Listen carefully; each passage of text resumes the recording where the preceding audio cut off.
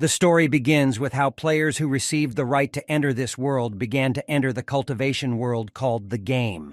They defeated monsters and raised their levels, thereby receiving artifacts and equipment. This soon led to the fact that one day all the monsters broke into the world of humanity and began to destroy everything in their path. Since the monsters entered their world, the battles have not stopped. Cities crumbled to dust, and the last people fought for life. This continued until only one city remained, which would soon be destroyed like all of humanity. Suddenly, one of the people saw the huge boss, Demon Lord. Our hero realized that he had one last chance, the only way he could defeat the ruler. His partner told him not to do it. After all, the swordsman is the last hope of humanity. But he launched an attack saying that they no longer had any other choice.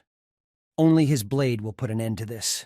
The ghosts of people looked at this and said that they would use the remnants of their spiritual power to help him in this attack. Unfortunately, this long war ended in defeat for the people, but Gu Qinshan got a chance to be reborn. Some people came to the pit of the dead to catch something valuable from there. The commander's partner was unhappy that he wanted to steal jewelry from corpses. Suddenly, the commander saw an unusual golden blade and was delighted at such a find. He decided to take it first and then collect many more valuables. At the same moment, Gu Qinshan, who was in the Mountain of the Dead, woke up and began to fight for his blade. The commander's partner, who stood aside, was shocked that our hero destroyed the captain.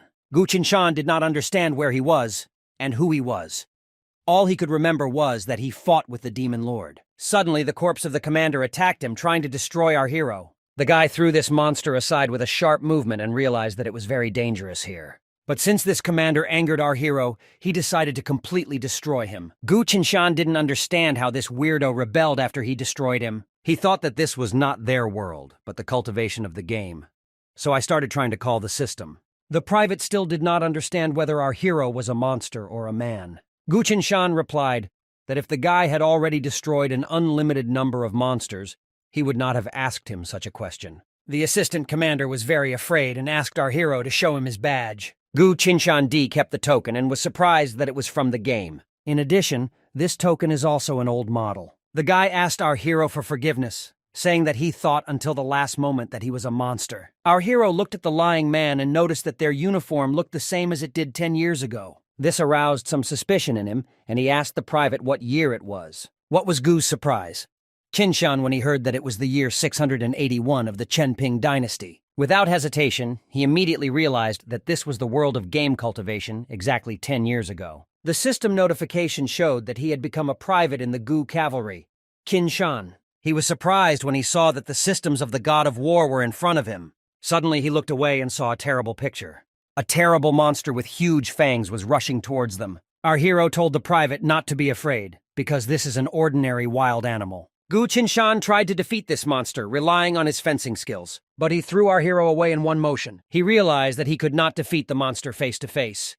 Therefore, we will have to remember the old days. Remembering that the monster's weak point was its throat, he destroyed it with one blow. Looking around, our hero saw a bunch of more monsters, and realized that they were attracted by the smell from the pit with the dead.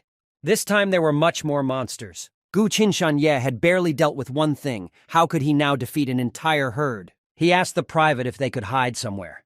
He replied that there was a camp ahead, which was hidden under a protective barrier. They immediately ran there and began to enter it through the blue portal. The camp was secured by a large protective barrier that made the camp invisible. Our hero said that as soon as they entered here, he felt that there was a gap in this barrier. So he won't last long. The private was excited by these words. Gu Qinshan said that thanks to the spiritual stones, the barrier can be maintained for a while. Therefore, the private immediately ran to look for spiritual stones. Past life people thought that the game cultivation world was a virtual game. Only at the last moment did they realize that the monsters that had broken through were real. Our hero realized that his rebirth is a chance to save humanity from doomsday. But first, he needs to find a way to protect himself in this world. After all, in the battle with the monster, he was unable to activate the art of fencing. He suddenly remembered the war god system. Gu Qinshan activated this system and proceeded to activate the basic functions. As it turns out, all he needs to do is touch the weapon and he can use his abilities. Last time he almost died to destroy one monster, and going into battle with a huge horde is simply self-destruction. Therefore, our hero decided to use ranged attacks to increase his cultivation. In one of the sentences, he could choose a double shot, but he would not have enough spiritual strength to realize the ability. Suddenly, Gu Qinshan realized that the abilities learned were immediately created. So he decided to go and try it out in battle. He had good accuracy, but the damage was not enough. Our hero decided to check it out and added a little spiritual power. As he expected, under a burst of spiritual power, the damage was much higher. Now Gu Qinshan will be able to defeat the herd of monsters thanks to new system skills. Suddenly he heard some sounds and thought it was an earthquake. But as it turned out, the sound came from outside the camp. Arriving at these sounds, our hero saw something. It was a huge, faceless giant. Gu Qinshan first saw this monster when the players entered the cultivation world. Our hero did not understand why he appeared right now. Has something really happened that didn't happen in a past life? The private asked what kind of monster it was.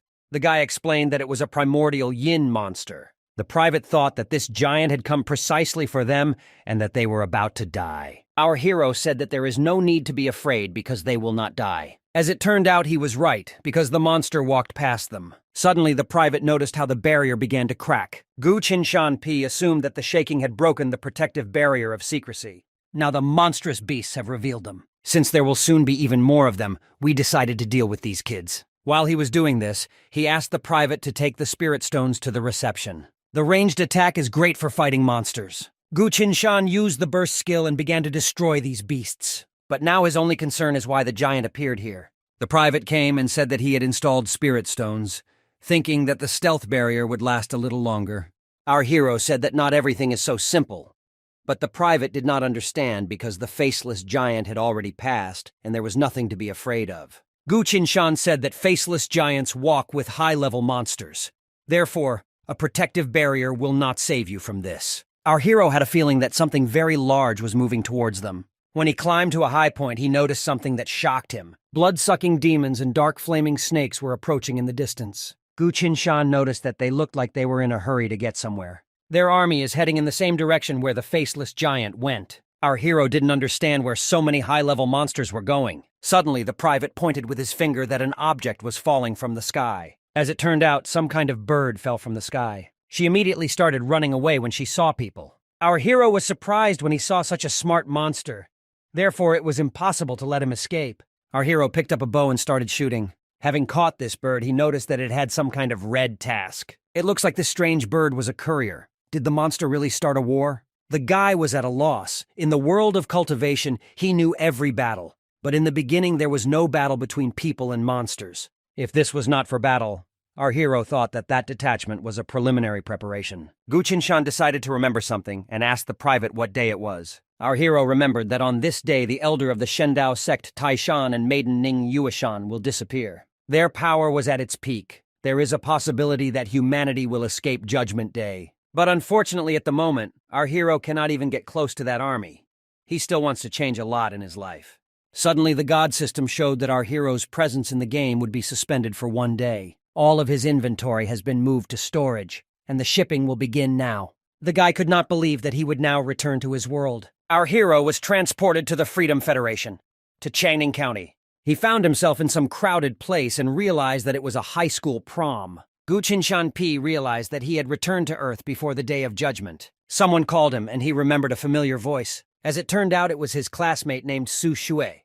She said that our hero's friend told her that he wanted to talk to her. His friend Jan Ye stood next to him and confirmed these words. Everyone paid attention to them and wondered if Gu Qinshan wanted to confess his love to his classmate. In a past life, Jan Ye poisoned him with a poison that affected his emotional state, because of which our hero acted very meanly towards Shui. Because he insulted the Su family, the Freedom Federation banned him from entering their territory. He had no choice but to go to the Fuxi Empire, and now he decided that in this life he would not allow this to happen again.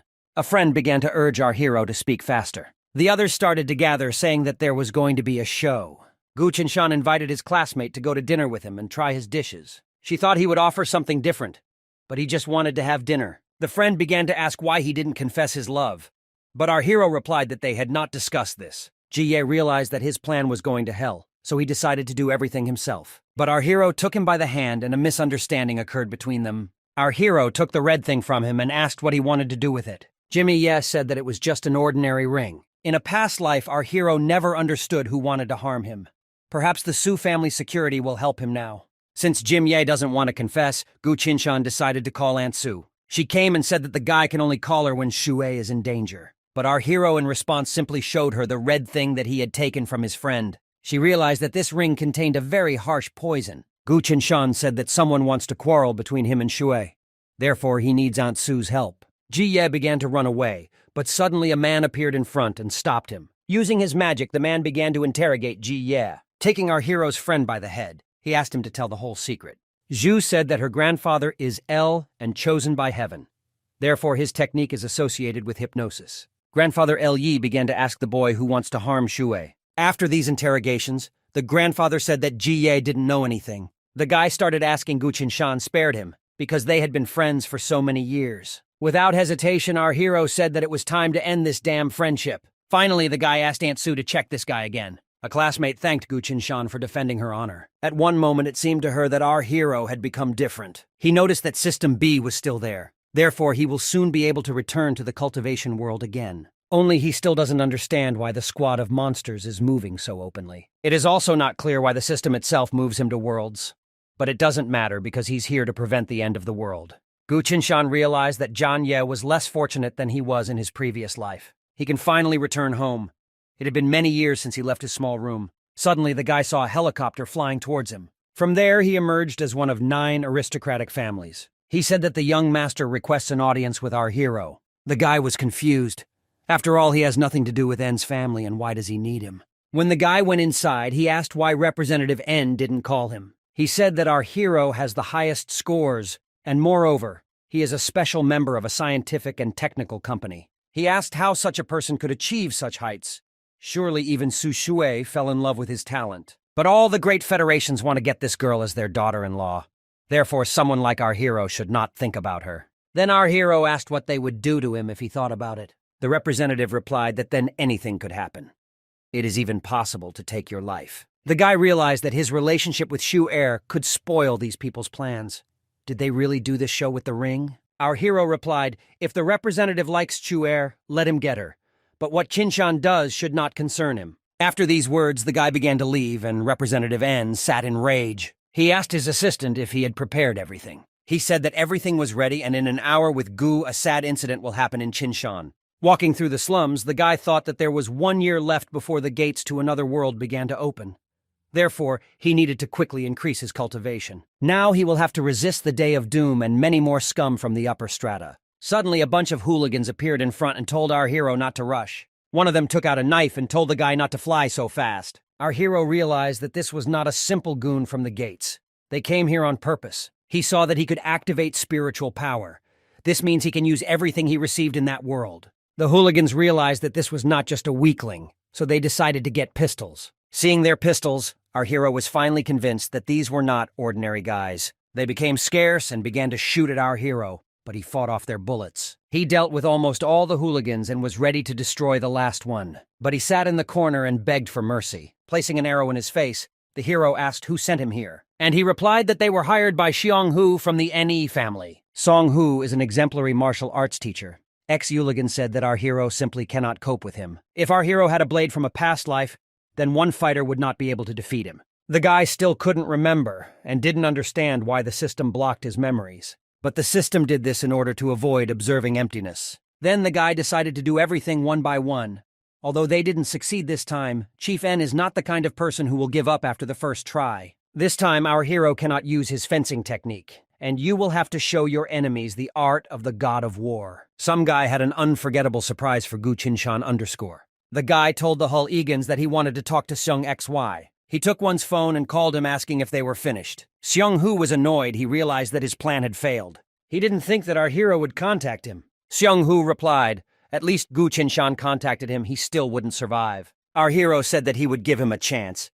Seung Hu knows where he lives. After this call, our hero crushed the bully's phone. Before he gets around to preventing doomsday, he'll have to deal with these rich comedians. The guy shouted and asked if their son was going to destroy him. The hero began to leave, saying that the bully had fulfilled the requirements, thereby ensuring his life. Meanwhile, at the casino in Chining County, Mr. N did not want to give the girl away. He asked if they really wanted to insult him with this. A servant approached him and said that the task had failed, since our hero contacted him and challenged him to a duel. Head N reminded the minions that he said there would be no problems. Mr. N said that they were asking too many problems. He offered to play something more interesting to that person. Mr. N showed a photo of our hero and said that his man should destroy this guy. The girl who was eating behind said that this guy should agree to this bet. After all, if they lose, they will simply destroy this kid and abandon the mission. This way they will go home faster. After all, the girl is already bored with this place. After some time, the servant went to the slums. He broke into one of the doors and said that he had come for Gu Qinshan.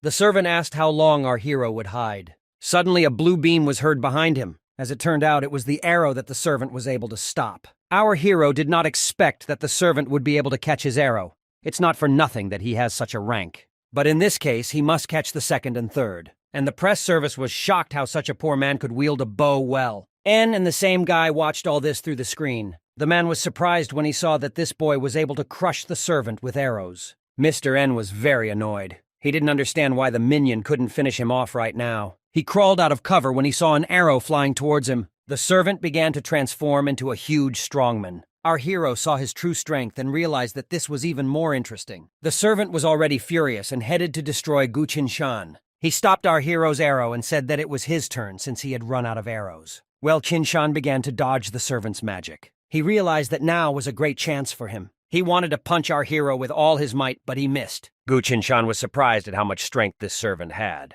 Seong Hu was still confident that our hero would be finished. Servant asks why our hero is hiding. But he was not hiding. He was just preparing for a new blow. Gu Qinshan dealt a very strong blow to his opponent, thereby almost destroying him. Now his rank is second-level Kai Tempering, which is a strength equal to a minion. But the spiritual power of reclamation exceeds the ordinary power of this world.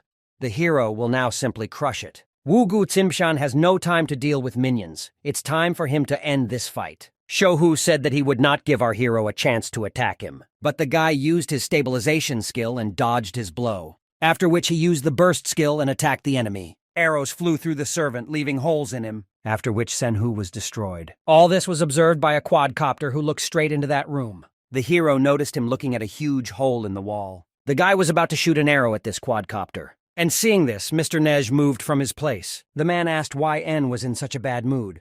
It looks like he's breaking the bet now. Mr. N asked if the man really thought he would fail. He began to leave, saying that this time our hero was lucky. Next time he would take him. The girl who was sitting next to me said that this guy was arrogant. He doesn't even know that by losing to them, he saved his life. As it turned out, this girl was the eldest princess of the Qing Empire, Lenka.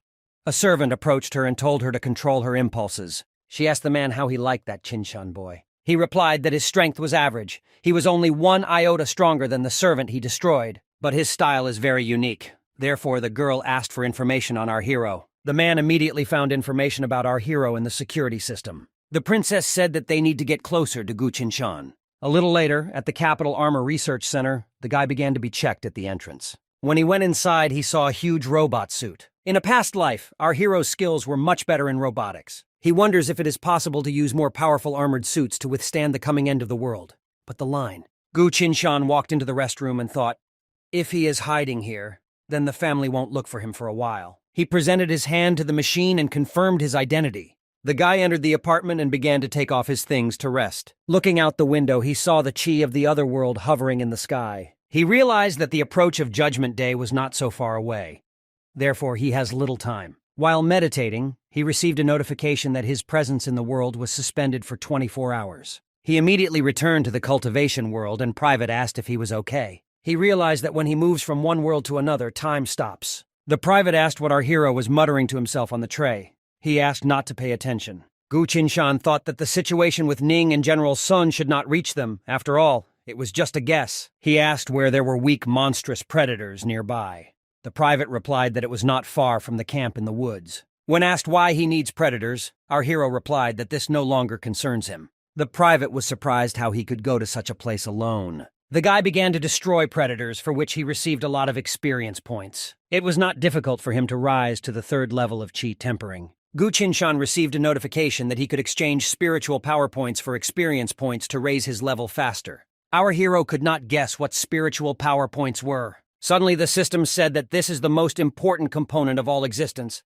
and it comes from the soul. Therefore, our hero chose to raise the level with spiritual power points. He wondered to what level he could rise to with his current spiritual power. The guy became convinced that he could really break through to another level without experience. This is exactly what has never happened before in the cultivation world. Spiritual powers are the most important component of this world. Suddenly, the guy heard a sound behind him. It turned out to be a giant Python K, which is also a low-level monster. Now Gu Qinshan will easily destroy him. He is sure that he will receive a lot of spiritual power for his head. Our hero began to use the stabilization skill and began to shoot arrows at the python. By destroying the giant pet, he filled his reserve of spiritual power. He noticed how his power increased greatly. Since the body of a giant python is an expensive artifact, that's why you can't throw it here. The guy came closer to him and noticed his poisonous views of a giant pet. Suddenly, he saw another python approach him. Using his skill, Gu Qinshan was unable to destroy this python. As it turned out, this python already understood all the abilities of our hero, and the giant predator began to attack our hero, and he realized that he would not return. I also began to spread all over your body. The toxicity of this poison was simply monstrous.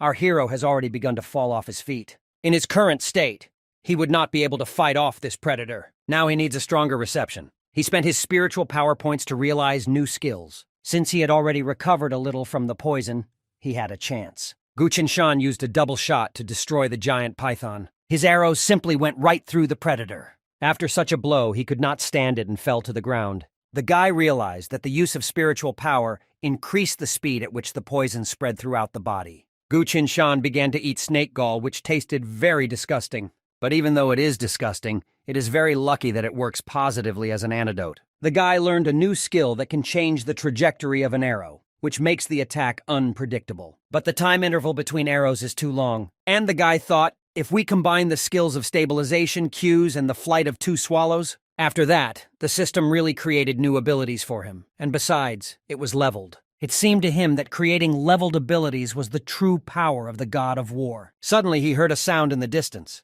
The guy realized that more and more high-level animals were arriving here. Therefore, you need to change the location as soon as possible. When our hero returned, the private thought that something had already happened to him. Our hero said that everything is fine now, but soon they will have problems. He suspected that an army of demons would come for the heads of humanity's leaders. Therefore, this place can become a battlefield. The private replied that they could rely on camouflage for a long time, so there's no need to go outside. Gu Qinshan said that high-level monsters will have their disguises revealed and they will no longer be able to hide. When ordered to go with our hero to survive, the private said that he was mistaken. He replied, if our hero wants, then let him go himself. Gu Qinshan said that when the masters arrive, it will be too late. Private has been listening to this nonsense for too long. He added that the fear of monsters completely ate the brains of our hero. Since the private decided, Gu Qinshan will not dissuade him. Now their paths diverge. Walking through the forest, the guy remembered that nearby was the place of death of Generals Nin and Sun. He can go around it from the west. Our boyfriend thought this place looked rather strange. Suddenly he saw something from which he began to run even faster. He activated his new Chaos Dance skill, and at that moment his entire attack went into some hole in the ground. As it turned out, it was a tunnel demon that has resistance to the elements. These types of monsters are very effective fighters. Our hero is surprised to meet him here. He said the tunnel demon was covered in fresh dirt and did not blend in with its surroundings. Therefore, it was easy to notice him. He added that it would be worth covering it with dust so that no one would notice it. Gu Qinshan heard several voices answering him. He wondered if there was not just one demon but a whole pack. Our hero said that they should go and collect dirt while he waits here. But if he can still replace them, then they have lost. The tunnel demons agreed. In an instant, our hero dealt with all the demons. To him, it was just a bunch of empty-headed lumps. Suddenly, someone thanked our hero for his help. He was very surprised when he heard that there was someone else here. It turned out to be Frontline General Sun. He said that our hero should not be afraid because they are allies. Gu Qinshan didn't understand why the general was here. He went in a different direction as they then met. The general realized that our hero knew him. Therefore, the conversation will go easily. Meanwhile, the general began to open the formation hiding the 6 trigrams. The guy was very surprised that Sun used the formation to hide the entire temple. The frontline general told General Ning to come out, because there are no more tunnel demons. She said that the tunnel demons were very difficult opponents. Even they had a hard time getting rid of them. Nin asked how our hero knew the weaknesses of these creatures. He replied that he often meets with the monster, so he knows something about them. The guy realized that it was really her general named Nin Yueshan. The frontline general added that this girl is the wet dream of every male cultivator. He looked at our hero and was surprised at how reserved he was. After all, he didn't even glance at the girl. But the guy could not understand how he could meet them and went in a different direction. The record says that their places of death are far from each other, and they did not meet. Has history really changed? The demon army came prepared. These two couldn't just be resurrected. Surely something unexpected happened. The guy thought maybe it was because he destroyed the messenger of the demon army. Therefore, the order to perform a mission of destruction should not have reached the detachments. Our hero realized that he was truly the one who changed history. The general saw a jade pendant on our hero's hand. He said that this tablet was the defeat of the demon army. The general laughed and said that they suddenly stopped the chase. They seemed to have coordination problems. The girl realized that this messenger had corrupted her spirit of the beast. Moreover, this messenger was quite strong. She asked how our hero was able to destroy him. After that, our hero simply decided to demonstrate it. Gu Qinshan said that the demon army would not hesitate to respond. Therefore, we need to quickly return to human territory. The generals agreed with the words of our hero and decided that they needed to move forward. Suddenly, with General Nin, something strange began to happen. She almost fell, but our hero caught her in time. The girl asked the guy to let her go because she was fine. Gu Qinshan asked General Sun what was wrong with her. He replied that a couple of days ago, demon soldiers poisoned them. General Nin suffered the most. Our hero said that he has items to treat such poisonings, but he is not sure whether this will help. He took out the python gallbladder and said that this was exactly what he needed. Demon armies often use poisons. Therefore, the girl should keep it for herself in such a case. The girl thought for a long time. Our hero said if she didn't take it now, he would throw it away. General Nin has a very hot temper. We need to calm down the situation somehow so that it doesn't flare up. The girl thought that those whom she could trust could repay with betrayal, and the stranger would worry for her life. All the cultivators the girl met today were perverts. But Gu Qinshan turned out to be different for her. The general asked if the leftover food had really weakened him that much. They decided not to bother her and went away to keep watch. They came to some place and sat down on the rocks. General Sun began to use some kind of magic and discover something in the sky. Our hero asked if General Ning and Sun were attacked by demons. Why didn't they ask for help? He replied that they used to send amulets to people asking for help, but there was no answer. But were they really intercepted by demons? Gu Qinshan asked if there were traitors among the top people. As it turned out, this is exactly the case. When the generals decided to investigate this case, they learned that there were demon spies among the people. Now our hero understands why no one came to the aid of these generals. And among people there are also traitors. In this case, the situation is much more dangerous than he thinks. He hopes the demons won't come so quickly. Meanwhile, a private in his camp was frying chicken and thought that our hero was just an idiot. Suddenly behind him he saw something terrible. It was something so gigantic that the barrier simply began to break. As it turned out, it was a faceless giant. Meanwhile, General Ning has already cleared the poison from her body and will soon fully recover. General Sun told our hero that next year the Shanda sect would be recruiting. All he needs to do is enter his name. General Nin came up to them and said that she was fine. Her wounds have also almost healed. She approached our hero and thanked him. He said that there was no need for gratitude. After all, she is the main force opposing the army of monsters. General Sun said that the guy should already move forward, because it is unknown how many more monsters there are around. Suddenly, General Nin, I felt something familiar. Is this really the same faceless giant? The guy realized that he couldn't escape and these freaks wouldn't give them even a moment's rest. Since there was no longer any way to hide from them, Nin offered to take the fight. Gu Qinshan agreed with these words, saying that he would have to fight his way. The girl said that our hero's bow is too weak, so let him use hers. This bow is called Night Rain. Her father gave it to her, and today she gives it to our hero. Gu Qinshan looked at this bow and realized that it was capable of hiding the murderous aura of the owner. Since there are terrible wars ahead, the guy should keep this bow with him so as not to make it difficult for his partners. The giant is capable of absorbing spiritual power, not susceptible to the 5 elements. Now the general understood why his 5-element technique did not work on the giant. Since the 5 elements do not affect him, the girl suggested that she go into battle. General Sun and our hero will deal with the rest of the monsters. After seeing how General Ning deals with such a stupid monster, Gu Qinshan was simply delighted with her. But I didn't understand why she used a short blade.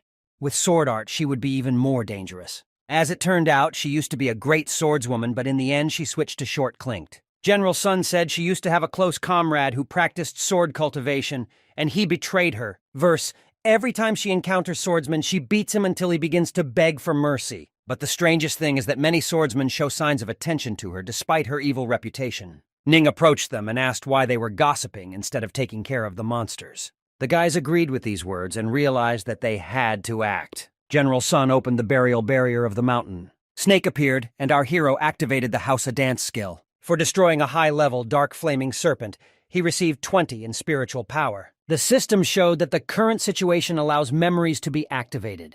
The guy was surprised that it was at this moment that the system wanted to do this. The system gave him the task of changing and saving 2 generals. Besides, this is the only way to survive. But in such a battle, our hero, is not strong enough to fight this giant. The longer they stay here, the more enemies surround them, and then I will definitely be finished. Gu Qinshan was in thought, also completed the tasks for him. The general said that it would be nice if our hero joined them, and at the same time their barrier was broken. Our hero received another 20 in spiritual power for destroying the snake. He already has 41 points. Now he will not be able to unlock the Night Rain skills. He began to look at what skills he had and realized that each skill in the art of the God of War would increase his chances of survival. Our hero learned 4 new skills, which was very good. Our hero came to the rescue in time and activated the bombing skill. The damage from this was colossal, but the cost of spiritual power was also great. Meanwhile, the army of monsters is advancing. The longer they stand here, the less chance they have. General Ning was still fighting the faceless giant. Gu Qinshan asked if General Sun had any options to contact the outside world. If they call on the 3 saints for help, they can avoid death.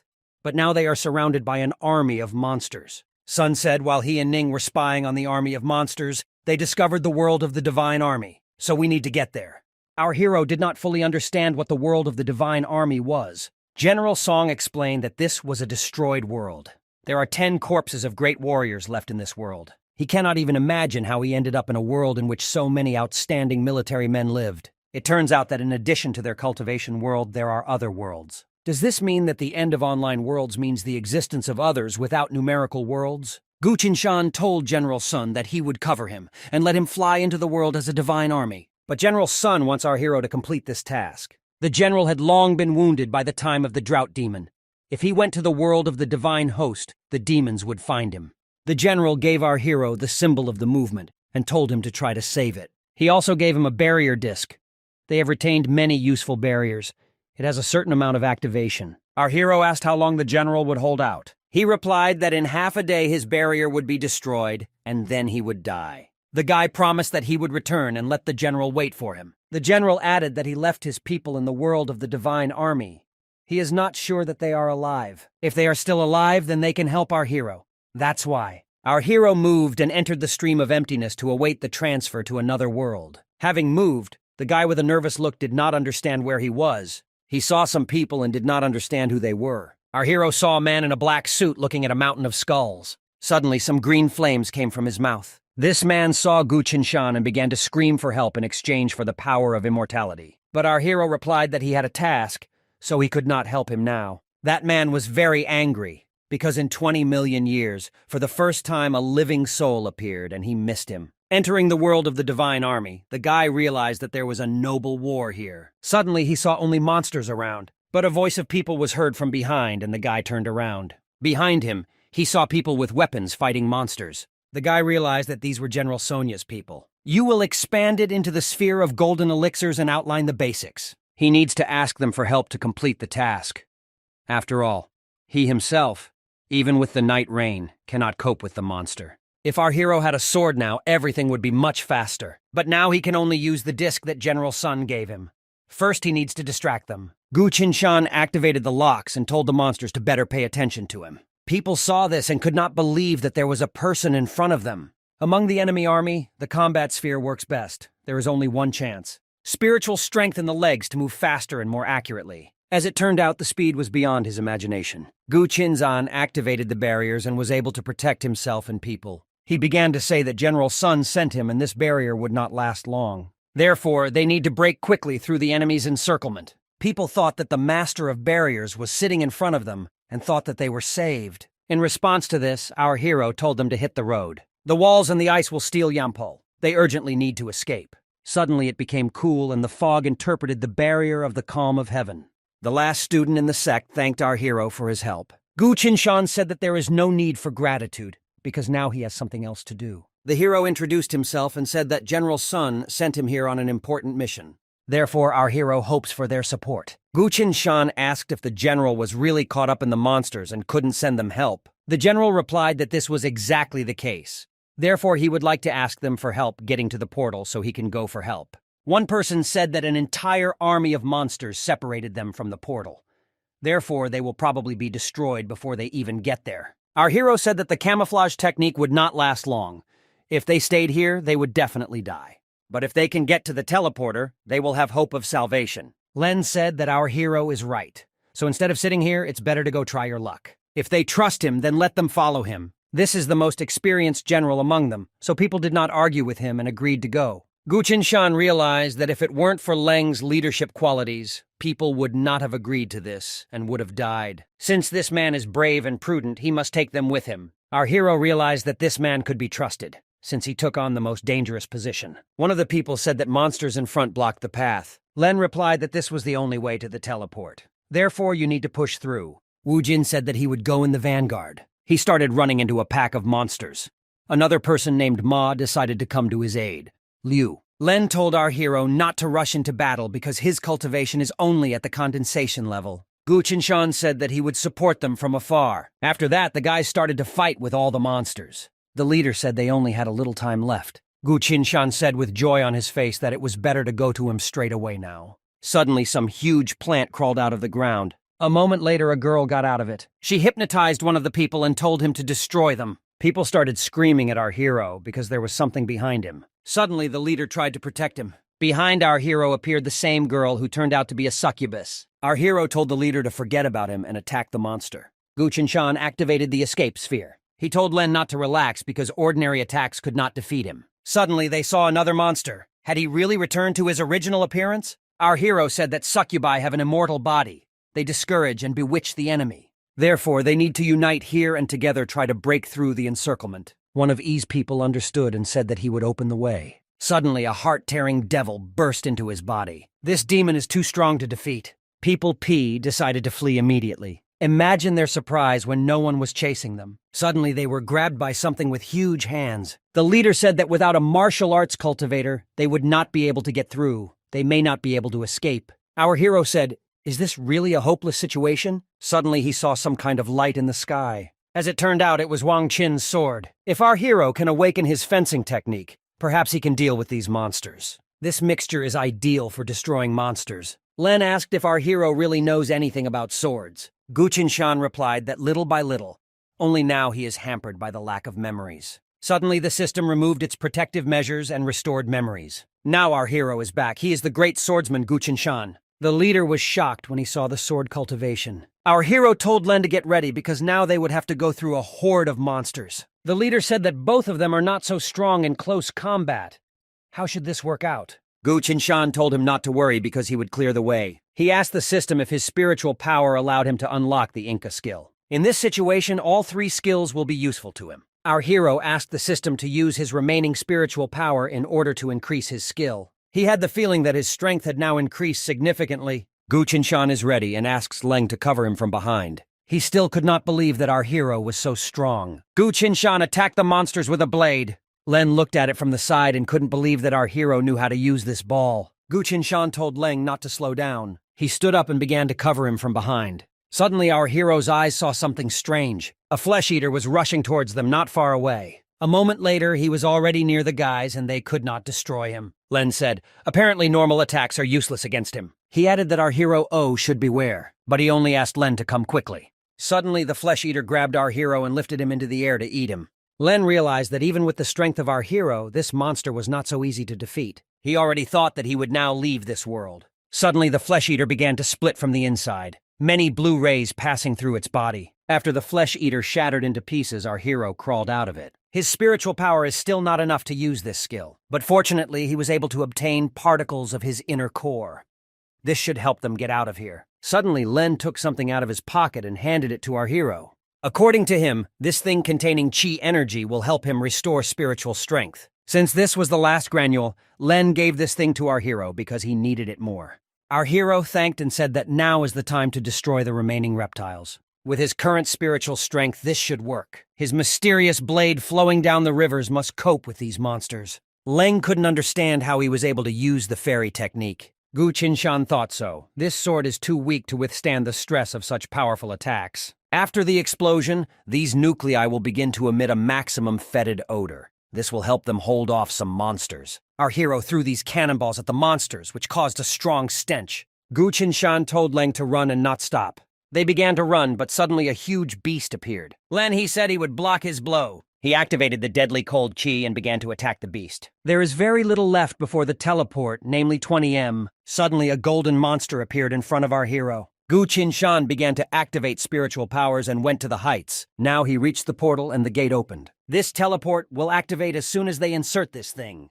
There is a key to ending the Battle of the Fallen. This is turning to the three saints for help. Right now they need to get into the human stronghold and report it. Our hero said that there are a bunch of high-ranking demonic spies who are watching all the people. If they are spotted, their plan will fail.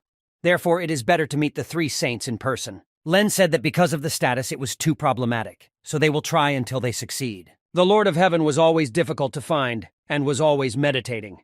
The last option was to ask the fairy Baihua for help. Len had heard that she was a bit eccentric, so it was unlikely that she would want to see them. And even if she wants, they are unlikely to be able to persuade her to help. Although they can make her believe, they cannot convince her that there are no demon spies among humans. But suddenly another method matured in our hero's head. This was the way to take part in the game of 1,000 flowers. Fairy Baihua is the most powerful creature among the human race. She can easily go to the Holy Lands whenever she wishes. That's why she founded the Fairy Kingdom. This kingdom is usually called the Temple of 1,000 Flowers. The fairy is very unpredictable. She deliberately creates a lot of problems for people to watch how they cope with them.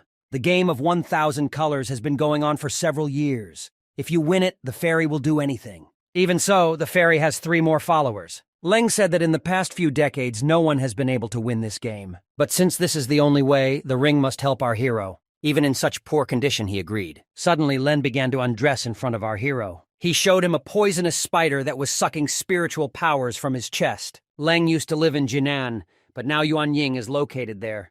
Later, a bunch of different ways, he couldn't get rid of it. It is for this reason that he wants to take part in the fairies' games. Since the 2 guys want to take part in this game, they will have to go to the Fairy Kingdom. Thanks to the battle, our hero received a lot of spiritual strength. This power will be useful to him in the game of 1,000 colors, so now we won't use it anymore. The guys decided to use the portal and told them to be sent to the Fairy Kingdom. When they got there, it was very beautiful. But no one knows what difficulties they will face. Suddenly, Len told our hero to look away. A wild boar was running towards them at full speed. Our hero thought that this might be one of the tests. Gu Qinshan suggested that they simply give way to this boar. It is unlikely that destruction is allowed in the kingdom. Len asked why they should give way to this animal because it looks too aggressive. Our hero began to ask forgiveness from the boar for blocking his path. Len thought that Gu Qinshan went crazy. After these words, the boar simply walked past them. Len was surprised that our hero was very polite. After that, they decided to move on. Len asked our hero that he hadn't seen anything at all, since such a thing came to mind. As it turned out, this boar was a fairy. This is the first time she has seen someone go through this in this way. For the first time in several years, someone interesting finally showed up. In the distance of the road, he saw people who also came here to take part in this game. These people had an expression on their faces as if something had happened to them. To start the game, they first need to go through someone. They should continue the sentence. Whose poem this person likes will move on. Our hero began to make his way forward through the crowd. Moving forward, they saw a goose with green eyes in front of them. Len was surprised if this was the test manager. Now everyone must listen to him carefully. Our hero asked Len if he had soul stones with him. He replied that yes, they would just serve as a bribe. Gu Qinshan approached the goose and said that they were in a hurry. They need to see the fairy as soon as possible. He placed the stones on the table and asked if the goose would do them a favor. But he replied that he did not need it. Because of whom does our hero accept him? Goose said that the more he looked at them, the more upset he became. Taking the stones, the goose said that he didn't want to see them anymore. Our hero accepted this and said that he would not bother him again. The people who saw this were furious. Almost everyone also had soul stones. They started asking the goose to do them a favor too. Well, he said with an angry look that they should get out of here. The girl asked why those guys were allowed through, but they weren't there. Goose answered because they are both handsome, and the faces of these people will only defile the eyes of the fairy. People began to run away from there in tears, saying, "Why mock people like that?" Now that half the people had run away, the goose continued to find a rhyme. Meanwhile, our heroes walked along the riverbank and said that the fairies had a very strange character. Len didn't even think that this goose would be the same. The hero said that this is an unusual goose. Len was very surprised when he heard that the very first follower of the fairy was this white goose. That is why it is considered unpredictable. A man with a boat was waiting for them on the bank of the river. He said that as soon as they swam across, they would be able to get to the fairy's palace. The guys decided to approach the boatman to ask if he would transport them. Len asked if he could bring them or not. The boatman asked if they really wanted to get the scroll of 1,000 flowers. If this is indeed the case, they will need to pass the boatman's test first. Be better if he asked the boatman to give them a hint. He replied that there would be a huge black fish in this water, so they need to catch her for it. Our hero felt that something was wrong with this. Agreeing to this condition, he said that he can swim well, so he will catch her. Our hero wanted to say something, but before he could finish speaking, Len had already ducked into the water. Only after he bent down did the boatman say that this black fish is incredibly strong. Therefore, you need to be more careful. Suddenly, a huge funnel appeared in the water. A huge fish pushed Len out, and our hero asked him to quickly get out of the water. Seeing that his partner was unable to cope, Guqinshan aimed the arrow at the fish. The fish was in too much pain, and she let go of Len. He spit out water from his mouth and said that this fish is too strong. In addition, our hero noticed that she can still talk. After Len caught the fish, the boatman began to cut it. The fish asked them to be more gentle, but he told her to close her mouth. The boatman added that our heroes should not feel sorry for this demonic fish. She deserved to be cut into many small pieces. In fact, this fish ate as many as 5 islands in the past. She destroyed all life, including 100,000 people who were there. Because of this, one of the angry gods caught her and punished her with the curse of eternal regeneration. Therefore, she will be reborn until she experiences 100,000 tortures. And this is already the 7,000th time. The punishment for this fish is really quite good, which is what you would expect from a Baiwa fairy. The boatman added that there was no need to flatter her. In secret, he said that most of all the lady hates weaklings who are not able to get the scroll of 1,000 flowers. If the guys are also not confident in their abilities, then let them get out of here as soon as possible. Our hero said that they could not return empty-handed. They came for the scroll of 1,000 flowers because they have no other choice. The old man said it was wonderful, he loves those. However, only one of them can get the scroll. Therefore, the guys must both work alone. The guys decided that they would take the test where they had a better chance of getting the scroll. Alinka told the summer resident that he would like to pass his tests. He agreed and said that he did not need to cross this river. During the time of the Great Famine and Flood, which occurred approximately 100,000 years ago, the god of water and fire fought in this place. Somewhere under the water, there is still an ancient relic. Lan needs to go to the very bottom and find her. The guy thought this is really a relic of those times, and it belonged to the gods of that time. The boatman told the guy not to fuss and gave him a willow twig. It will help him get rid of water and should be used only for its intended purpose. Len thanked the boatman and said that he would go first. He said that the fish has been living in these waters for many years and probably knows where that very relic is located. She knows the way to her like the back of her hand, and Len asked to show the way. When he plunged into the water, the boatman asked our hero what about him. Guqinshan said that he wanted trials related to wielding a sword. The boatman was surprised by this answer and said that our hero doesn't even have a ball. Our hero said that his sword is not in his hand, but in his heart. The old man handed him his sword and said that this would be his weapon. He added that wielding a sword is the most difficult test of all. Therefore, he needs to test our hero's knowledge. Kendo has. Our hero replied that there was only one thing, and that was destruction.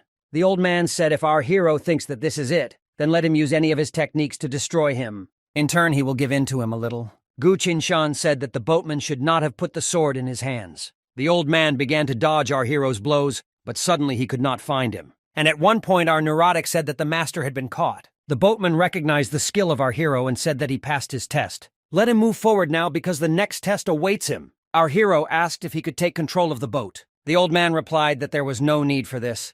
After all, he will take them straight to the test. He created a teleportation circle, thereby showing that he was stronger than even General Sun. When they teleported, a girl was waiting for them on the spot. The boatman said that this was the right guy because others could not cope with his task. In this case, the girl suggested starting the test. She said that somewhere inside this screen was an ancient sword. So our hero needs to go inside and find the soul of this ball. A long time ago, this very sword belonged to the gods. All ancient things of that time are endowed with strength and power. Although skilled craftsmen were able to find and restore this sword, its soul has not yet been found. Guqinshan said that he understood everything and was ready. The girl added that 11 gods would be waiting for him inside. But under no circumstances should you anger them, because even a girl can't protect him. Our hero understood everything and accepted the test. The girl has not been able to solve the riddle of this sword for 10 years. She hopes that this guy will help her. Inside, in front of him, the guy saw huge stone statues. Most likely these are the same gods. According to the girl, the sword used to belong to them. Our hero saw ancient writing. He knows that a spell in this language is much more powerful than ordinary runes. The drawings are something like a story about the past, how people fought against the demon. Judging by the drawings, various creatures were also sealed here. Gu Qinshan saw a monster in one of the drawings and thought that this monster was somehow connected with forbidden magic. One of the gods turned to our hero, saying that he had been walking here for a very long time, and it was time for him to get rid of everything by welcome. Gu Qinshan introduced himself and said that he was very glad to see everyone. The gods replied that our hero apparently does not know the rules of etiquette. He is much worse than the girl who constantly visits here. Judging by their words, the guy understood that they were talking about a fairy. She must have deep respect for them. Our hero said that he needs to pass their test to get the Honghuang sword in order to meet the fairy. One of the gods said, "How dare this boy say the name of the sword with his pathetic mouth?" Gu Qinshan said that they have a very violent character, but their ball skills must be at the highest level. God replied that the technique he uses was called Ju's Fireblade. The blade in his hand kept the entire demonic army at bay. Understand how he learned this technique. It seemed to him that all these statues were somehow strange. He approached the other god and asked what style he was trained in. Someone replied that he was trained in the Ju Blade Saint style. This means that he is a representative of a rare thunderstorm faction.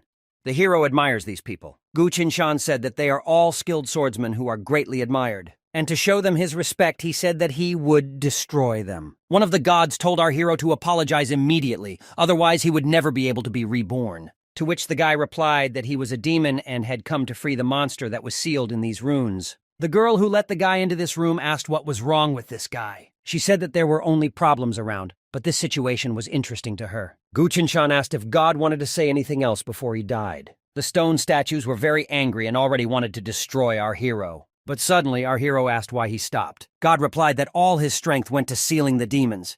He doesn't have enough spiritual power to destroy our hero. The other statues replied that they also lacked strength. Our hero has already pulled his bow to release an arrow from one of the gods, but he deliberately fired the arrow so that it flew past. Gu Qinshan said that his hand slipped and he would aim better next time. One of the gods asked if our hero was afraid that he would be freed from all the sealed demons in an instant. Our hero said that he would stop deceiving himself. Otherwise, our hero will use all his strength. The guy said that he is one of those who studies mainly the names of the techniques themselves. One of the gods said that he uses the Fireblade style, which simply needs the fire element. Because of this, water resonates with fire, and Somov's spiritual powers play against it. And this is the first mistake. And even more ridiculous is the god who uses the Ju Holy Blade style. His sword enhances air attacks, and his style is based on electric and... When our hero said that this god was the bearer of an electric sword, he did not react in any way and did not pay attention to the mistake. However, our hero does not believe that they lack even that much power. One of the gods replied that they had their own reasons for this. The second god wanted to tell our hero something. He realized that they were just trying to chat him up.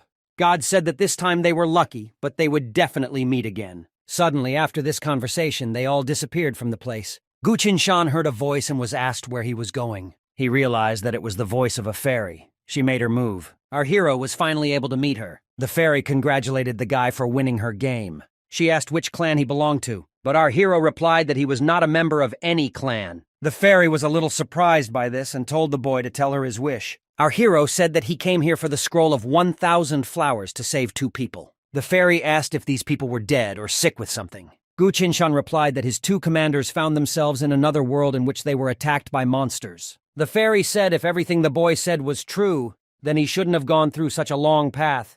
He can use the help of the army. Our hero replied that there were spies among the soldiers. If he had asked for help from them, he would have already been destroyed. The fairy said, if this is all not true, then our hero will pay for it. The fairy took his keychain and began to use divine power. Since the guy passed all the tests, she simply cannot thank him. Our hero asked the fairy to save his friends. Suddenly, the fairy was cloned. One will go to save people and the other will identify the spies. She is sure that Yuan Yuan will be happy to help people in this world. She added that it wouldn't take more than 15 minutes. The guy realized that the art of prophecy is the most difficult technique to master. Fairy S said that our hero chose such a difficult test. He never used his sword. And this is against the rules. 2 maids appeared in front of the boy. The fairy said that if he defeats them, she will close her eyes to his mistake. The guy agreed with his words and they started to fight. A few minutes later, the guy thanked them for the fight and won. The fairy was surprised by such incredible abilities. She will give the guy a new sword instead of the old one. Our hero said that the boatman gave him this sword. Therefore, let her give a new sword for that old man. Our hero once again asked the fairy to save those people as quickly as possible. She replied that they would not die, but even if I died, she would be reborn back. The fairy said that the main guy needed several swords, and he should choose only one. The Fairy Kingdom swords were absolutely gorgeous. For a long time, our hero could not choose the blade that would suit him. The fairy was surprised that Gu Qinshan studied this. She was very interested in what kind of sword a person like him would choose. Our hero looked at the sword, which was created in order to destroy. If you use it for a long time, it can take over your mind. The fairy thought this was a wise decision. The previous owner of this sword committed self-destruction. The second sword is of fire. He doesn't match our hero's abilities. And the third one is too small and light. Of all 4 balls, this one is the simplest and has hardly been used anywhere. The fairy is surprised what kind of confidence emanates from our hero. The guy took the most suitable blade and said that he chooses it. The fairy asked why he chose the worst sword of all. She said that she would give him one more try. Gu Qinshan said that he does not want to choose another type. It suits him better. The fairy remembered how she was also given a choice of sword, but she chose the worst one because it suited her. She replied that the blade originally belonged to her. Our hero replied that he did not know that this sword was hers, so he will choose another one. The fairy said that it was not necessary. After all, now she no longer needs this blade. This earth blade weighs approximately 867 million jin. In addition, he can change his weight. Previously, this sword belonged to the Bahamas and helped them maintain contact with each other between heaven and earth. Our hero thought that he was not worthy to receive this sword. The fairy said that with these things, our hero will turn everyone into fear. She wondered if he could become stronger. The sword can release all its power, but only if the owner himself wishes it. Therefore, there should be no problem with this. The fairy does not think that anyone can interfere with our hero. They and this ball will be the beginning of a new story. And after that, the fairy handed the sword into the hands of our hero, so that no one could use this sword except our hero and put a special barrier on it. Our hero picked up the sword and thanked the fairy. She said Gu Qinshan is exactly the same as she was in her time. Our hero's parents died when he was still a child. He survived all the time and grew up completely alone. The fairy was curious what it was like to survive alone. It seemed to the guy that he was the only one in the whole world who had nothing. The only plus is that no one will be upset after his death. And the downside is that everything he does will be all alone. Besides, he always avoided his birthdays. At these times, our hero was in complete hopelessness. The fairy invited him to join the army of 1,000 flowers. Without thinking twice, Gu Qinshan immediately agreed. To which the fairy said, let him follow her. Right now they are desperately fighting on the battlefield. Immediately the fairy summoned the Mirror of 1,000 Flowers. Events moved to the battlefield with the Faceless Giant. He ordered all the monsters to strike at the human race. The demons were still using this summoning technique today, so the battle would be hot. Our hero thought that he had arrived here too late. The fairy told Gu Qinshan was in no hurry. Let him save those two before she casts the spell. General Sun and Ning couldn't understand what just happened. Spiritual power has not disappeared. Was it really demon magic that they didn't know? Suddenly the two disappeared from the scene. The fairy entered the battlefield and said that now she would be the giant's opponent. She looked into the sky and saw a funnel with red eyes. The fairy realized that this is the one who carries out orders from above. As it turned out, it was a dragon.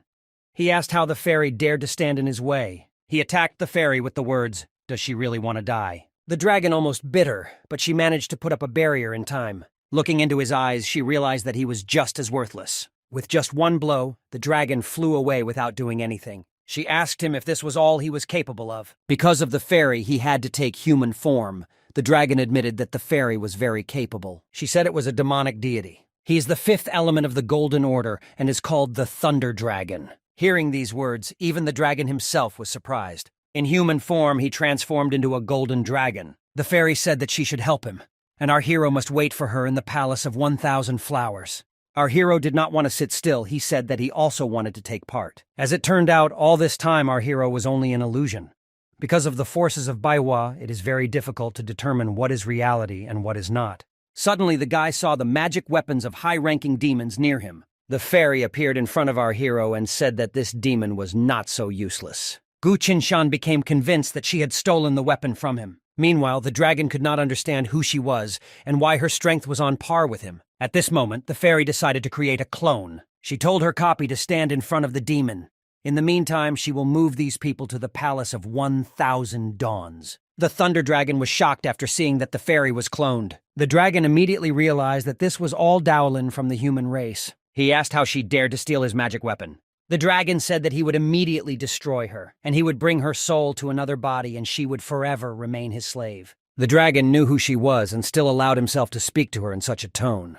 He heard that she went through very tough training, but even after that she remained untouched and a virgin. The girl was very surprised at the dragon's courage. She asked if anyone else was here. The dragon replied that they were waiting for the right moment to destroy the fairy in time. At this moment, a blue circle was activated behind the fairy from which Dao Huang flew out. The fairy was shocked and asked what he forgot here, because he is the deputy commander of the human army. He replied that now was a great chance to finish her off here and now. As a friend, as many as 4 masters were already standing in front of her. Now the fairy understood who this traitor was. One of these guys said that he loved a fairy, and in return she gave him a scar. She replied that since he betrayed the human race, now she will have to destroy him personally. She activated her skills and the guy began to disappear. The others looked at this and were shocked. One of the guys told her to shut her mouth and immediately began to attack her. But the fairy dealt with this guy in a matter of seconds. There were only 2 left against her. They began to attack the fairy from behind. But at that very moment, she simply disappeared without a trace. The monsters were shocked that she could hide from his eyes.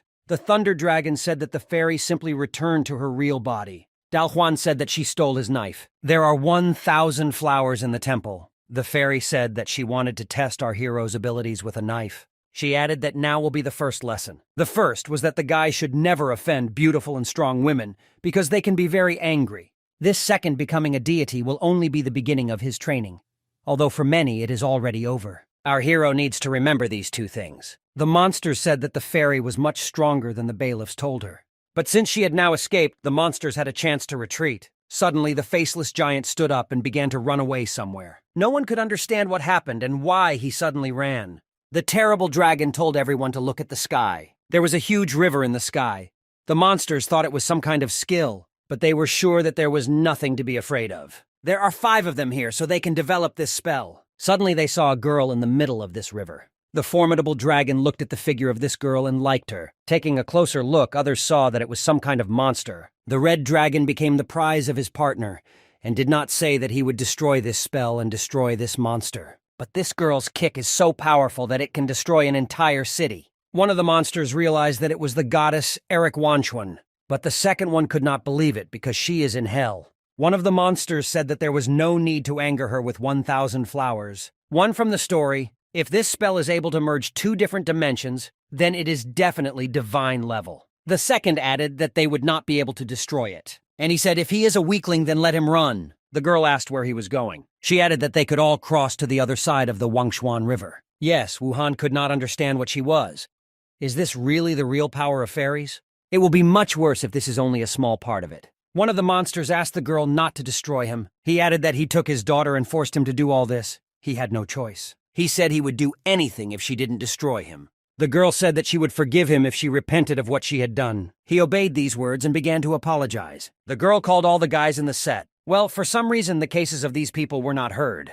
The guys began to apologize to the Days and asked her to forgive them for their insolence. The girl told him to shut his mouth and climb on board. Seeing this, our hero wondered if he could reach the same level. The guy paid attention to the fairy's hair, but you said that everything was fine with it. Since both generals were saved, the traitor was caught and the enemies were killed.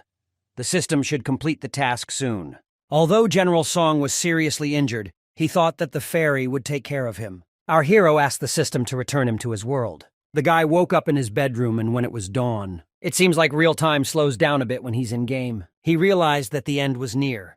Therefore, you need to be prepared for it. Suddenly, I didn't call from Yusavar. She told the guy that he had good news. She was accepted into a state university and will go there for the first time today. Gu Qinshan congratulated her. This is the best university. The girl thanked the guy and said that it's her birthday next week. After that, she asked what he would give her. The guy answered so that she would not doubt it. She will definitely like it. Now the guy decided to get down to business. He asked to be connected to the goddess of justice. The system began processing information and began preparing to fulfill the request. Contacting the goddess of justice, the guy asked if she could reduce the time he spent passing these tests. The goddess of justice is a special other who is responsible for processing all processes of the system. These are goddesses. She is the scientific achievements of all mankind. She is the best invention of the human race. The speed of its calculations can change as early as this year. Thanks to this goddess, the country's combat power increased. Our hero asked her to provide him with all the necessary materials, as well as technical support. She reminded him that artificial intelligence was not yet fully developed. Now she knew about it all, she asked if he still wanted her to help him. Kuking-san said that yes, Vinny, however, you can't make the fur that he wants. The system checked our hero and accepted his request. Construction of the mech will take place at the space base. Soon, our hero will also move there. At the space base, the system for developing mechs was already ready. Does our hero have any wishes for the project? He can ask. Gu-Chin-shan believes that a hero always represents hope for salvation no matter what. The system didn't understand what he meant, so he needs to say it in different words. He asked that we begin with the creation of a system of vital signs. He also asked us to write these problems on a separate piece of paper, and he would try to solve them. The goddesses promised that she would keep this secret in accordance with the rules of the Constitution. A little later in the president's office, the army general said that the goddess of justice had gathered them all. Probably nothing bad happened. The ideal sum told them not to worry. Why worry so much about this after all? Some kind of war could not start. The president of the union entered the office and asked the goddess of justice to join. She asked that she needed consent to install a maximum security system for the space base. The president was surprised what could have happened, but due to the privacy policy at the moment, the goddess of justice cannot distort this project with them. Last time there was a real discovery, thanks to which they were now able to gain access to outer space. The president said if the goddesses of justice are confident in that person, otherwise they should give their permission. All three commanders-in-chief also gave their consent. Now the defense system of the space base has become level 5. Now Danila is responsible for ensuring the safety of the project. To prevent unforeseen problems, the goddess asked Jan's wife to erect her barrier. He's converted, and even at this age he can still be useful. And he said that he would go there now. To prevent other countries from suspecting anything, the goddess asked the Navy captain to defend the country's border. He accepted this task and went to complete it. Meanwhile, at the casino and a list of mines, Armin showed a video from the military leadership of the Empire, Sanolenka. In this video were the head of the Union Federation, who held an emergency meeting without warning. And Her Highness asked if they really wanted to start a war. The guy had no idea. The other generals and the captain were also seen in the video. The princess ordered to collect all information related to the Federation of the Union and find out what they are up to. And it was still strange for the girl why she was thinking about that guy. Now all the functions of the circuit have been fixed, and the vital sign system has also been completed. The algorithm and materials were ready. Now our hero just had to confirm the start of the project. So this is her gift. She decided that it would be better if he asked what exactly she wanted. He asked the entire SER to send a message and asked her what form of mecha she would like to see. A message came from her that she liked the shape of a sparkling angel, because it symbolizes love. P-System gives Mihi the form of an angel and sets up personal permissions so that only he and Sushiware can control this hell. Since the guy finished his business, he asked to be returned back. He figured out the gift, and his improved fur development will help cope with the end of the world. The guys received a message that Yura's mother wants to meet him at 15 o'clock at her house. Did something really happen to Jure since her mother wanted to meet him? But the guy decided that he needed to stop beating himself up and decided to clean himself up. Before leaving, he decided to take a shower. A little later, he needed to get to the other side of Perico. A man with a boat stood on its shore and said that he had been waiting for him for a long time. Suddenly, the eldest grandson of the Bai Yi family came up to them and said that he also needed the other shore. Then Hera said that they would go together. Bai Hong Us said that in the region he has the right to appear at the Su family's banquet. After all, others will feel uncomfortable around him. He said let the guy go home, and he would tell Mrs. Court that he suddenly felt ill. Cucumbers has not yet asked what will happen if he refuses. Someone answered that his father is the head of the Bai family, and if he does, he will regret it for the rest of his life. And he said that the only one who will regret it now is Bai Hongyu himself. A little later, Mrs. Su was informed that between Gu there was a misunderstanding between Qinshan and Bai Hongyu. Therefore, only one of them got on the ship. The girl said that Hongyu Tak has grown up and can emerge victorious from any situation. This is worthy of praise. But she sent it and said that everything was quite the opposite. But Gu came to Qinshan. As it turned out, our hero took his clothes and threw him overboard. Nesis was very surprised when she heard this, and I thought that he simply lacked the instinct of self-preservation. But he also turned out to be completely beaten off. But she told the servant to give the eldest grandson anything he needed. She will inform the Bai family personally about the rest. Our hero came to the moon and asked why she wanted to see him. She pointed her finger at a group of people and asked if he knew who they were. As it turned out, these are the heads of 9 families in. They are the most powerful people in their country. The future fate of everyone depends on them. And our hero is just their small fry. Mrs. Su added that they live in completely different worlds, and she doesn't forbid her daughter's friends, but her friends should be like her, and not someone like our hero. Our hero did not fully understand what Nasisu wanted to say by this. She told Tian Shan not to abuse his friendship with her daughter. She asked you to come to this with whom she cannot be together. After all, this once again proves what a stinging hero he is.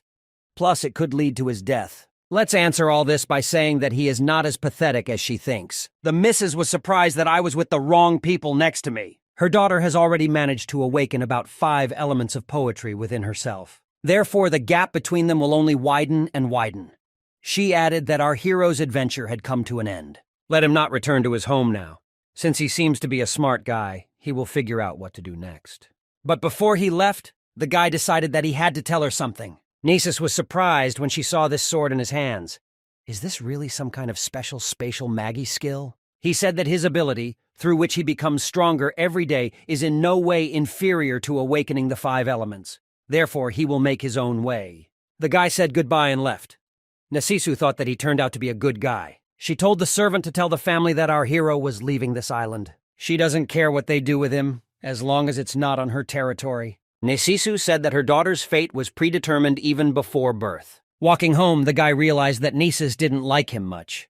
He'll probably have problems later. Suddenly, he saw a skill behind him. He decided to follow this skill and see where it took him. As it turned out, he was led to a bar where the Princess of Light of the Aranka Empire was sitting. She is the owner of the divine fire of death, which is made up of 5 logical elements. How surprised he was to meet her after so many years. He had already gotten used to her. Girl C said that the Union Federations have launched the maximum security system for the space base. And this security system was founded after some developer under the number 41157 got inside. And this employee's name is Gu Qinshan, that is. He was our hero. The girl asked why the goddess of justice was so aggressive. But our hero suggested that we need a drink first. This is the first time they are meeting live, therefore, they are obliged to drink a lot for this. In principle, she agreed, and told her servant that she wanted to see what our rumblings could not do. Geese Jack asked if he could borrow some wine from them, so the guy agreed. One day I saw a wine called Scorpio Speaks, and asked if they didn't want to hear the story about it. And many years ago, one woman C took care of a man she knew, but then refused to accept gratitude. That woman said if he wanted to pay back, he had to make a really good drink. The men remembered her words and decided to mix different wines to make a good drink from them. And while he was trying to create this very drink, an ordinary bartender won her heart with the original Scorpion and became her boyfriend. Well, in the end, the bartender lost because the girl died and the rescued man was never able to make her a drink. Later, this man drank a drink called Scorpion and realized something was missing. After improving it, he named it Scorpion Palace. Scorpio has a guy who is protected by the stars. The palace is an immortal star. The princess tried this wine and said that she liked it very much. The man reminded her of their mission. Our hero said that they would just have a drink and chat a little. The man said that she originally didn't come here to find out some people's information, but they still haven't come. Suddenly, the police came to the bar and said that our hero was suspected of murder. And since he is a suspect and also accused of theft, he had to be expelled from the aristocrat's private school, and thought that he could have a drink with the princess today, when he suggested seeing each other next time. And the girl told him to get upset. She can send his empire along with her. The princess promised that she would make him a ram. Since there were many people outside, the princess offered to help them. The man realized that he really didn't like our hero. This is the first time he has seen a princess treat a man this way. The girl said that she could protect him all her life. Well, you also want a calm, peaceful life. But now he seems to have made a mistake. There is no Nastia in this world. You have it to rest. And inside, the guy went outside and said that he was the one they were looking for. And the princess said that our hero is really cool. Therefore, it is necessary to evaluate its former power. The man replied that it was too dangerous to evaluate his combat skills right now. After all, problems may arise. Well, basically, I told the man to do what she says. The man responded with these words and began to take out the connection apparatus. He said to begin assessing the combat power of our hero. On the street, they said that Novgorod is called crime, so you shouldn't stand still and move. Otherwise, they may take additional measures. Suddenly, the shuttle's lasers were activated. The team did not understand why they suddenly opened fire, and it was not Zab who asked one of the workers to look away. Our hero realized that they had little understanding of the laws. In this case, Gu Tianshan began to attack with their bow, and so everything happened as he expected. The spiritual energy that hit the arrow created a destructive force, enough to destroy those laser shuttles. Our hero was told that he shot at a policeman, being a citizen of the Federation. The guy said that even though they were classmates, he became a nobleman. We are fixing the county. I want to help the police catch a dangerous criminal. Gu Qinshan asked if he had any complaints against him. He replied that our hero destroyed him. It was the teacher's idea.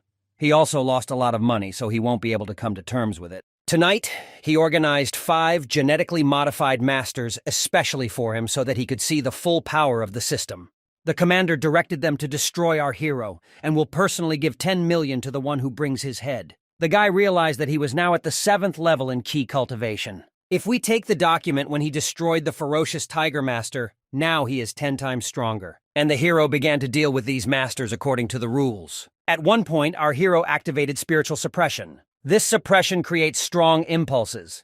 If he becomes a deity, then using this technique can destroy the entire city. Suddenly, Gu Qinshan activated a hail of arrows, and the commander was shocked when he saw the 4 martial artists destroyed. Our hero said that these were excellent targets for his training.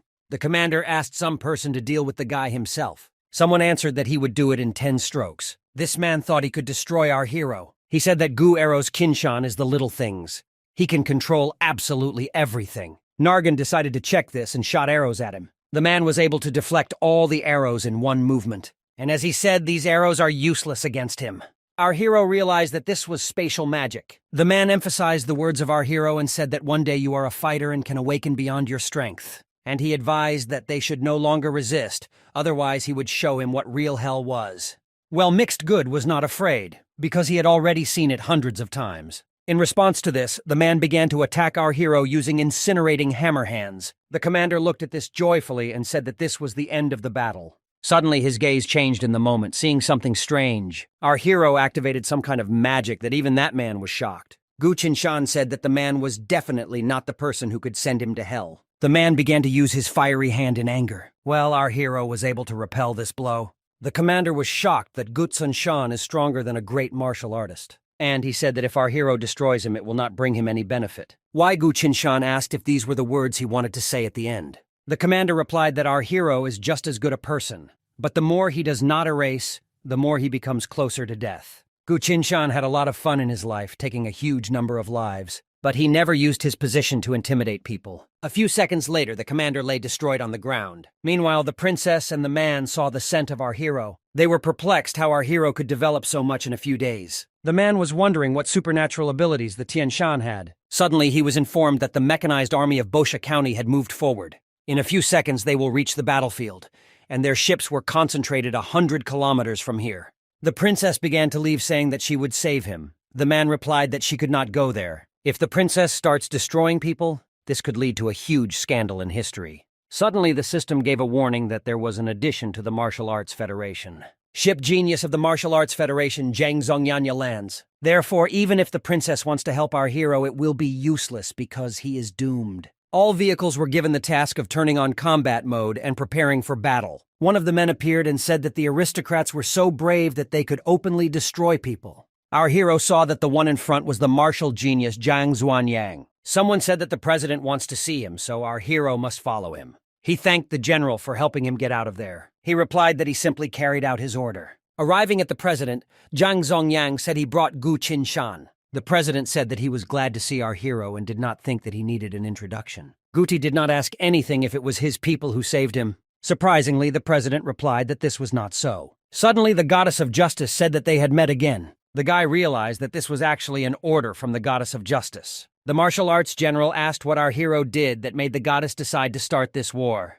But the goddess replied that she could not disclose this. Then the general decided to ask the system to tell us about the merits of our hero. According to the laws governing the development of human civilization, the rights of our hero are equal to those of a top-level leader. As it turned out, the top-level leader turned out to be the president. And the president said that our hero has the highest level of security for him, and what achievements he made at the company to receive this title. The central one responded, and for the goddess of justice P to provide the president with their work. The goddess of justice said that our hero gave the right to begin demonstrations of a mechanized warrior called Seraphim. The general asked what it was.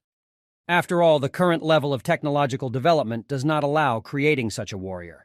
Our hero replied that the technical level of this warrior far exceeds their era.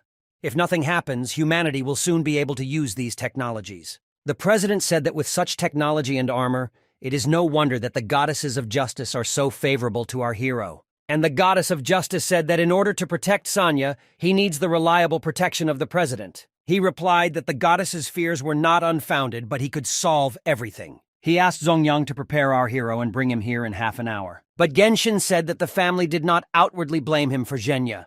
Therefore, if the president defends him, it may affect his reputation. The goddess of justice said that the accusations would not be proven, and now there are no problems. Meanwhile, the girl was very angry because she could help our hero, but she couldn't let the military genius take Gu Qinshan.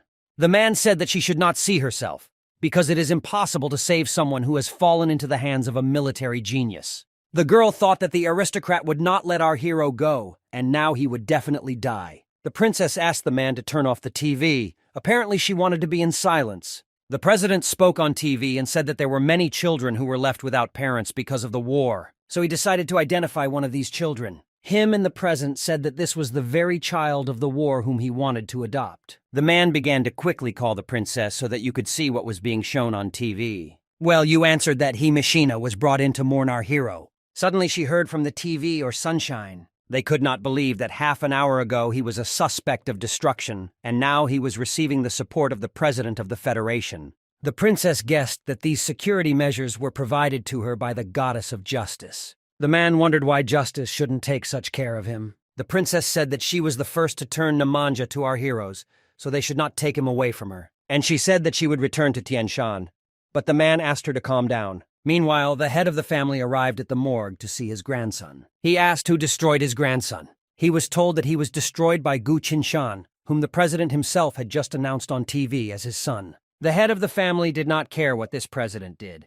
He cannot tame his anger. He asked that a shuttle be prepared for him to go to the head of the Bai family. The head of the family did not say that he could not consider himself a man if he did not take revenge on our hero. Someone started looking at the characteristics of our hero and said that his resolving power is the same as that of the gold system. The head of the family said that his sword also has a heavenly selection technique, which is too strange. However, he still knows for sure the real strength of our hero. Su Xingqiao was wondering whose idea it was to get rid of our hero from the help of the Ni and Bai families. Nesisu said that it was her idea. But in any case, the central one offended the representatives of the two families. Susencha recalled that Nasus said that their Chernigov Department of Scientific Research, and asked what about them.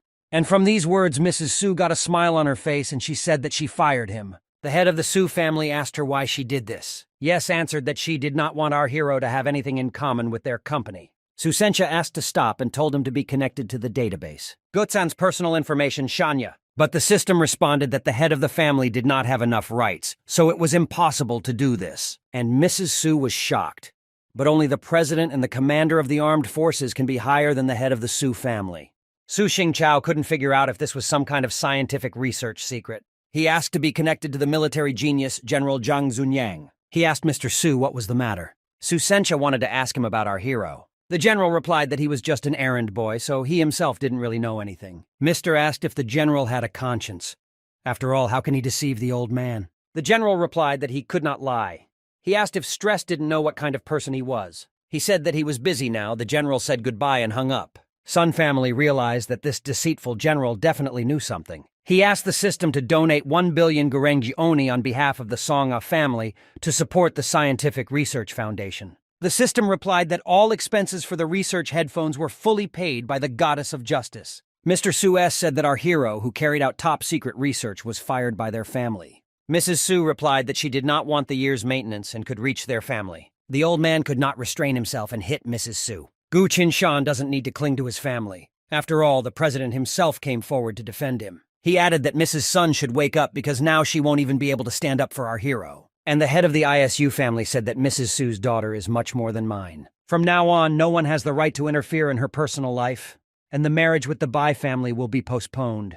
The head of the family did not come to Mr. Bai and said that our hero would destroy his grandson. The head of the Bai family said that this person would harm their family's reputation, but now the president supports him. The head of the family did not ask if he really needed to just sit back. He replied that it was just the opposite. Our hero is the only one who must die. As far as we know, he was able to achieve incredible achievements, and according to the laws of the Federation, he is now the sole owner of these achievements. But if he suddenly leaves, then all achievements will already belong to everyone. The head of the Bai family said that Gu Qinshan should be destroyed under the pretext of an accident. And even if this story comes out, all the families will be for Mr. N.E. And the president will not exist because of one Gu Qinshan arguing with all the families. As soon as the head of the family did not leave, the head of the Bai family asked the person to come to him. He ordered surveillance of his family. Regardless of whether he completes the task or not, he must quickly destroy them all. A little later, a jackal of thugs came on a mission for secret destruction. He must complete it first, despite the queue of arrivals. Seeing the photo of our hero, he agreed with the task and said that tomorrow he would die. Our hero becomes a Liberty-holding hotel. It was his first time staying in such a luxurious hotel. It was very unusual for him. He saw the spell of the princess who appeared in his room. Digit did not want the princess to start gossiping, so he met her in the archery hall downstairs at the inn. He realized that the princess was looking for him. Did she really still want to win him over to her side? Suddenly, Goddess Superiority said that the princess from this wound was trying her best to recruit him. Our hero asked the Goddess of Excellence if she was really watching him. He replied that she wanted to protect our hero. For the sake of the freedom of the Federation, she wants to make sure she is used to the princess's invitation.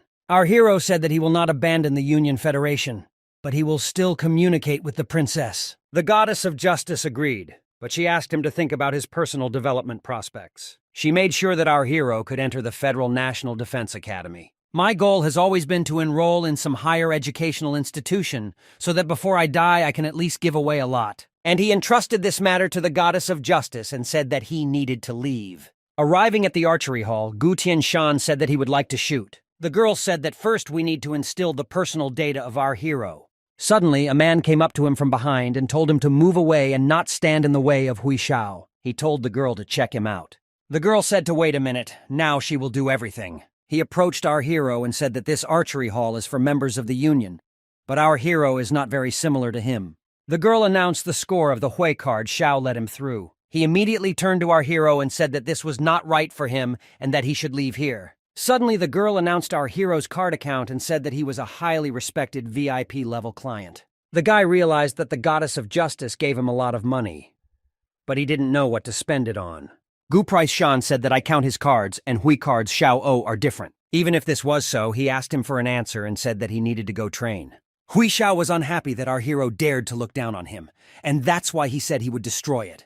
Already in the Gu Hall, Qinshan saw the targets and thought that they would not withstand the force of the arrows of his bow.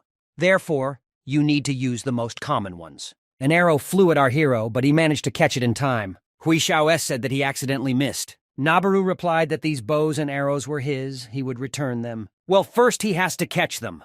After these words, he pulled the arrow. Hui Xiao S said that he does not advise doing this because he is the youngest member of the Huang family. Our hero said that someone had already told him this before, and now he will be destroyed. The arrow flew right next to that man. His guard asked how dare he aim at Hui Xiao. Is he really suicidal? In addition, he noticed that our hero was out of arrows. Well, Gu Qinshan took out his bow and said that he would destroy it anyway. Suddenly, something strange began to happen to this man. Our hero said that he just wants to shoot, so he warned you for the last time not to interfere with him. They told him after him that he just couldn't do it that way. When Gu Qinshan wanted to shoot at a target, the police approached him and said that he was suspected of theft. In the game, he was surprised by this and asked what he stole. And behind the police stood Huan Xiao Yi, said that he stole his bow. He pointed out the sciences of our hero and asked how he could be his. After all, such a commoner cannot be given such a bow. The police said since Hui Xiaotak said, so our hero really stole this bow. The police said that they didn't want to check whether our hero had criminal records. But suddenly the system showed that they did not have permission for these operations.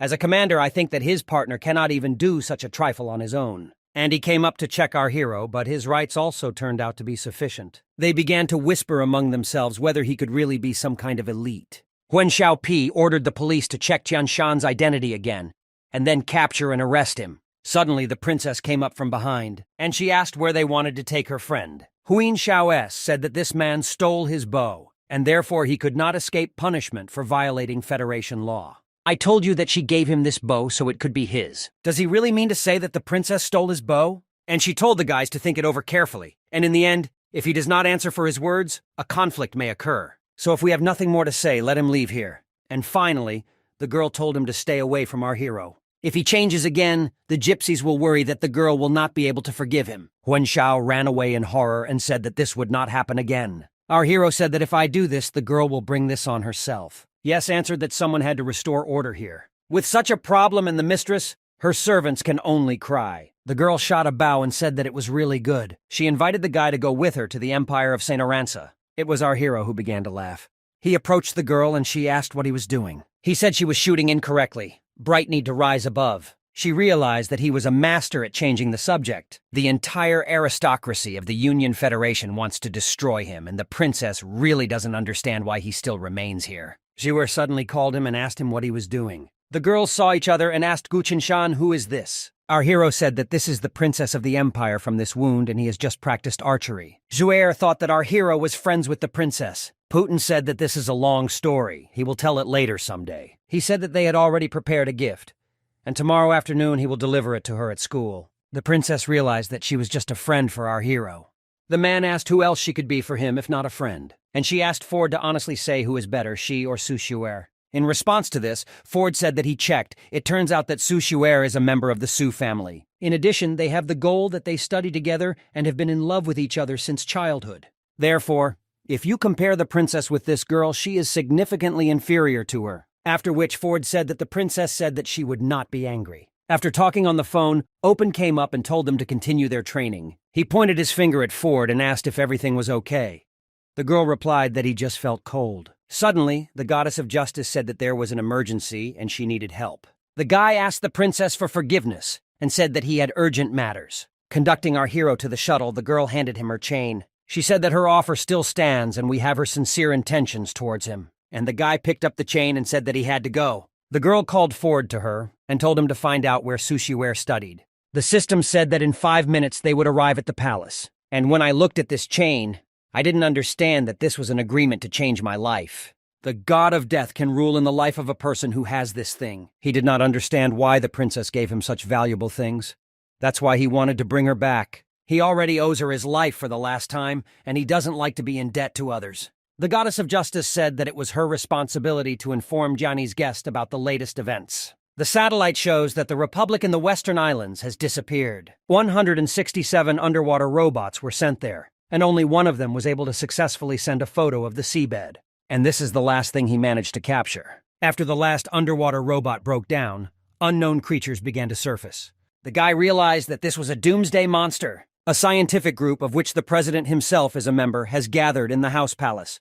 They will protect Mary and the oceans from creatures. Given the current situation, the president proposed to first discuss the available information. The goddess of justice assessed the level of these sea creatures as extremely dangerous. After these words, the goddess asked our hero to make his suggestions. Blitzen said that he proposes to send professionals there because technical weapons are useless here. The goddess asked our hero to talk about this in more detail. He wondered if he had really been reborn. In the past, people used all scientific and technological weapons, but nothing worked. After thinking about it later, it turned out that only professionals with 4 abilities can cause damage to monsters. Since then, technology has moved into another new area. Spiritual power deals much more damage to doomsday monsters. But the problem is that people in this world still do not understand how to train their spiritual powers. The goddess of justice said that women have no knowledge of marine biology. Suddenly, the radar said that the situation had escalated. The hero realized that this was a noise monster. He couldn't believe it because in his past life, the first monster to appear was not him. Sea monsters should appear only in 3 months. This means that the end of the world will come sooner. After Mary and the oceans changed in the afterlife, changes occurred in the human world. And after a series of disasters, humanity was finally able to stay afloat.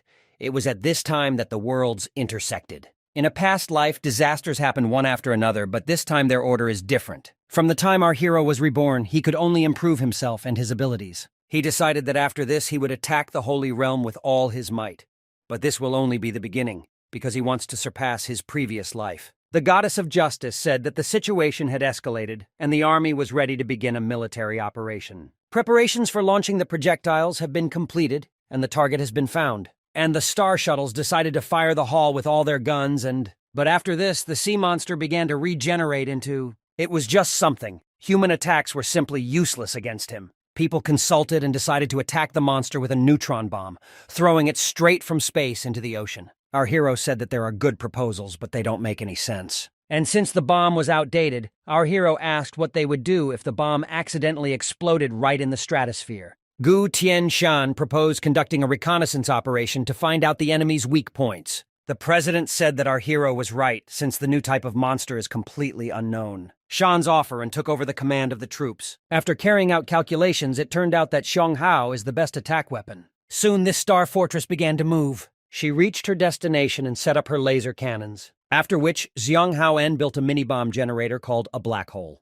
After diagnosing the combat system, 3D determination of the target's location will begin to prepare the attack. Suddenly, the monster began to attack and a huge explosion occurred. President, because they finally destroyed this monster. After all, it is simply impossible to survive after such an attack. Our hero said that not everything is so simple. As it turned out, the monsters dropped their shells and were reborn. The laser cannon was useless against him. And also the electromagnetic gun and nanofission bomb are also useless. The president must believe that this monster has been with him on Earth all this time. Suddenly, he pointed his finger at one of them and told everyone to look. As it turned out, one of the warriors came out and said that the battle was not over yet, and he will defend the Federation of the Union until his last breath. Zuo was with this guy, Yue. He is a martial artist. He has the ability to wield the power of returning to origins. It is this power that can cause enormous damage to the monster. And the guy, because his fist is very good. Gu Qinshan Pi thought that the goddess of justice might discover that he could deal with the monster with his own strength.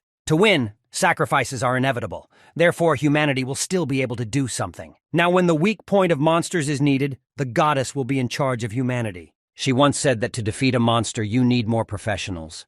But he can't help. The goddess of justice told you not to leave anything in the palace for your safety. And thanks to her analysis, she determined that the mayor of the capital poses a threat to his safety. At the moment, the heads of the families have arranged a meeting at which the issue of the future fate of our hero will be decided. Meanwhile, the heads of the families met and said that they had not seen each other for a long time. Mr. Suez said that it would be better if they didn't see each other anymore, because something bad always happens. But the head of the Bai family replied that last time they could not obtain information about technology after the destruction of the scientist. Others responded that at the moment all these technologies are useless. And Grandpa Xiao Huya S. said that there is a new mechanized technology that they can apply right now. Head Bai said, "We need to figure out how to take the rights and mechanized technologies into our own hands." He added that our hero is helping the Su family, and he in turn will help Gu Qinshan. Mr. Song suggested that S make sure that the creators of this technology give it away, and there is no need to start this useless war. One of them agreed and said that if something happened, it would reflect badly on their reputation. The head of the Bai family said that our hero is not very friendly towards the aristocracy, and this can be understood by his actions. That's why he proposed to destroy our hero instead of having him near the Su family. After all, last time the scientist almost destroyed all the federations. Therefore, you should not take your enemies lightly. One of the people said that he was right and agreed with him. After that, everyone who was at the negotiating table also supported this idea. Head Bai knew in advance that everyone would agree, so he hired the head of the family, No, who would do all the dirty work. He added that our hero will not live to see tomorrow. After all, last time the fate of the young scientist was decided in just 2 words. Mr. Su hoped that our hero would be able to cope with all this himself. Gu Qinshan asked the goddess, since she knows that you wanted to destroy Instagram, why doesn't she try to stop it? And she replied that according to the basic rules of the goddess of justice and it is impossible to protect our hero. And I realized that this does not contradict itself, and the source of this contradiction lies in its basic rules. The first rule is not to harm people, and the second is to obey human orders. And the third rule is to protect people without violating the second rule. The guy realized that whoever goes against the aristocrats will automatically go against the goddess of justice. It turns out that free federations are not so free after all, and justice is just a tool to divert attention.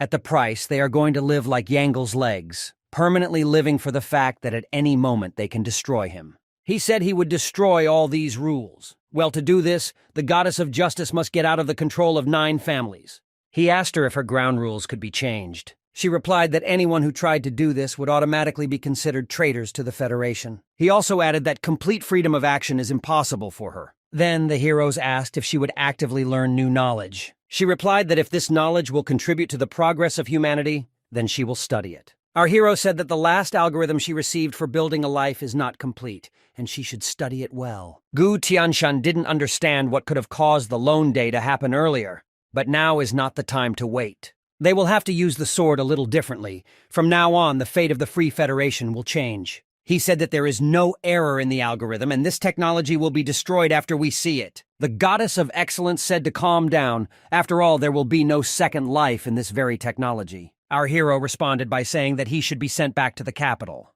And don't let her worry because everything will be fine with him. If he can't handle this, then he won't be able to handle the danger ahead. After all this, the goddess of justice began to study the main algorithm. But after a while, she was confused. Arriving at the hotel, our hero thought that in the evening he would go to Shu'er and give her a birthday present. Suddenly, he heard someone's voice who said that he was really waiting for him. This person turned out to be Jiang Ying. He is one of the members of the federal base of 9 zones. In the underworld, he is the president of the Hunters Association. Our hero realized who he was and asked why he came here. Someone replied that our hero's uncle told him, and of course he wanted to meet such a respected person. He added that our hero awakened in him is interested, and he will not be able to calmly watch how Gu Qinshan will die. Jiang Ying said that our son was included in the list of bloody destroyers. He invited our hero to join his association and then he would be able to protect him. General Ning asked what happened to this sword. Our hero replied that the fairy gave him this sword and he forgot to hide it. In addition, the fairy personally destroyed the demon and saved the generals. Ning replied that if our hero does not master the art of the sword, he will not be able to fully learn. Ning said she was leaving. After this, our hero must work very hard and learn a few true tricks from the fairy. General Song said that he would also leave. After all, they need to return to the front line and report to everyone what is happening. Our hero was lucky that General Sun took pity on him and he did not die on the battlefield. Leng said that they would see each other next time, because our hero's cultivation level should increase. If suddenly Gu Qinshan wants to visit them, then let him just say the name Nin. Our hero agreed and wished them good luck. The fairy asked Gu Qinshan to meet his elder brother. As it turned out, this is the same goose that our hero tried to bribe. The guy realized that outwardly this goose is an older student, but in reality he is one of her incarnations. Just now he noticed that Ning Yuetang is difficult to deceive. He did not understand how our hero manages to hide everything so much in front of women. The first lesson that the master taught our hero was not to offend a beautiful girl. Goose said that he should be able to achieve this skill. The fairy replied that he has 2 mentor brothers and also a mentor sister. Today she will officially receive them both. The young master was told that he was the first member of the 100 flowers on the list based on appearance. The brothers introduced themselves to each other and got to know each other. The fairy said that the second brother does not have many skills, but he is very smart and knows all the arts. Our hero thought that according to the saints, these arts are not so simple. If one masters all 6 arts, then one can firmly strengthen one's cultivation. Qin Xiaolu is a true villain. He has mastered all the arts, and by the standards of the cultivation world, he is a rare, outstanding talent. He only started practicing 7 years after his previous life. Just on the day of the death of the goddess, hundreds of flowers. He invited our hero to be friends, telling him not to pay attention to his older brother. Shushu asked if they were her brothers. The fairy said that today she will officially accept her and our hero into the clan, and she is the last one on the list. She gave them identification on jade cards. With them, they can go to any point in the kingdom of hundreds of flowers. There are few people in their group and they are not interested in any rules. They can safely practice right here. The fairy asked the elder brother Goose to prepare a room for the third brother. The villain, meanwhile, must take a walk with him and tell him about the situation in their clan. The students listened to their orders and began to leave. Later on the street, Qin Xiaolu said that Shushu and Qinshan could start their training tomorrow. With the annual test just around the corner, they will have to meet practitioners from all over the world. Shushu asked if it would be difficult. Xiaolu replied that he did not, and suggested that he eat roast goose in the evening, since his elder brother was not here. Gu Qinshan understood why the fairy called him a villain. At that moment, the system showed that he had completed the battle to the death task. As a reward, he received the supernatural powers of the god of war. In the next 48 hours, he must find 5 objects and put them in the wheel. Our hero realized that people do not know what this scheme is, but he returned from the world of Doomsday, and these monsters are well known to him. Gu Qinshan will have to put the monster parts into the corresponding compartments on this wheel. Xiaolu asked why our hero frowned so much. He replied that he did not know where to get parts of the monsters' bodies. As a person with experience, Xiaolu can give him advice. He added that some of these monsters are not particularly tasty, but Gu Qinshan replied that he didn't need it for anything else. Xiaolu sees that our hero is worried about something. Surely he still doesn't understand who he is. He reminded Gu Qinshan that he was a member of the 100 Flowers clan and a disciple of one of the top sages. Xiaolu said that he would take our hero with him after dinner to take what he needed. Shushu heard their conversation and asked what they were going to do. The second brother replied that they wanted to find the bodies of the monsters. The sister began to run away, saying that she would not go after the corpses of monsters. After some time, they climbed a mountain that was full of all sorts of monsters and other things. The second brother suggested seeing if there was anything suitable for him here. Suddenly, a phrase came from the sword that our hero was blessed, hiding in this sword because of the wounds he received. He said to be taken with him, and he would teach the boy everything he knew. Xiaolu asked how long this goddess king has been sitting here. Without hesitation, he replied that it has been about 3,000 years. But the second brother simply closed the sword, saying that he had never heard of it. Gu Qinshan said that he could take this sword. After all, it is suitable for an afterlife monster. Xiaolu said that the higher they go up the mountain, the more good things there will be. After some time, Xiaolu ordered the monsters to go to hell. He simply showed our hero how he can control monsters. Our hero asked if these monsters were really destroyed by the master. The second brother replied that all these monsters were destroyed by that important goose. He asked if he had found what he needed. Gu Qinshan replied that he had one more left, but since he was not on the mountain, there was no point in continuing to look for him here. Meanwhile, the goose continued to mock people. The brothers came to this place and all the people began to let them through. One of the girls asked Xiaosong to talk to his Taoist brothers. Xiaolu agreed and began to tell a new topic about how to bring him joy. Our hero lived 2 lives, but never saw a person without any complexes. The goose asked if our hero really left because he couldn't look at it anymore. The goose said that the master took him to take care of his younger sister, the mentor. As it turned out, she was an old friend of the master. Our hero asked how they could be friends if they had such a big age difference. Said when the master was young, the sacred temple was destroyed.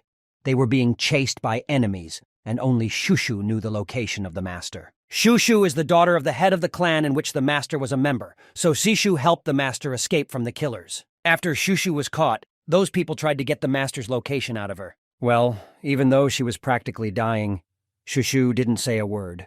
By the time the most serene one finally destroyed all the killers, she pulled Shushu out of the bag, and that time has already passed as much as 5 years. Guff, you didn't ask anything. How did a 7-year-old child survive for so many years? Even an ordinary person could not withstand half of it. Goose said that at that time her body and soul were on the verge of death. The master had to put in a lot of effort.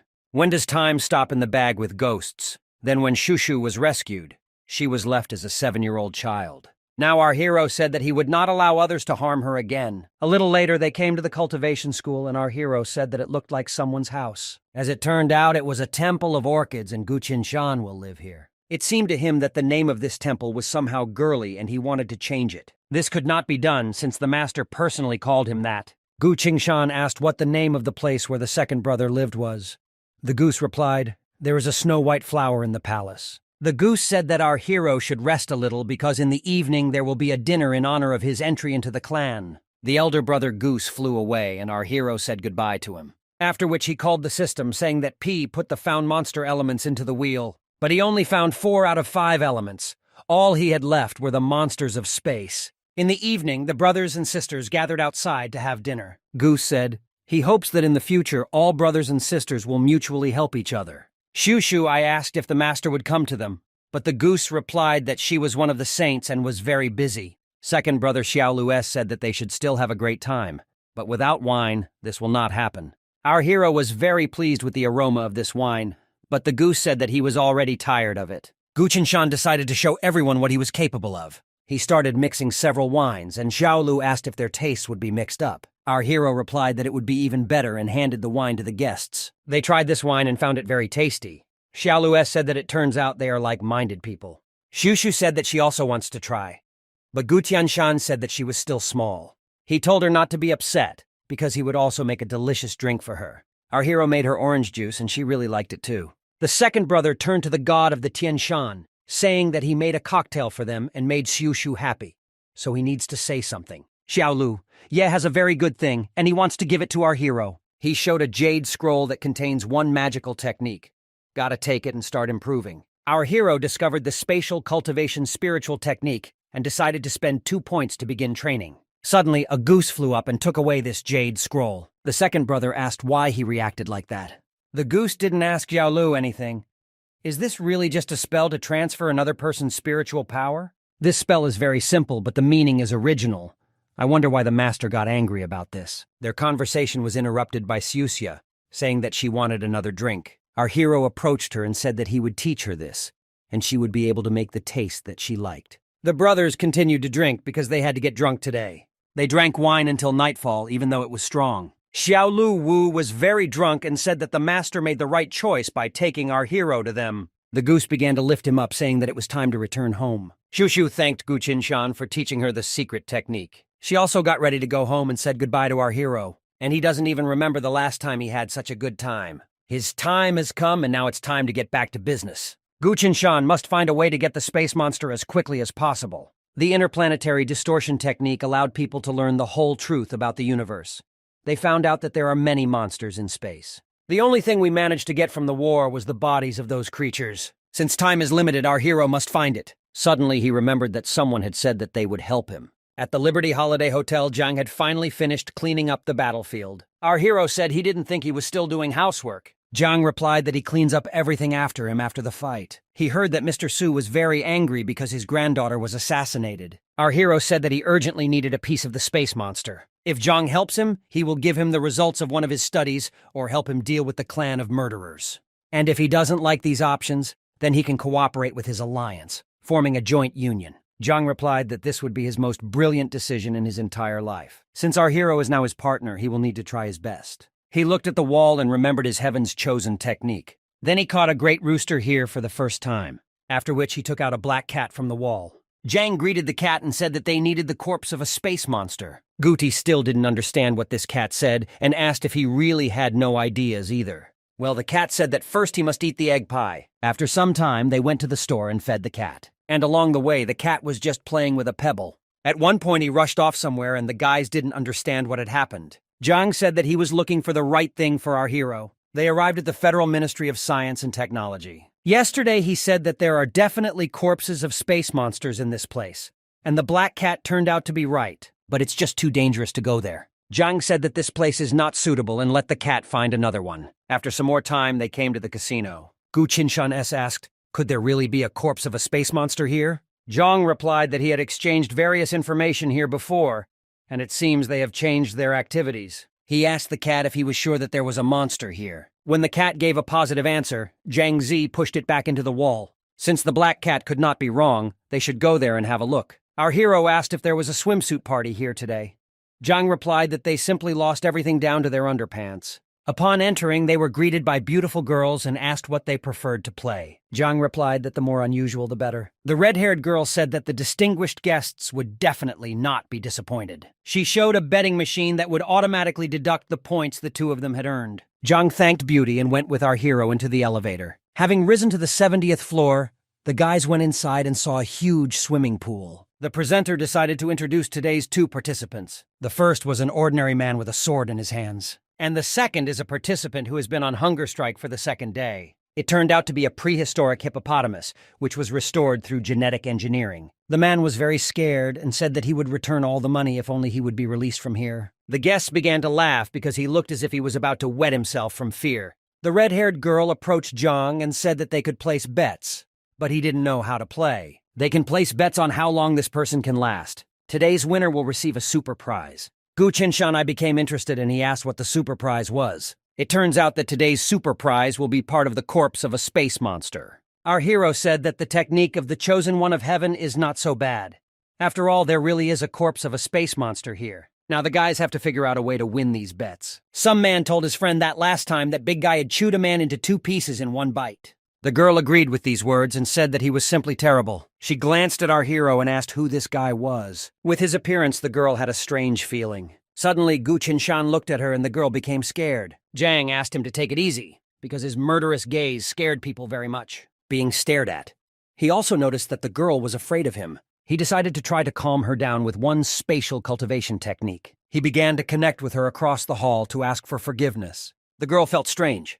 Her friend asked what was wrong with her. She called the waitress and asked her to help, holding out a red card. The waitress took the wine and business card to the guys, saying that it was from that girl. Our hero read this business card and found out that the girl was from the Fuxi Empire. Her name is Dugu Qiang. Gu Qinshan was at a loss after all. In this empire, it is forbidden to show your name. John said that this girl seemed to think he was a real man, but our hero replied that this was just some kind of misunderstanding. He raised his glass and looked at Dugu Qiang. The girl even became embarrassed at his gaze. The guy who was sitting next to her was very angry with our hero and decided to curb his ardor. He bet 5 million that that person would be eaten in 10 seconds. That man stood on the pallet and heard everyone making bets. People started throwing wine bottles at him. A few seconds later, a huge hippo monster crawled out of the water. The girl came up to our guys and said that they could start placing bets. Gu Qinshan left 50 million so that that person could survive. And Jiang was shocked by this decision, but our hero said that the winner would receive a super prize. Once all bets were accepted, time began to tick. All the people started looking at this show with cheerful eyes. That man had been holding on for 5 seconds and asking for help. Suddenly, Du Guqiang decided that if he lost, he would destroy this man himself. After looking at this, our hero asked if it was possible to do this. The girl said that the player who made the bet can interfere with anyone. Since it was not prohibited by the rules, Gu Qinshan decided to have fun too. At the 10th second, he shot the hippopotamus with his skill, after which a blinding flame was created. All the people looked at this and were simply shocked. Screams were heard from the hall about how it was possible to shoot a prehistoric hippopotamus. Du Guqiang was shocked at how such a bow could shoot so well. Now, according to the rules, our hero must win a super prize. Jan said that he was sorry that our hero never joined his team. But Gu Qinshan asked not to be upset because they are now partners. A girl approached our hero and said that he did not act according to the rules. But he recalled her words, which she spoke after her resignation. The girl replied that she needed to check with her boss. After talking with the boss, the girl said that they had 2 options for the development of events. The first is that if they leave this gaming room right now, all the chips will go back to their account. The second option is if they themselves enter the arena and hold out for 3 minutes. Jan asked if they wanted too much. He added that he would do this instead of our hero. But Gu Qinshan said that there was no need, he could handle it himself. He will enter the arena. Besides, it doesn't matter to him whether the chips are returned to him or not. He is only interested in the super prize. Since kindness brings money, they will get what they deserve. Jan thought that this offer would not only satisfy his needs, but would also benefit the casino. Our hero asked if he could start right now because he was in a bit of a hurry. The girl agreed and said that she would organize everything now. The guy came to that man and began to look into his eyes. At this time, the guests were told that today one daredevil destroyed their hippopotamus. Now the presenter suggested checking whether he is a real warrior or pathetic trash. People started hanging out saying that he was an idiot and the show was about to start. As this game gains momentum, they have carefully prepared 3 historical behemoths, after which the host asked the guests to place bets. Some people bet big money that he wouldn't last 20 seconds. Jean should not miss this winning game. He bet 200 million that our hero will survive. Someone came up to him and asked if anyone was sitting with him now. It was the same girl, and she wanted to watch this game next to Jiang. Dugu S asked if Zhang really wasn't worried about her comrade. T replied that he was not worried at all, because our hero is an outstanding hunter and victory will be his. Once all bets were accepted, time began to tick. The man who was next to our hero said that they were definitely finished now. But Gu Qinshan said that with his sword they could make a lot of money. Friu looked and was surprised where he got such a high-class sword. Our hero asked the person not to blink. Otherwise, he would miss the moment when he destroys them. Suddenly something happened and people did not understand anything. Dugu noticed that our hero's sword was a full inch longer than usual. Jiang realized that she was an expert, because even he did not notice such a small detail. Girl C said that this sword is unique. She had never seen anything like it in her entire life. When she saw him closer, she realized that he was truly special. The man thanked Gu Qinshan. After all, he saved him for the 2nd time. One of the people said that our hero did not use his power even by 10%. The man was thinking of asking the military man for help because all the military men outside the army are great people.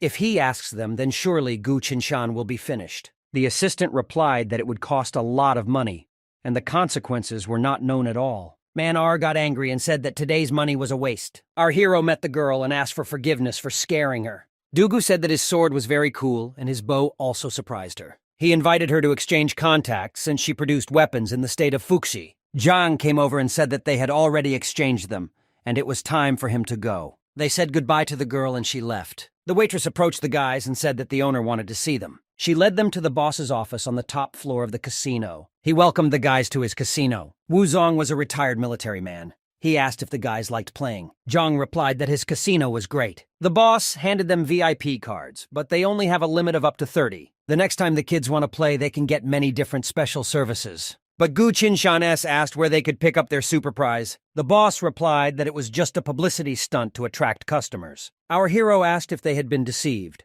But Zhang replied that the black cat could not lie. Gu Qinshan S told the boss that he could take the money, but he only wanted the super prize. Zhang O replied that he invited the weapons master. He just needed 2 leather bags in the form of people. Our hero said that casinos should take payback seriously, but the boss deceived him. That's why our hero too. At this moment, it seems that the guy was summoned by the goddess of justice. He told the boss that he would be back. Even Zhang was at a loss. Leaving the office, Zhang asked why Gu Qinshan has changed so much. Zhong Pi thought that they were 2 cowards.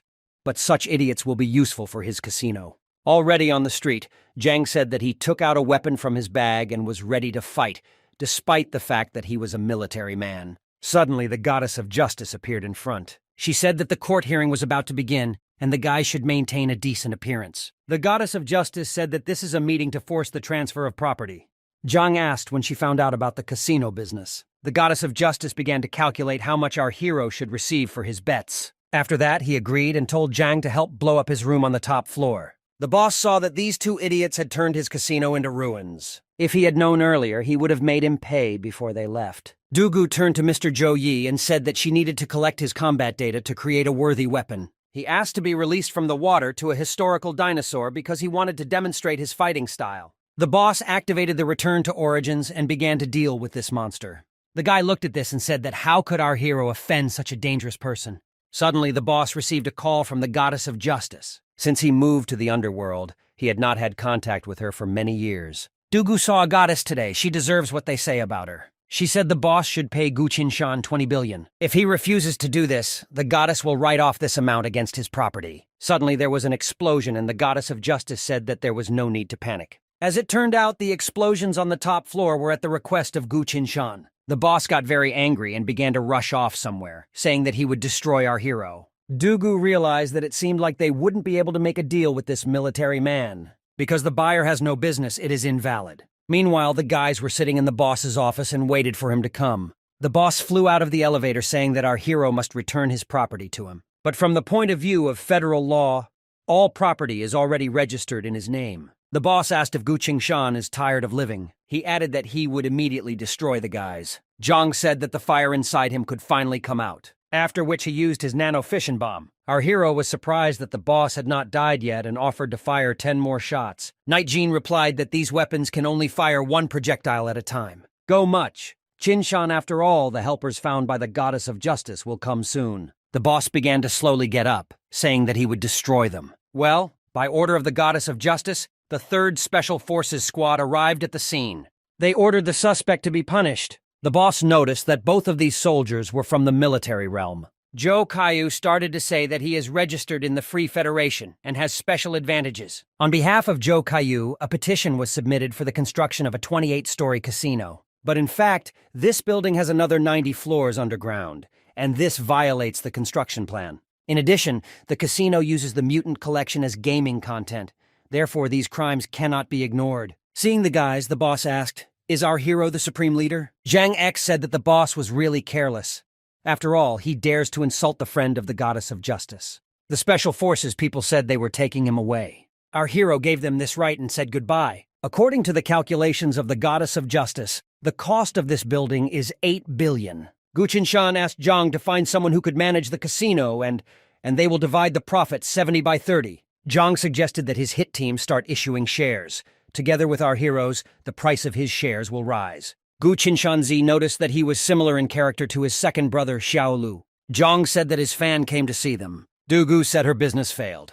Our hero asked if he could somehow compensate her for the damage. The girl replied that money was just a trifle. She had a great time today. She started to leave, telling the guys to contact her later. Zhang looked after her and said that she was a bit of a masochist.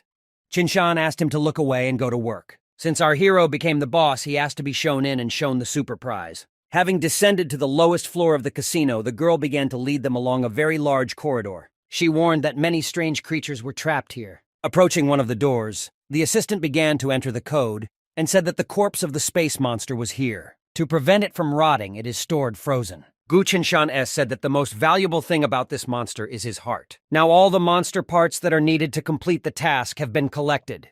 Seeing how our hero received this heart, Zhang realized that his B abilities were beyond comprehension. Gu Qinshan W remembered that the second prize was a certain person.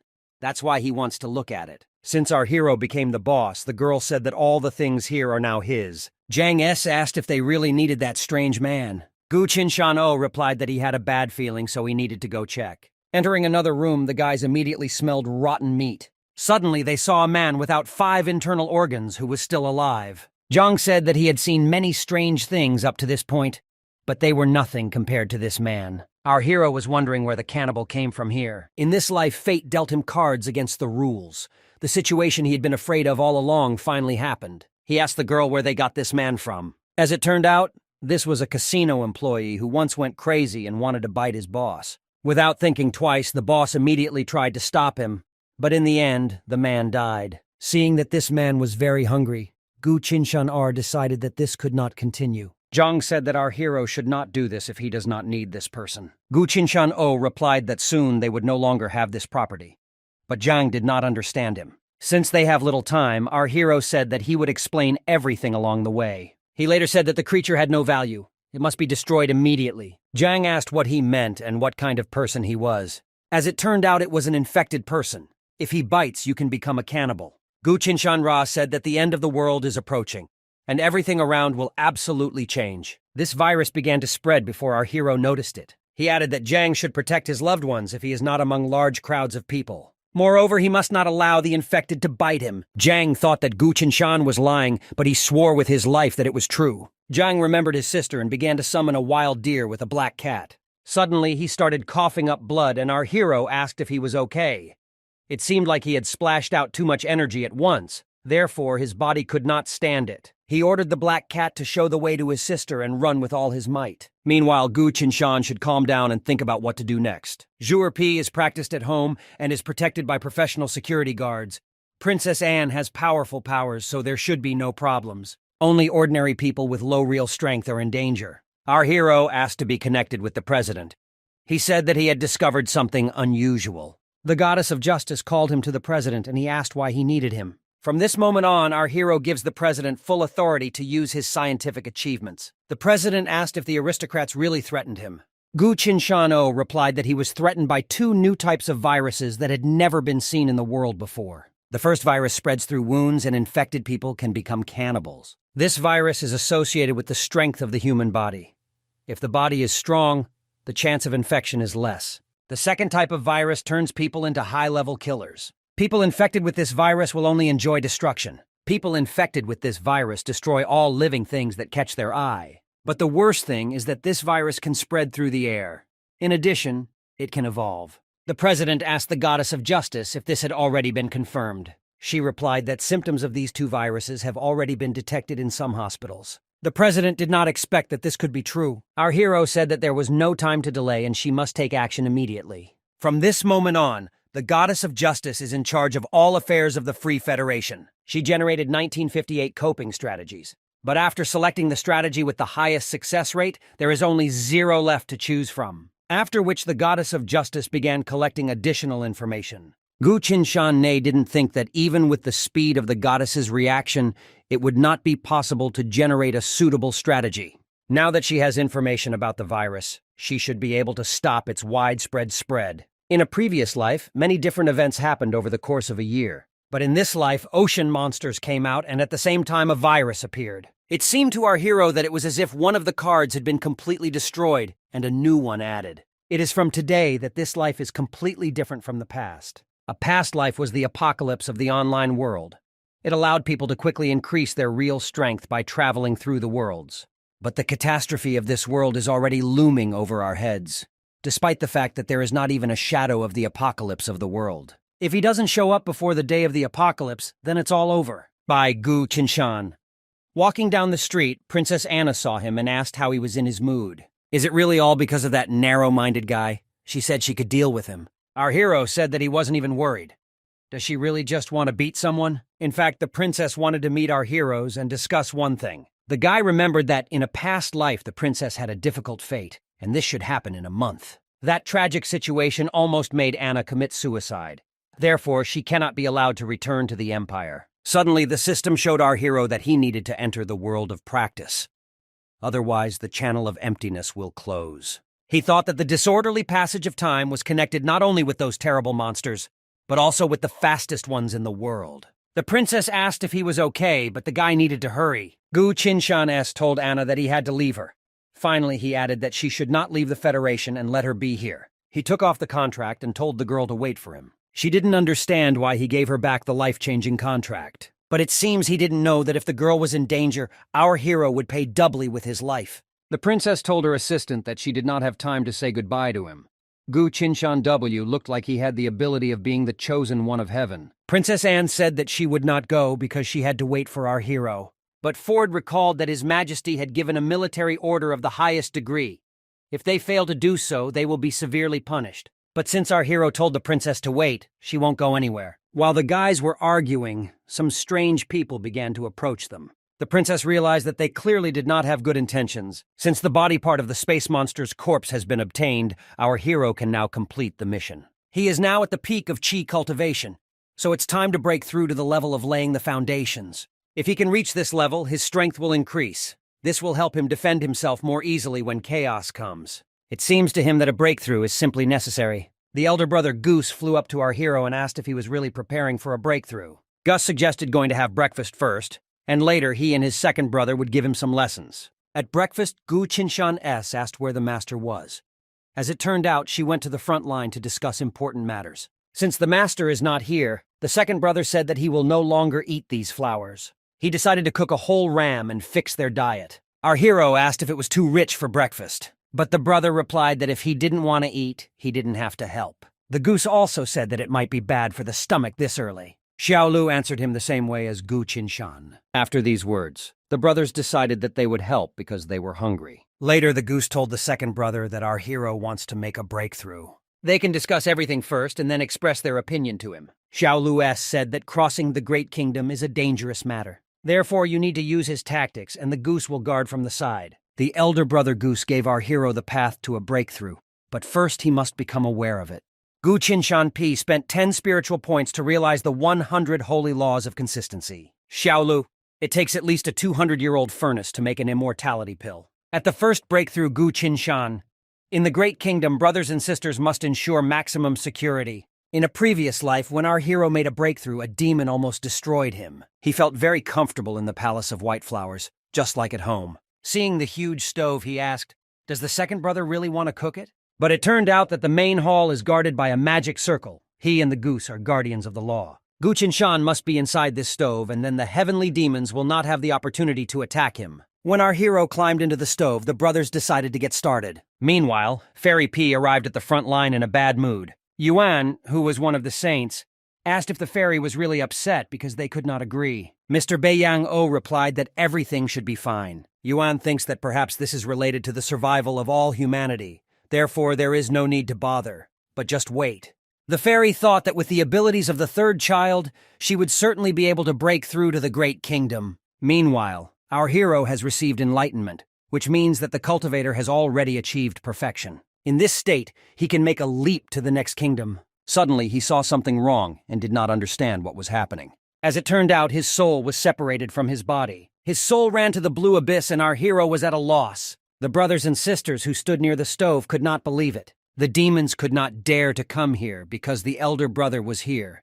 It was the first time Goose had encountered something like this and did not understand how this could happen. Now they can't do anything. They can only hope that our hero coped with everything on his own. She said that according to the master, the crossings of the kingdom are connected with a person's personal karma. The second brother suggested that our hero had some kind of predestination that dragged him away. Although the goose had planned everything out, it still could not protect him. Gu Qinshan accidentally fell into space-time turbulence. A man met him and asked if our hero had really come. He could not reveal his name because they could both be discovered. Even though 1 billion years have passed, his name can still bring terror to the whole world. Gu Qinshan had never known this man. They were wondering why they brought him here. The man asked our hero to save him when he became strong enough. The guy wanted to know what would happen to him for this. In response to this, the man asked what he wanted.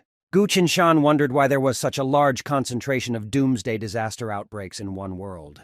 The man replied that this is rare because the demons come gradually. But it is possible that they received a rebuff and changed their location. Since demons always bully the weak, they choose easier prey first. Hearing these answers, our hero wondered if this was really true. It turns out that the world has not opened for cultivators around the world, and the fairy personally beheaded 4 demons in one fell swoop. In this world, people realized much earlier that they needed to stick together. Therefore, the demons were so disappointed that they turned around and began to penetrate into another, weaker world. Due to the sudden changes, the real world has become the main target for all the demons. Our hero asked if there was any way to stop the demons. The man replied that this requires the 5 elements of these 2 worlds. At the same time, thunder began. The man said that this is an unusual thunder. This is a force that destroys the world. And a man must quickly tell what to do with these 5 elements. Suddenly, Gu Qinshan began to fly back into the blue abyss. When he returned, he did not understand what the man wanted to say. Fortunately, this did not in any way affect his breakthrough across the border, and it seems his breakthrough was a success. Xiu Xiu asked if everything was okay with our hero. The goose replied that his soul had returned and everything ended well. Xiao Lu said that now everything depends only on his luck. Gus added that the most important thing is his safety, and supernatural powers are not that important. The system suggested Gu Qinshan Bi choose one of the 4 supernatural powers to awaken.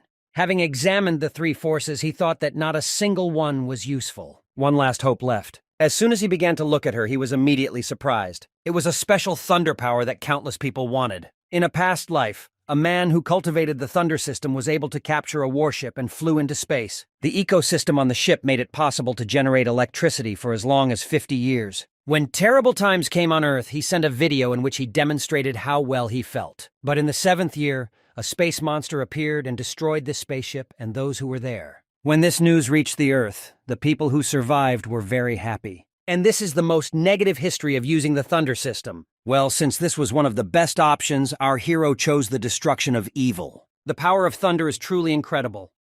In a past life, players with spiritual power chose this particular technique. But since our hero is still a master wielding a sword, he is not afraid of any monk who wields the spiritual power of thunder. Although he has not met anyone in his past life who used the power of life, he is willing to take this risk. He gained the skill of losing control. With this skill, a sword master becomes twice as strong. Gu Qinshan S made the right choice, since more powerful skills will appear in the 2nd and 3rd stages. Suddenly, thunder and lightning appeared outside the stove. The second brother was surprised how our hero crossed the great border for the first time and already received the spiritual power of thunder and lightning. Then there was a blinding flash. It looks like our hero was able to get out. Meanwhile, the fairy said that this saint had not made a mistake to a person in some centuries. The man asked if the fairy was okay.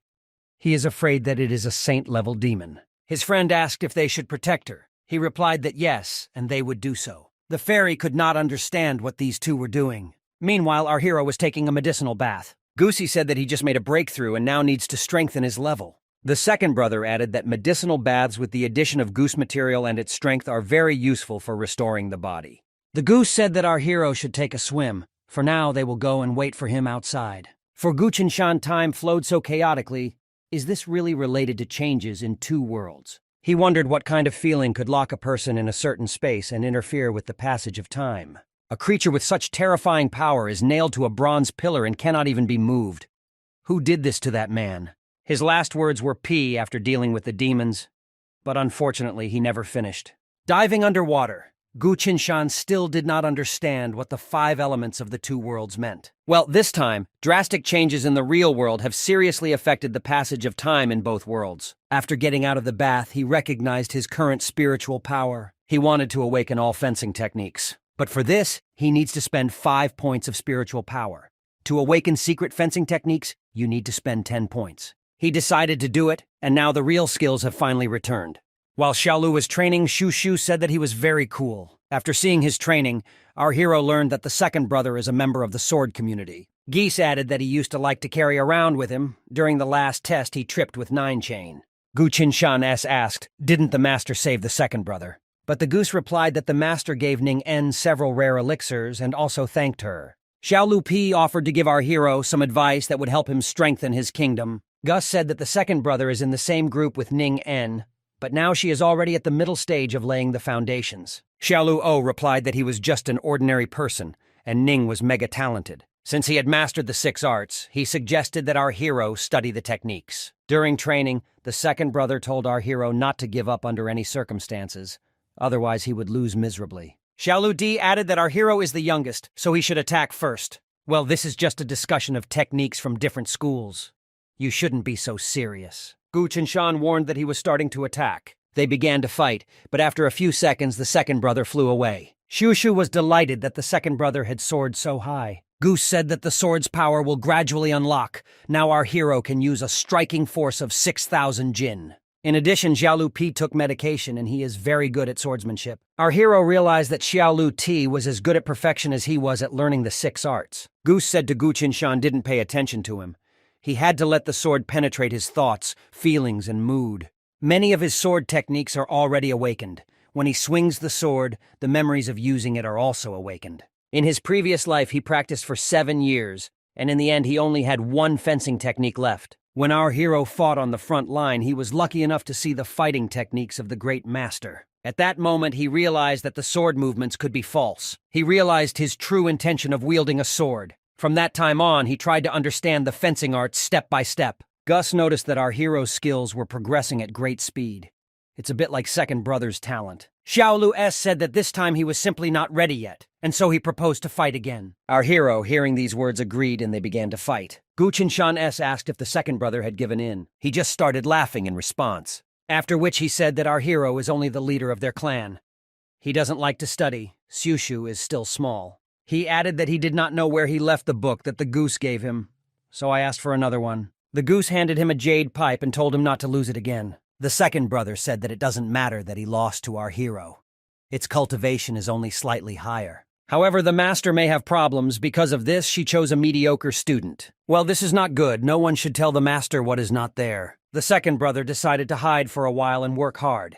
He must show people that he has learned the way of the sword. Our hero said he was right, and Xiushu thought how handsome he was. After this, the goose said that the next time our hero competes with Xiaolu, let him use only half. Gu Qinshan Pi asked for forgiveness that he took advantage of his spiritual powers. The goose said that he understood that the second brother is one of those who understands only strength. Xiushu asked what they would eat when the second brother disappeared. After some time, Xiushu Pi suggested that our hero train together. Now she is at the 6th level of Qi purification. Her level is lower than our hero, so she asked to be gentler. After these words, Xiushu decided to begin. The girl did not finish the movement and said that she would try again. Gu Qinshan S said that you should not give free rein to your feelings and should not be distracted by anything. The girl began to use her element and our hero was very surprised. She uses the rarest of the 5 special verses, the element of darkness. She has a very unique way of using this spiritual power, but the result is like the technique of the chosen one of heaven. But no less surprising is that 2 practitioners of the element of darkness chose the same technique, but the effects were different. During the battle, our hero noticed a monster in the spiritual forces of darkness, which were created out of nowhere according to the laws of heaven and earth. There were too many monsters. This gift of dark power is very rare. To deal with so many monsters, it is best to cut the stream with a secret sword. But behind these monsters is Xiushu. If anything goes wrong, the girl can easily get hurt. At the moment, our hero can only run. Having found a good place, he began to use the secret sword. After destroying all the monsters, he said that the girl was very cool. She thanked him for his support and said that he could do something else. Suddenly, she summoned those spiritual power monsters again. After some time, everyone gathered for dinner. The second brother asked why he should cook food for them since he had left the hermits. Suddenly, a fairy appeared in front of them. The goose asked what she was going to do, and she answered that she went to the front line. All the practice schools had already gathered there, so we needed to discuss something. Our hero was surprised that she herself created a goose for herself to talk to herself. And she added that something happened today and her students should know about it. The annual test has been postponed this year. The second brother asked why they brought it since every year there were no changes. The fairy replied that there are not enough people, or rather, there are not enough monks. This was done specifically to unite the clans because they want to deal with all the demons in one fell swoop. After all, there are a lot of demons. If the ranks are not replenished in the next few days, the clans may lose their students. But the big problem is the high combat power of humanity. Level monsters often appeared, and in the human race, for so many years, only 3 were listed to the rank of saints. Xiaolu wonders, is it really so easy for us to reach this rank? The fairy replied that this was very strange, but there was another very strange thing. The brothers and sisters stood around the fairies and began asking what kind of thing it was. The fairy replied that the ranking of a demon as a saint depends on the number of victories. In fact, our guys could not do anything since they outnumbered them. In this situation, they cannot take risks. If even one is destroyed, the entire human race will immediately be reduced. The fairy added that she helped our hero with the help of a special incarnation. Therefore, there is no need to be frivolous with this procedure. This was unexpected for Gu Qinshan. He had never heard of this past life. She was told that this year's annual exam was aimed at selecting the most suitable cultivators and masters. After this exam, monks of a certain level will take part in the contract in hopes of establishing peace. Since our hero and Shushu's sister are her students, they do not need to take this exam. But since this is a 1,000-year-old tradition, they need to go at least once. The second brother said that she wasn't worried, because it was just a performance. The goose asked our hero to take care of the girl because they were leaving tomorrow. In Gu's past life, Qinshan did not have thunder and lightning abilities. He should study them well and he would put them to good use. Goose said that our hero has very good swordsmanship. Xiaolu seems that our hero only wants to improve his strength up to a certain point. After a short conversation, the second brother began to leave, saying that he needed to practice. Gusen remembered that he used to go out to have fun at this time, but he replied that he wouldn't go, because if one day our hero needs help, he won't be able to do anything. You thought that it was not too late to wake up and thanked our hero. A little later, the fairy approached Gu Qinshan Yi and said that he had achieved success in his swordsmanship. She decided to confront him to correct some inaccuracies. Pri decided to show him his weak points. We have heroes of the degree because you are with me fairies to teach him fencing. And the guy replied that he would fight with all his might. Master D added that if our hero gives up, he will be very sorry. Since his opponent was the master, there would be no mercy. The battle has begun, and Gu Qinshan didn't understand what the hell was going on. The fairy asked if our hero understood what the problem was, and the guy replied that she was too fast. Was he really bothering her so much that she was using this movement? The master replied that they are always afraid that they are not fast enough. She added that the art of the sword is like the law of heaven and earth. After that, she offered to fight again. During the battle, the fairy asked why our hero was fighting so desperately.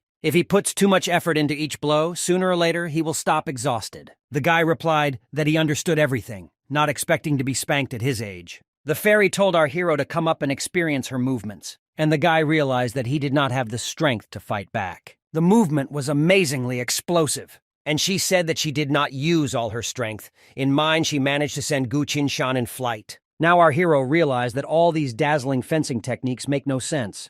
One hit will be enough to destroy someone. The fairy said that now this blow is already impressive. Well, that's not all, because there was one more maneuver. The fairy said that with all the art of dictation, he would definitely become an immortal sword in the future. After this fight, our hero thanked the fairy for her instructions. She replied that she couldn't teach him much about fencing. He would have to figure it out with me. The system showed that Hero P awakened all the other ball techniques without spending a single soul point. In a past life, the guy was a nice lone wolf. He did everything on his own. Then he was a tramp, but in this life, everything is completely different. The next day, Gu Qinshan and Shushu began to get ready. The guy said that they were only leaving the sect for a while. Therefore, you don't need to take so many things with you. The fairy replied that he would have to take them with him.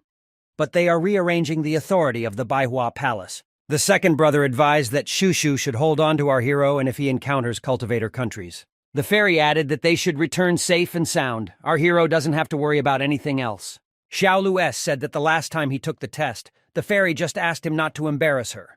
Otherwise, she would make him sit in the Baihua pond. The master replied that the second brother was just a lazy student and he was always playing the fool. Goose said that this annual test is very important. All sects will take part in it. The guy wonders if they might still be hunting for Xuxia, Xiaolu. O replied that this was not the case. Even though they are a respected sect, they will be able to shoot our hero before he can rise to his feet. Therefore, he must be vigilant to the sects of the other two flowers, as well as those major texts that have existed for 1,000 years. The fairy said that the teleportation gate was open. Let our hero prepare to depart. After saying goodbye to the master, Gu Qinshan and Shushu set off. The guys arrived in the city of Weishan, in which all the living people are cultivators. During the test, they are in charge of management and other issues. The girl said that this place is very lively. When the guys wanted to be inside, they were asked not to leave their identification jades. The inspector had never seen such jade before and asked which sect these two came from. Suddenly, the assistant looked at it and was very surprised. He said that there was an error and there were no problems identifying them. Xuxia P asked that she wanted sugar fruits on a stick. The assistant asked why his partner was so polite to this unknown cultivator. Having learned that he was a student from the Baihua sect, the inspector regretted missing such an opportunity. The guys started walking around the local market. Someone bought themselves a dragon slayer sword. Apparently, they need a convenient weapon. Shushu said that there are cranes there. She loves them the most. After they looked at the cranes, Xiu asked where they would go. Our hero replied that they would go to the square, which is located on the top of the hill. They will go to the Heavenly Palace. People standing at the entrance, and the girl asked why it hadn't started yet. The guy said that we need to wait a little longer and everything will start soon. After some time, a man came and said that the time had come. He added that every person will be able to enter the Heavenly Palace in 20 seconds. Gu Qinshan asked Xiu to cover her ears. The wind is starting to thunder. One of the cultivators heard this and said that their generation was much stronger. This thunder seemed terrifying to the girl. Our hero said that this was an unusual thunderstorm. She's straight from heaven. Everyone whose level is below the heavenly world cannot bear it. Some girl asked why her brother started bleeding. He replied that he overdid it during training. Xiu started laughing because Meridian was bleeding. The guy was very angry about this and asked why she was laughing at it.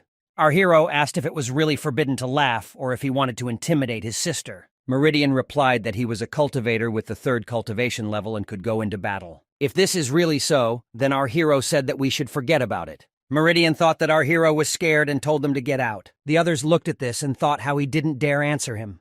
The girl said that disciples of small sects behave in a similar way. Gu Qinshan told his sister that they couldn't act so risky because she asked them to return safely. Suddenly, _Xiu showed that something appeared in the sky. As it turned out, it was a heavenly palace. Song Yangtze brought her students to participate in the annual test. Huo Shanyi from the 1000 Sword sect also brought his disciples. After the name of El and Qin of the Jade Light sect was heard, our hero was surprised. He knew that Leng Ti's brother should also be here. They just met and Len suggested meeting later. Xiu noticed many unique flying devices and horses here. Suddenly, Ning Yi approached our hero and asked if he was still practicing swordsmanship. Immediately, our hero remembered that he had forgotten to take his earth sword. The girl said that first she would go to the Heavenly Palace and they would talk later. Gu Qinshan didn't expect that Sister Ning would take the lead in talking to the male cultivator. As they began to move out, one of the cultivators approached them. He was very curious and wanted to see our hero's sword. Although he said this in a polite tone, his words were terribly rude. Our hero realized that he not only spied on Ning, but also wanted to look at his sword. The guy replied that his sword is his life. Therefore, he cannot show it to others. That man asked, "Doesn't our hero know who he is?" Well, how could he know this if he didn't introduce himself? The guy said that our hero doesn't even have a trained eye, but he has already come for the annual test. He again asked if our hero really wasn't going to give his sword. Gu Qinshan replied that he would not do this, and that guy said that our hero will regret it. As it turned out, it was El and Chan. He is a direct disciple of the primordial lord of the world. At the age of 19, he had already reached the foundation stage of creation. Now he asked if our hero would give him a sword, but he told him to get out of here. Lachan already wanted to attack Gu Qinshan, but his partner stopped him. He said that any conflicts were forbidden to her. Lachan replied that there was no need to remind him of this. After that, he took out a red piece of paper, which turned into a bird. He told our hero to just wait. Gu Qinshan asked if this was the way to get to the Heavenly Palace. Everyone said that after all, this is the Qin Yun sect, and it is not surprising that they have such a spirit beast. Xiu asked why he didn't show him his Zanpakuto. Well, he replied that you can't do this just like that. Near them stood a golden lotus. This is one of the strongest Buddhist sects. The girl asked how they would rise to the heavenly kingdom if they did not know how to fly. Our hero said that there was no need to worry because the master was most worried about them. So she prepared this transferable talisman for them. Gu Qinshan came up and introduced himself that he had brought his students from the Baihua Palace. Li Changwu heard it and understood why our hero dared to oppose him. Well, even despite this, they are both disciples of saints. Therefore, El and Chan can crush him. Gu Qinshan told the girl to look at the sky. And people saw someone land and thought it was a demonic saint. As it turned out, it was a peacock who specially arrived here to help our guys. People were shocked by what they saw. Our hero thanked him for his hard work. Well, he replied that there was no need for courtesy. The girl climbed onto this peacock and said that he was very beautiful. Not a single demonic saint in the history of mankind has ever allowed himself to be ridden. All the people were surprised by this, too. This is sure to be a hot topic of discussion after dinner for many people. Xiu said that the master went a little overboard, but she always liked to do that. People thought that the disciples were from the Tian sect too. The leader said there was nothing wrong with that. Therefore, you need to pull yourself together and not disgrace the 1000 Sword sect. At this moment, Ning Yi arrived and everyone began to give way. She asked our hero why he still carries a sword with him. People thought that the girl was going to beat Gu Qinshan, but our hero cannot deny the fact that he is not a swordsman. Therefore, the whole truth must be told. He replied that he could easily die on the battlefield if he was not strong enough. Ning S said that he could learn other types of weapons. Our hero always strived to master the dagger, but the master refused and forced him to study the art of the sword. The girl could not believe that the fairy forced him to master the sword. Shushu said that their master was very strict with our hero and even personally taught him. The girl added that Gu had a secret. Kinshan has a great future. Nin, it was interesting what our hero could achieve with this. The guy realized that his little sister was truly the best partner. He thought he could practice wielding a dagger while learning the art of the sword. Nino replied that this was prohibited. After all, you need to be sincerely devoted. People stood in shock to see that the girl allowed someone to learn sword art. Ning Pi put her boobs into a bag containing a red-necked crane. She said, "Let the girl take this as a gift in honor of their first meeting." Our hero looked at them and said that they get along very well. Suddenly, Ning Yi's friends came up and asked if this was the same Gu Qinshan she was talking about. They said that our hero is really handsome. No wonder the girl talks about him all the time. Ning Ne couldn't understand what kind of nonsense they were all talking about. He introduced himself and said his name was Qingshan, and he was from the Baihua sect. He was glad to meet them. They reciprocated. Since General Ning had given his younger sister a present, he should also give something to her sisters. He handed them jade scrolls that contained the secret techniques of the 5 elements. The secret techniques of the 5 elements are the legacy of his sect, and they asked if he really wanted to give them away because they were very valuable. Ning said that secret techniques were of great value, and he shocked her sisters. Qingshan replied that they were ordinary secret techniques. As long as they were happy, it was worth it. They said that they would definitely help him in the future as a sign of gratitude. But the boy got a little nervous and asked how they could help him. Ning asked him not to pay attention to them. She was going to take them for a test and offered to talk another time. As soon as they left, the girls immediately started to burn Qingshan, and everyone was delighted with him. Susie asked the third brother what kind of place they had come to. He answered that here people get their first test, or a second one.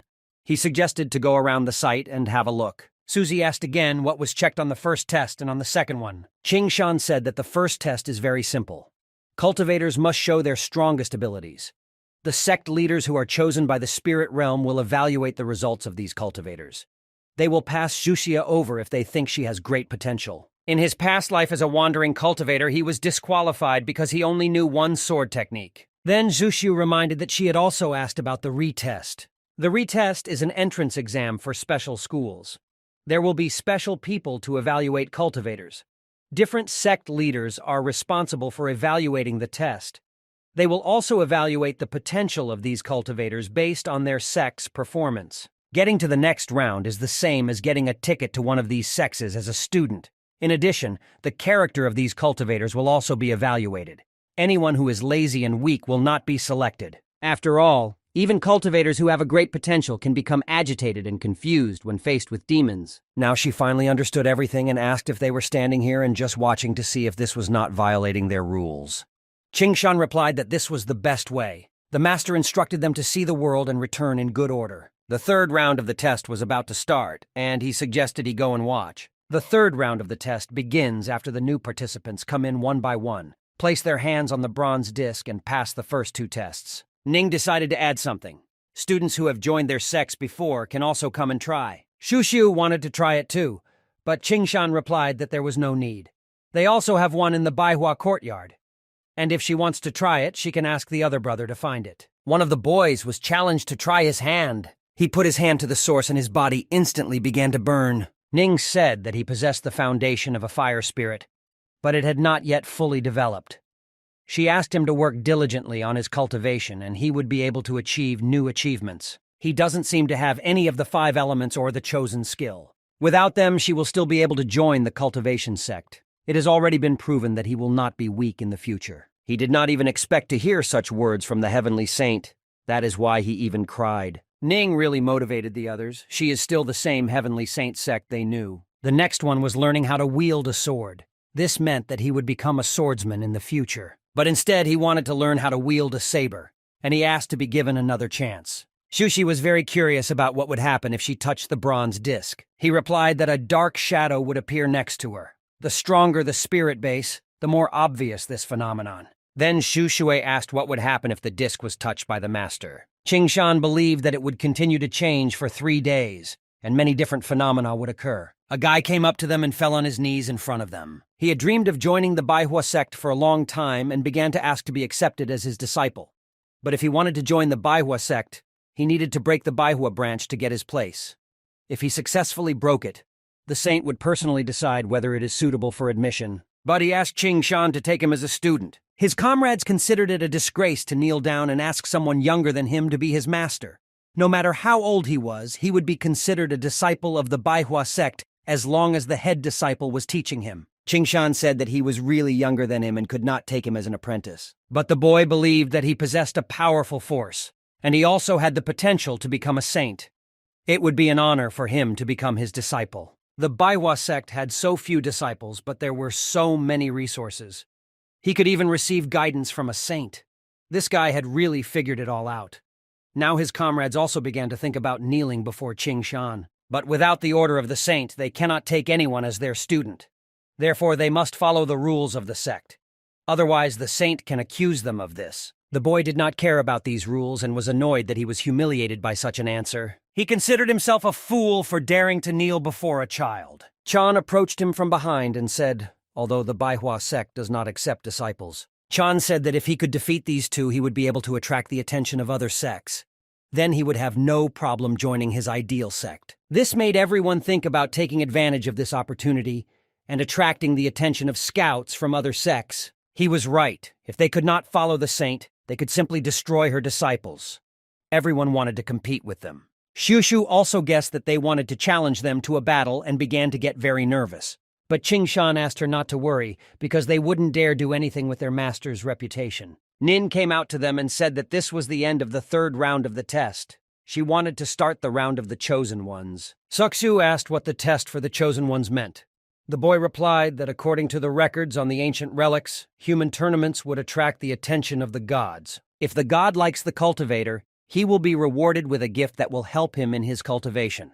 Although the gods are nowhere to be found, people pass this tradition down from generation to generation. One of the boys began to shout and challenge Qing Shan to a fight. The boy asked Zhuxia not to worry and was already ready to accept this challenge. But then one of the members said that Qing Shan was already a disciple of the saint, so he could not be summoned to battle. This guy pointed out that the rules say that the Chosen can call anyone to battle at any time. Chan walked up to him and called him very brave if he dared to challenge a saint's disciple. A true cultivator must face hardships. He said that regardless of the outcome, his sect would expect him. Then the rest understood that they would be able to enter the Chan sect if they challenged Kangshan to battle. Their sect also had a saint, so it was not much worse. On the contrary, instead of the Baihua sect, which rejects all requests, the Qin Yun sect is their way to the top. The boy repeated that there was no reason why they couldn't challenge him. If he came here to take a test, he shouldn't have a special relationship that allows him to refuse challenges. And he cannot call himself a disciple of the saint if he does not even have the courage to stand up to them. Kangshan said that they misunderstood him. He didn't mean that he didn't want to do it. It was just that his master had ordered them not to participate in any competitions. Then the participants began to refuse to fight with him one by one. No one dared to humiliate the saint. Shushu asked why he looked so cool if he was actually talking such nonsense. Chan didn't expect that he would use the festival as a reason to prevent the challenge. But this further proves that he is weak. He needed to provoke him in any way. He assumed that the holiday does not allow him to enter the battles because he is afraid that he will lose the child. He began to laugh and asked where in the Baihua sect the child was from, and he was sure that it was definitely not the daughter of a saint. Ning couldn't stand it and asked what kind of nonsense Chan was talking about and how he had the conscience to do it. He said that he was just interested in the origin of this girl. He asked if anyone knew what sect her parents were from. Kangshan sat down and told Shuxi that he had lost his vigilance this time.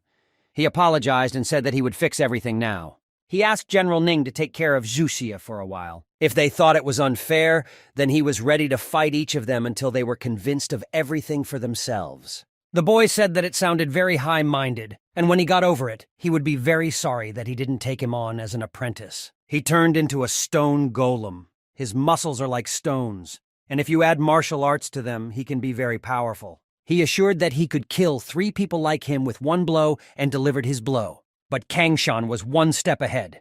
He dodged the blow and had already gone behind the enemy. As a result, Kangshan defeated him with one blow, and the boy said that he was giving up and asked him not to finish him off. But he did not want to listen to him and had to take revenge for such superior attitude. All his bones were broken, and even if he could heal, he would hardly be able to cultivate anymore.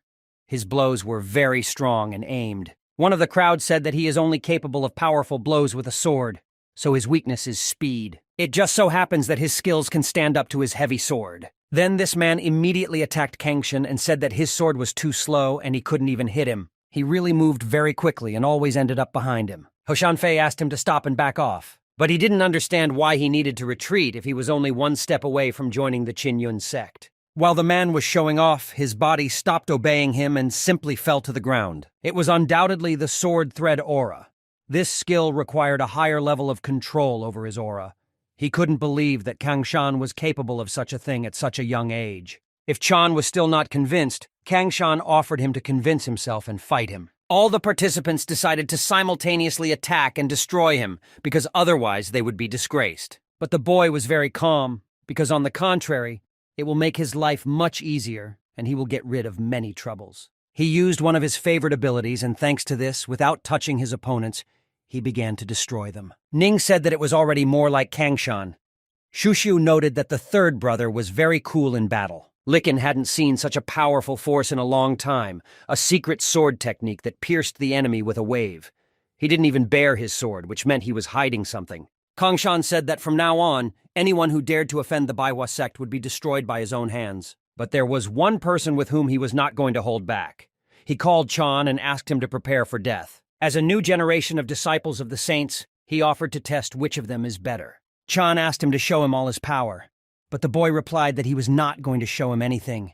He just wanted to destroy him. But Chan believed that the young man was not capable of such a thing and prepared to attack first. Chan was indeed very fast and much more competitive than the other test participants. He pierced Kangshan with his sword, but as it turned out, it was just a shadow and Kangshan was already behind him and delivered his blow. The boy said that the first blow was for Zuxia. Chan pointed out that he really underestimated him, but he also wondered how many shadows he could create to absorb all of his blows. Kangshan called him an idiot and said that he didn't need to use this ability to defend himself. He could just dodge. Kangshan said that there were enough swords and suggested that Chan count them together. The next blow he gave him was for all the humiliation of the Baihua sect. Sushiu did not understand how her brother managed to follow him like a shadow. Ning replied that when Chan attacks, her brother is already behind him, which is why Kangshan is always one step ahead. To learn this, you need to fully predict the course of the battle. One mistake and it's over. Moreover, this skill exerts a great psychological pressure on the enemy. Her brother just wanted to torture him, so he does not attack him with full force. Now it was clear why it was so difficult to get into the Baihua sect. It seems that the younger generation can surpass the adult. Kangshan asked if that was all he was capable of. Chan said that although he is good with his sword, he also has his own secret techniques. He had been preparing this attack for a long time and finally used it. Chan was sure that it would destroy the boy. But in the midst of the fog, Kangshan appeared and asked if this was all he was capable of. Chan was shocked and depressed. Chan said that he was very good with his sword and offered to end the confrontation at this point. But Kangshan decided to have a pep talk and said that he had just started. Ning grabbed Zuxia and began to hug her to cover her eyes so she couldn't see what was happening on the battlefield. Chan was very angry and vowed to kill Kangshan at any cost. Ning said that he had no right to use a saint's skill in a battle with a chosen one. It was a humiliation for everyone present at the test. She ordered him to stop immediately. But Kangshan had no problem grabbing his finger and using his sword to do the edifying work. Chan said that even if he kills him, it won't help him because the phoenix will take his life. But something happened, and Chan could no longer control his spiritual energy. Chan was helpless, and Kangshan said that it was time to pay for his actions. He began to cry and beg the boy for mercy. His head was lowered in shame. He said that he recognized his mistake and asked for mercy.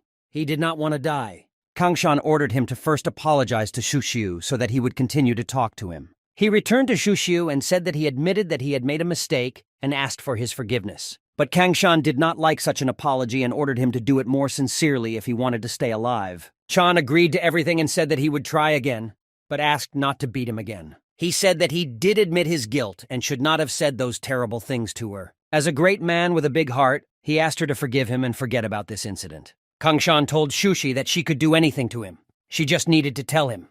Even if she wanted to cut him to pieces, he would do it. The girl said that everything was fine and she would let him go because his brother had already punished him enough. Although Zhushu said that everything was fine, the boy believed that there should be some kind of compensation. Chan agreed and said that his bag contained all his belongings. This would serve as a great compensation for her. Kangshan grabbed this bag and threw it to Zhuxia to look through his things. But his sister threw him back because his things were terrible, and there was nothing of value or interest in them at all. Since she is on a special account with the master, she has all the best. Therefore, it was expected that she would not like this junk. What a pity that he couldn't even properly compensate for his stupidity. So Kangshan asked if he should be destroyed. He was told that he had already punished him enough that there was no longer any need to kill him. Kangshan replied that this was the personal problem of the Qinyun and Baihua sects. Therefore, he advised no one else to meddle in their affairs. The man no longer dared to say anything in response and therefore simply remained silent so as not to complicate his position. Chan then said that he still had the Phoenix summoning spell left and was willing to give it away as an apology and compensation. Kangshan said that with its help, you can summon a fire phoenix as your companion. Chan was glad that Kangshan liked such a gift and hoped that he would let him go. But from that moment, he himself began to plan revenge. He knew that the time would come and they would exchange roles. He couldn't change the direction of the wind, but he would always be able to raise the sail. Therefore, Chan was sure that he could find a way to kill him. But Kangshan said that now they had just finished apologizing to Zhu Xiu, but there was still an apology to the Baihua sect left. If he lets him go today, everyone will start spreading rumors about the Baihua sect. And in the future, this can significantly damage their reputation among the sect's ranking. The only way to prevent this is to get rid of it now. Chan fell to his knees again and said that he was wrong. He shouldn't have spread rumors about the Baihua sect. He promised that it wouldn't happen again. After all the apologies, Kangshan said that now is the time to give up his life. His death would serve as an example to those who wanted to offend the Baihua sect. Chan began to run in the other direction and begged to be saved. He began to shout and call for his master, but Kangshan was already standing in front of him. However, Kangshan didn't care who he was, and the boy took his head off his shoulders without hesitation. The other test participants were shocked that Kangshan dared to destroy the disciple saint. He advised him in his next life to think about the feelings of others before thoughtlessly offending them. The masters saw everything that Kangshan did. They were shocked by such an act. But Baihua said that he did everything right. He ended everything with one blow so that it would be painless. However, before that he had injured Chan a lot and they wanted to hear her comments about it. The girl said that his disciple had humiliated the Baihua sect. If it wasn't for Kangshan, she would have had to intervene in this matter personally. She asked what he could say in response. A year ago, she almost died while hunting. She only managed to survive thanks to Shushi. But she looked no more than 7 years old. The master was interested in how she could save Master Baihua. It wasn't like that. Time stopped for her body, but her soul was still seriously wounded. Shushu was captured by that person, so she was able to escape, and Shushu suffered in the spirit beast bag for 5 years, but she never betrayed her. That's why she owes her life. That's why, if someone dares to harm her, Baihua is ready to do everything to take revenge. In any case, his student had to be punished. The master believed that it was his fault that he could not educate him properly and allowed him to do what he wanted. The girl said that it was naive to think that nothing like this would happen. At this, the other master offered to finish. If they resolved this misunderstanding, then Baihua decided to leave them. It is good that she came in person and clarified the situation and remembered her tragic past. She has changed a lot. She used to be very aggressive. She promised to kill anyone who insulted her students. Members of the Qinyun sect gathered to retrieve the body and bury their fellow member with honor. Kangshan said that no one would dare to insult his sister. The Heavenly Master would most likely come for protection, but if he is not there, then it means that everything is fine. If he is satisfied with this situation, then they also do not need to fix their attention on it, and just need to announce the results. Kangshan of the Baihua sect took first place in the trial this year. He single-handedly faced dozens of cultivators and killed the saint's disciple without much effort. No wonder he was in first place. From that moment on, no one dared to challenge him. This is the end of their competition, and at the very end they call upon the gods. Shushu asked why it appeared before them. Kangshan replied that it was the way to heaven. In the distant past, the way to heaven opened every time a trial ended. Spectacular cultivators had the honor of meeting the gods themselves. But now the path has split into pieces, and they are not receiving any messages from above. After all the adventures, they sat at the table and celebrated the victory of Kangshan over their terrible opponents. Gusak said that compared to others, Kangshan was able to take first place in the first attempt and brought them glory. Zhuxiu decided to show off her new toy that she got thanks to her third brother. The boy saw that it was the Celestial Master's talisman and immediately asked where he managed to get it. Kangshan said that one idiot dared to offend Zhuxia, so he took it from him as an apology, but still had to kill him. The brother asked who dared to insult their Suzia. He was in a very aggressive mood. Kangshan said that he no longer remembered the name, but it didn't even matter because he was already dead anyway. The boy said that it was good that Kangshun had spared him the extra trouble and solved the matter on his own. If it was a phoenix talisman, it meant that it was someone from the Qin Yun sect. Baihua said that it was now Kangshan's turn to be the examiner of the Baihua sect. Therefore, he must follow all the rules of decency. At first, he fled to this place to save the two generals and make every effort to take the first place. Now that he is Baihua Fairy's apprentice, he does not need to worry about cultivation resources and skills. He is even guided by the saint himself. Before he knew it, his position was much more stable than it had been in his past life. He greeted everyone and said that his name was Kangshan and he was ranked third in the Baihua sect. He will be the curator of today's test. If they answer correctly, they will be able to pass along the road to their left and join the next competition. Everyone was already looking forward to this question, but Kangshan said that there would be no question this time, but there would be one request. From this day on, only those who have lived in the Baihua Kingdom for 10 years are allowed to participate in the test. In 20 years, he will be able to free them from one test. In 50, he will be able to give them a chance to pass all competitions at once. Every year, they had strange questions that no one could answer correctly anyway. You can stay and cultivate here with the same success. Some 10 years of life is nothing for their century-long life cycle. A girl approached one guy and said that he is good at making talismans, and she is good at alchemy. So why not open a shop together? He suggested that they discuss it in a restaurant. It was a pity that there were no public houses here at all. They did not understand how such a disgusting place could be where a saint lives. From now on, anyone who remained in the Baihua realm would be under the master's supervision regardless of whether they were good or bad. Time will reveal their hearts. The master has always been alone since she founded this sect. However, due to her proud nature, she created thousands of copies to create a lively atmosphere in this kingdom. And now that people are joining them, the Baihua Kingdom will become a truly vibrant and prosperous place. It won't be long before the kingdom becomes a full-fledged cultivation state. They would no longer need to choose new cultivators. They hoped that she was not going to hand over her seat to Shushi. The brother did not want her to stop doing her favorite thing and continue to be a craftsman. Baihua said she wasn't going to do that. It's just a great idea by Kangshun, and now they will stick to his plan. The boy was thinking about the question he would ask, but now it was not necessary. Baihua said that she needed to discuss something with Kangshan, so she let everyone go home. She knew what had happened during the trial. Although she had settled the matter with that master, there was no guarantee that he would not continue to take revenge on Kangshan. He might even ask the mercenaries for help. She wouldn't be able to protect him all the time, so he had to become strong enough to at least be able to escape. He asked what he needed to do for this. The fairy replied that he needed to isolate himself. His older brother has a different path. At the time, the other guy is lazy, and Susiu is still very young, so he is the only one left. He was conscientious, talented, and most importantly determined. He was worthy to walk the same path with her. He guessed that Baihua wanted him to become her disciple. Any cultivator could only dream of that. The girl asked if he wanted to accept her mantle. He replied that he wanted to, but he wielded swords. The form of the master might conflict with that. She wasn't going to hand him something that wouldn't suit him.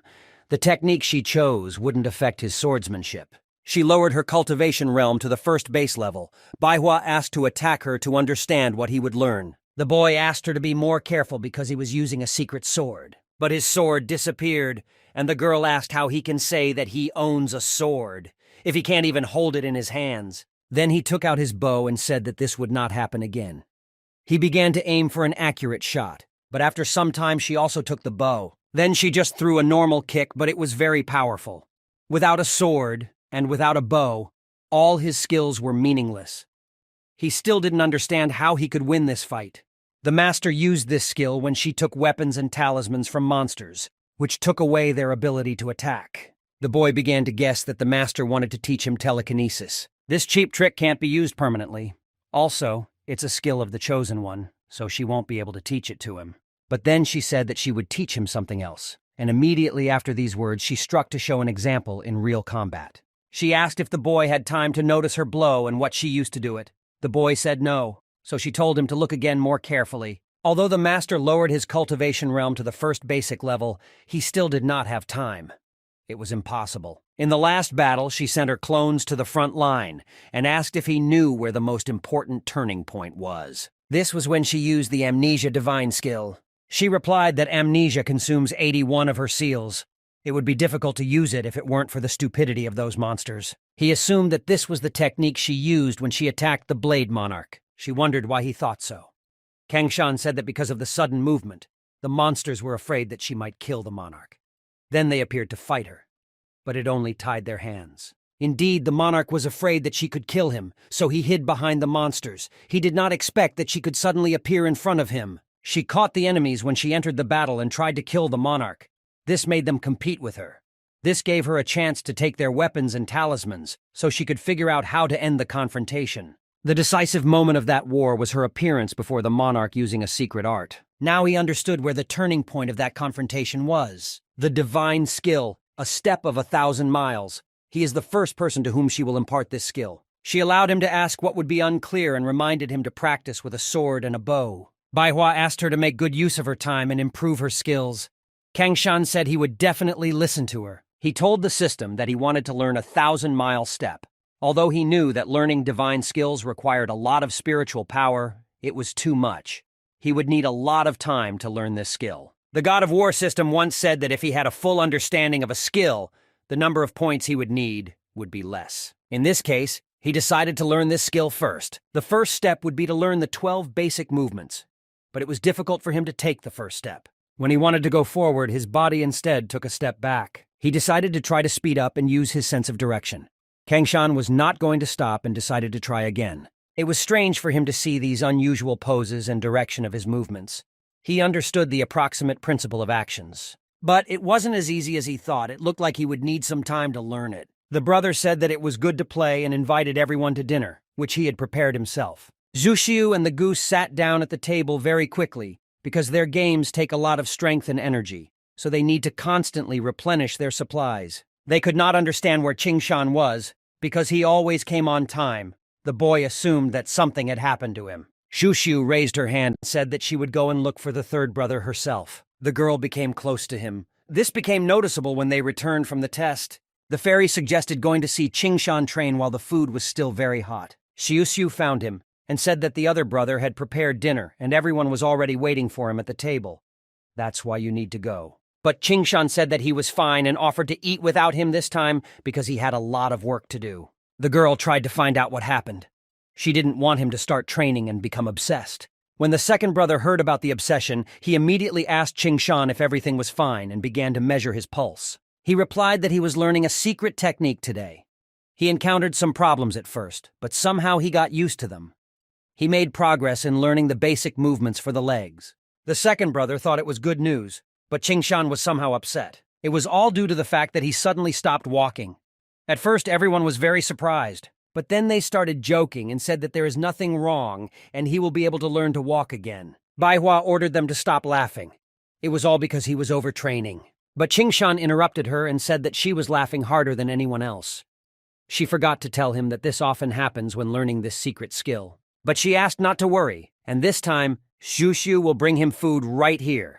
Everything will return to its place when he learns this technique better. He was practically obsessed with this whole process, and he liked it immensely. The boy decided to take a break and practice archery during this time. Goose suggested that Qingshan use Xiaolu instead of the target. It would help him dodge in battle. Xiaolu assumed that the goose just wanted to be shot like an animal on a hunt. But he said that you can definitely not worry about it, because no matter what serious wounds he has, the master will still save him. Qingshan will be wondering what's going on in the real world and whether Anna is safe. He can't stand still because of learning just one technique. Qingshan liked the goose's idea of using Shaola as a target and asked him to run away while he shot. The skill can only be used at a distance of 3 meters. It is still very weak. You need to practice more to increase the skill level. He managed in just 5 days, and it really impressed the fairy. She watched his training all the time. Xiaolu didn't really believe it, because when the master learned this skill, it took much more time. Baihua slapped Xiaola and told him to shut up. Qingshan was already much stronger than Xiaolu, so she offered to raise him to the level of the second brother. But the boy replied that the order of seniority could not be changed. If one day he gets into a fight from which he cannot come out victorious, he will become a laughing stock if he asks for help from his younger brother. But everything will be fine if the older brother helps the younger one. Xiaolu thought about it, and it really looked logical enough and beneficial for him in the first place. Qingshan has been in the cultivation world for a long enough time. He assumed that a very long time had already passed in the real world. He often thought about the fact that he needed to save Anna, There were so many monsters that it was almost impossible to destroy them. The assistant told Anna that this place is very dangerous and they need to leave there as soon as possible. But she refused because Qingshan still hadn't returned and she was waiting for him. The assistant shouted that they had been waiting for him almost all night, and he was sure that the boy would not come. But she knew him as a man who would never break his promise. She asked the guard to calm down and said that she would wait for him no matter what. While they were arguing, the monsters approached them and sneaked in from behind to attack. As soon as the assistant saw them, he immediately shouted to Anna to dodge and run away. But someone got ahead of her and destroyed all the monsters that attacked them from behind. Anna was sure that it was Qingshan. He said that something happened to him and he apologized for being late. Now that Qingshan had arrived, the assistant asked Anna to break through the monsters and run away from this place. The girl said that she fought all night. She was tired and did not want to fight anymore. Therefore, the girl asked if Qingshan could deal with these monsters on his own without her help. The boy was standing behind her and decided to activate his new 1,000 miles in one-step skill. Anna immediately blushed. She did not have time to observe all his movements because it was very fast. She asked why she thought he got stronger every time he left without warning. Qingshan replied that he just wanted to survive in this hell, and he had a very important request for Anna. Meanwhile, the king tried to understand why there is still no news about the princess. He had complaints about the assistants. What do they do in general? The princess said she would be right back, but their border troops had not seen her ship. The man was outraged that they could not cope with this task and kill the target. A masked girl suddenly approached him and asked the king to calm down. He ended the conversation and kicked out the servant, and said that he did not want to see a useless face. As soon as the servant left, the king began to cry and asked the girl to come closer to him. She approached and asked him not to worry. Although several people still refuse to repent, today they will die. But he said that she knew what he really wanted. She asked him to wait and said that the time was almost here. He began to cry and shout that he could not take it anymore and promised to leave. In the king's body was a monster that called this woman his mother. He said that he is very lonely here and he can no longer stand this pressure. The girl spread her arms and told him to come to her for a hug. She asked her dear child to give her mother a little more time. He could be free as soon as the country was in their hands. The kid didn't understand why his mother couldn't hear him. He wanted to get Anna to use her as raw material to evolve and absorb her powers. She replied that Anna will belong only to him and no one can take her away until he wants it. As long as he listens to his mother, he can believe that Anna is in his hands. The kid promised that he will listen to his mother because he really wants Anna. Anna sent a message to the king asking to speak with him personally. He got into his body and said that he would contact her at the first opportunity. But Qingshan appeared on his screen and introduced himself as the supreme leader of the Freedom Federation. He asked what this boy wanted and was interested in what he was doing next to his Anna. But Qingshan recalled that he himself had asked her to find talented people in the Freedom Federation. The king asked to check the information about him in real time and find out if he is really the best in the whole Federation. He is a specialist in new generation battle mechs.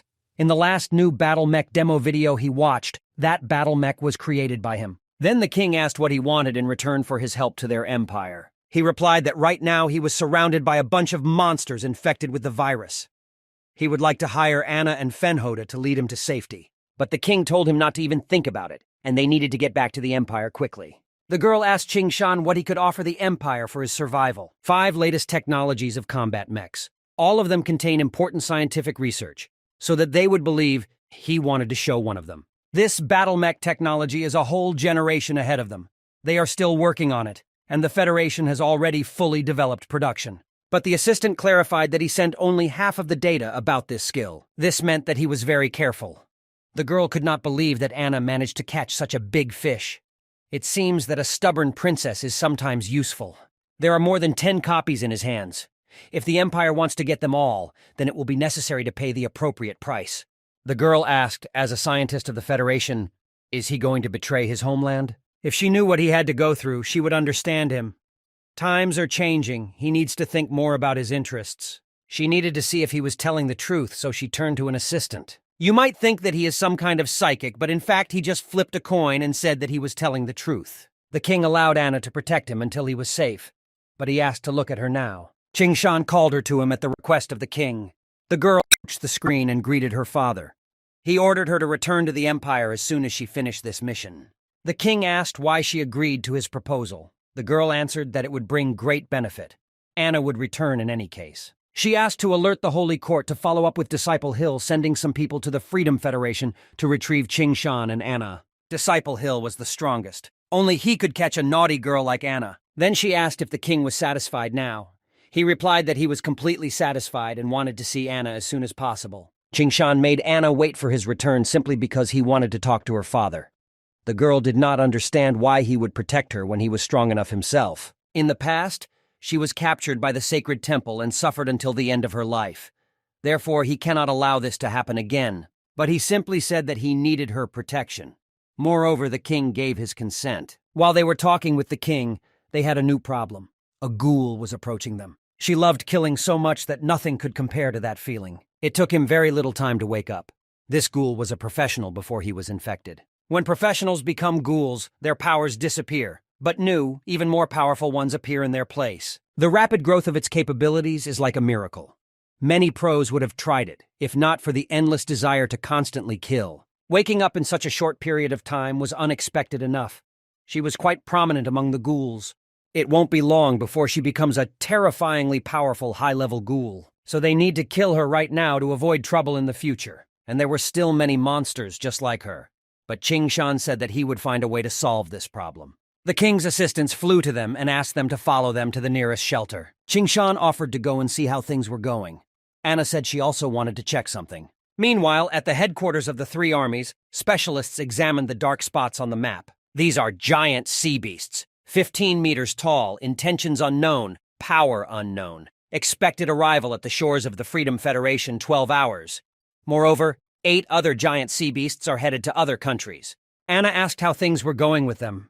Qingshan replied that the president met with the Senate. They were arguing among themselves, but she thought there was no point in arguing about something like that at a time like this. You can't do anything about it. The topic for discussion this time is quite serious. It affects the permission for civilians to use combat mechs. If everyone can use them, the nobility will not be able to afford shameless acts, and its authority will fall. He asked Anna to rest. He needed to contact someone.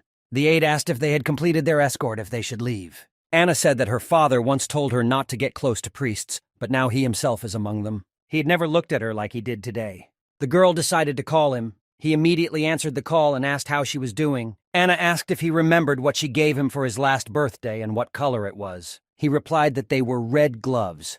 The girl said that she was sure her father would never forget it. Her assistant asked if that was the right answer, but the girl said that her father had promised her that if she asked him that question, he wouldn't answer it if everything went well. If he answered, it meant that he was dead. Anna immediately began to cry. Qingshan asked the goddess of justice why she was still hesitating. After all, the president had already allowed everything. She said that the president can approve the bill only when 2/3 of the entire population agrees with it.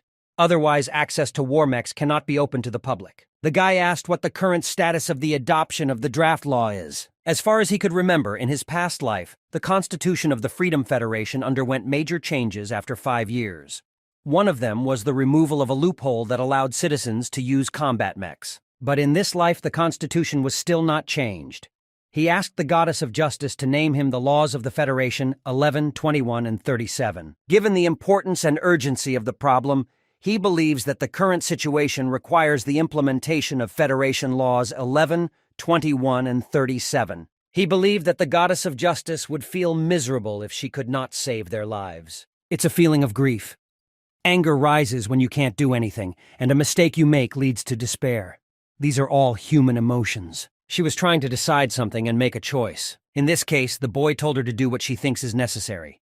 It's time to break free from these shackles and become a true goddess of justice. She began to enforce Federation Law 37 and began collecting all the data to do so. The boy tried to save his life and hid from the monsters on some tower, but they were getting closer and closer to him.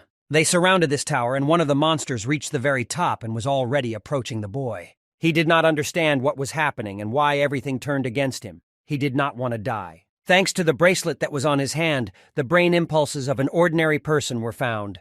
The rescue procedure began. A robot appeared in front of him that saved his life. He asked Jan to enter the battle mech to save his life. As the citizens of the Federation, Jan had never piloted a battle mech before. The AI automatically generated an escape plan and offered to use it. The man did not understand what they wanted him to do and what he needed to do, but he agreed and confirmed everything. The leader did not understand who gave the right to the goddess of justice to give ordinary citizens access to the battle mech.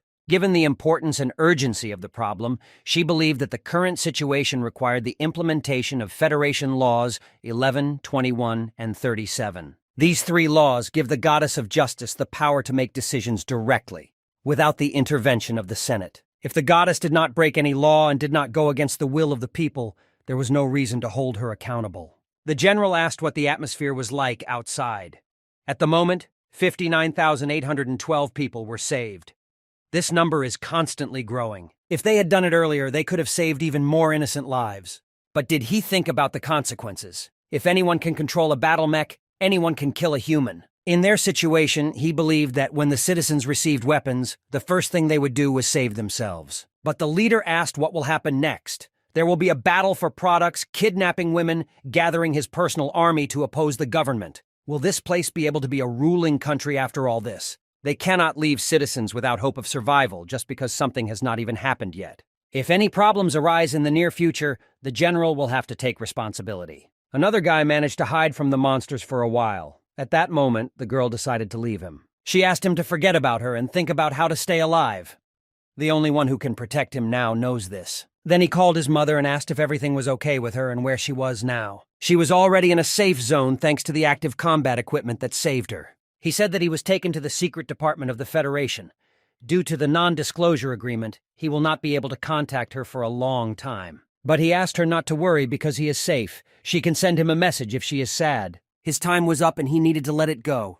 Now all he wanted to do was kill. He assured that every living thing in this city belonged to him. Qing Shan walked into the room and apologized for being late, but then saw that Anna was not in the room. The Goddess of Justice said that she didn't want to bother him anymore and hung up. But Qing Shan asked her to scan this room and tell what had been going on there for the past 30 minutes. He was shown a picture of Anna telling the assistant about her secret with her father. And he answered incorrectly, which meant that the real father had died. It seems that the problem in the Empire appeared earlier than he expected. He was glad that he did not allow Anna to return to the Empire. The boy asked the Goddess of Justice to monitor Anna's movements. She opened the map and said that the girl was heading towards the Fuxi Empire. Qing Shan remembered that Anna's aunt was the Empress of the Fuxi Empire. He assumed that she had gone there to ask for reinforcements.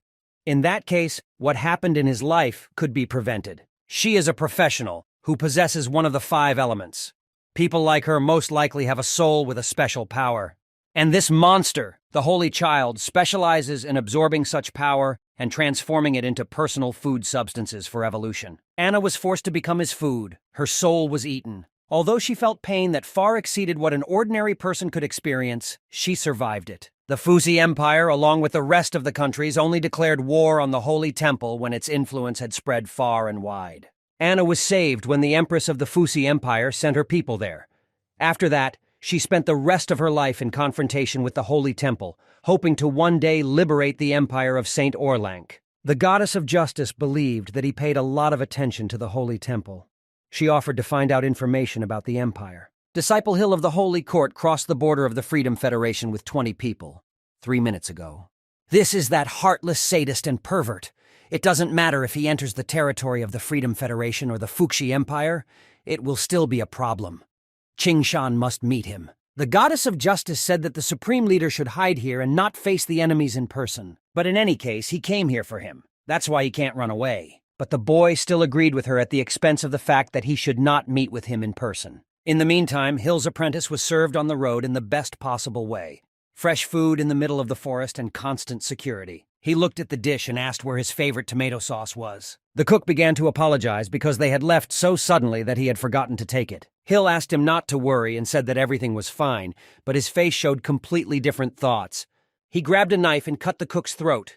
Hill said he could use his blood instead of the sauce. He really liked the dish, but then he noticed that the street suddenly became dark. He raised his head and saw there a galactic battleship, which was located directly above him.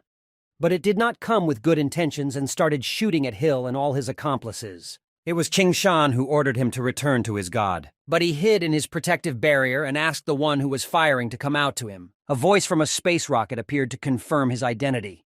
And after that, he gave the order to eliminate the enemy. But Hill tried to prove that it was just some kind of mistake. There was no mistake in this. Conduct an annual inspection of the galactic battleship and at the same time take care of it. These galactic battleships of the Freedom Federation specialize in large-scale wars. and Hill did not understand why they were targeting him. Then he realized that this voice belonged to the purpose of his mission. He said, if Qingshan is really so cool, then he offered to fight on an equal footing without these space battleships. But Qingshan didn't understand why he would fight him if he had 20 intergalactic battleships. It was extremely illogical. He was here just in time. They would be able to test modern weapons. Although it was ineffective against powerful monsters, no one knew what effect it would have on people. But he believed that it was not fair and he could only defend himself and save his life as much as possible. Experiment completed. Conclusion. Modern weapons are still effective against humans. Conclusion 2. The Goddess of Justice has managed to take full control of the galactic battleships for the first time. All enemies are destroyed. They let him die a quick death. But in any case, this is a great loss for the Holy Temple. The boy looked at the Goddess of Justice and asked to finish their mission. The Goddess of Justice reported that she had finished her studies. The ratio with remote control of galactic battleships is 97. The head of the Wang family couldn't let them give their airspace to the machines. If that was the case, no one would feel comfortable. The head of the Buck family said that the real problem was not hidden here. He wondered how much the Goddess of Justice had changed.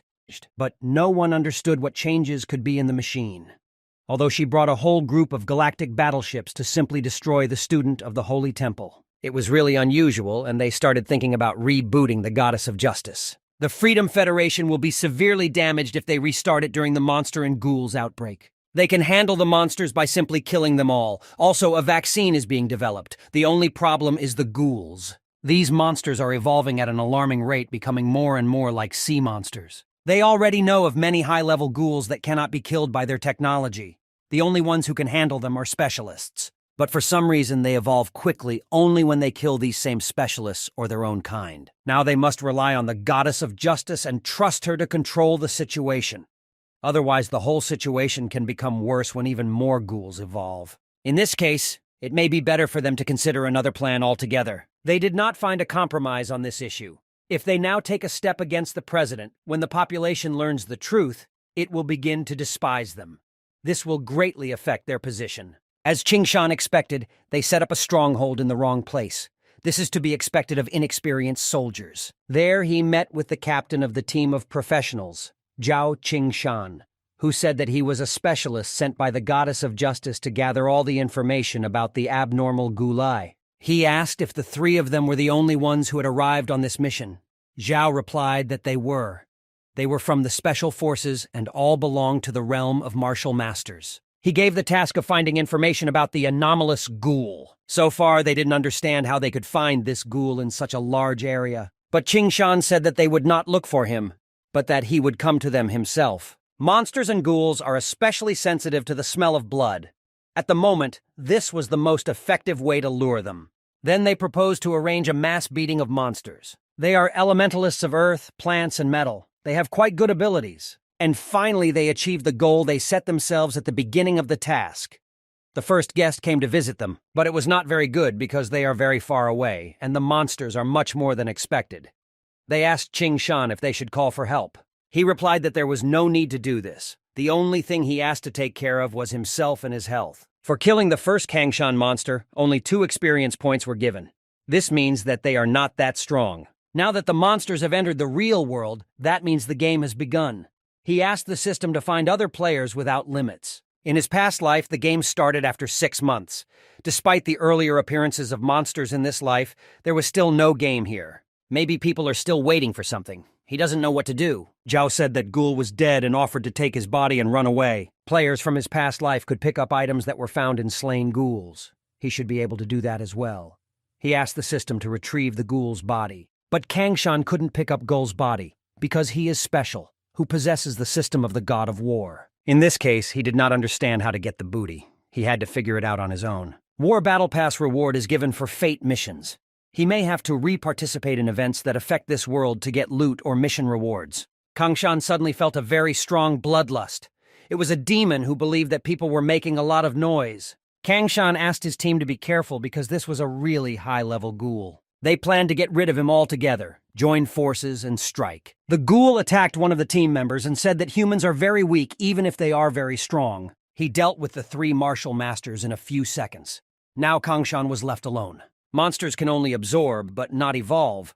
However, ghouls can do both, at the same time feeling pleasure not only after killing, but even when they evolve. It was not fair even for the demon world. When the boy was dying, he ordered Kangshan to flee from this place. But Ghoul replied that there was nowhere to run, and he began to attack Kangshan from behind. But the boy, as always, was one step ahead of his enemies, and he used his shadow ability to move behind the enemy's back. Now the monster knew his true strength. His skills were truly unmatched. He had never seen anyone who used a sword as well as Kangshan. But Ghoul believed that against his strength, Kangshan's skills had no meaning and would not be able to help him in any way. The boy asked the goddess of justice to mark him. A ghoul appeared who had evolved to the 5th stage. Neither the elementalists of the 4th level, nor those who have awakened the chosen ones. No one will be able to resist him, except for the Grandmaster of Martial Arts. She recorded and wanted to remind him that based on the records of his personal fighting patterns, even he would not be able to face such an enemy. But in any case, someone must arrest him. Otherwise, everyone who is here will die. The goddess of justice said she would quietly bring reinforcements here while he detained him. When she left, the boy came closer to Ghoul and greeted him like a normal person. Although he was infected, his human habits remained, such as the usual greeting. Kangshan wanted to make contact with him to pass the time and asked if he remembered his family. But Ghoul asked not to talk to him and not to talk about nonsense. He promised to kill him here and now. This was not exactly according to Kangshan's plan, and he was forced to defend himself and use the ability 1,000 miles in one step. The Ghoul assumed that he was already dead, because he did not see him on the horizon. But the boy was already behind and was attacking Ghoul with his sword. The monster could not understand what was happening to his body, because he could not move at all. Kangshan must have used this opportunity to attack the defenseless Ghoul who could not move or defend himself. A partner who was still alive watched this confrontation and saw how in a few seconds he went from defense to attack. Kangshan came over and ordered him to stand up, because someone who had evolved into a heel could not die from such a weak attack. Now he realized that human skills could be just as powerful. But as he already said, in the face of absolute power, he will lose, regardless of how strong he is. He noted that any of his attacks have no meaning against him. The difference between their powers and worlds is very great. With his skills, he could barely block his blows. Kangshan knew that he would not be able to win. The Ghoul hoped that killing such a strong person must be a great feeling. Kangshan suggested that he try, but he wasn't going to just give up and die. The monster was surprised. It was a pity that he was not a ghoul.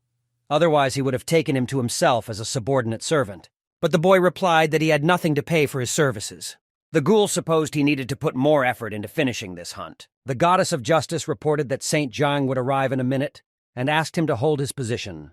Although he is a powerful Ghoul, there are many rivals hiding in the darkness who are aiming for his life. The Ghoul can no longer be wounded. He must escape before the saint appears there. Kangshan's soul power was almost spent. If it weren't for his rich battle experience, he would have been killed by now. Right now, he is unable to deal with a monstrous monster like him. The boy asked the goddess if the saint had already arrived. She replied that His Majesty would arrive within 10 minutes. Kangshan was surprised because she said he should arrive in a minute. But the goddess replied that it was a new strategy. The boy began to cry and the girl began to ask what happened. Kangshan said that everything was fine. He was just crying from happiness because the goddess had lied for the first time. He asked the goddess to inform the saint that there is no need to come here anymore, and to say that the situation has been prevented. He also asked to notify the medical team to take the martial artists for treatment. The guy additionally asked the goddess to reveal this ghoul and find his weak points. His skin can withstand any temperature. Organs and bones almost do not perceive attacks from weapons. Martial arts masters, chosen ones, and 5 elementalists attacked it. The results were positive. Conclusion. The more the monster evolves, the higher its resistance to firearms. Now that traditional technologies do not make any sense, they need to change their development path. The goddess of justice asked how they should do it. The boy replied that they needed to move from attack to support. He asked if she had studied the video of his confrontation. The goddess replied that she had analyzed it 156374746 times. Kangshan asked how many times he could use the strategies better. She replied that his strategy was the best and nothing needed to be changed. But the boy asked not to flatter him. The goddess then said that 2 strategies could increase the damage he dealt to Ghoul. This is exactly the kind of help he needs. The speed of calculation and analysis of artificial intelligence is not comparable to that of a human. In addition, this information is the most objective. This can allow them to quickly improve their abilities. He asked to show him the strategies she invented so that he could learn them thoroughly and he was also interested in how many people remained alive in Baisha. The goddess answered that there were 17,624 people alive. That is why he evolved so rapidly. As far as he remembers, there were several tens of thousands of people in Baisha province, and now there are very few of them left. But the goddess said that it was not him. Then the boy did not understand how he had evolved. He preferred to destroy his own kind. He also killed people, but to a lesser extent. The guy thought about it and realized that it really was a faster way. Due to the presence of ghouls, the strategy of saving the battle mechs in Baisha province was not implemented. Now the province exists only formally. A saint entered their office and asked where the monster that was attacking them was. Tsangshan replied that it had disappeared after hearing its name. They evolve very quickly. It seems that as long as there are people they can kill, the ghouls will progress. Kangshan said that this is indeed an unfair social phenomenon. They have a high enough intelligence, and with the fighting skills they learned secretly from them, it will be difficult to deal with them over time. This is nothing to them. Kangshan believed that the truly accomplished evolution would come when they regained human emotions. But such a result of events is very rare. It practically cannot happen. In this case, the ghouls, which are fully evolved, will be able to form a new society. But Kangshan was convinced that they would not do that. Because of their peculiarity, if there were no targets nearby to kill, they would begin to exterminate their own. In addition, the boy invented a way to destroy them. Use space jump technology and send them into the ocean. In the water, they are practically powerless, so they will not be able to hold their positions. Even if something succeeds, they will not be able to withstand a large number of sea monsters, and as a result, they will be destroyed. The master never once thought about it. In this case, there may also be fewer sea monsters. However, if they want to move the ghoulies into the ocean, the space jump technology still needs to be refined. It needs to be faster and more convenient to carry out their plan. The goddess of justice said that she had found traces of their goal, so she asked the saint to prepare for the attack. He is headed to the following cities. The desert is exactly what is needed for confrontation. At the moment, this ghoul is developing faster than the rest. According to the speed of its evolution, it still cannot resist the saint. However, the probability of its complete destruction is 49%. To increase the success rate, the army is mobilized at this time and the target will be surrounded in the near future. He heard all the instructions and said that he would go there immediately. The saint leaned towards the boy and said that Zhang would meet him soon. He wanted to express his respect for the timely notification that helped save his sister. The saint offered Kangshan to get to know his sister better. But the boy immediately refused. He was single by choice. Then he said that he would not meddle in the affairs of the youth and left. Meanwhile, on his way, Ghoul met other demons who most likely did not come in peace. They heard that a saint must come here to finish him off. Although they are weaker than him, they can still at least hold him back so that the ghoul doesn't run too far. The monster asked what they would gain from his death. How would it benefit them? He killed many members of their species. However, he only killed a few people. They all decided that his evolution had failed. They refused to live in fear of him. He was about to attack his opponents, but the phone rang. They pointed out that he did not even throw away a thing that belongs to the people. He does not fight for them and not for the people. Therefore, he must be destroyed. They took the opportunity while he was distracted and began to attack. Meanwhile, the sixth wave of sea monsters is approaching the land. According to the satellite monitoring system, all 4 sea monsters belong to unknown species with no relevant information. The president signed a new state of emergency for the duration of the war. In this life, sea monsters come out of the ocean very quickly. Not so much time has passed, but more and more sea monsters want to come to land. Immediately after evolution, they will start living here. To survive, people will have to compete for their land. One sea monster can destroy an entire city.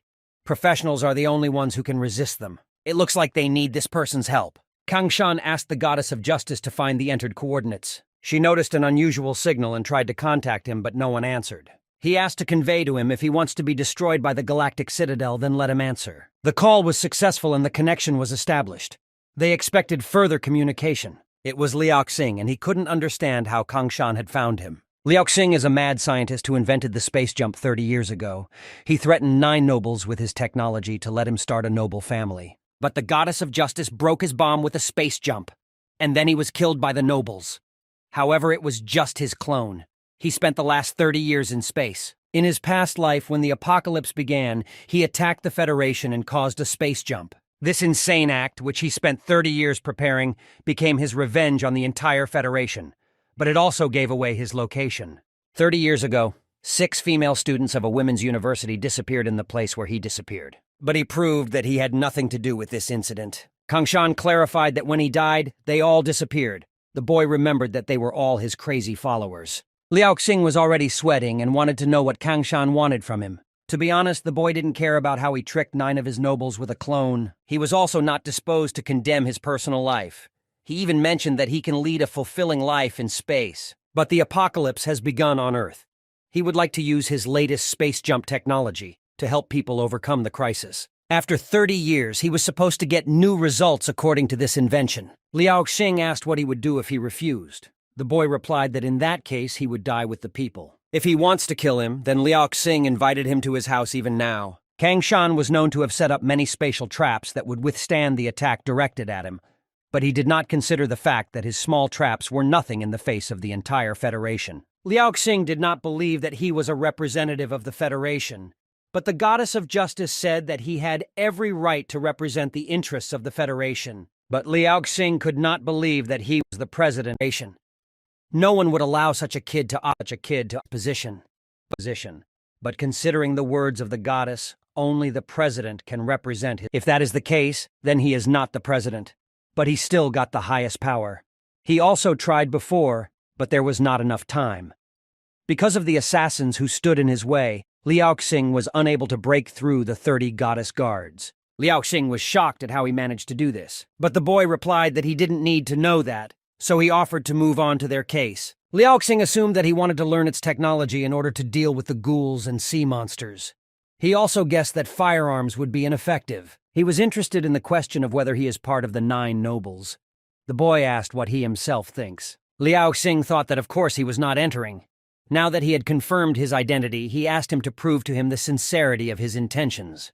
Kangshan said that he could destroy all life on his spaceship using biochemical weapons and then just take away his research results. But before that, he called him first. Liao Xing was glad he didn't. He placed the biosensor next to his heart. Once he died, the spaceship would explode. He also knew about his plan to transfer the space monsters to the Federation using the Space Galactic Jump technology. Along with the news that he is still not dead, how long will he manage to stay alive if this information gets out? Liao Xing realized that they were both persuasive and sincere enough. He would give him a promise, but with one condition. He wanted to return to Earth. It was a real surprise for the boy. After all, he will have no chance to escape if the nobles find him alive. He understood that the boy had power and wanted him to help him with it. Because he's completely out of contraceptives. The spaceship is overcrowded. The circulation system can't handle it. Kangshan asked him to hand over his space jump technology and then he could return. Liao Xing asked to send an autonomous combat spacecraft to them. A small one will not do. At least a medium-sized one is needed. They have a lot of people. Kangshan couldn't believe that this technological maniac still dreams of dominating the world and dominating all women. Kangshan requested that he not be allowed to take over any of their technology and that a bomb be inserted into his body as soon as he lands here. He also needs to make genetic changes to his appearance, create a new personality out of him. From now on, he can only be on Kangshan's side.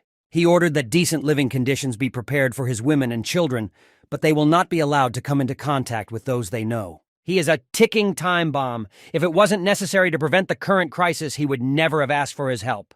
The battle between the martial saint and the ghoul began, and the goddess of justice suggested that Kangshan use a satellite to take a look. But the boy refused and said that he had to do something much more important right now. He asked the goddess to analyze all the information they had gathered about the Gulai so far and classify them based on their level of threat. According to the degree of their threat, the escaped ghoul is at the highest level. According to the analysis of the received information, 3 more ghouls are coming after him.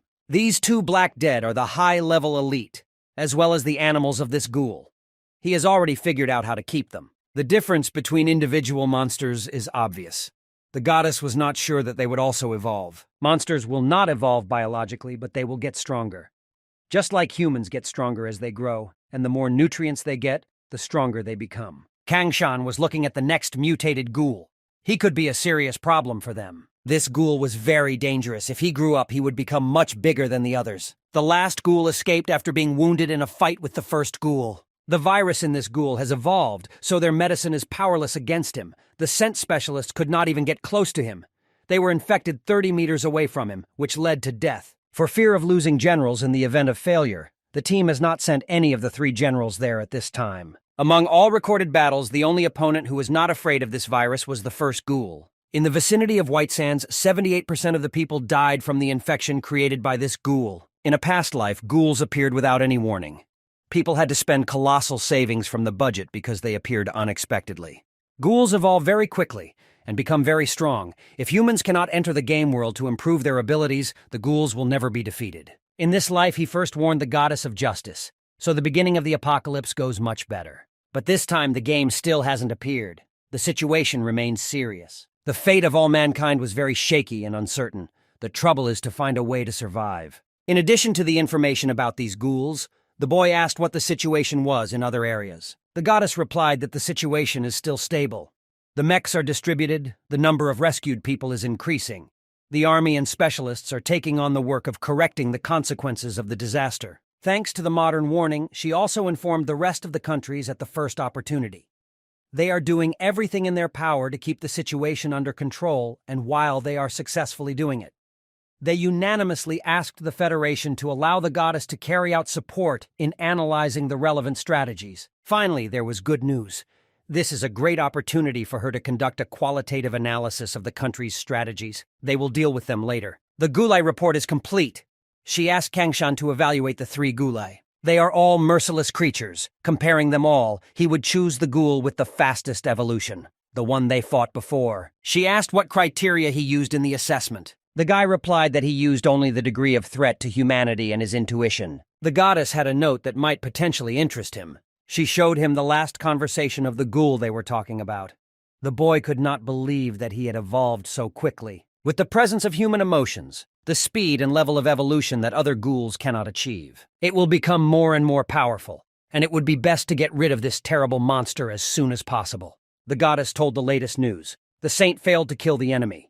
As a result, he ran away again.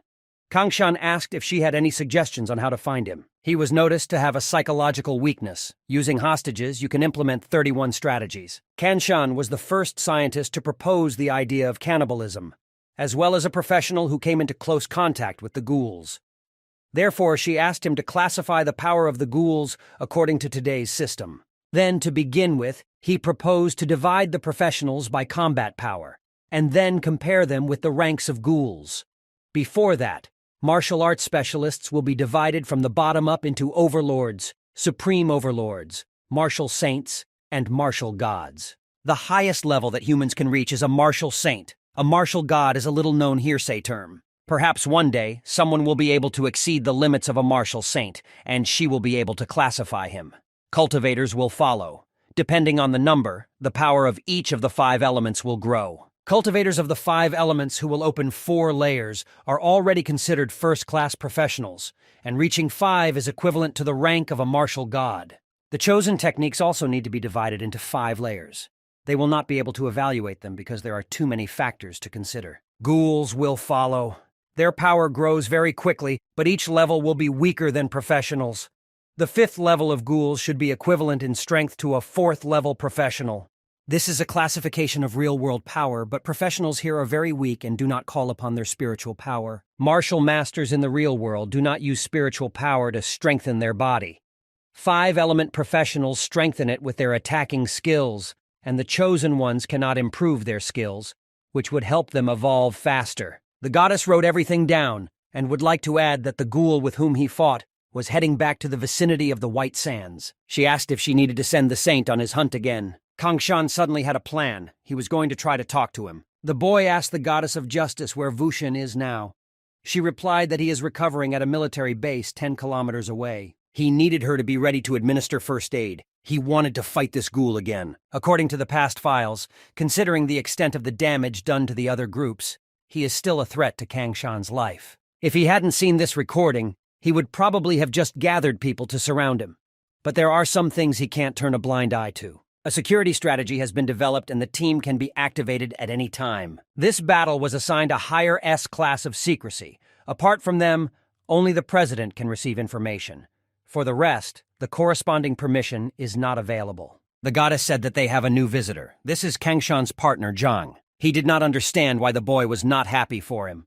After all, he came with good intentions. Since Kongshan was able to save his sister, Zhang would like to thank him somehow. So far he hasn't been in the way, so he could consider this a return of his debt. But Zhang was sure that he couldn't cause him any problems, although Kongshan was sure that there were. The goddess reported that traces of another group had been found, and a route for the battle had been planned. He had to go now, so if Zhang wanted to stay, Kongshan asked him to stay here until he returned. But he said he would go with him.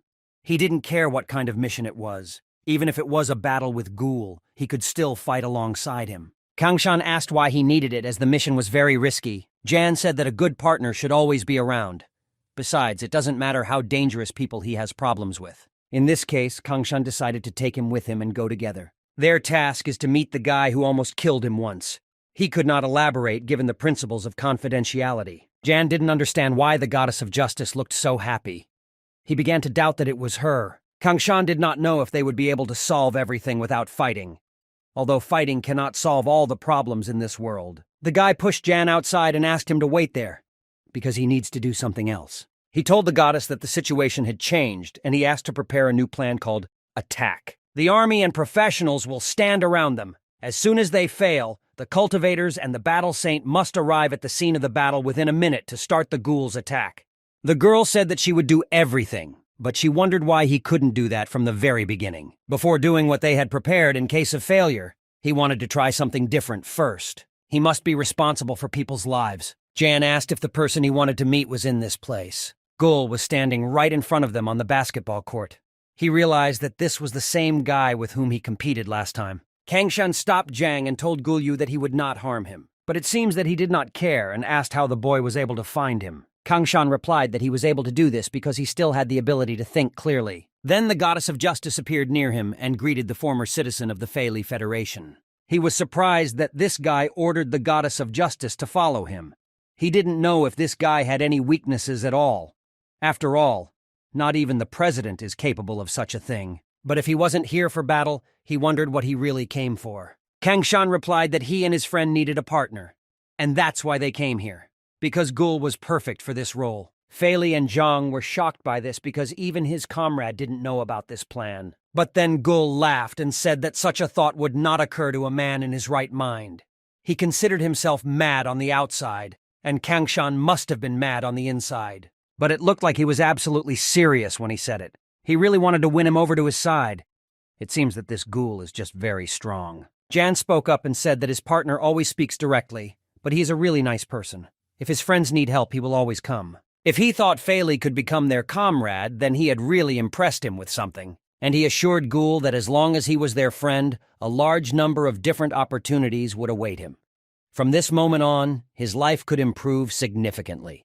Zhang guessed that he would ask about the guarantees. He said that society itself divided aristocrats into two types, old and young generals, who only know how to spend their time and money. But there is another kind of aristocrat. People like him who do not consider themselves aristocrats and think that their status is simply nothing. Kongshan listened and understood that this speech was very familiar to him. In fact, Zhang admitted that he was kicked out of his family when he was 15 years old, simply because he refused the marriage alliance. She looked like a sea monster. If he married her, his future would be over. So he started shooting at their house. Fei asked how he lived on and left his status in the past. He began killing, specializing in killing bad people, and later formed an alliance that was called the Hunter Alliance. Then he told about what he had met Master Kongshan on his way. Kongshan didn't think that killing someone was so important if he really deserved it, so he still wanted to offer him cooperation. Fei didn't have it in his head, because he was a monster who kills his enemies. The boy said that everything was fine, and it was beneficial for both of them. The goddess told him that his mother was seriously ill. He started to get very nervous because he didn't know that she was sick again, because he was giving her money to see a doctor. Kongshan said that she kept the money because she wanted to keep it for him. The boy thought that he needed to see what happened last night. He ran up to them and the goddess of justice showed him a screen on which his mother was visible. The doctor asked her to undergo a course of treatment, but she simply did not come. He believed that this way she would spend even more money. She said she was a mother, and it didn't matter how long she had to live because she had saved the money for her precious son. Fei started screaming that he didn't need them and he just wanted her to be healthy and get good treatment. He didn't understand why everything was so bad, why the world is so arranged, or they don't deserve happiness at all. He did not understand why his mother, who had worked all her life, should die of an illness. It was not fair, and if anyone should be unhappy, it is only him. Jan approached him and said, "The best way to cure a person now is to process and heal him at the genetic level. This divine method can lead to a long life. But since the number of people has increased dramatically, the pressure on the planet is very great, so this method is prohibited. But the two of them are absolute opposites. He had money, and Kangshan had power. Now the Federation is in such a situation that they cannot cope with. If he joins them, he will have a large supply of money and privileges that no one else has. Also, he will be able to use the opportunity of the Federation's medicine to save his mother." Kangshan asked him to join them, and he would personally see to it that his mother got better as soon as possible. But he is not like people, because he needs to kill every day. The boy said that it wasn't a problem. Many ghouls were getting stronger, so they needed his help to deal with them. In fact, most evolutions go in the wrong direction, and only the complete preservation of memories and feelings can be a sign of the ideal evolution that will come in the distant future. With such a high level, Faley should try to resist the urge to kill for a while. He may be like those who endure hunger for a while, but in relation to the desire to kill, he will not last long. With each evolution, his self-control will grow stronger. But of course he will still need to kill to continue evolving. Zhang thought about what Kangshan was talking about. After all, he had reached a level at which the evolution of skills is possible. This is the highest level of chosen technicians. He is obliged to be on their side. Jan asked why he was doubting if he was given such a great offer. He asked him to accept it already and go celebrate it with champagne. He ignored Yan and asked what he would have to do for them. Kangshan replied that it will be necessary to kill these ghouls. In the future, all the killing tasks will fall on him. All the rest of the work will be taken by Kangshan. Faley asked if he would be considered his subordinate. The guy replied that they will have a partnership relationship. They will both benefit from it, but also share all the risks. He asked what would happen if he lost control of himself. Kangshan had a solution for this, and he had to trust him on this matter. Together with the goddess of justice, he would study him in detail. The boy was sure that he could live with his mother if he dealt with his internal problems at the genetic level. Faley was surprised that he was communicating with him and wasn't afraid of anyone finding out. But he knew that he who does not take risks does not drink champagne. Faley thought for a while and finally agreed to such an adventure for the sake of his mother. For 10 years after the apocalypse, there was no ghoul who would live in the same world as humans. This is a historical event that will definitely affect the fate of people. A miracle of evolution, which no one could even think about in the past. Faley's main goal was to save and heal her mother. The goddess of justice said that the number of permits, people, and resources required for deep genetic restoration is very large. Therefore, she needs a week to prepare. At that time, Kangshan said that they would first support Faley's mother's life and use the funds from his personal account to make her better. The goddess provided measures to provide assistance on a level with the nobility. Later, Kangshan promised him that he would be able to see her. Although he was a monster, a smile appeared on his face and he thanked his new partners. Faley is special. To avoid unnecessary trouble, Zhang asked to let him go with him. If he is his partner, then he will definitely be treated like a king. In this case, Kangshan agreed to keep them together. Unknown changes in the time and space of this world will affect the flow of time for the player. The green player will quickly move to the cultivation world to slow down the personal flow of time. Kangshan did not understand why there should be changes in time and space in this world. The goddess said that external forces act in the same way as the appearance of sea monsters and gulai. The flow of time in Kangshan did not change when the sea monsters appeared, but now something affected him. He asked the system what will happen in reality. The system can only sense temporal changes, but is not able to determine what will happen in reality. Therefore, players are offered to investigate everything on their own. He would like to explore it, but it required going to the cultivation world. Kangshan had one urgent thing to do, and he promised to join them when he finished. It was the chosen technique of the instant transfer class. They didn't even have time to finish the conversation, and he was in such a hurry somewhere. Jan offered to forget about him for a while and offered to get to know him better. The guy introduced himself as the head of the best union of assassins in the Federation. He hoped that Faley would like his future work. Faley also greeted him and said that he was the strongest ghoul in the world. Zhang thought that they would find a common language. In fact, Kangshan is just crazy, who invented the union of ghouls and humans. Meanwhile, Kangshan went to the game world and met his family there. Fairy Baihua said that the powerful demons that were sealed in the demonic Cloud River were nowhere to be seen. Kangshan wondered if they could enter human territory, but Baihua denied it, even though they closely follow them as soon as they appear. After repeated confirmations, she could assume that they had gone and left this world. Xiao Lu thought it was a good thing that they were gone, and that they didn't have to fight them. It could be considered that they had won without a fight. But the holy demon of this world was still here. He did not leave, although she did not know what had happened, but this is a great opportunity for the human race. After the annual test, they had planned to launch an attack, but now they can arrange a decisive confrontation instead. Demons from another world disappeared. According to the information received, they should have chosen an easier target. And this easy target could be the real world. At this stage, the demons are not yet able to enter the real world on their own, but they successfully did it with the ghouls and sea monsters. Therefore, it was unknown what the next step would be. The real world already has a lot of problems. It will not withstand another cataclysm. In the past life, players were able, at the very least, to start hunting small demonic beasts, step by step increasing their level and strength as they gradually got used to the world of cultivation. In this life, people have found the world of the battle god, learned the traps of demons, have a development strategy, and started a great battle. Time is running out. The war between humans and demons will soon begin. This is not a game with monsters, but a real battle for existence. He didn't know when he would be able to return to the real world, but for now, he had to give his all in the next battle. Bai Hua gave 2 signs for the boys. Kang Shan received a prime that allows it to be first among equals. The combat officers of the human army use a ranking system of 6 colonels, 4 generals, a vice commander, and a commander. The ranks of colonels are from low to high. For the inhabitants of the cultivation world, each rank increase in this system requires a certain amount of battle merit. For players, it can be killing demons.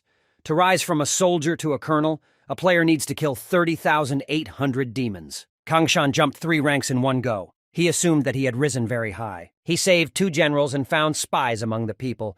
Besides, he helped in the research of Shenwu World. If it weren't for the fact that the very fast promotion would hinder his growth, the master would have forced the army to give him the rank of general. Kang Shan was surprised that a master could do such a thing. In the Alliance of Cultivators of Humanity, combat achievements are valued above all else. Neither corruption nor personal desires should influence someone's promotion. Although he has certain achievements, it is not fair to immediately promote him from a soldier to a general. After the betrayal of the King of Blades, the fighting spirit of the people fell. At the moment, there is no commander in the army of the Alliance.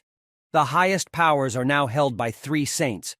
Since there is not a single chance, people will betray the saints, so this is the safest way. As the ruler of the supreme power of the army, the master has the right to directly promote him to the rank of general. Kang Shan had enough time to reach the rank of general in the future. They could see his promotion as he got used to being a colonel and improved his commanding skills. With these skills, it won't be a problem for him to get a certain amount of achievements. But in reality, everything was not so simple. Accumulating achievements is not easy at all. Xiaolu said that he was well done. He was only 1 rank below him. It seems that this time he and his brothers will be able to compete together on the battlefield. And Xiaolu said that he will cover for him this time. Goose said that he knows nothing about confrontation and murder. He hides in the back and counts on 6 arts. Kang Shan said that by using his 6 art skills in the rear, he is already increasing the strength of the human alliance. Demons are not afraid of death. If it were these 6 arts, the human race would have been annihilated long ago. Xiaolu cried and said that only the 3rd brother truly understood him. The goose is an animal, so it is in an awkward position. Suzy was still too young to go with them. Bai Hua said that the 2 of them would represent the Bai Hua sect, so she asked them to do their best on the battlefield to preserve their sect's reputation. Qing Shan was already Xiaolu's colonel, but he still didn't have a spirit beast. She asked Xiaolu to help him choose a beast. He gladly agreed to help. Kang Shan didn't mind either. It has been observed that the player has opened a special story scenario. The current conditions meet the requirements for activation. The mission is called the Final Battle. In other words, only after completing this part will it be possible to start the second part of the mission. This is not something to be happy about. Never before in the history of the game has there been such a situation where rewards for tasks have been given out ahead of time. It is clear that the system assumes that the player can die in combat. Right now it was like he was standing on top of a 10,000-pound cliff, and his one wrong step can lead to death. Kang Shan realized that the Destiny mission was the key to unlocking the title of God of War. As he expected, the name of the God of War was not just for show. Each title of the God of War was very powerful. The 2 names he has at the moment are only at the beginning level, but it is obvious that these skills can be developed. They will grow with the change of title. Xiaolu suggested not to waste time and called him to choose a spirit beast. Kangshan agreed, and wanted to inquire about what spirit beast Kangshan has. It was an ice mist mystic turtle. It had awakened its main water element to the second stage. It was very powerful. But Xiaolu pointed out that the case is not even valid here. The most important thing is that the turtle's armor has a thick layer of ice, so ordinary attacks are likely to simply miss or have no effect. Simply unsurpassed protection. He also spent a lot of effort to form 3 places in her carapace. That way, even when the demons came for his head, he could just hide inside. Kangshan noted that his brother had a very good idea, which he implemented. Xiaolu asked him to sit on his spirit beast to choose his personal one. Kangshan said that he was in a hurry, but the second brother replied that safety was the most important thing. Spiritual are good, demonic are evil. In fact, a demonic beast is a spiritual beast and vice versa. Good and evil respectively, the same with humans. Kangshan asked if it was the master who raised all these spirit beasts. Some of them are not cultivated. They leave their marks and cultivate to express their devotion to the master who helped them. They all promised that they would come whenever she called them. Xiaolu asked his brother what was important to him in a riding animal. He replied that he only needed one thing, and that was speed. During the battle, he will manage himself. The problem is in movement. When changing positions, even a small delay of 1 second can cost a life. After all, they were brothers. Xiaolu Min to hide and Kangshan to escape. It seems that the master does not need to worry about their safety during the battle. This mission would be particularly dangerous, so the second brother wanted to find the best option for him. If speed is important, it could be a dark unicorn, a blue moon panther, or a firestorm crane. He needs to be careful when talking. All 3 of these spirit beasts are from the Golden Base. As a result, they summoned all 3 beasts. Xiaolu said that they were going to go to the front. His brother was here because he needed a riding beast. He asked if any of them wanted to help him. The unicorn asked if their job was to attack and kill enemies at the front. There will be bodies at every turn. He thought that people were already tired of it. He asked Xiaolu not to misunderstand them. These demons are attacking them, and they are just doing everything to survive. It was true that they had no choice but to accept the fight, but they could not guarantee their own safety. And Xiaolu also wanted them to protect the boy who was in the beginning stage. The initial stage is temporary.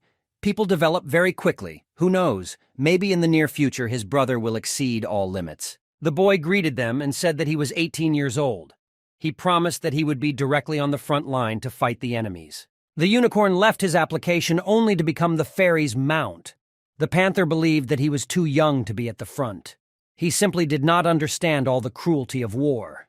No one was going to take care of such a young child on the battlefield. So they held on to the thought of turning back. Kangshan said that they seemed to have misunderstood something. First, humanity enters the war to save this world, with such people who are willing to give their lives for the common good, not with those who find it problematic.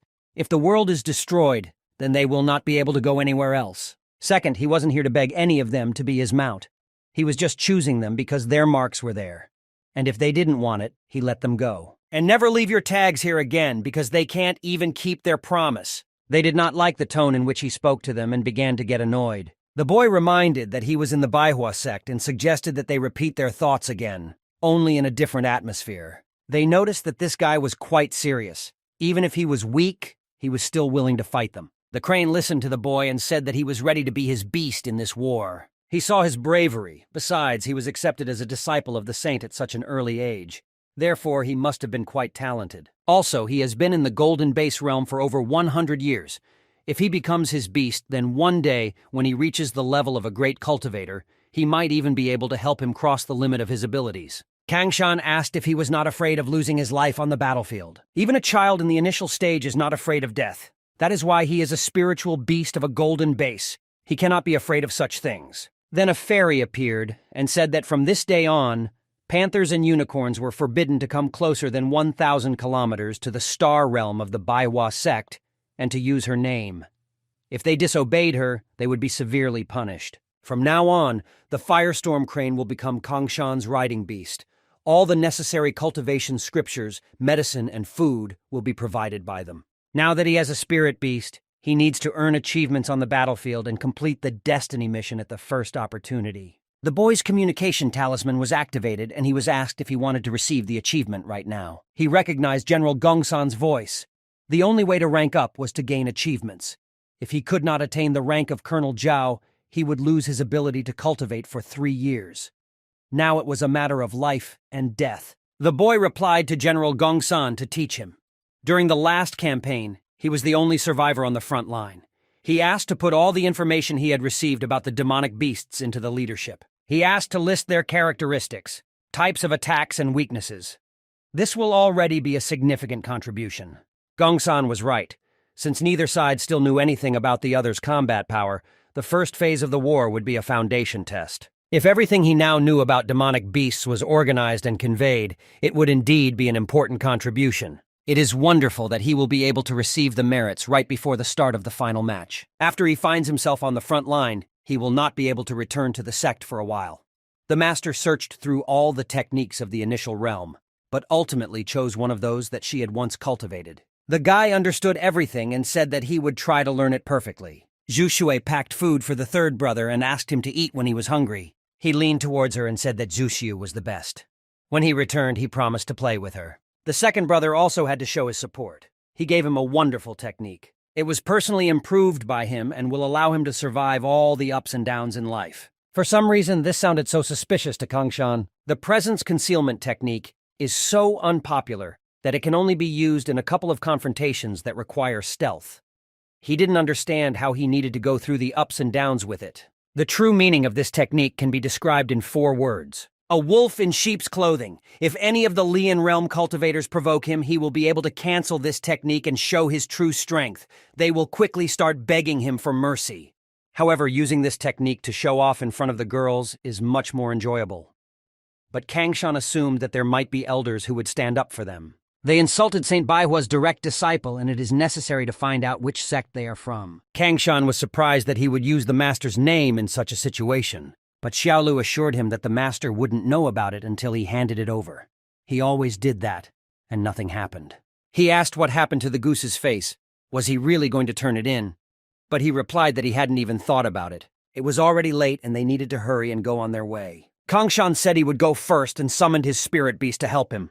With his speed, the goose hoped he would arrive before the war was over. They covered the whole way very quickly and arrived at their destination. Kangshan praised the crane for his work and asked him to rest for a while. The boy approached the guards and said that Colonel Kangshan had arrived for duty. They checked his documents and decided to take him to the place of training. The advanced creation masters had already finished restoring the formation plates.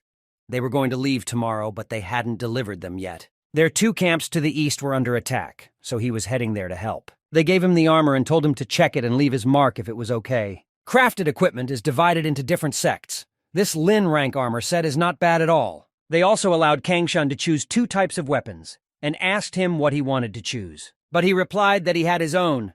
He asked instead to take more arrows against the demons. But with the rank of colonel, he can take only 1 arrow. If he gives up the weapon, then he could personally give him 5 arrows against the demons. The guy took the arrows and asked where the military service office was. The warriors were reading the guide to the demonic beasts.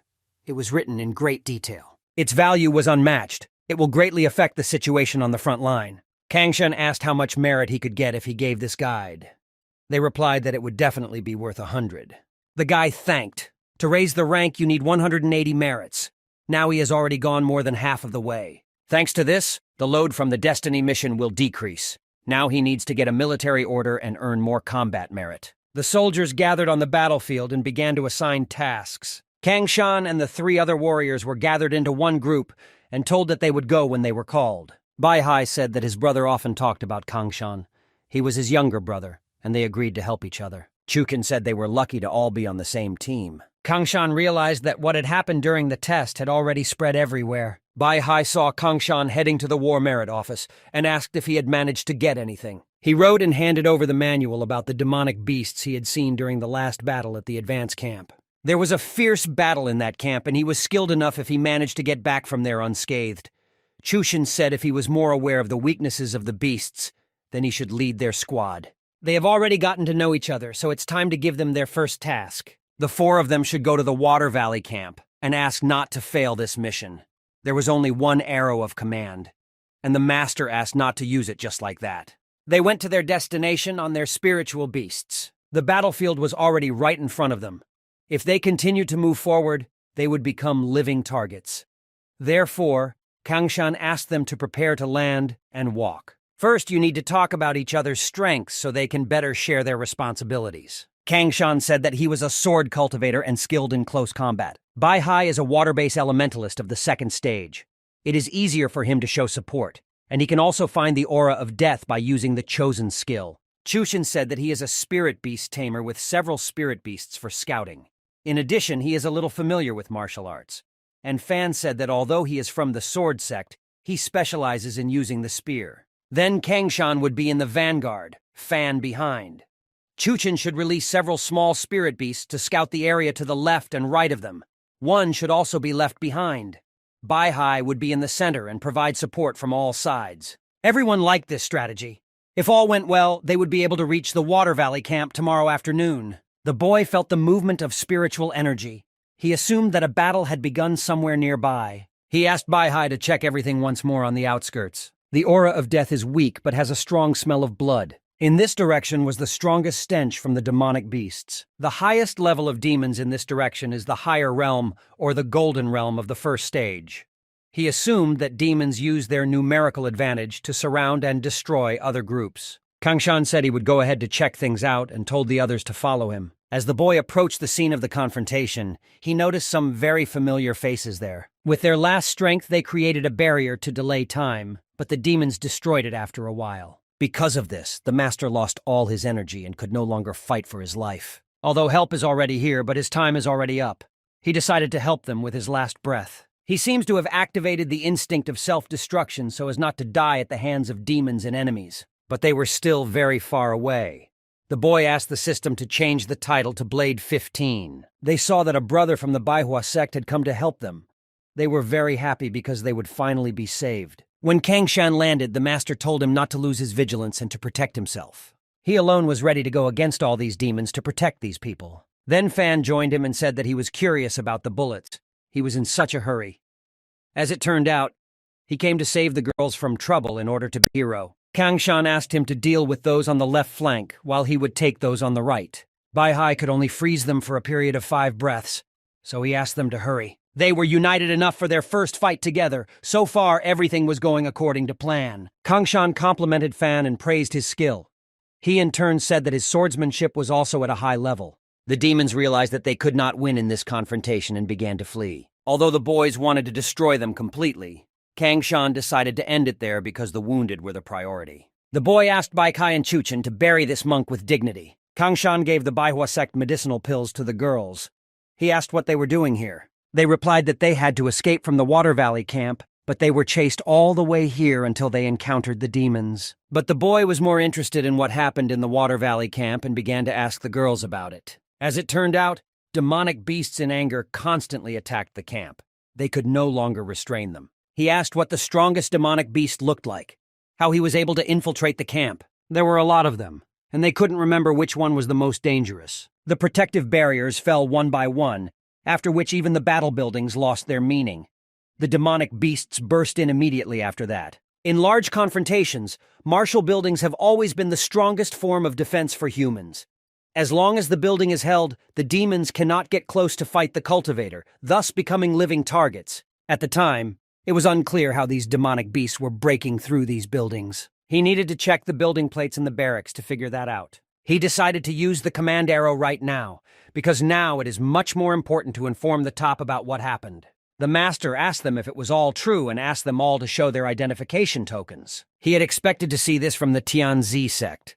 On the way, they had all killed quite a few demonic beasts. The 2 colonels saved their allies in time.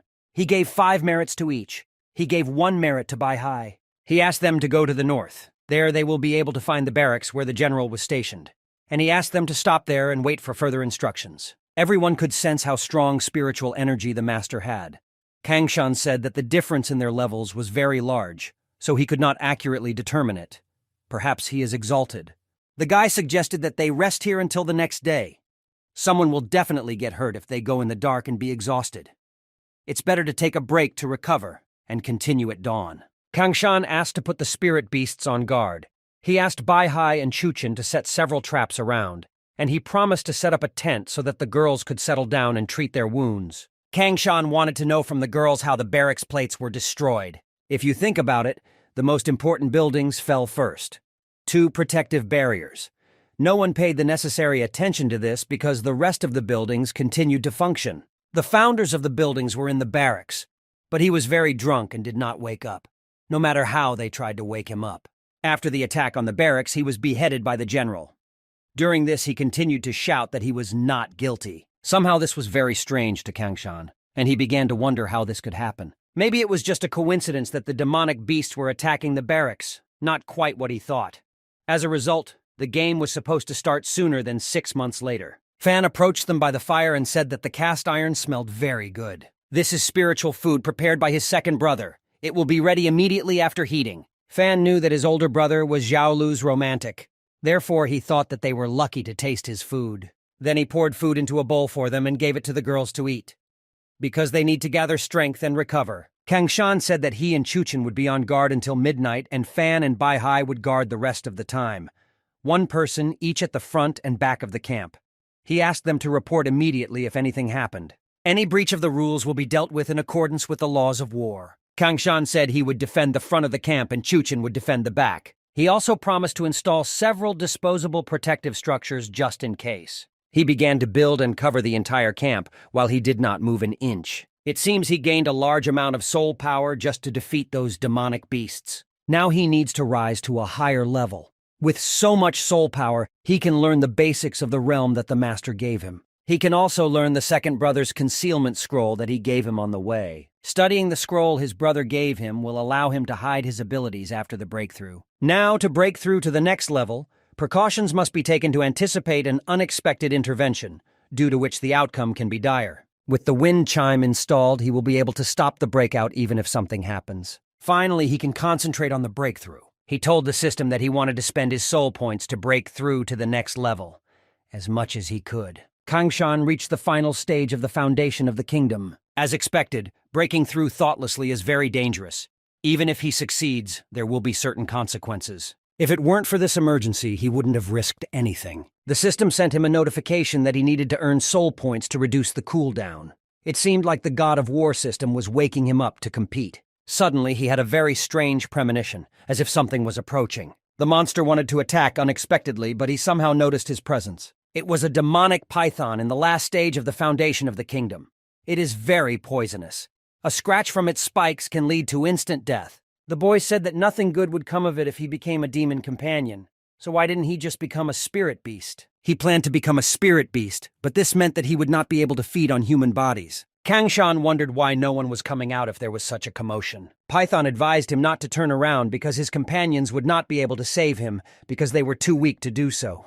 Then the boy heard an explosion and it meant that someone attacked his camp. But at the same time, he had another problem. A python wanted to kill him. He rose in front of him but did not attack. The monster tried to buy time and hinder him. Kangshan had to return to the camp as soon as possible. He had no other option but to destroy this python in his path. Python understood that this sword cultivator was very strong. He had already completed the task of restraining him, so he decided not to risk his life. Meanwhile, other pythons gathered and attacked his companions. With them, the situation was much more pleasant. Fan was one of the bravest of them all, and so he was determined to destroy them. But at the last moment, Qingshan came to their rescue and used his ability of 1,000 miles in one step. And in order to destroy the python, he used a secret sword and cut it in two. Qingshan immediately flew to Fang and gave him the antidote. But the boy said that it was too late, and the poison had already penetrated deep into his body. He did not understand why he should die this time. However, he protected the girl. Qingshan asked where these two snakes had come from. The girl said that on the other hand they were attacked unexpectedly, that they did not even have time to come to their senses. But there had to be protective structures there. The only thing is that they had to be activated, but they were unable to help again, just like in the barracks. Qingshan asked where Chuchen was, because he was responsible for guarding the rear. Bai Hai said that he had not seen him for the past few minutes, and Qingshan asked her to follow him to the back. There were no traces of the battle at all. There was not even any poisonous fumes left in the air. This means that Chuchen did nothing and simply ran away. But then he appeared and said that he had been lured. Then he asked how it all ended, and Qingshan replied that Fan was dead and asked him to say goodbye. These monsters were so strong that they could kill anyone with a single blow. He didn't understand how he could be so careless. Qingshan pierced him with a spear and said that now he would be able to apologize to Fan in person. He did this because he ordered Chuchen to guard the rear of the camp, and he left his post and ran away. In the army, disobeying orders leads to the death of everyone. According to the law of war, he must die. His bags were supposed to contain spirit beasts, but they were empty. Qingshan asked to bury Fan and treat his wounds while he stays behind and looks for some evidence. His spirit beasts appeared in front of Qingshan and began to ask where Chuchen had gone. They were hostile. The boy said that Chuchen obeyed his order and was executed. Now Qingshan is looking for his partner. If he is dead, then the beasts were going to return to the spirit animal sect. But the boy said that they are not allowed to move on their own. He personally promised to send him to the sect. The wolf said that he would go by himself because he was bored of always being in the spirit beast bag. But Qingshan said that he does not allow them to move on their own. He had destroyed one, and now the tiger's pack had come. He asked him what had been in those empty bags of spirit beasts from the beginning. He said that he would have to ask his master because he was always in that bag, so he didn't know what other spirit beast he had caught. He believed him and ordered him to return to the bag. Has what he was so worried about already happened? If so, then you need to prepare. Finally, they arrived at the barracks, but there were a lot of wounded people there. It seems that the other barracks were also attacked, because all the wounded came here just like them. They were met by a military man and immediately recognized Qingshan. He asked them to follow him to the main camp. The general was already waiting for them. In this case, Qingshan asked to be taken to General Ding Yuan. At the first meeting, Wuxing immediately noted Qingshan's actions during the test and was pleasantly surprised. In fact, he killed one of his men then. The guy thought that was what he was going to talk to him about, but he was interested in why he was late and where the people he was supposed to bring here were. In the mission, if they had been marked as those who were late, they would have been punished for sure. Therefore, he replied that they were not late. In this case, Wusun asked where those people had gone. The boy sharply answered that they were dead. Fan was killed by demonic demons. Chuchen was executed for betraying his comrades, according to martial law. In this case, Wusun ordered an assistant to check his heart. It is likely that this person has the skill of the Chosen One, who can recognize lies. After a few minutes, he found out that the boy was telling the truth and told Wusun about it. Now he wondered what was wrong with this rascal Chuchen, and how he dared to betray and backstab his comrades. But recently, something is really wrong. Not only on the front line, but also the formations assigned to carry out missions are also losing. This cannot be the work of traitors. Wusun ordered to find the traitors and save his comrades. This will be considered 10 merits. He asked someone to take him to the camp. Wusun promised his younger brother that he would definitely take revenge for him. The military brought Qingshan to the barracks and said he could rest here. Qingshan said that all his comrades were seriously injured and therefore would not be able to rest in such a place. He asked to arrange a better camp for them, but he replied that there were many people here, so everyone was in such conditions. But Qingshan gave him the crystals and asked him to make an exception for them. Then the soldier said that he knew one place that would definitely suit them and asked them to follow him. Qingshan said that he needed to leave, so he asked them to heal their wounds before they went about the important business. One girl said that General Ning had sent a communication talisman and asked Brother Qingshan to relay the news to her when he finished his work. The boy said that he also had something important to discuss with her. Although he had saved them from the demonic beasts, he did not show any signs of arrogance. He was much better than the male cultivators from the girls' sect. She had always thought that Sister Ning's talent was self-cultivation, but now she saw that it was not. The boy decided to send a message and said that the proposal he made was a bold guess that could affect the course of the war. He hoped that she would help him and support him. Now he will have to look for evidence to confirm his assumptions. As Qingshan was sending this message, an unknown warrior attacked him from behind. It was lucky that he noticed his attack. After the boy dodged, this warrior asked if he had killed Chuchen. Qingshan said that it was him.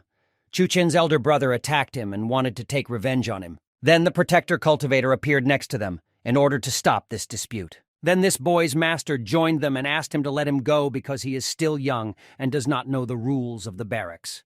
The cultivator ordered to monitor him both day and night, because if the general saw this, no one would be able to save him. This master approached Qingshan and asked which sect he belonged to.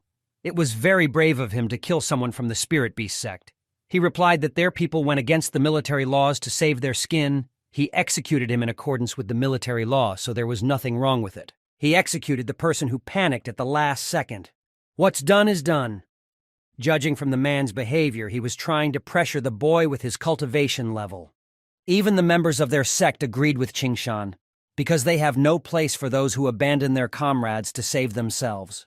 The man said that the environment is constantly changing, and he wanted to see what would happen to him next. One of the members approached the boy and said that the Spirit Beast sect was very angry and he had better be careful. Then another warrior appeared before him and said that Qingshan was a really skilled fighter. It was Brother Len.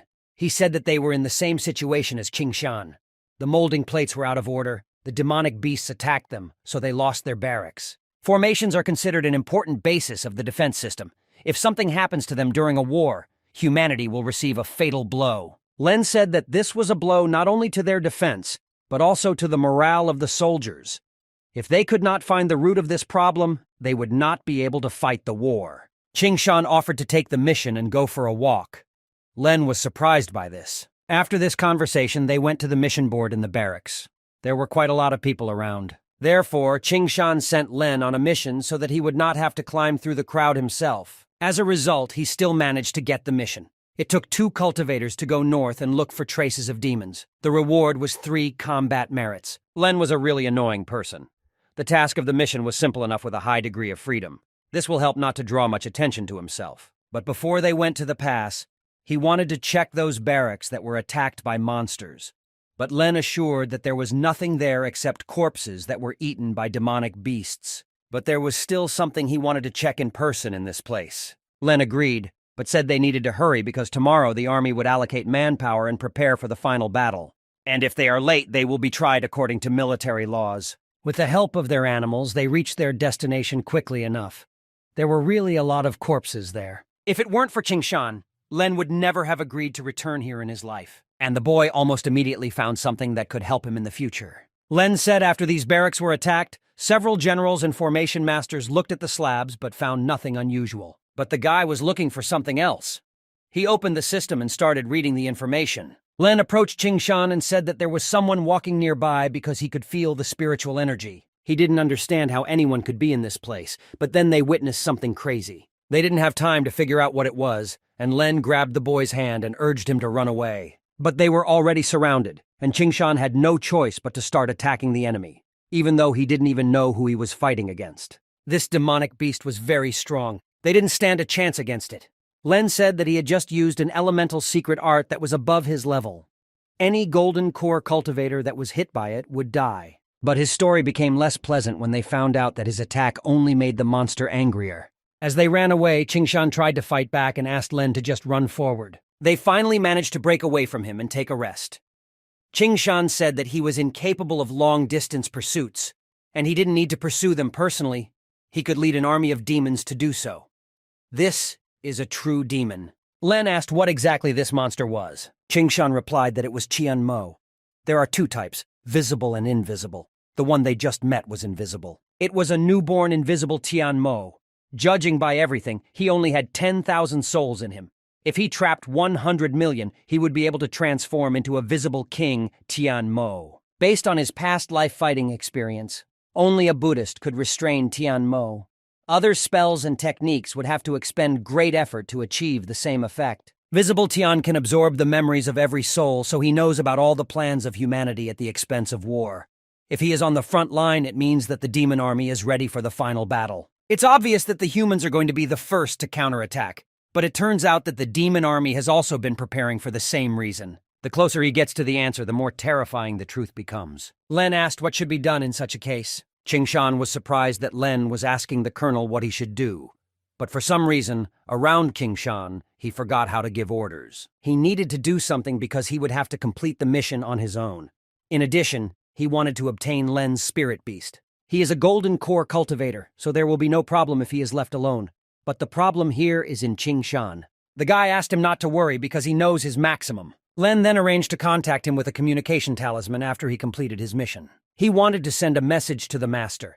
He has a clue about the people's spies. He is going to catch them. After that, he has a request for her. Baihua wondered if the situation on the front line was really that serious. Indeed, problems arose in all the barracks.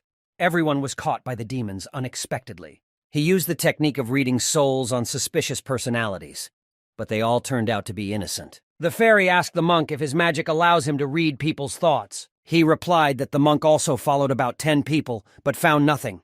He believed that if this continued, humanity would soon be destroyed. They had to go to the front line and calm everyone down. This is the only way out. They needed to leave immediately. Baihua agreed with this decision. The fairy also received the news from Qingshan and could not understand how this could happen. After his message, she decided there was no need for them to rush, and it is better to wait for now. But they were already in a difficult position. Their vanguard would collapse if they delayed even a second. She asked them to trust her and said that she had good reasons for it. They received very important information and she was asked to wait. As he expected, his brother's concealment technique is unsurpassed. It allows him to tune the flow of his soul power. With this, he can hide it and pretend to be weak. Now he decided to confirm his theory. Qingshan summoned the spirit creature Len. As soon as he appeared in front of him, he asked where Len had gone. The boy replied that he was going to finish the mission. Due to his severe injuries, he left the spiritual creature to him. In this case, he asked him to focus on treatment, and he promised to protect him. The beast finally hoped to complete its mission and kill Qingshan. Now was the right time to do so, but the boy outwitted him and said that it was him who gave away their location after all. Qingshan used the skill of 1,000 miles in one step and ended up behind the enemy. After he had dealt with this creature, it was time to test his integrity. Crane asked where his friend had gone. Qingshan said that he was very injured, so his friend decided to finish the mission alone. The crane said that he was badly hurt. Things would only get worse if he left things as they were, so he offered to take him back to the barracks. Qingshan said that they were flying very high and it was very cold there because of that, but Crane replied that it didn't matter because he would die soon anyway. He threw him off and said that humans are such weak creatures, but so amazing. The boy realized that it was not a crane speaking, but some charming female voice. Qingshan tried to find out who it was. He said that his master was a saint, and she would lower her soul if something happened to him. She said that tomorrow the final battle and his holidays will not live to see him as he will. He was tired of hearing such nonsense and therefore decided to destroy this creature. The God of War system was the same as always, constantly encouraging players to compete against stronger opponents. The secret was already almost revealed. It is obvious that the greatest defeat of humanity in the past world is the confrontation that awaits them now. An important event. At this time, all spirit animals betrayed people. Information problems were also caused by them. Xuan, one of the 3 saints, was also killed in this battle. From that moment on, people held on to their last breath until the apocalypse itself. Now that he knows the whole truth, he won't be able to let the misfortune happen again. In addition, with time to prepare, he will even be able to attack them unexpectedly. But before all this, he began to ask that General Ning save him, because he was falling from a great height. He was picked up by a girl and asked why he decided to kill his beast. He said that all his information is true. In this case, it is very dangerous. One wrong step and everything will be destroyed. Although it is dangerous, but this was also their chance. This is the way of waging war. Small, scattered confrontations mean nothing. Only a large-scale one can put an end to everything. Ning was upset that Qingshan was trying to teach her how to fight. He could feel her pressure. He asked what she was doing all this time. She answered that she was preparing to break through to the next level. But the guy believed that she was already at the level of complete rejuvenation. After all, she was a little over 20 years old. She is already rising to the level of ascension at such a young age. She may succeed in becoming the 4th saint of the human race. It is not surprising that the first mission of the fate of this God of War system was to save Ning. If her life is safe, it will definitely change the history of mankind. He said he would report the situation here to his foreman and asked to be escorted back to the barracks. The aides couldn't understand how Fai Hua could be so calm if the final showdown was tomorrow. She wanted to share some information she had just received. The fairy was sure he would be surprised, but he assured that nothing could surprise such a saint as him. The recent malfunction of the plates happened because of the spirit beasts. Moreover, they will betray them in tomorrow's final match. One of the masters asked if this was accurate information because there was no way they could be wrong about such an important matter. Her student never lies, and this was very important information for them. In this case, the master suggested going there and destroying all the hidden threats. Her student made a proposal on this issue, and she considered it very suitable for military tactics, so it was worth trying. But they did not understand how a child could know about military tactics. He demanded to hear his strategy and plan of action. When Ning saved Qingshan and lowered him to the ground, Len immediately asked why they looked like that. He replied that it was a long story and immediately asked about the mission and how it went. He replied that the mission was accomplished and offered to pass it together. Wusun checked this mission and said that they tried very well and accomplished their mission. They were about to leave, but Wuxing reminded them that Qingshan had arrived at the barracks after executing a man named Chuchen. But he already explained that Chuchen did not follow the order and left his post. According to the military law, he was executed. Although the seer said that it was indeed true, he was told something else. Chushan's older brother entered the tent and began to accuse him of murder. Ning realized that Qingshan had gotten into trouble again. He was the type to get into trouble all the time, no matter where he went. The gray-haired man said that he had evidence, the bag of spirit beasts left behind by Chushan. They released the tiger, and Vucin asked him what he knew about the murder. He replied that Qingshan framed Chushan. He did not know how to appease Qingshan and insulted him. Therefore, he used this reason to execute him. But he has already gone through a cardiac examination, and the results tell them that he is not lying. He pointed out that people do not have the same point of view as them. They saw the neglect and condescension towards Chushan, but none of the people noticed it. The reason why they did not get anything from the heart examination is that they are not know Qingshan. Len said that he knew Qingshan very well and asked him not to talk such nonsense about him again. They both have their own point of view. He can't take sides right now. If everything has progressed so much, Vucin suggested using soul reading. Soul reading is a fairly complex spell that has certain risks. If the cultivator casting the spell makes a mistake, the soul of the person using it can be permanently damaged. The gray-haired man agreed. That way they could know the whole truth at once. Moreover, he knew how to use soul reading, so he asked permission to conduct it. Then Nin intervened in the conversation. She said that they hold grudges for no reason. It went too far. But Chushan's older brother noted that the spiritual beast will not lie.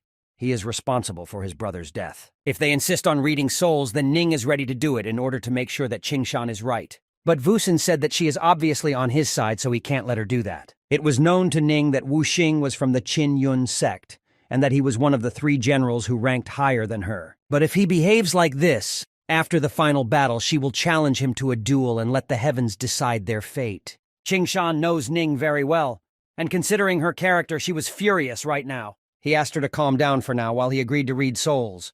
But the elder of the Spirit Beast sect will not do it. He needs someone who will be honest. The boy decided to propose his master. Len was convinced that the Spirit Beast sect were just as scoundrels as before. The gray-haired man noted that his master would cover for him, and she definitely cannot be fairer than the general. But Qingshan said that no one would dare to doubt his master's words. Wuxin became very worried because Saint Baihua's words were indeed always fair and true. Then the gray-haired man shouted that Vucin had deceived them.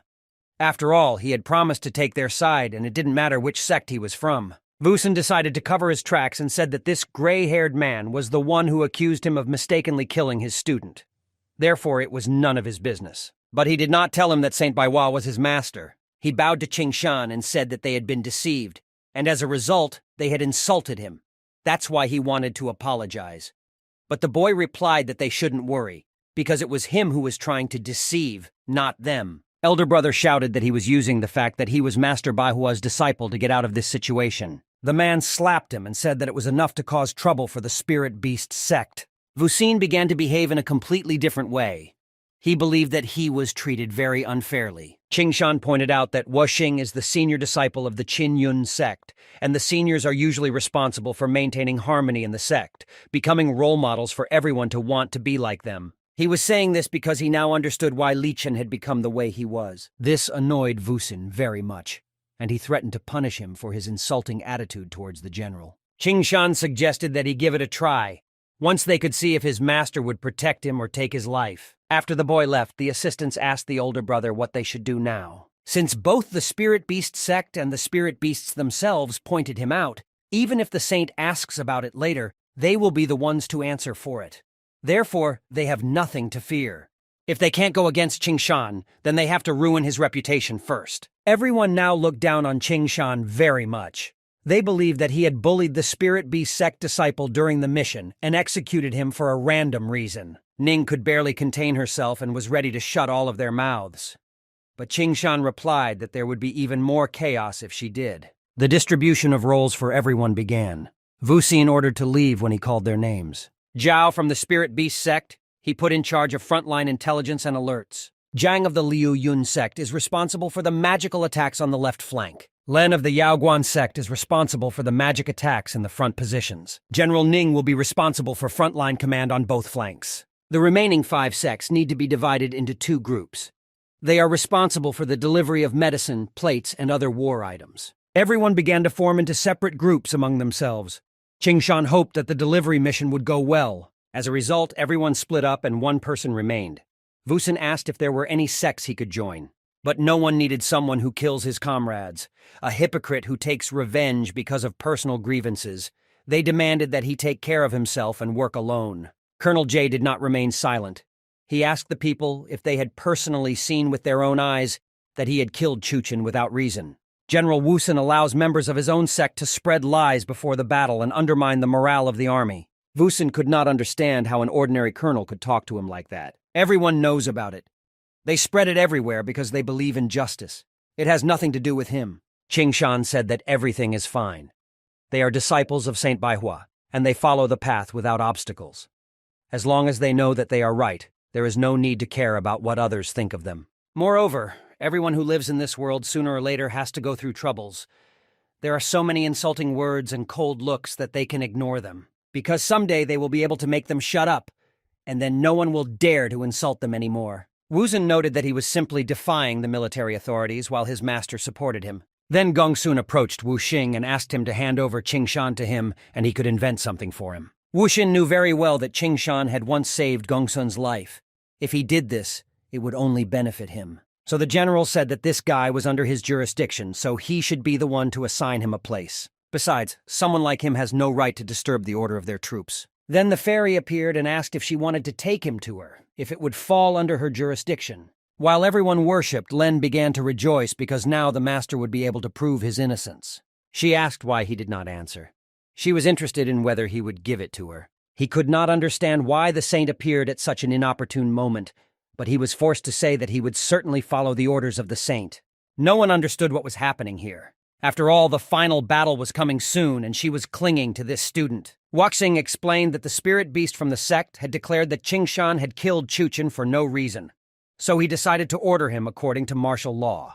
Another master was troubled by the fact that he asked the people from the spirit beast sect, listen to their words, and concluded that the problem was in Qingshan. He confirmed this information and was sure that spirit beasts never lie. The master said that the final battle was coming and decided to deal with it later. Now, they need to deal with more important matters, and they can prove her student's innocence later. Wusun was surprised why both the master and the great monk Bayan did not take his side, because he had the advantage. The monk stepped forward to use his spell to spot the traitors. He asked everyone to throw away their weapons and bags of spirit beasts and enter the Buddhist spiritual hall one by one. In this way, they would quickly find the traitors. After eliminating them, they will immediately go to the demonic Cloud River for the final confrontation with the demons. The three generals should come in first, and Baihua asked Qingshan to join them as well. Wusun had a strange premonition that he did not need to go inside this hall. All those who remained must go inside according to their ranks in turn. The procedure of finding the traitors was fast enough.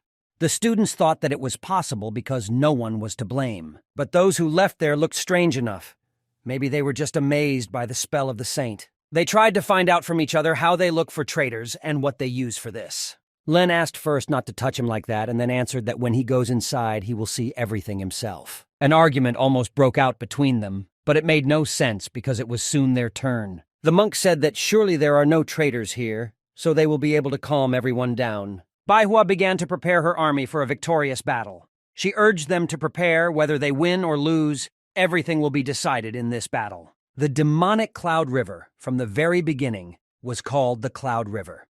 When the demons appeared in this world, its name was changed to the demonic Cloud River. It was always covered by a blanket of black clouds that even birds could not fly across the sky, and fish could not fly.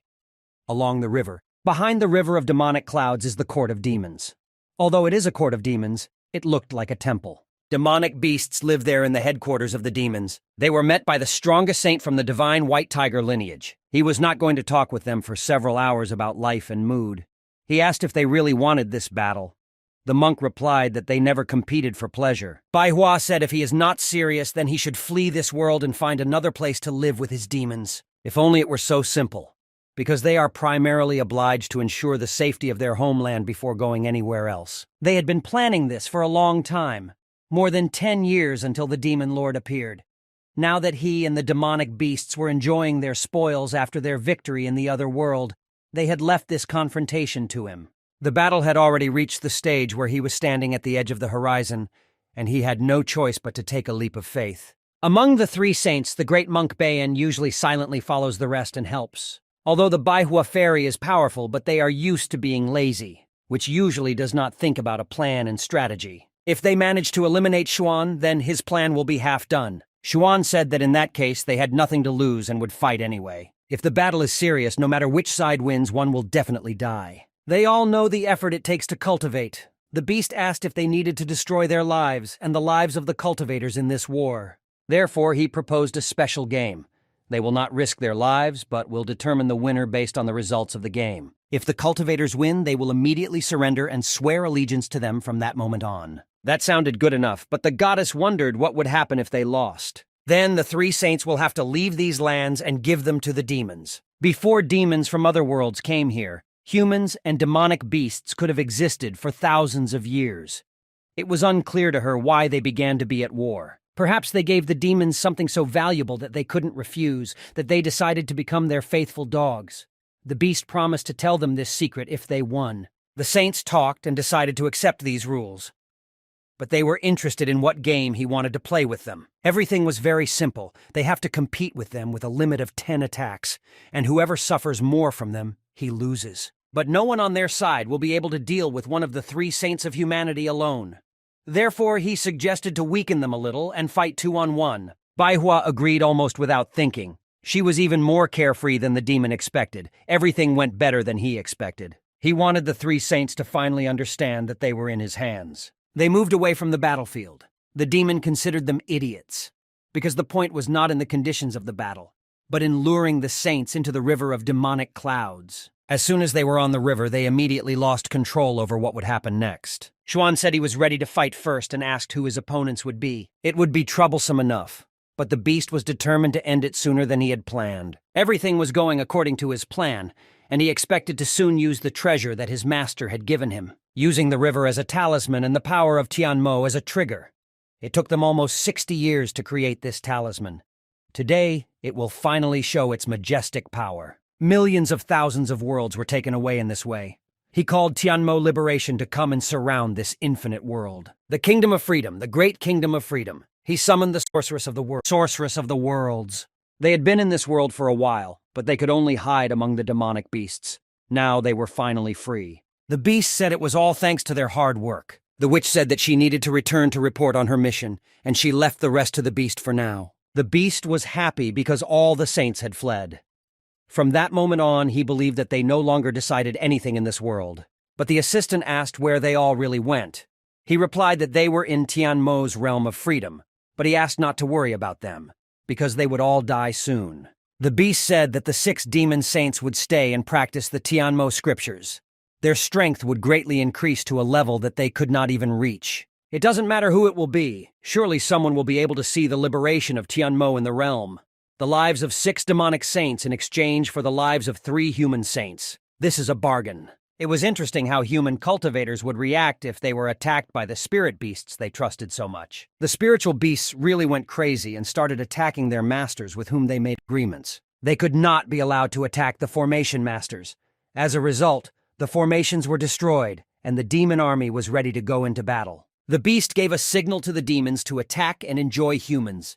The fate of mankind has already been decided, and the world will belong to the demons. He also ordered the holy demons to join the battle so that too many of their younger brothers would not die there. The beast hoped that when the demon lord returned, he would reward him generously. The next time he decided to conquer another world, he would take it with him. People activated a large-scale attacking formation. The beast did not understand what was happening. Why is this formation aimed at people inside the circle? Do they want to die altogether? He thought it was very cruel of men to treat their brothers like this on the battlefield. But then, he saw that all the bodies had disappeared somewhere. The beast did not understand what was happening. This spiritual trail appears to be excess spiritual energy left over after the spell is lifted. He believed that such a spell could not destroy thousands of cultivators at once. The great monk was only skilled in spells, and the Xuan talisman would never be capable of such an amazing skill. Not to mention Fairy Baihua, aside from the absorbing battle magic and her many attacking spells. On the day when they checked all the cultivators for traitors, first of all, they checked Wu Xin. He said that his conscience was clear. He was ready to be tested by a monk spell to see if he was a spy. The monk said that actually they are not looking for a traitor, and Wu Xin got something mixed up.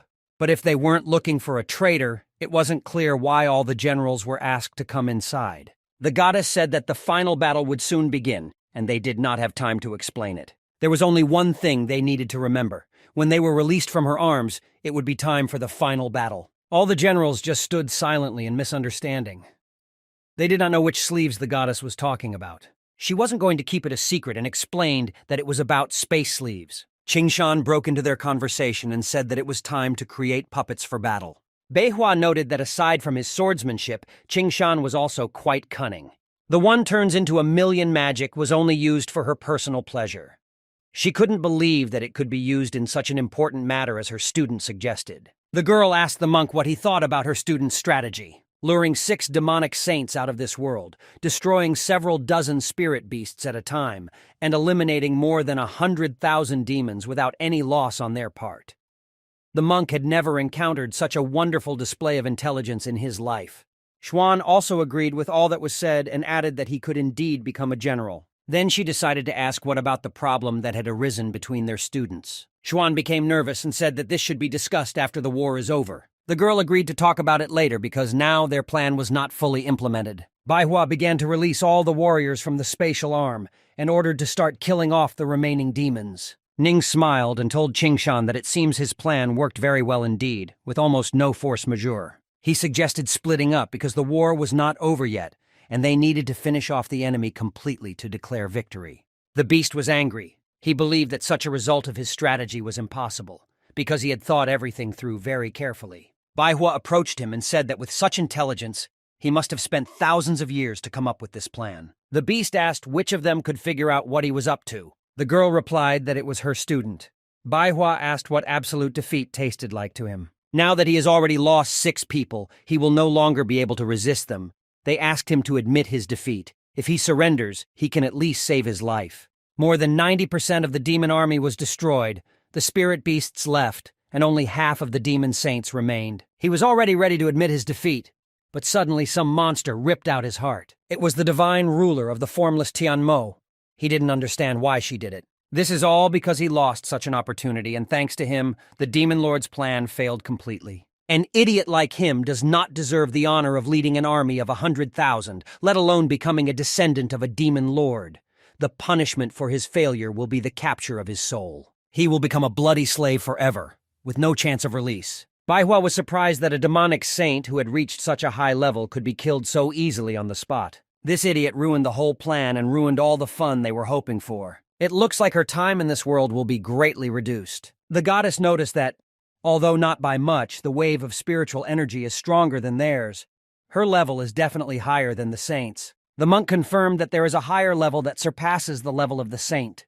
He is called the Unknown. It seems that if they want to destroy the 3 saints of humanity, they have to do it all by themselves. If she is a monster that has reached a level above theirs that they didn't know about before, they might really lose. Xuan used divination to see into the future. The fire blown inside the furnace is now the only fire without wind. He spoke his spell several times. She couldn't be allowed to get this demonic treasure, or her power would increase greatly, and then they would all die. Looking confidently into the future like this, as the mistress thought, it is necessary to destroy all people. Xuan said that he needed more time, and then Baihua started to join this battle on her own. She outsmarted the mistress and approached her from behind to strike. The girl believed that just the difference in level meant nothing. It was unknown who would win in a real battle. Xuan managed to take away the demonic treasure during this time so that she could not use it. The goddess thought that after this attack, the mistress was afraid to fight with them. But then some noise appeared around them, and no one could understand what was happening. The goddess did not know what it was, because she had never encountered this kind of magic in her life. Xuan decided to make a new prediction.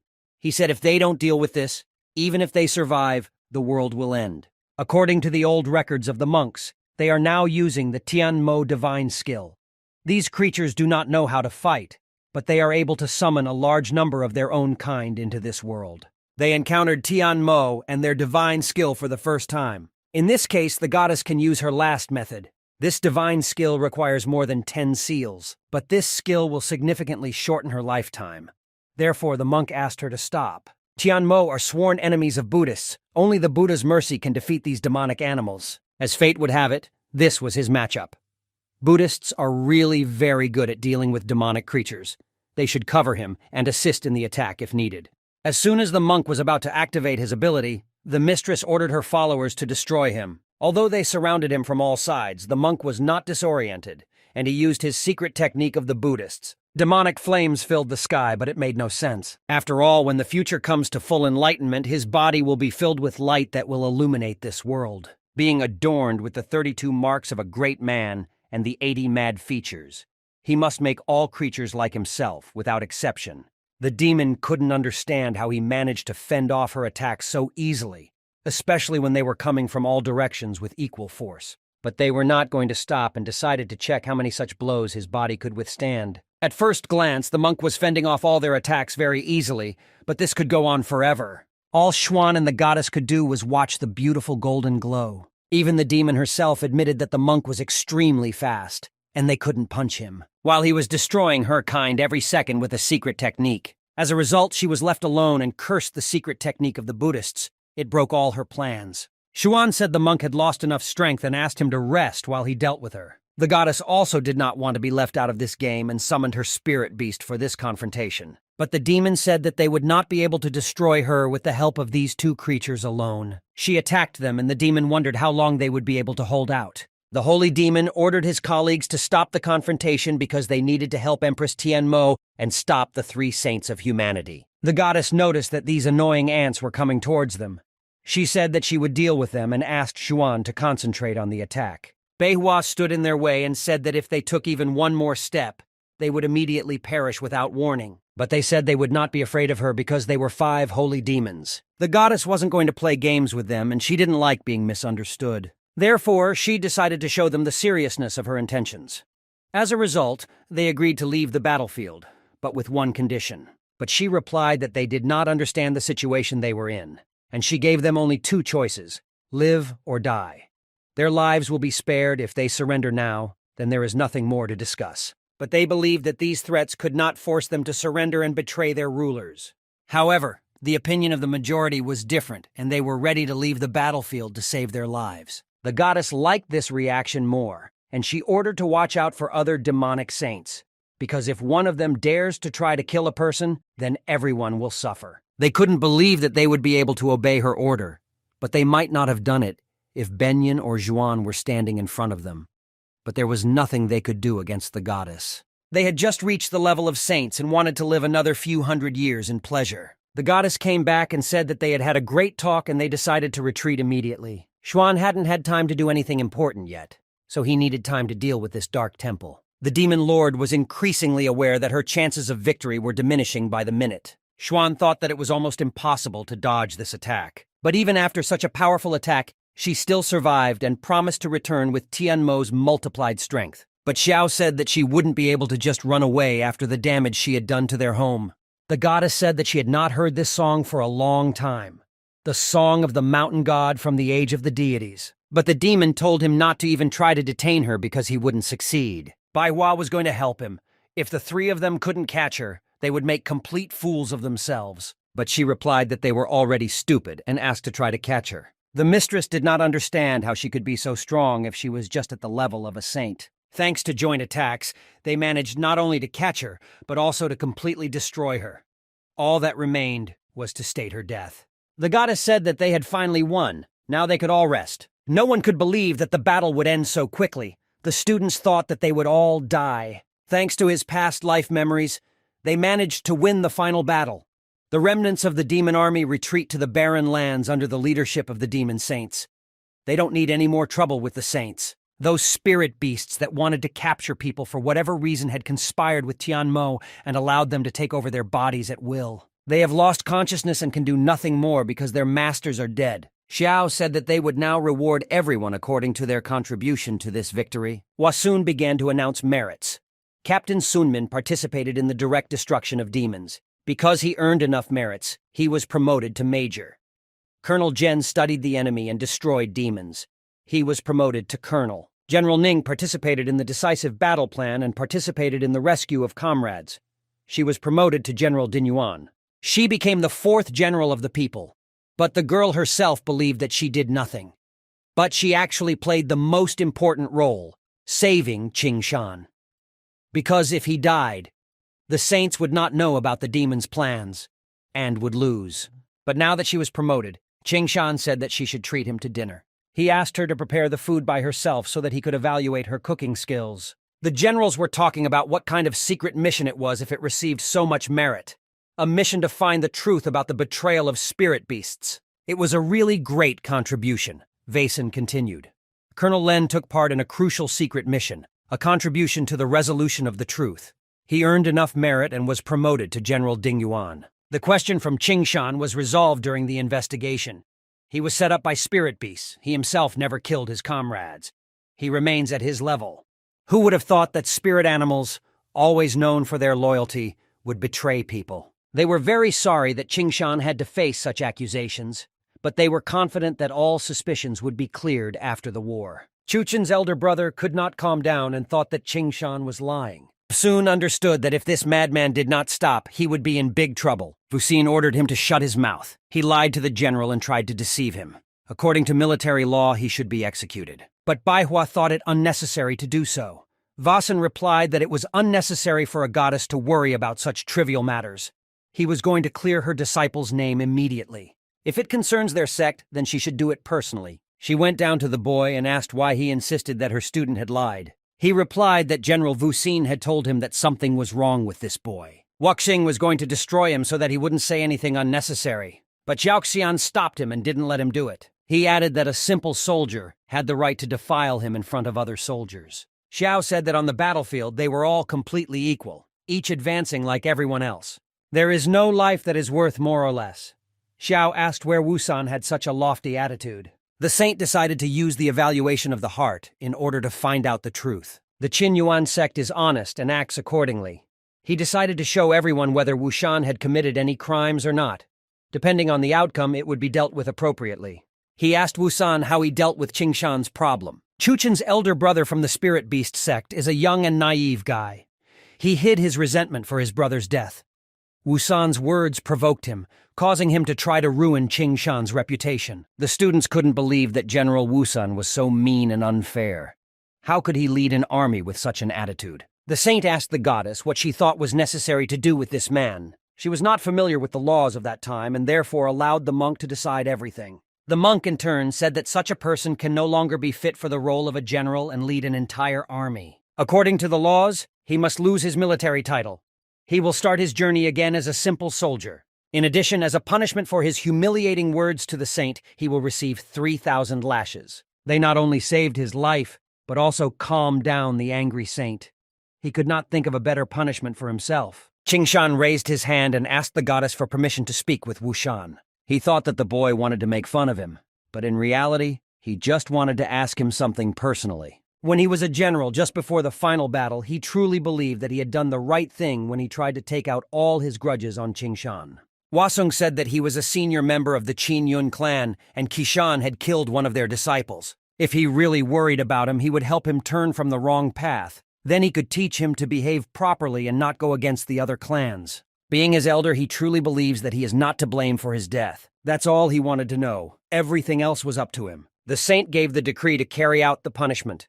Since all the guilty were punished, it was time to reward some. Baihua said that they were only able to win because of the plan of one single person. Now she was going to explain it to everyone. The disciples were really curious how they managed to win. They only recently found out that the spirit beasts betrayed them, but someone must have figured it out before it all started. Someone came to the land of demons and learned about the true story of betrayal. And this person was able to return and develop his own plan. As a result, it worked. The 6 demon saints have been destroyed. They will not return. They caught and destroyed thousands of spiritual beasts and millions of demons. The forces they have left will not be able to oppose humanity. Colonel Kanshin did the impossible. He found out about the betrayal of the beasts and saved a lot of lives. In addition, he developed his own plan and allowed them to destroy the 6 demonic saints in one blow. It was a worthy feat. With these actions, he showed his true strength and proved himself worthy of the rank of general. After discussion, they all decided to promote him to the rank of general. The goddess ordered to replace his talisman and give him golden armor. The disciples could not believe that it was him, so now they are all in debt to him. Ning approached Qing Shan and handed him a new talisman. He himself could not believe that somehow he had reached the rank of General Ji. But now he completed the task of the system. After that, the goddess decided to continue her summons. For the first time from this moment, spirit animals will be required to take a special oath to serve people, and whoever violates this rule will be destroyed. Secondly, they will have to rest for the next 3 days, but after that they will go on the offensive and attack the world of Shenwu. Thanks to such a victory, the entire nation was motivated and ready to follow such leaders. Now Qingshan understood what real gold armor looked like. 6 blacksmiths worked on it for 3 months. Nin was wearing the same helmet when they first met. It must have been a general's armor. Received the secret art of protecting a great soul. The system offered him to start studying for 30 soul points. This scroll was given to him by Bayan some time ago. He said that this art would allow him to resist hypnosis and the temptation of beings from another world. He asked to use this knowledge wisely. This scroll protects against hypnosis, and temptation is very rare. If not for his exploits in battle, he would never have received it. As a result, Qingshan learned this secret art of great soul protection. There were 270 soul points left. It automatically activates when his soul falls under the influence of hypnosis or temptation. It was a very unusual secret art. Then the boy decided to check his system task. After all, he had already completed it. He asked the system to show him a new task. He needs to achieve the rank of talented general. For a good swordsman, even a simple boost can lead to a completely different outcome of a fight, not to mention the additional attacks that can be used at the same time. He believed that this duel was only half of the entire quest that he had completed. Therefore, in order for the other half to open, he must create all the necessary conditions for this. Sooner or later, but the world will be attacked soon. Now he only has to wait for the other part of the quest to complete it. It seems that the real world has become even worse than he imagined. He asked the system to choose the title of a talented general. Due to the combat blade technique, opponents will not be able to understand the position of the sword and will not know what fighting style he uses. Qingshan appreciated his new skill. Thanks to it, you can attack quite unexpectedly. The boy felt that it was the same strange rain from his past life. The goddess of justice appeared before him with an umbrella. She insisted that he not stand in the rain because it would have a bad effect on his health. He said that she met him soon enough. The goddess offered to talk inside the ship. When they went inside, he immediately asked what unusual was happening in the world. Sea monsters continue to terrorize cities. Ghouls evolve into powerful creatures. The world leaders united in a joint federation. The Empire of St. Olanka was divided into a guerrilla army, imperialists, and forces of the Holy Temple. Qingshan clarified that he was interested in something truly anomalous or unusual. In this case, according to his request, the goddess of justice could not find anything in the last period of time. With the advent of rain, the relentless end of the world is already approaching.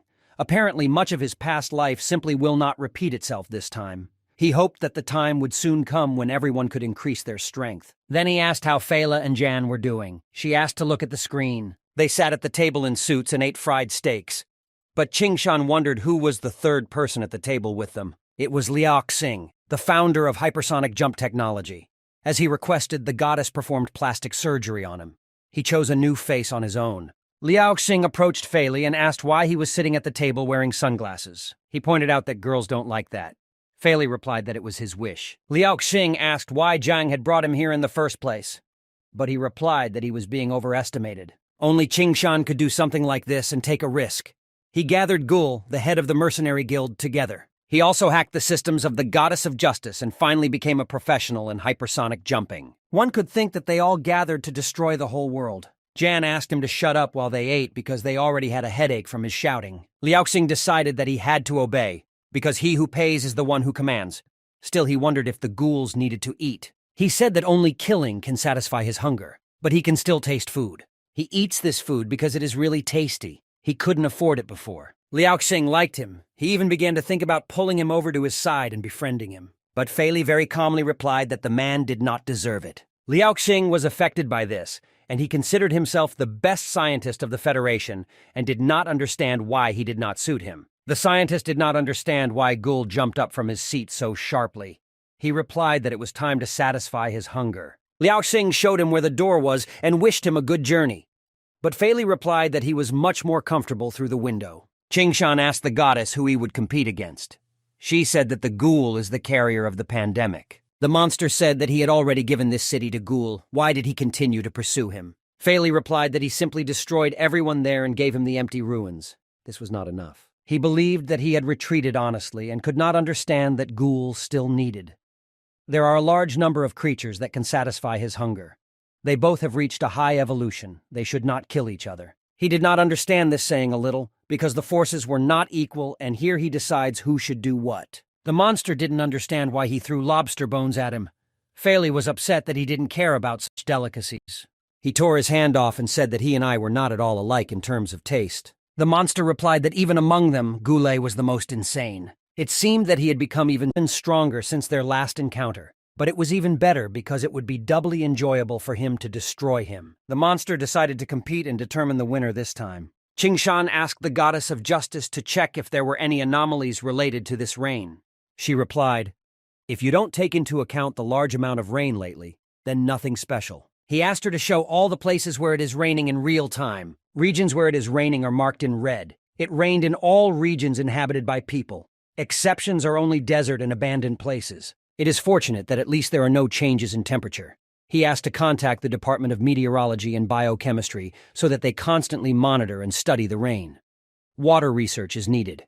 If they find something, he asked to inform him urgently. While he was gone, the president requested a meeting with Qingshan approximately 5 times. There seemed to be something urgent, so he asked the goddess to inform the president that he would be on his way right now. He asked what matter he summoned him for.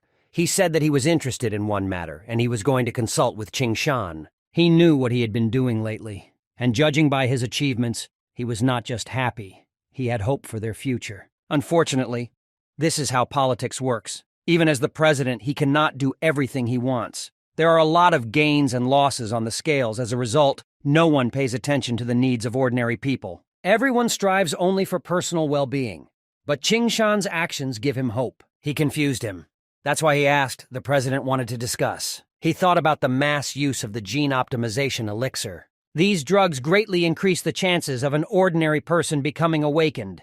He suggested allowing people to use it, and then powerful warriors will begin to appear en masse in the country. It was a wise decision. He really thought so because with the distribution of the medicine, most of the residents would reach at least the level of a first-star warrior. Thanks to this, they will be able to give battle to demon eaters and therefore survive, so it was a great idea. But many aristocrats are against this idea, based on the fact that it will cause chaos and state anarchy. There are 3 times more awakened people in the Fuxi Empire than they have. But there was no smell of chaos or anarchy there. In essence, they were lucky that they had an elixir to increase the chance of awakening the power. In the Fuxi Empire, it is an elemental awakening potion. Even if all their residents take the elixir together, there will not be enough newly awakened to gain an advantage against these countries. Therefore, he believed that they should do it. Simply put, he supported his idea, although 9 aristocrats will be against it. The president proposed to forget about them for the time being. All the same, a multinational conference on this very issue will start soon. Qingshan assumed that other countries also had such an idea. The president wants Qingshan to speak at the conference with his opinion about it. He has already become famous in world circles. He created Seraphim, then researched the virus inside the ghouls. His words have great weight in the scientific community. He agreed and said if that's all, then he will leave. The president ordered tea, but the person who should bring it poured something into the cup. Qingshan seemed to sense something strange, but still walked on without paying attention. Meanwhile, Liao Xing decided to watch the series on the computer. The girl in it seemed to him to be very good. He was not against moving her to his place and conducting a few lessons. But the boys prevented him and interrupted him at the most interesting place. Jan said that he helped him defeat the strongest ghoul. Now it was his turn to help. He reminded Qingshan of his chosen cat's skill. It was a really useful skill that could find anything. Lately, he is not doing well and the family is worried about his personal life. That is why they asked him to finally find a partner. He was tired of it, so he asked the cat to help. Qingshan was amused by the fact that he entrusted his love affairs to his cat, but the boy convinced him that this skill is very reliable. Therefore, he asked not to bother about it. Jan said that he knows her, but they haven't met in person yet. But he was sure that he fell in love with her at first sight. Then Qingshan insisted that he start courting her. With his family's capabilities, nothing could go wrong. But her father does not have much contact with the 9 aristocrats, but Qingshan was quite familiar with them. Therefore, Zhang wanted him to help him meet him. Qingshan said it was a good plan and asked who his love was. Zhang replied that it was the president's daughter. It so happened that tomorrow there should be an international conference, and he offered Zhang to go with him, and he could introduce him to the president. While Jiang was hugging Qing Shan and thanking him for this opportunity, Fei Li walked in and thought that they were a little unconventional in their orientation. The goddess of justice also appeared near them and said that Fei Li had destroyed the plague hound. Qing Shan thanked Fei Li and said that it was a very good job. He replied that these are little things, and thanks to his murder, he will be able to evolve faster.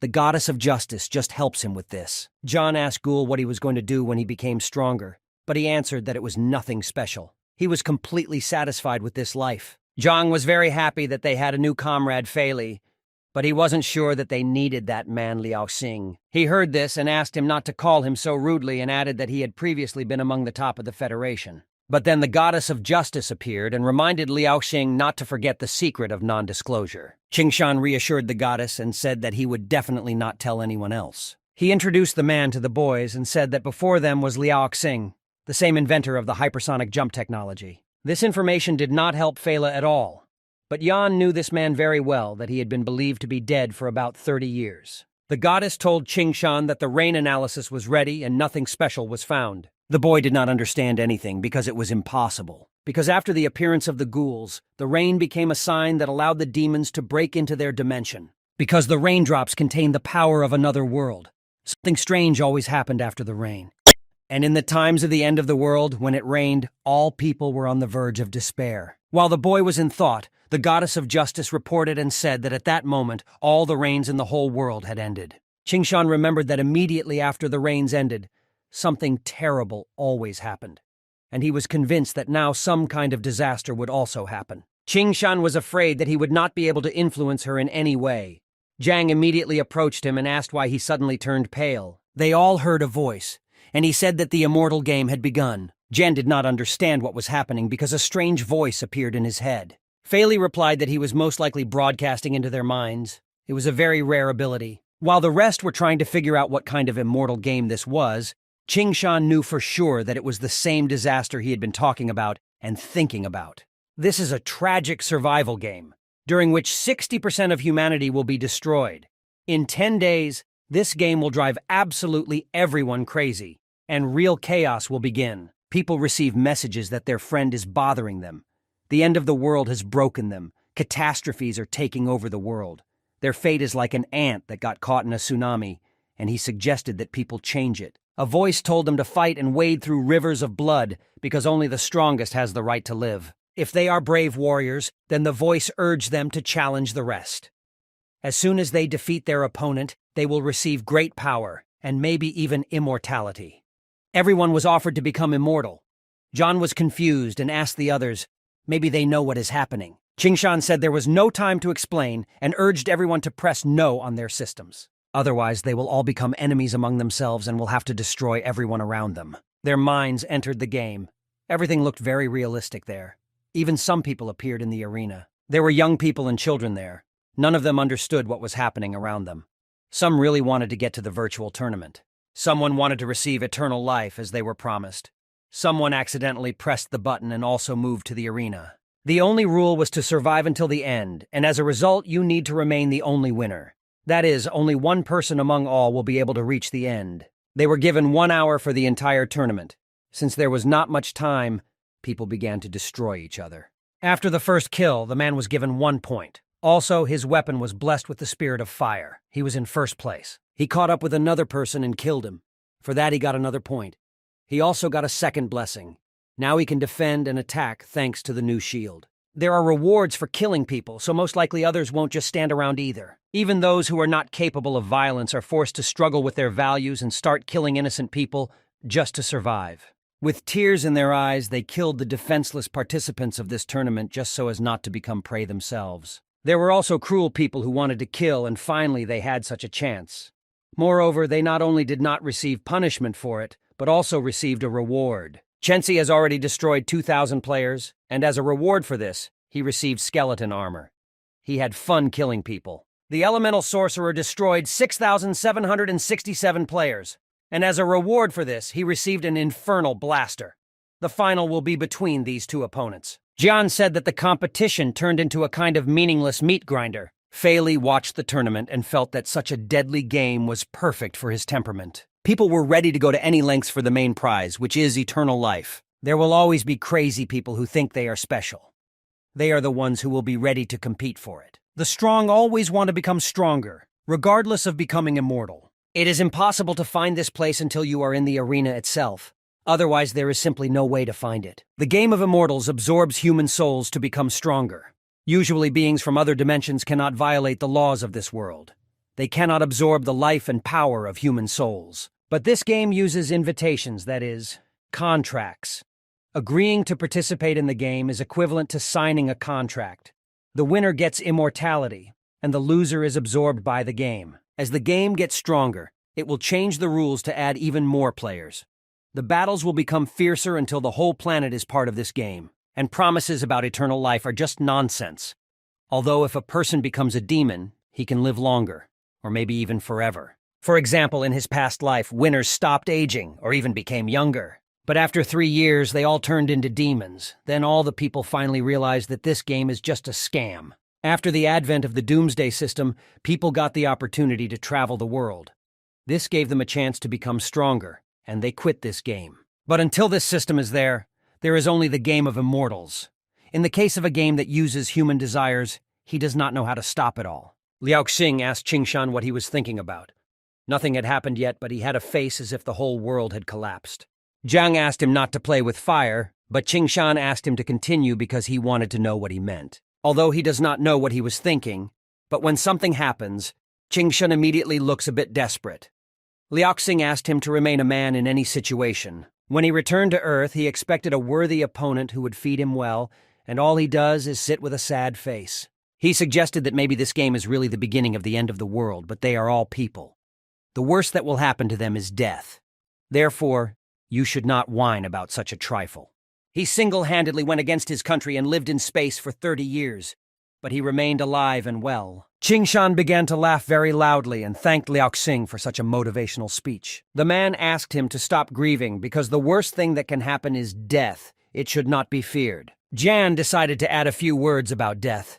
This game of immortals is kind of stupid, manipulating people's desire for eternal life. He did not believe in this, and believed that it was impossible to use other people's lives to continue his own. Fei Li asked how he could take immortality so easily. Jian said that when people's lives are at stake, heroes must remain calm. Zhang asked what they would do with the winner. Qingshan replied that there was no point in fighting the consequences. All people want immortality. The problem is, if these games continue, the world will begin to collapse and the earth will plunge into darkness. But they can't even understand where this game is taking place, and it's unknown how they can destroy it. That's what worried Qingshan. Fei Li asked not to worry because he was always coming up with unusual ways to solve problems.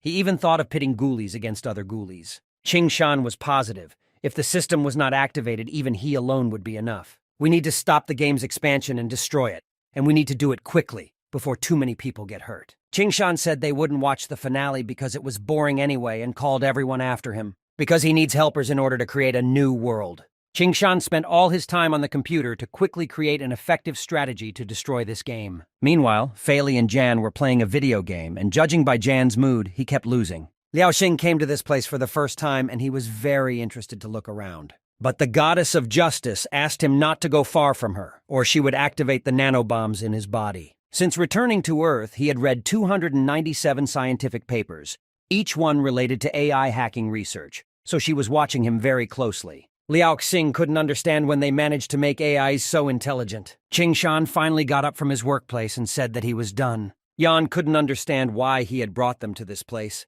since he hadn't been in contact with them all this time anyway. The guy replied that he wanted to create a gaming system with them. Fei Li was pleasantly surprised, as he was currently ranked 7th in the world in the video game. Now Jian understood why he had never been able to win. But Qingshan wanted to create a game system that would be used by all people. He asked the goddess of justice if she did everything he asked her to do. She did everything. He decided to show the prototype and the general basis of his idea. The whole prosthetic arm was very bulky. Qingshan thought about replacing it with a small bracelet. He asked the goddess of justice to record his sword movements and create a game model. She readied herself and said that he could begin to perform his blows. The boy looked skilled enough. The goddess said that there was no mistake in his movements, and they were perfect. He asked the goddess if there were any systemic rewards upon completion of these movements. Since he successfully performed the following moves, his strength level reached the level of a 3-level martial artist. As a reward, he will receive the Federation's steel sword. Zhang realized that it was very similar to the game of immortals, but even a goddess cannot list the rewards to all people at the same time. He replied that she could do it if Master Liao Xing would help them with it. He assumed that Qing Shan wanted him to create a mini version of the teleporter for his mechanical arm. Then the goddess of justice would be able to instantly move the rewards to any point in the world. If they can achieve instant transfer of rewards, the system will be much more user-friendly. It will be difficult, and he said he needs some time to do it. Qing Shan said that this is only the main function. When he is done with it, he will work on creating really powerful algorithms of the system. Jan asked what kind of algorithms these were. The guy answered that they were skills, weapons, equipment, everything that an ordinary person would want. He cannot promise people immortality, but he can give them the opportunity to continue their lives in the real way, that is, to become stronger. Liao Xing believed that if people liked this game, then they could enter a completely new era. He was happy because then they could become the new rulers of the whole world. With this game, Qing Shan planned to break the immortal game. Fei Li was intrigued and liked the idea. Zhang said that the problem is that immortality will be more attractive to people. Obtaining immortality this way was absolutely not worth it. Qing Shan planned to destroy the immortality game from the middle. But people are unlikely to listen to him when the chance to become immortal is right under their noses. Qing Shan said they would talk about it later and asked if anyone had any suggestions. At the expense of the mini teleport, it is necessary to make it so that no one can dismantle it from the bracelet. Besides, the very idea of a mini teleporter that can fit in a bracelet is very difficult to implement. Liao Xing said that he would have to think about it. Qing Shan asked him to do whatever he thought necessary, because his apparatus would be an important part of the system, because part of the rewards would depend on it. Therefore, he asked Liao Xing to give his all. Fei Li said that before the apocalypse, he was a professional in augmented reality games.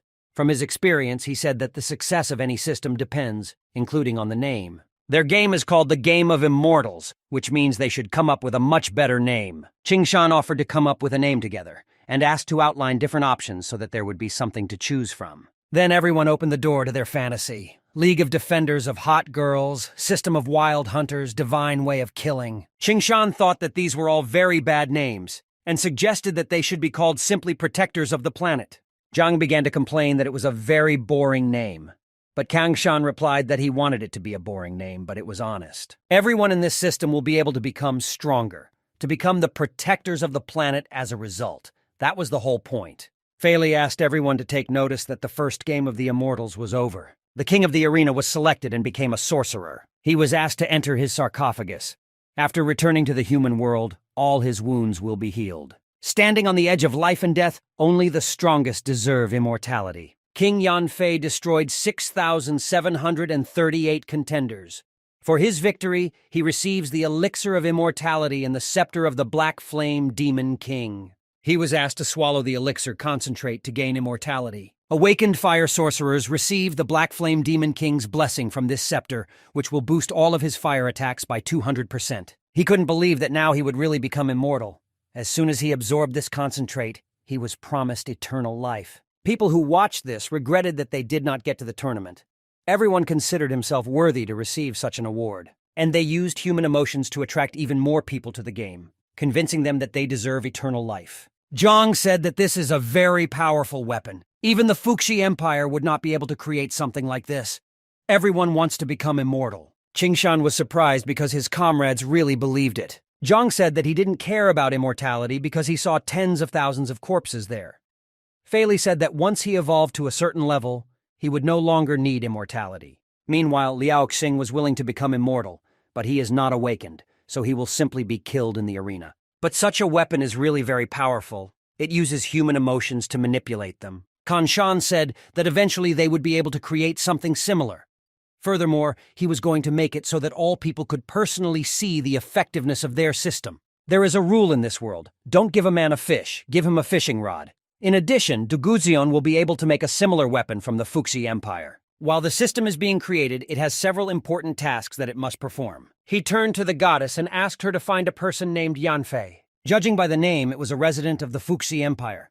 She began to look for people with a similar name, and she was able to find 3 matches. It was the same sorcerer who won the immortal game. Qing Shan asked to see the detailed information about him. The Game of Immortals has already taken the first step and shown people the elixir of eternal life. If that man becomes famous throughout the world, Even more people will want to participate in this battle. They must destroy it before the situation worsens. Fei Yun, 69 years old, is a wanted criminal in the Fuxi Empire.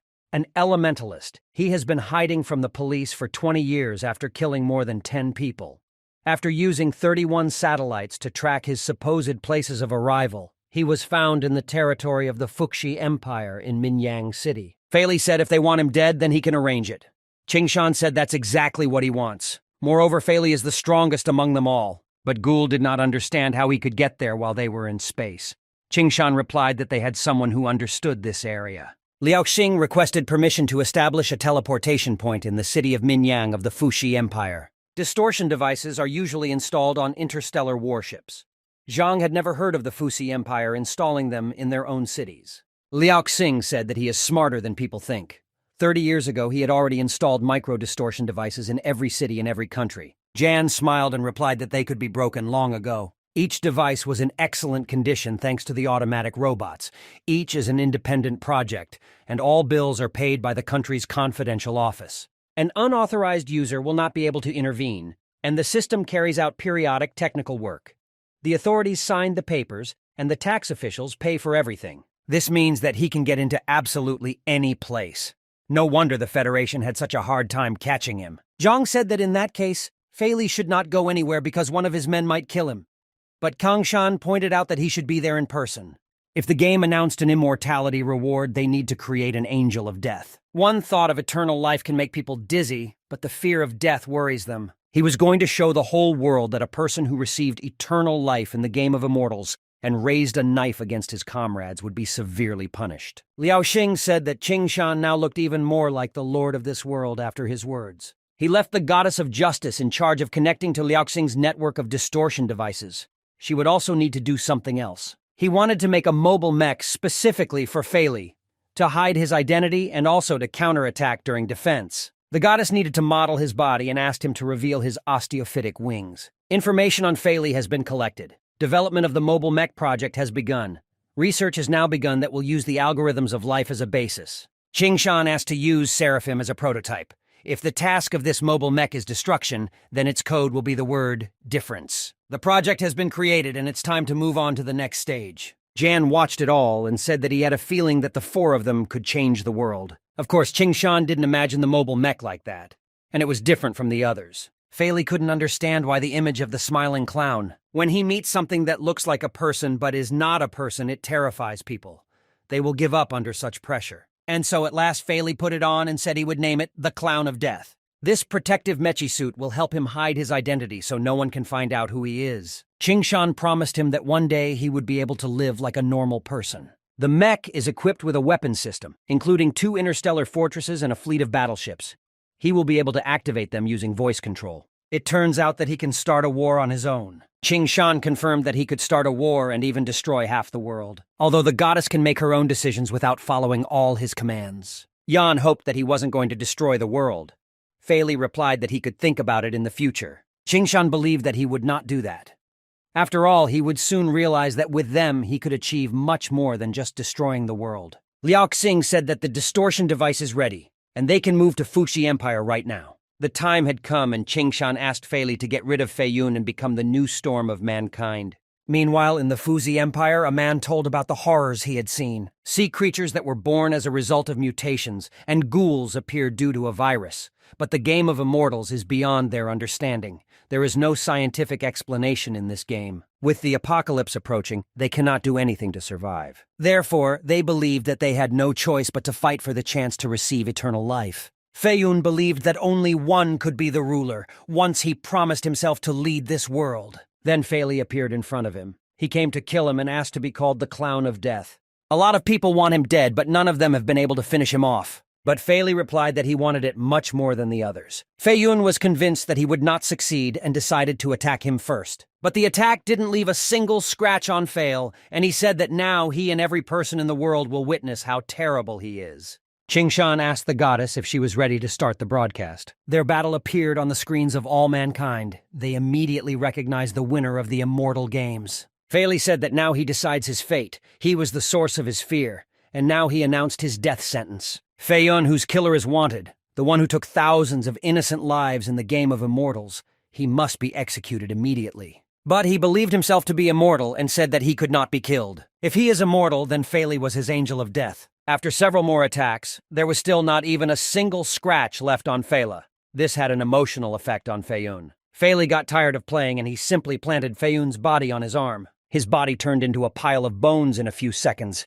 Not a single piece of skin remained from the immortal Fayun. Feli asked everyone to remember that everyone who joins this game will face the same fate. That is death. Meanwhile, in the Empire of Orlanka, His Majesty reported that no traces of human presence were found. A similar situation was with the neurochips of other countries. The girl asked if he was sure that this could not be the work of human hands. No one has had such an opportunity to simultaneously control all the neurochips in the world.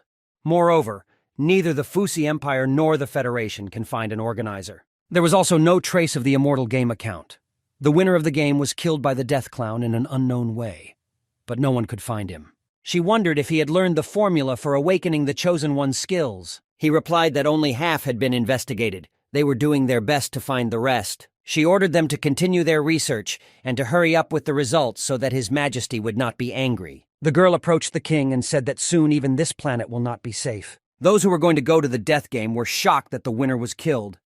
This meant that the information about immortality was a lie. Even if they win this game, they will still be killed after a while. Qing Shan said that this was exactly the reaction he wanted to see. The game of immortals makes people want to live forever, but the clown of death stands in their way. The goddess said that the material of the scepter was different from those already known. She needed to process information about it. In order to achieve the goal, the goddess had to break the 15 laws that were established by humans. But Qing Shan said that she was saving millions of lives and needed to be flexible. Of course, sometimes you have to negotiate with the rest. But when the world is desperate, they can only count on themselves. Liao Xing did not understand how the goddess of justice could think like a human. Yan asked Fela if he enjoyed his first combat experience in a battle mech. His flight speed has increased significantly, but he hasn't tested much yet. Jan asked what he did at the very end because he had never seen anything like this before. This skill can be used by all ghouls that have evolved to a certain level. At first he wanted to just blow his head off, but when you think about it, this skill inspires much more fear. Zhang said that it was a good choice. Although he was not that bloodthirsty, he definitely wanted to ask Qing Shan to make him the same battle mech. It's time to start the second game of Immortals. They used the same phrases to call people. Qing Shan asked the goddess of justice to show the Death Clown's words to all the people once more. Everyone who joins the game of Immortals will face the same fate, that is, death.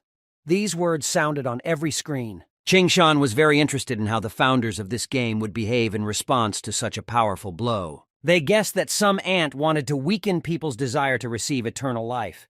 But for this game, they were going to choose a real elite. They called only those who consider themselves powerful to this tournament. Because a clown remains a clown in the face of a mighty immortal, he can only tremble in fear. Eternal life should belong to the strongest. They changed the rules of the game of Immortals. There was no such thing before. Now only the elite can join. With such recruitment filters, the selected participants will be the most bloodthirsty. This raising the bar on the strength of the contestants is necessary to stand up to them. The warriors who wanted to get eternal life made their choice. The number of participants is 7,634. All the rest can watch the game of the elite and close their eyes in fear. Everyone in this group was very strong, especially the twins. Their techniques were so excellent that they had almost reached the level of a martial god. Right now, Feli is about equal to these twins in strength. But once they win, the game will make them much stronger. He asked Fail how long he had until his next evolution. He killed one ghoul in that Fayun. For evolution, he needs to kill another ghoul of the same level as that ghoul. Qing Shan asked the goddess of justice to show them the strongest ghouls at the moment. Qing Shan was determined to kill one of them immediately. One of the ghouls ordered his warriors to grab prey because they might starve. Feli said that he would go alone and deal with him, but Qing Shan replied that he would go with him this time. Almost everyone who takes part in the Battle of the Immortals are real thugs. For them, killing ordinary people is nothing. The two of them will be faster. They have to win this time game. Qing Shan said that Feli takes the lead. At first, he planned to destroy the low-ranking monsters. Then he promised to help him. There were plenty of man-eating demons there. Feli told him not to let them bite him or he would have to kill him. But Qing Shan asked him not to even think about such a thing. Feli assessed his suit. Feli said he would go first and flew to their leader. But it was not possible to destroy him with one blow. This ghoul was a strong enough nut. Meanwhile, Qingshan distracted the small monsters and destroyed them one by one. Their level was low enough. Qingshan asked the system to tell him the name of the enemy commander-in-chief. Fei Li considered him a strong enough enemy he could repel all simple attacks. The ghoul said he was too weak to be destroyed so easily, but he asked this fat monster not to use his own intimidation tricks. He replied that he would shatter his illusions. The ghoul wanted to let him know who he was one more time before bringing him to his knees and then making him beg for mercy. As it turns out, some ability can hurt a fat one, so he decided to just increase the strength. But the fat man said it was just a scratch. He asked him not to think that this miserable attack could hurt him. Fei Li advised him not to resist and just go to the demon. After that came an attack that he definitely did not expect.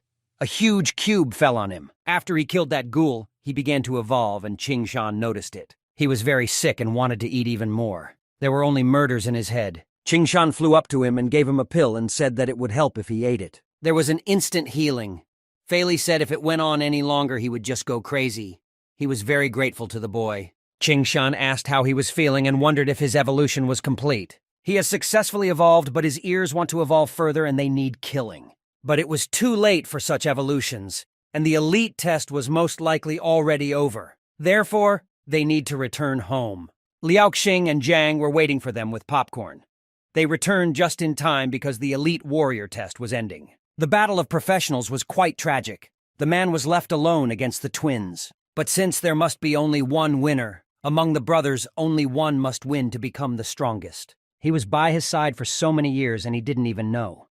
Every day he looked at him and thought that he was superior to him in everything and was happy. A really great competition began between them for immortality, and they no longer looked like brothers. But one of them did not have enough power to win. He did not even understand what technique was used against him. Since childhood, the red-haired brother considered himself better than others. The brother said that he is not only a master of martial arts, but also a master of the 5 elements. He never listened to what his older brother told him. He chose this path himself. Their adversary man was still alive and he witnessed the fratricidal battle. These guys were just devils. The older brother told the man that he would be the last, and he would be able to live forever if he killed him.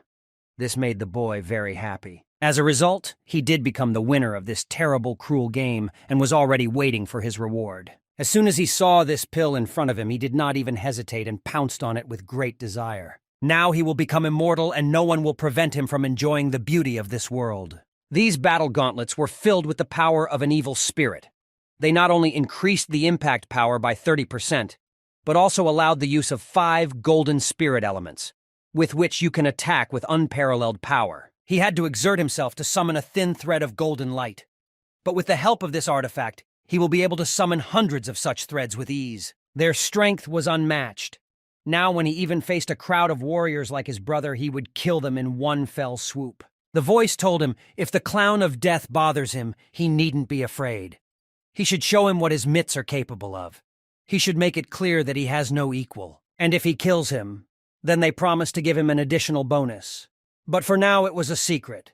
But the value of this reward will be no less than the pill of immortality. The boy has already seen what this boy is capable of.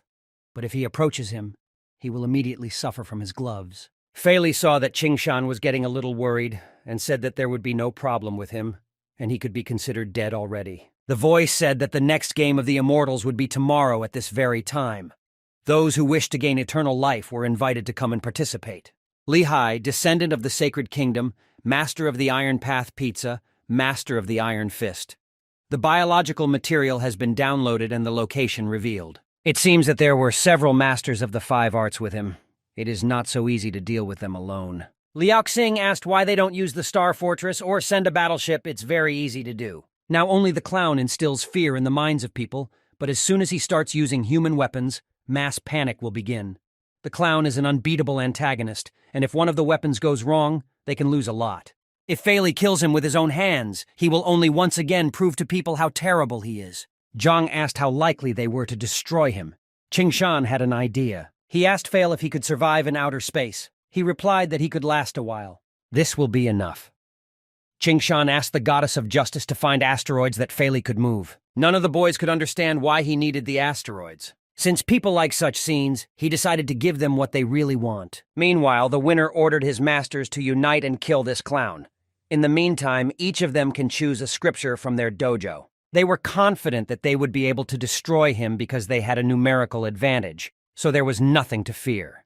They agreed to destroy him as soon as he appeared here. The brother was convinced that it would be very easy to kill one clown against them all. The boy was glad at first that he came to them so quickly, but then he raised his head and saw that a huge asteroid was flying towards them. The clown said it was their parting gift from him. While all the masters began to run in different directions, the brother believed that he was immortal, and these meteorites could not harm him. Some masters managed to survive, but they could not find their immortal leader. However, they clearly heard the words of the clown, who said that anyone who did not listen to his words would be severely punished. He asked everyone to look at the hero, the warrior, and the champion of the game of immortals. Would they still dare to consider the clown an ordinary, miserable insect? He asked everyone to remember, anyone who participates in this game will get only one thing, and that will be death. Fei Li went back to the temple and told Qing Shan that he would have to restrain himself if he was going to work with him. No more killing and no more evolutions. But now he was living his life to the fullest and was happy about it. Jan thought that we might as well be thieves if we were to compare them to the game of immortality. After each evolution, Fei Li eats so much that Liao Xing feels sorry for Jiang's wallet. But Fei Li replied that he earns much more. Jan was going through a bunch of pathetic requests. They seemed to think the Assassin Guild is a bunch of idiots, but it was difficult to do something about it. Because the apocalypse is getting closer, it seems that everyone's most cherished desires have suddenly opened up. 7 mistresses decided to kill their husbands' wives. 2 women want to kill their own husbands. 3 sons wish their parents dead for the sake of their inheritance. He did not accept any of these requests, but Qing Shan asked what his guild was doing now. Another offer is the murder of the Bishop of the Holy Temple. The reward is 120 million credits. According to his client, although the bishop was impressed by her beauty, he did not allow her to enter the Holy Temple. Instead, she was put behind bars and used as a toy. This bishop collected most of the beauties and sacrificed to the Holy Temple those who he will get bored, thereby showing his devotion to God. His client was the only one who managed to survive among them all. Killing the bishop personally sounded attractive enough to Qing Shan, but John asked him not to meddle in his own affairs and to deal with the strategy of the game. With abilities like Jiang's, he could easily become one of the 9 heads. Qing Shan did not understand why he continued to kill, but the boy replied that it was impossible. Only the eldest son could take the place of clan head. He could not afford to take the position of someone who that protect 9 chapters. Qing Shan was so preoccupied with the matter of personal survival in his past life that he had no understanding of what the 9 chapters were hiding. Jan said that only the heads of the clans know what they are protecting, and they carry this secret with them to the grave. Anyone who pokes his nose into their affairs will die. Liao Xing came up, smiled, and said that this is how it all happens. Jan did not understand how he knew something that even he was not allowed to get into. It was for this reason that he had to initiate his death and hide in space for 30 years. The idea of becoming the head of the 10th house and preparing for action before the 9 houses began to hunt him was only a cover. Qing Shan asked what exactly their secret was. Every time the head of the clan is in a dying state, he chooses a follower in the presence of the other 8 heads. Then the follower follows the heads to a secret place. It is shown on the satellite map as a private mountain range. There is a very serious guard. If anyone approaches, they will be killed immediately. But in that case, Jan wondered how he managed to get to that place. He wasn't there himself, but he used one of his spatial tracking devices to teleport there. When the devices reached the spine itself, they suddenly went out of control, and a human face appeared on the screen. A face that had passed through a large amount of time and years. He wasn't even sure if that person was alive now or not. This face stared at his screen and then completely lost the signal. Qing Shan knew what happened next. He had been hunted for all these years and had almost been killed several times. He had no choice but to use clones, initiate death, and escape into space. This is how he managed to survive. It is hard to believe that he was persecuted because of one secret, although he was the greatest scientist at that time. It seems that the 9 chapters hide something extraordinary. The goddess of justice said that the next target was already set. Qing Shan told Fei Li that it was time for afternoon training. As soon as the monster saw him, he immediately said that he had not seen anyone alive here for a long time. He had almost left the city. Qing Shan said that they will follow their strategy. He takes on the smaller monsters, and Fei Li kills the leader. But as soon as Fei Li jumped on him, some inexplicable power shot through his body. Qing Shan immediately asked him if he was all right. but he was very angry and promised to tear this scum to pieces. Although Qingshan was happy that Fei Li was fine, he himself was in a very awkward situation. Therefore, he decided to use the ability of 1,000 miles in one step. In this way, he was able to confuse the enemy and attack by surprise. As long as one shallow monster was destroyed by Qingshan, the mental power with which the leader tried to control it was beyond comprehension. Qingshan did not expect that this monster had evolved to such a level that even Fei Li could be possessed. He decided he needed help and used the killer demon arrows. As it turned out, this monster also possesses soul corrosion, and thanks to this, Qingshan was transported to another dimension. He welcomed his guest into his world. You only need to enter once and you will never be able to leave. He was going to abuse him in horrible ways until his soul was completely destroyed. Only then would he be able to rest. They made him feel all the horror of hell, but it's good that he had the protective art of the holy deities that Bayan gave him. Without them, he would have already died. Now Qingshan asked him to show everything he was capable of, but he had a huge problem. He had taken over Fei Li's mind and now they were both his opponents. Fei Li was completely under his control. Both he and this pile of flesh had evolved to the 5th degree. He doesn't stand a chance against the two of them on his own. It was necessary to kill this ghoul as soon as they were separated. He programmed Fei Li and gave him a single task, which was to destroy Qingshan. He couldn't waste time on Fei Li, but he had no other choice, because he went on the attack and Qingshan was forced to defend anyway. But here again, he was saved by the ability of 1,000 miles in one step, and he was already behind Fei Li. Now he had the opportunity to attack Ghoul himself directly, while Fei Li would take some time to regain consciousness. Qingshan had expected such excellent defense from General Yuzi's armor. Ghoul's attack did not bring any results. If he does not have to think about defense, then he can put all thoughts aside and concentrate on attack. He managed to distract the monster and put him in a cage. But it was not just a cage. It shrank and chopped the enemy into small pieces. Since he has defeated a stronger opponent, the recharge of understanding is now available. He can continue to use soul points to study cultivation texts. Their main goal was to make Fei Li evolve. Qingshan didn't expect that he would also be able to get something. But it's great anyway. He'll be able to focus on leveling up. Fei Li couldn't even think that he possessed such a powerful psychological attack. If he had known about it, he would have fought against him with maximum strength. Attacks that target the mind and soul are the hardest to deal with. This is one of the monsters that pose the biggest threat. Now that he's dead, no ghoul can handle Fei Li. Qingshan will ask the goddess of justice to find strong opponents for him to evolve faster. Fei Li said it was too bad he wasn't a ghoul, but the boy didn't understand what he was talking about. If he was a ghoul, then killing a strong monster like him would definitely allow him to evolve to a higher degree. He replied that Fei Li was right, and added that he had to go to one more place, and asked Fei Li to return without him. With this formation of bells, no one will be able to stop him, and now he needs to reach a higher level of the basis of creation. He discovered a new technique. His current cultivation rank was high. He needed 50 points of soul power to learn the 100 Saint Tribute technique. He had such a sum of points and decided to learn this technique right now. He managed to do it, and he felt a very powerful influx of energy. Now he only had to test it. At the limit of his abilities, he can even fly for a short period of time.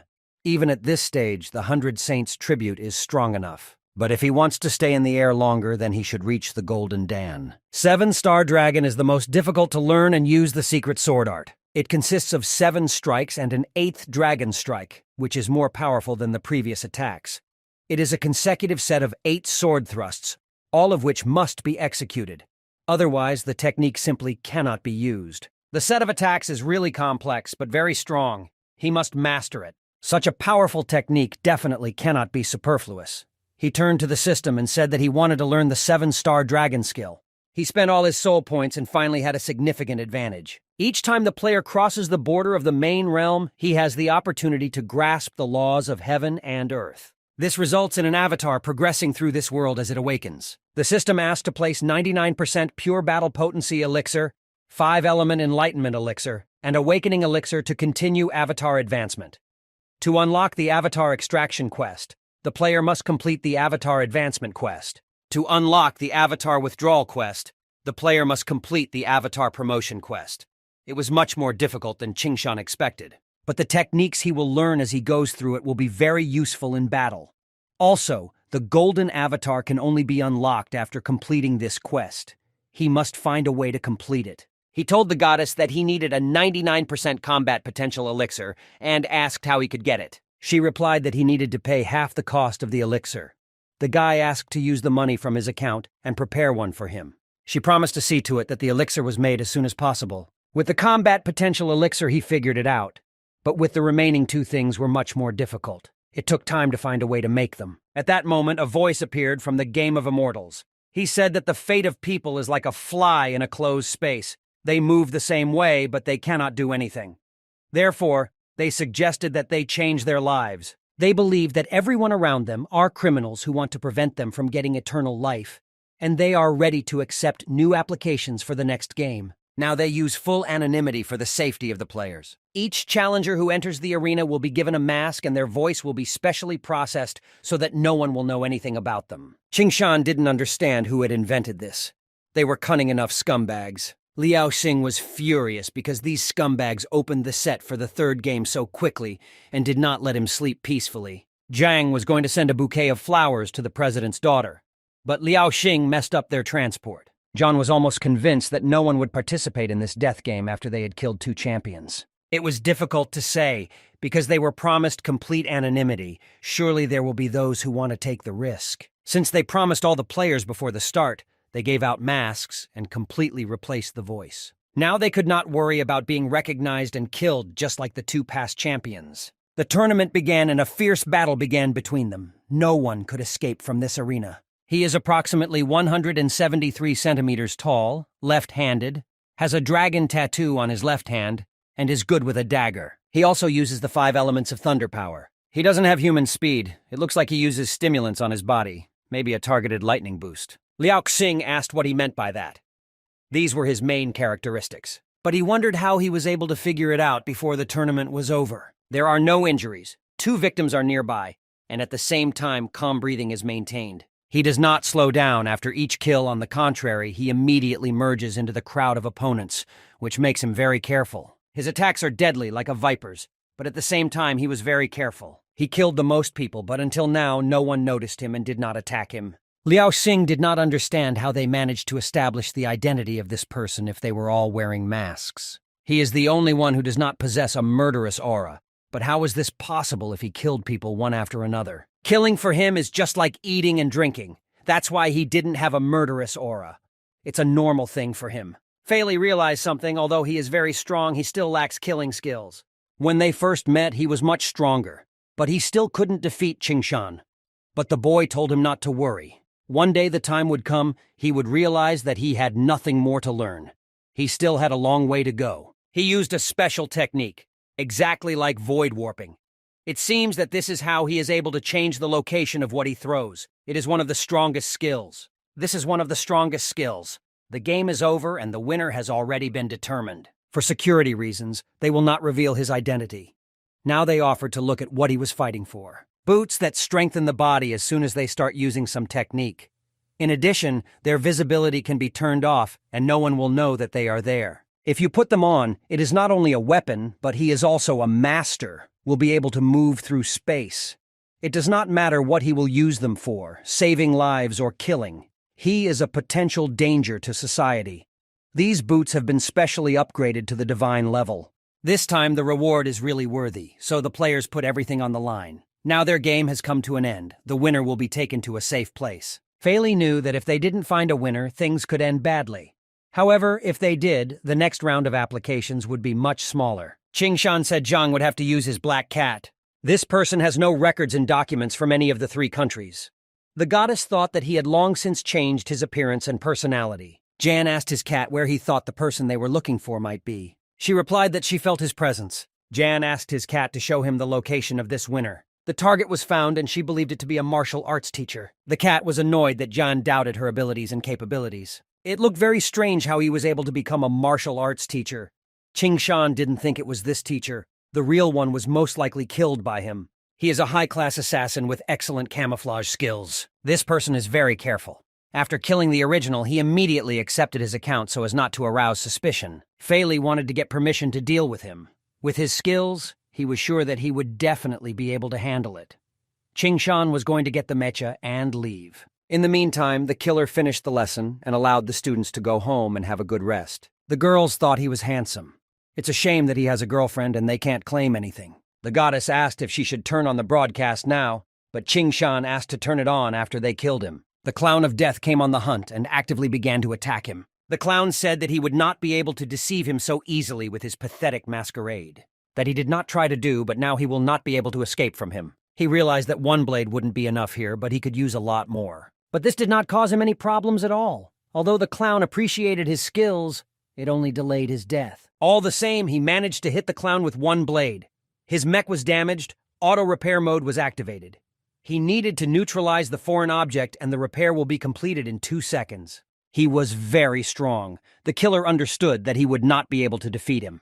There was no point in competing with him. He had to run to a crowded place. If this clown continues to harass him, making noise, then the board will deal with him. Ching Shan said that he would probably have to intervene. The killer realized that this clown would not be alone, but he was sure that with these boots he would not be able to catch him, because he can pass through any space, and he needed to use this opportunity and quickly escape. But Ching Shan turned out to be much faster than the assassin expected.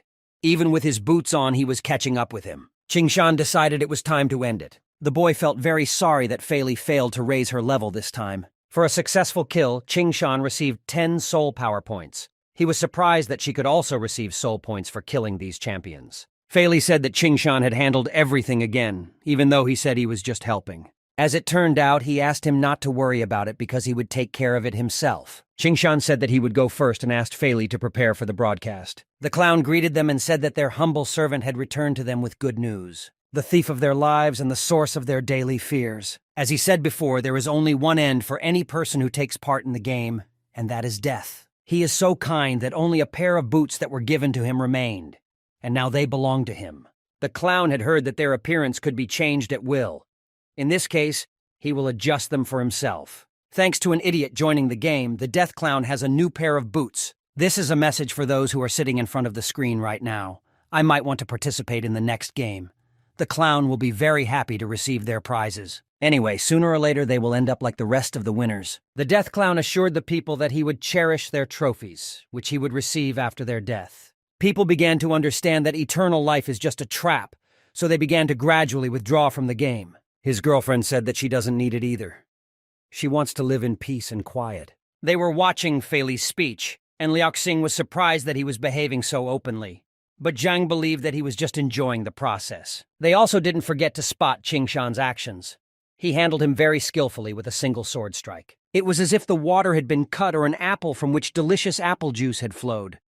Jan noticed that he was talking about it like a madman. Liao Xing replied that he was a scientist and his job was to study the unattainable, but he did not think that they would be able to understand all the most unattainable things. It even made him laugh. Now he was almost convinced that no one would want to play this game. But Ching Shan asked him not to be so cocky, because most likely there are still some trump cards in this game. Liao Xing agreed with him and noticed that boys of his age are rarely so careful and alert. Ching Shan asked where Fei Li was now. The goddess replied that he was working on her plan to destroy transparent assassins. He had killed that champion, and John thought that Fei Li was now very sad because of that. The goddess of justice unexpectedly decided to borrow these boots from Ching Shan to investigate them. He allowed them to be taken, but only when Fei Li returned because they were in his possession. Ching Shan called Zhang with him because the conference was about to start. Liao Xing overheard their conversation and immediately asked what would be discussed at the conference. Ching Shan replied that about genetics. If they could convince countries to make genetic engineering universal, then the game system would allow them to choose a career. Liao Xing believed that it would become more convenient and they would be able to choose a profession. Placing it in their genotype, it is becoming more and more like a computer game. Although in fact the game is just a shell. The main goal is the development and strengthening of personal abilities. Ching Shan had a lot of ideas, but they can't implement them all together at the same time. To begin with, you should start with genetics. Ching Shan came to meet the president and he immediately asked who came with him. The guy introduced Zhang as his partner. He knew this guy, who rebelled against the Chiang family. The president asked how he felt after defying such powerful people. Jan said that not everyone is born noble. Especially he believed that nobility is not power. The leader of the human race should be a worthy person. The president appreciated his speech. He noted that it is not surprising how they were able to become partners from Ching Shan. Today he wanted to talk about new technologies to improve skills, but many people doubt their need. The president wanted Ching Shan to help him make the right decision. But before that, the boy wanted to show him something. A personal system of mastering new combat techniques. The device is genetically aimed at quickly learning new skills. It's still in development, but he suggested the president try it out right now. He agreed to test the invention and offered to talk about it later when he returned from the meeting. When the president left, Jiang asked Qing Shan if he happened to be the president's illegitimate son. Although it sounded like nonsense, it was surprising why the president trusted him so much. He said he would talk to them after his meeting. He was one of the most influential people in the world. He knows every action of Qing Shan. He even knows about Fei Li's existence. Perhaps based on his experience, he is able to understand the true benefit of their device to humanity. Then Anna entered the office. She came there with her aunt the Empress and would like to speak with Qing Shan alone. Jan understood everything himself and said that he would temporarily leave them and go to local buffets. It was noticeable that the girl was not very comfortable talking about it, but she... Anna immediately blushed. She knew that he was the founder and developer of the Angel of the Killer. In addition, he possessed a special power. The goddess of justice was especially fond of him. Anna wants to return her homeland because she is tired of being a simple pawn. Although Qing Shan knew that the Empire was preparing for war with the Holy Land. Therefore, he believed that he would hardly be of any use to him. But when he saw her appearance, he asked what help was needed from him. She needs a sword technique, so she asked him to contact the Goddess of Justice and ask for her help with a military strategy according to the world laws, so that other nations are not harmed. He has a good relationship with the President and War Master of the Federation, so she asked to contact her with them.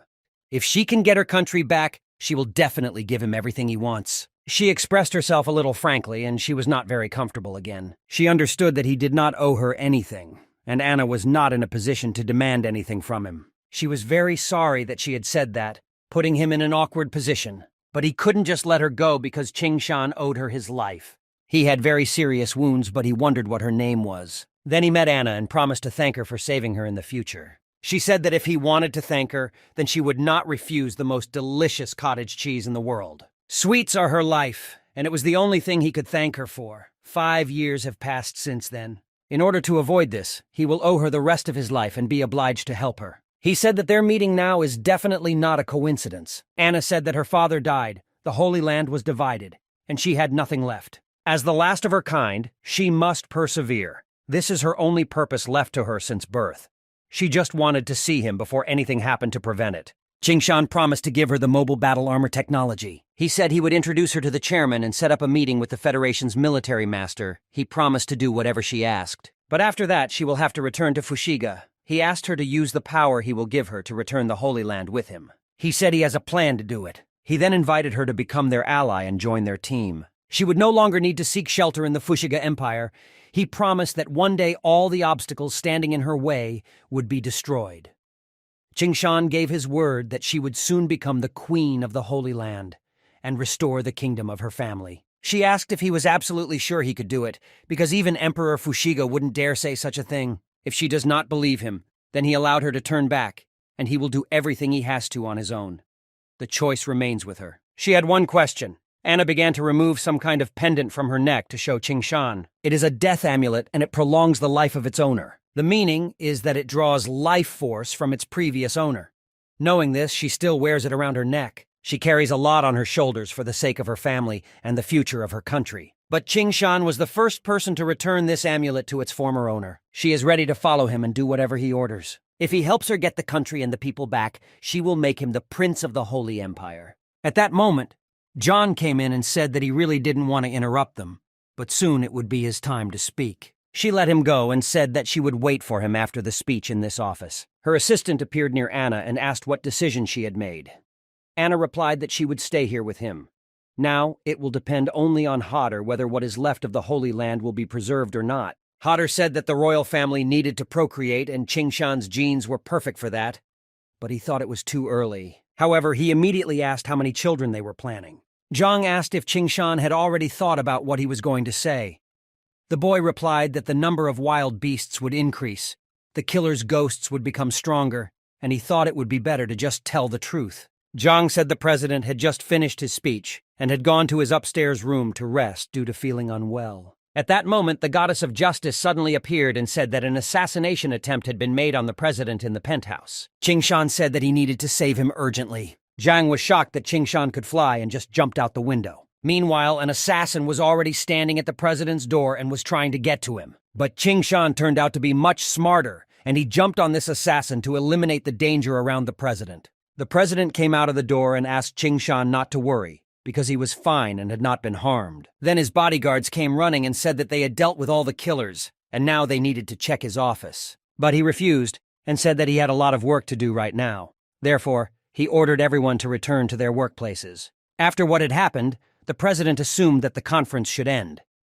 He decided to arrange a private meeting between Ching Shan, the president, the Fushigi Emperor, and the representative of the Holy Land. The guy said he would leave it up to the president himself. Ching Shan was in the conference center, and the goddess said that the president has been looking very strange lately. He has been forgetting a lot for a few days now. He only remembers well the last 3 years. This frightened Ching Shan because these signs indicated dementia. He asked the goddess to invite a doctor to conduct a complete medical examination, and as soon as he was done, to let her know the results. Then Zhang and Anna came to Ching Shan. He said that everything was fine with the president. He wanted to tell him something, so he decided to wait here. Anna asked if they could visit the emperor before they left. Until recently, she was under his protection. But now she is joining Ching Shan. There may be some complications if she doesn't tell him. That's why she needs help. He agreed and said he would be happy to help. On the way, Ching Shan asked Anna why the emperor did not stay in the room that the Federation had reserved for him, and why he decided to stay here. He hated the very concept of freedom.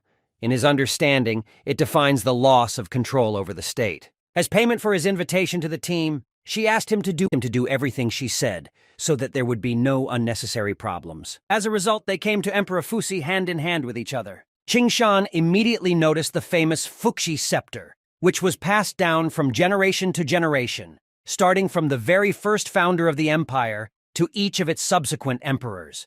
The skull of the first ruler is arranged in a scepter and covered in gold. Although the first emperor is dead, he continues to watch his descendants to see if they are worthy of this power. Anna asked the emperor and empress for permission to introduce her beloved boyfriend, Ching Shan. He hoped that there would be no problems because of this, but he would still have to explain everything. It was a familiar name to them. He is a scientist, the developer of mechanized suits for the Federation, and the first to notice the beginning of a deadly virus. He was quite famous in the scientific circles. If he was such a scholar, the emperor decided to ask him a question. The development of which country is better, the Free Federation or the Fuxi Empire? Ching Shan replied that according to the statistics of the past 10 years, the Fuxi Empire. The emperor believed that he should defend the dignity of the Federation and assert that the two countries are on the same level. He immediately answered that the task of scientists and science itself is to convey the truth about the world, not to invent it. These words touched the emperor, and he seemed to him a rather interesting young man. The queen said that he was not only interesting, but also something else. As the emperor noticed, the Federal Defense University was not the best place, so he offered him to move to the empire for work. He promised to give him the title of chief scientist of the empire and a better salary than any other professor. The boy bowed and said that it was a great honor for him, but he had important business in the Federation, so he could not accept their offer just yet. Anna added that she would like to stay with him for a while in the Federation, but the empire had recently declared her a refugee, and she was already running away with it. The queen believed that this was wrong, but Anna begged her very much because her aunt was the only one who really loved her. Therefore, she begged to let her stay with him for a while. The aunt asked the emperor what he would say about this. He replied that he could rule the empire, but he had no right to separate two loving hearts. When he was done with his affairs, the emperor was inviting him to the empire. They would be very happy for such a visit. Ching Shan said that he had heard about their signature wines, so this would be a good occasion to meet. Anna grabbed the boy's hand and told the emperor that it was time for them to go back. The emperor told his wife to gather. Although she reminded him that he must be present at the next meeting, he replied that he was only here for show. The empire does what it sees fit, and he didn't see the point in any discussions related to the Federation. But he was still very sorry that Ching Shan had not chosen them. He believed that everyone who is at least somehow useful to society should serve the Fuxi Empire. That is their purpose. Ching Shan asked if Anna was afraid that her plan would fail.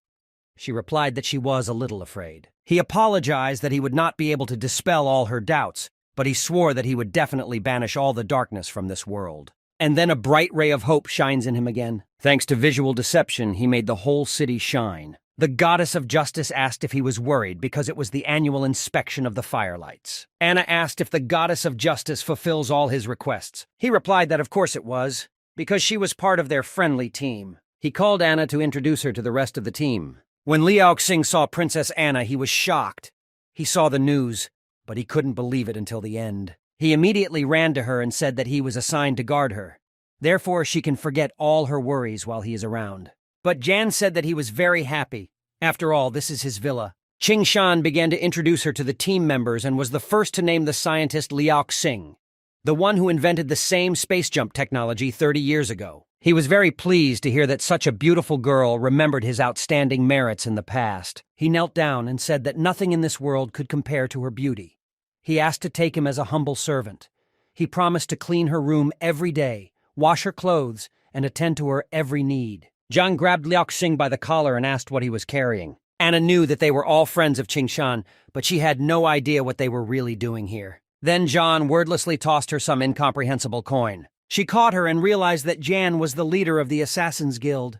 Anna told Qing Shan that they were very strange, but she understood why he chose them as his partners. However, she was more surprised by their other friend. Fei Li asked Qing Shan to explain the reason why he took such a strong ghoul as him into the team. He did not care about someone's bad past. The main thing was that they pursued the same goals. In addition, he was not just a ghoul, but also the fear of all people, the clown of death. Now she understood that it was they who went against the game of immortals. It was a shock for the girl. Qing Shan said that she was now one of them.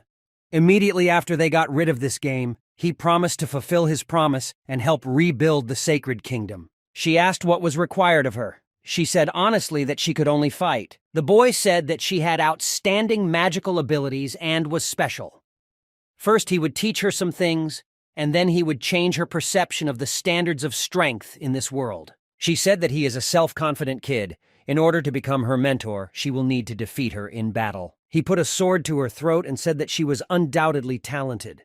Masters all over the world cultivate their abilities incorrectly, and he was going to reveal the whole truth to her. Anna said that he was just lucky this time because she didn't expect his attack, so she asked to do it again. She asked him to be careful. This time Anna was going to try her best. Qing Shan was only in joy. He was going to show her the true power of his spiritual power. While she was trying to summon a priest to use firepower, Qing Shan was already behind her. After a few seconds, his sword was already at her throat. This meant that she had lost. He had the sacred skill of spatial jump. If they were really fighting at full strength, he would have to try his best and then he could hurt her because his blade has no eyes. Zhang didn't know what had just happened between them. The famous burning priest had lost before he could release his full power. In the past, when Fei Li fought against him for some reason, he also couldn't use his power to the maximum. Anna asked how he was able to destroy all 3 black flame skeletons so quickly. She didn't even have time to use other spells. It was all because he uses the energy of this world. Her skeletons are just fire without its main source. It is very easy to extinguish the flames. Then she asked what the main source of fire was. He asked to use this skill again so he could demonstrate by example. Anna agreed and began to summon these skeletons again. But then something impossible happened. Previously, she could not summon more than 4 puppets. In addition, she had very strange sensations, as if she had an endless stream of energy at her disposal. Qing Shan said that this is spiritual power. This is the speed of fire with its main source. The abilities of the 5 elements, the chosen celestial and martial techniques, must be used, relying on spiritual energy, to reveal their true potential. In the future, he promised to teach them how to awaken and feel this power within themselves. Jan said that they should respect him as a teacher, but he replied that he could not officially take them as students because he had not received the master's permission. When Anna found out that he had a mentor, she guessed how powerful he was. If you gather all the strongest people in this world in one place, even this will not be enough to make her fight seriously. Liao Xing thought that Qing Shan had a problem with his head, but Fei Li said that he believed him, because such a strong warrior could only be trained by an even more outstanding master. In addition to teaching them how to cultivate spiritual energy, he would later show them how to use it to study and expand the boundaries of the real world. Jan couldn't wait any longer. He demanded that he teach them this right now. At that moment, Fei Li's head started to hurt very badly. He heard some incomprehensible voice. Anna said that it was like awakening a heavenly ability. Qing Shan also agreed with this thought. After he had killed so many high-level ghouls and gained far more spiritual energy than needed, he still couldn't complete the process. He probably needs a potion with a high concentration of the chosen heavenly technique to fully awaken. It will definitely not be superfluous for them. A good opportunity to solve all problems before a new round of the Immortals game begins. Qingshan asked Anna where in the Holy Kingdom the second part of the formula was. She replied that it was in the place of his father's lover, Pendu's mistress. The third floor on the right down the corridor is the seventh room. There is a portrait of her and her father hanging there. Behind it is a safe. Qingshan asked the goddess of justice to find a way to get into this place. She almost instantly replied that there would soon be a social dinner at Mistress Pendu's place. He could take advantage of this opportunity and sneak in quietly. His new name is Zhang. He is a military officer of the Freedom Federation who came to the Holy Kingdom for dinner as a representative. She asked Qingshan to take a genetic medicine that would change his appearance for 5 hours. Anna said that there are a lot of strong people in the Holy Kingdom. If it is revealed, it will be almost impossible to escape from there. He was not so afraid of the saints, but if the high priest himself appeared, then it would definitely be the end of him. But then their conversation was interrupted by Liao Xing. He said that the escape master was standing before them. He presented them with an experimental version of the pocket reality distorter. So far, he has not been able to make it smaller. In order to do this, he needs a little more time. This test version can only withstand 3 distortions and only 1 person, so he needs to keep a close eye on it. Liao Xing also installed a micro camera in the Holy Church. Therefore, even if they are here, they will still be able to observe what is happening there, and, if necessary, notify Qingshan about everything. Zhang guessed that this swindler had invented such a thing not only to follow the church. Liao Xing blushed and began to argue. He threatened Zhang to sue him for slander. The flight route is already ready. They will take off as soon as Qingshan gives the signal. Anna called the boy at the last moment and told him to come back alive. He promised to survive because they still have to change the whole world. He assured the girl that everything would go well and they had nothing to worry about. And so they arrived at the house of Mistress Pendu.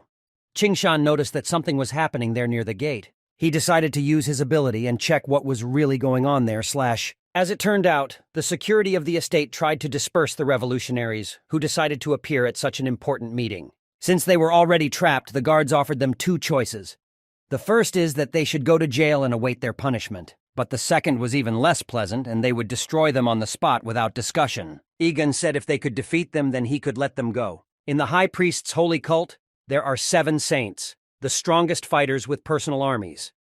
Historically, the holy cult was always connected with the royal family because it supported them with awakening potions, and they, in turn, protected the monk. But in the end, the royal family was destroyed, and only Anna remained alive. Currently, there are 3 ruling elites in the Holy Kingdom: the Revolutionary Army, the Holy Church, and the Imperial family. Also, the Fuxi Empire, which works in secret, has some power. Their monsters continue to wreak havoc around the world.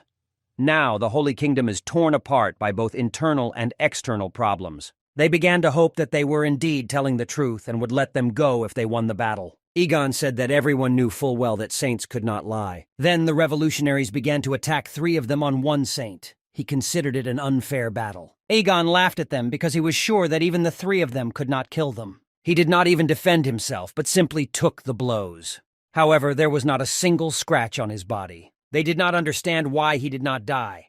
The saint, without any movement, attacked the revolutionaries. Egon said that if they dared to attack him, then it means that they defied the god himself, and now they all face the death penalty. He commanded sinners to accept their lawful death with honor. Qingshan couldn't believe that he possessed a redemption technique. Anyone who attacks a saint will take all damage dealt to him as a result, doubled. As for anyone using this technique, he will not take any damage. But there was still one naive revolutionary who, even after all the attacks, still hoped to harm Egon. However, his spear rested in his throat and stuck there as if in a stone. However, he did not receive any damage. The saint had already started mocking them and said that he didn't have a single scratch left on him again after their attacks. The last guy decided not to attack him anymore and said with a trembling body that he was giving up. If he decided to surrender, then only one end awaits him. It is a well-deserved death for trespassing on God. Saint Egon, whose strength is equal to that of various cultivators, likes to compete for his own pleasure. If Qingshan is going to enter the mansion, he needs to get past it first. To begin with, he needs to use genetic drugs to change his appearance. The saint urged his servants to remove these corpses as soon as possible, because the guests should arrive soon. Qingshan had already applied his potion, and upon entering he was asked to show his ID to identify his identity. The guy said he was Jiang, a military officer of the Freedom Federation. The servant immediately calmed down and, after checking the documents, immediately invited him to go inside. But Egon wasn't going to just let him go and asked if he was definitely an officer from the Freedom Federation. He added that he had never fought a Federation officer before and offered to fight him. Qingshan said that he had long wanted to know about the chosen saint techniques of their religion. The servant rushed to dissuade them and said that he was a representative of the Federation, invited to the banquet. Egon listened to him and stopped. This time he agreed to let him go in peace. The servant added that it was a very right decision. He asked him to stay out of his sight again. The servant obeyed any of his orders. With these saints roaming around, getting the awakening potion formula can be problematic enough. Meanwhile, in the Holy Kingdom, the false king could not understand why Anna had not yet returned. Recently, he disappointed the girl very often. No one perceived him as a king anymore. The Holy Kingdom split, and it was his fault. But he didn't care as long as she didn't give Anna back to him. He promised to keep causing trouble. She told him that he only had to do his job and then he would get everything he wanted. Then she ordered him to think about his behavior and put him in a cage. Although the kid said that he did not need rest, he admitted that he was wrong, but it was already too late. The girl promised that if she remembers, she will release him after some time. And she, on the contrary, wants to stay in this real world in order to solve the problems that have accumulated. Now she decided to use the new card to improve the method of ruling. It was a soul weaver spider. It can control a dead body by following its master's orders. It has a lifespan of 3 days. For the next 3 days, she expected him to play the role of king. It could be considered a trial period. The servant said that a banquet would soon begin at the house of the mistress of Pendu and offered her to come as a guest. But she saw no point in being present at such a terrible gathering of idiots. In addition, she had some business. Recently, a strange feeling of anxiety did not leave her, and she decided to look into the future. And she received a treasure hunt, the arrival of death, and another unknown card. Foresight wants to tell her that a force has appeared that can change the current course of things. You need to be more careful.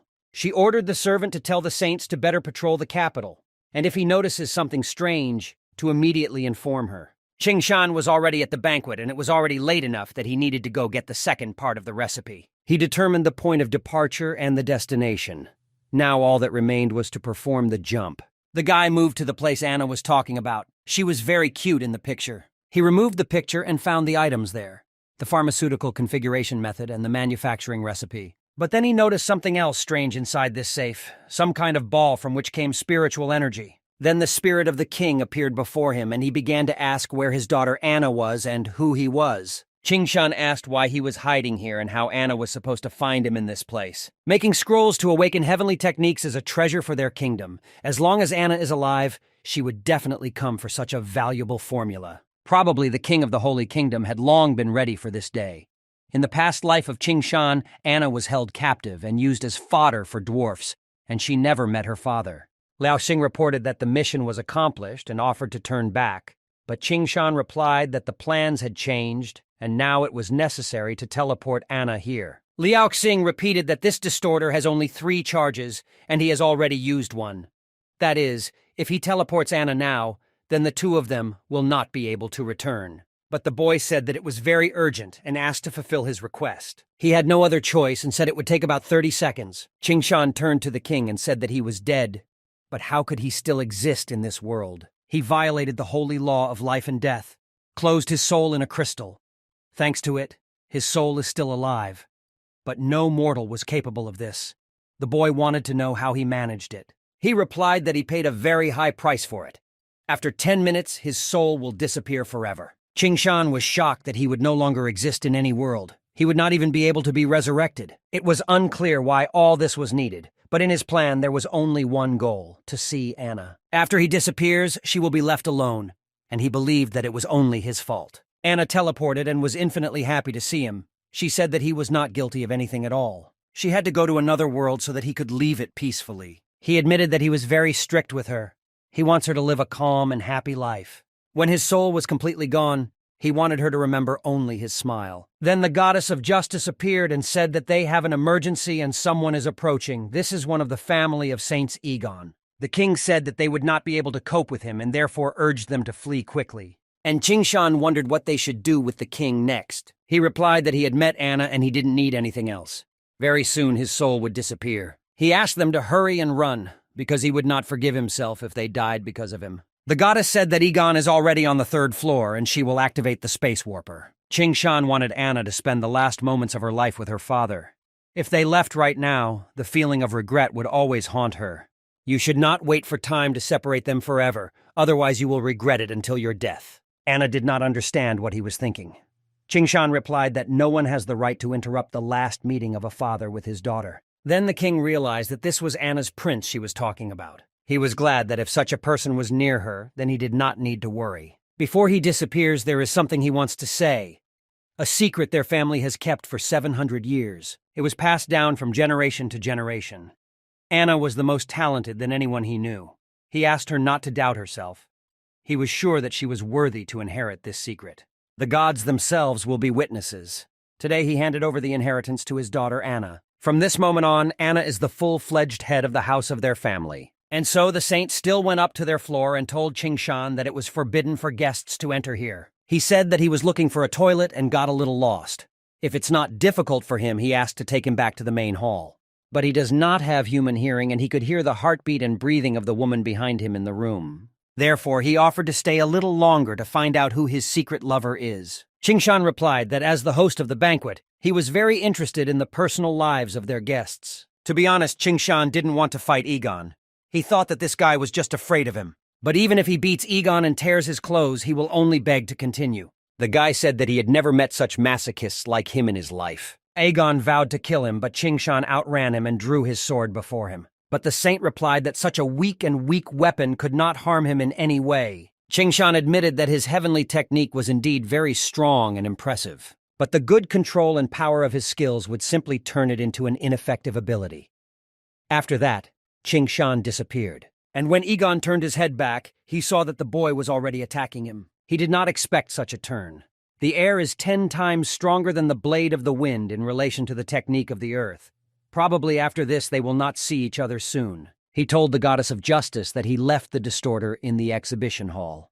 The king's soul will disappear in 10 minutes. When that happens, he asked Liao Xing to bring Anna back. Liao Xing got in touch and said that he had hidden another jump point in the capital of the Holy Kingdom. The goddess knew where to go, so he asked them to hurry. He promised to go there immediately after Anna returned. But the boy was stopped and asked who he was and what he was doing here. He asked them not to worry. His name is Zhang Wu. He is a military officer of the Freedom Federation and its representative in the Holy Kingdom. Egon should have warned them. He came here to compete. The servants were not surprised because he likes to put on such plays. But they were most interested in where he went. Qingshan replied that he had decided to fly. Qingshan immediately apologized for not being able to calculate his strength and pointed to the hole in the ceiling. The servants were simply shocked because this is impossible. Egon never lost a single duel in his life. They tried to contact him, but the connection did not work, and after several attempts, they were not able to get in touch with him. The goddess warned that the soldiers of the Holy Church were storming the premises. Therefore, they should leave here as soon as possible. But the boy replied that he needed to protect Anna. Since the duel was over, the servants were asked to follow them. They would be able to clear the battlefield after that. But Qingshan replied that he could not leave yet. Egon said that in case of his defeat, his older brother should compete with him. Therefore, he wants to wait for him. But the servant confidently said that Egon had no older brother. However, Qingshan insisted that this was a lie. He said his brother's name was Hort. The servants were even more surprised. Hort is the head of all the saints.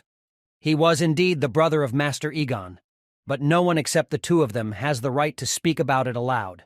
The last person who dared to mention their brotherly ties was personally burned alive. If Master Egon himself told him so, then they agreed not to disturb him again. The goddess reminded that there were 7 minutes left.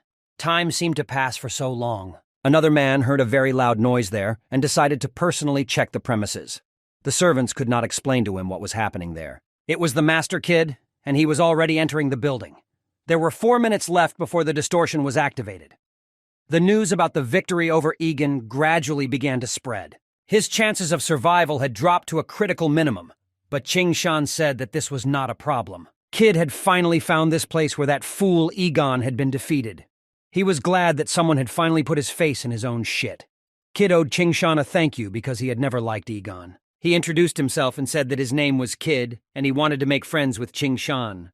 The boy was pleased to hear this and to meet him, but despite all that he said above, he beat him, and this is a big blow to their reputation. Therefore, he was simply forced to restore their honor so that everyone would know which of the saints was most loyal to the church. Since Qingshan had lifted his spirits, Kid was determined to take pity on him and cut off only his legs. The goddess added that there was 1 minute and 10 seconds left before the distortion of space. The boy was sure that he would manage. Kid used the Holy Spirit heavenly technique. The Holy Spirit transforms the owner's body and weapons into a phantom, making them completely invulnerable to physical attacks. In addition, he can still attack directly from this form. As expected, he cannot even leave a scratch on it. Such is the power of a fully awakened Holy Spirit. It seems he needs to change his tactics. He asked the system to give him the title of 15 Swords. But Kid said that such attacks would not be able to harm him. After that, Qingshan did not give up and decided to use the war god art of Sonic Shock. The bottom line is that during the attack, his weapon also damages the enemy's soul. Kid couldn't believe that this was even possible. Qingshan was able to injure him. The boy heard the sound of the portation of the distorter. Probably Anna had already turned back. Therefore, he was not going to stay in this place, and it was time for him to leave. Kid regained consciousness and said that he did not look like an ordinary Freedom Federation officer. He asked why Qingshan came here. The guy apologized profusely and said that he would not be able to reveal his secret to him. Qingshan said that he had to go and promised to compete with him next time. Kid heard a strange sound in one of the rooms, and it was after this sound that he left. He went inside and clearly remembered that there was a portrait of the king and Anna. Did he come here just to steal the picture? Kid was very doubtful about this and began to call everyone into that room. He said that the criminal was somehow related to the king. He ordered not to let him escape, and to throw all his might into his search. The goddess said that she had broken all of the enemy's defense systems. She also connected the program to remotely monitor the church army's system. He needed to move east to get past the saints and the 400 enemy search parties. They set off. The goddess adjusted their movement to prevent them from meeting the two saints. There is an enemy roadblock 2 kilometers from their location, so she asked them to keep to the right. The place where the teleportation device is located is 2 kilometers away. There are no patrols nearby, and she allowed Qingshan to rest a little and continue on her way. But she insisted that he not lose his vigilance. Saints have a unique way of tracking their enemies, so they will not be able to completely throw them off their trail. The goddess asked what he planned to do next. Qingshan replied that everything was very simple. He planned to show the saints a trick with the disappearance of their criminal. Hort also went in search of Qingshan. He is Egon's cousin, whom he defeated. If it wasn't for Egon's mark, he didn't even know what he would be doing now. As an ordinary military officer, he has no right to insult the saints in their territory. As soon as he caught him, he should be prepared for terrible abuse. And he also planned to test the heavenly technique. He will use the Holy Spirit to search for the sinner. For his crimes, his punishment will be the death penalty. Sinners must return to the judgment of heaven, so he ordered him to get him out of the cave. Hort did not understand why he did not resist. He even thought that maybe his heavenly technique did not work. But the fact is that Qingshan left just his clothes in the cave, as a souvenir to remember. This made Hort very angry. He could not believe that some officer was mocking him. The goddess said that the way he managed to avoid a fight with Hort was worthy of great praise. The saint was very annoyed. It was fortunate that he knew their abilities from his past life. Otherwise, escaping would have been much more difficult. Master Liao Xing had used a distorter at this location to perform the vanishing trick. At the moment, the device should be directly under the dome. They entered the middle, but something was wrong. The high priest completely disappeared from all sensors. Qingshan knew this because she was sitting across from him right now. She will take away the most valuable from people, awaken the dead, and lead the Holy Church to a tragic end. Fortunately, fate has finally played its cards. The boy realized that she had predicted his appearance thanks to the cards. Qingshan asked the goddess to tell Liao Xing that they had an unforeseen situation and that he should urgently prepare to jump. And he kept thinking why there was no one inside, and she ordered everyone to get out. She had no choice but to keep their conversation private. She was interested in what he had come and taken from the Holy Kingdom. But Qingshan demanded that she answer his question first. The rest of the states are forced to fight against the sea monsters and game immortals. However, after the Holy Church appeared, they did not take any appropriate measures against these troubles. She was objectively capable of stopping the doomsday, so he was interested in why she was not acting. The sacred homeland is not his native land. It was strange why he was so interested in it. He replied that he was only interested in the preservation of this world. In every crisis known to her, people were engaged in an endless cycle of cannibalism. The strong devours the weak and takes everything they have. Such creatures as humans are sinful, They do not deserve her efforts for salvation. In 3 words, the boy saw one inaccuracy. If she hates everyone so much, then why did she kill the king and usurp the throne? But she replied that ants like him are not worthy to know such a thing.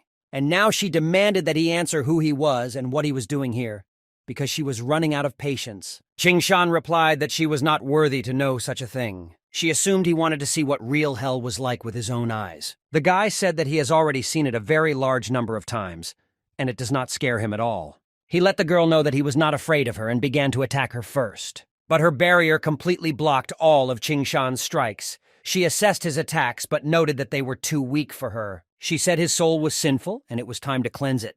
Her elder saint was better at it, so she wanted him to do it. She was using a card. The boy thought it was some sort of teleportation or summoning ability. No one knows the true power of the low priest, but now he was able to see at least part of it. Hort appeared in this circus. He appreciated the way Qing Shan played him, but now he is ready to tear him to pieces to cleanse his soul. Qing Shan just needed to buy some time to jump.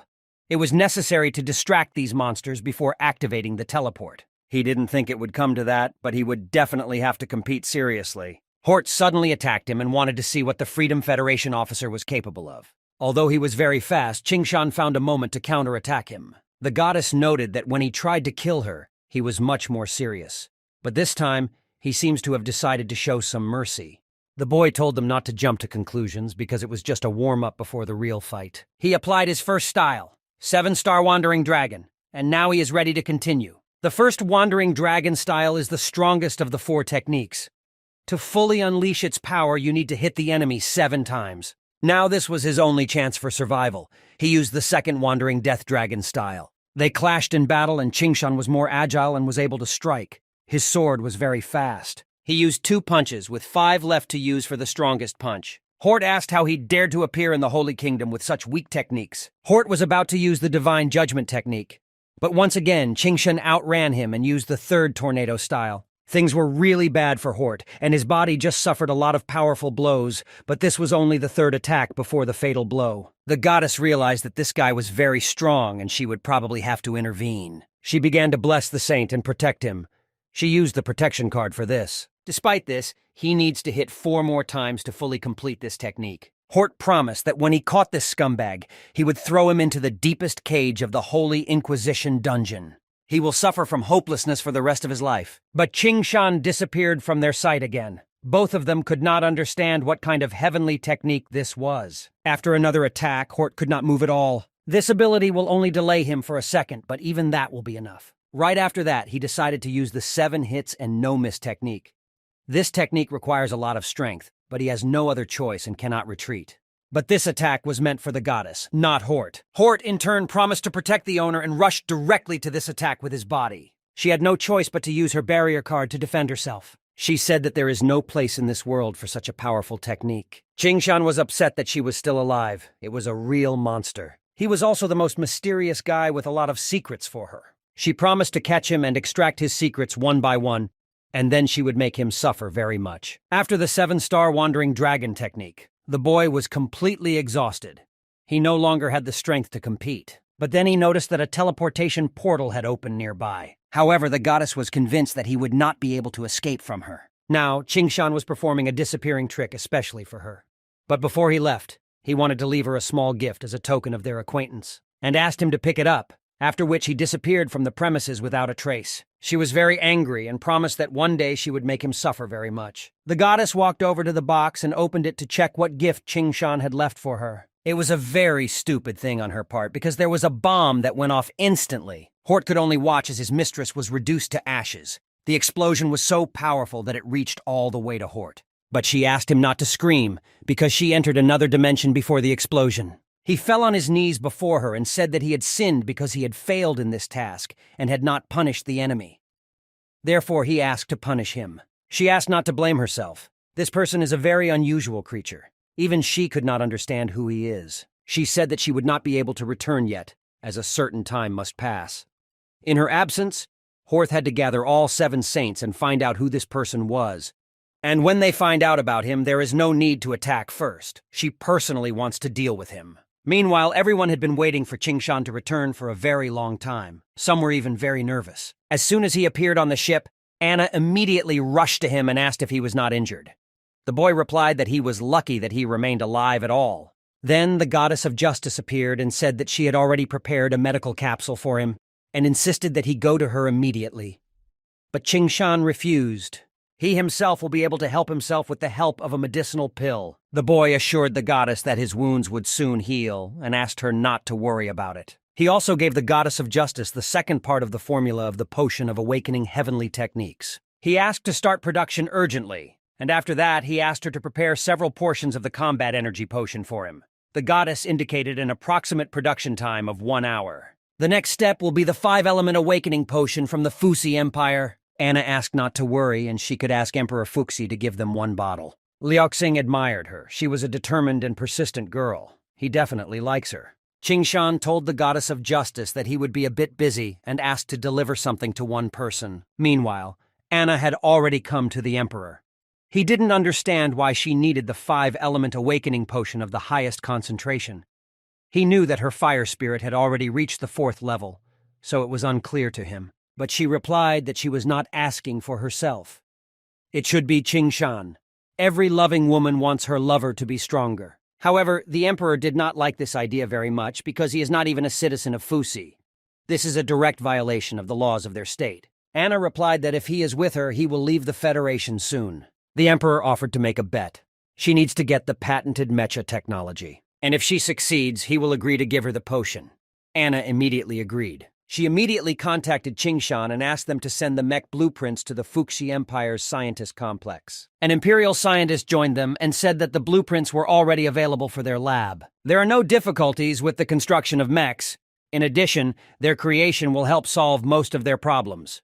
The emperor assumed that he was not only a handsome man, but also a reasonably intelligent fellow. Since he had promised, he had to give Anna what she had asked for from the very beginning. If this is all Qing Shan needs to be considered a worthy ruler with whom to cooperate, then these are trifles. The emperor asked to convey to him that he was too talented to remain in the Federation. Only the Fuxi Empire could fully reveal his potential. That was all. As he had asked, Anna handed over to Qing Shan when she returned to the ship. Liao Xing remarked that he had a good enough opinion of him if he communicated so respectfully. Jan noted that he recruits talent from wherever possible. It's no wonder that the Empire has outnumbered the Federation for many years. The guy thought the Emperor was really a very intelligent and capable ruler, but now they have to worry about something else. They were very lucky, because they were able to get all 3 potions. Now they can complete their mission of great evolution. All that remains is to mix them and pour them. Grand evolution requires a lot of energy. With Electrophantom, he can create up to 3 clones during battle to confuse the enemy.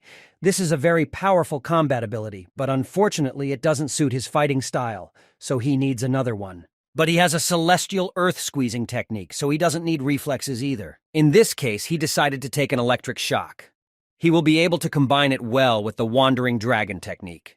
The system congratulated Qing Shan on the completion of the mission of great evolution. He will be able to choose a new path of development. Once he reaches the Golden Reality Copper, he will become one of the few cultivators who have reached such heights in the development of techniques. Mission requirements. It will become active only when he enters the world of cultivation. This is a rating mission. The higher the rating of the player, the more heavenly techniques will be offered to him. The battle between the 2 worlds would lead to an unprecedented result. Therefore, he was advised to take up his weapons more firmly and prepare for the next battle. But these conditions were strange enough for Qing Shan. The Immortals game was activated again.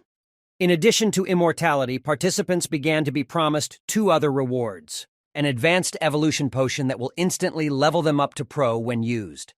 Teleportation ring. When they are in danger, they can activate it and teleport to the arena to rest. After that, they will appear at a random point on the planet. Liao Xing said that this game needs to change the marketer.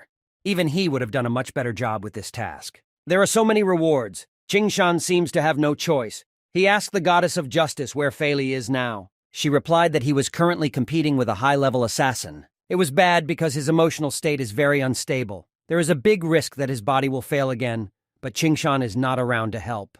Anna noted that if this happens, he may die. Qing Shan called Anna and said that they needed to find him and help. Meanwhile, everything was not going perfectly with Fei Li, and he was increasingly missing the target with his attacks, because he was wasting energy. The opponent also put emotional pressure on him and repeated that his skills were not impressive. This opponent was just a stick in the ass, and Faley decided to start fighting him with full force. Initially, Faley attacked the enemy and wanted to cut off his hand, but it turned out that he also lost his own. He told him not to think he was special because everyone he had fought before was just trash. Faley was amused that this man's regeneration was no worse than his own, but he wondered if he would be able to regenerate if he split him in half. The monster was already panicking because Faley was very agile and much faster than him. But right before the attack, his head started to hurt again and the same voices appeared. The monster considered it a gift of fate and went after Faley to finish him off. But he was suddenly attacked. He could not understand who it was. After all, Faley was lying down and suffering from pain in his ears. Then a real monster appeared in front of him. He didn't even understand where it came from. But he was sure that such a weak fire could not destroy him. The girl said that it regenerates quickly enough, so she decided to add a little fire. It was Anna and Qingshan. He asked her to take her time and offered to talk to him. This is an awakening potion of heavenly techniques of higher concentration. He held it up to Faley and asked him to drink it. Although he was almost unconscious, Qingshan tried to make him drink somehow. After that, he ascended to heaven and heard the whole world groan in agony. Apparently, his abilities are awakening. Qingshan wondered what kind of power he would get. He was the strongest ghoul to receive such an honor. He could sense the truth. Qingshan asked what he was hearing. Faley replied that he could feel his heartbeat, and almost immediately rushed to the enemy. It was no wonder that he was unable to kill this monster, because his heart was hidden.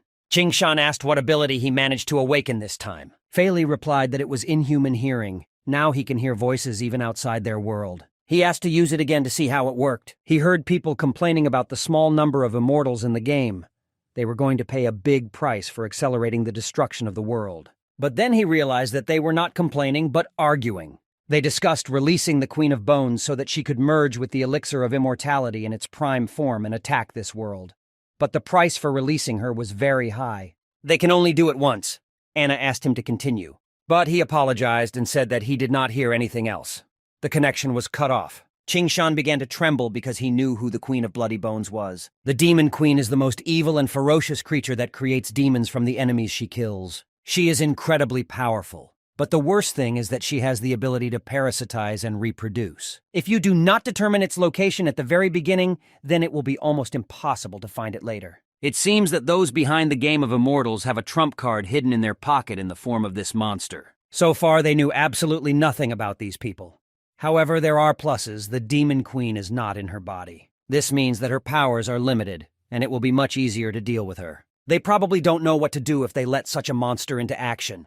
In this game, the first to lose are those who will strive for victory the most. But Qingshan had a premonition that this battle would be the last for any of them. The fight should have ended already, and he offered to see who won this time in the Game of Immortals. It was a bald man with a spear in his hands. He believed that he had already won and was expecting his reward. But suddenly his hands were shackled, and a monster came up behind him and destroyed him with one blow. This girl was a real champion in this battle of the Immortals. She was the last one left alive. Liao Xing was shocked that she won, and he was immediately asked if he knew her. He replied that he did not know, but she was very cute.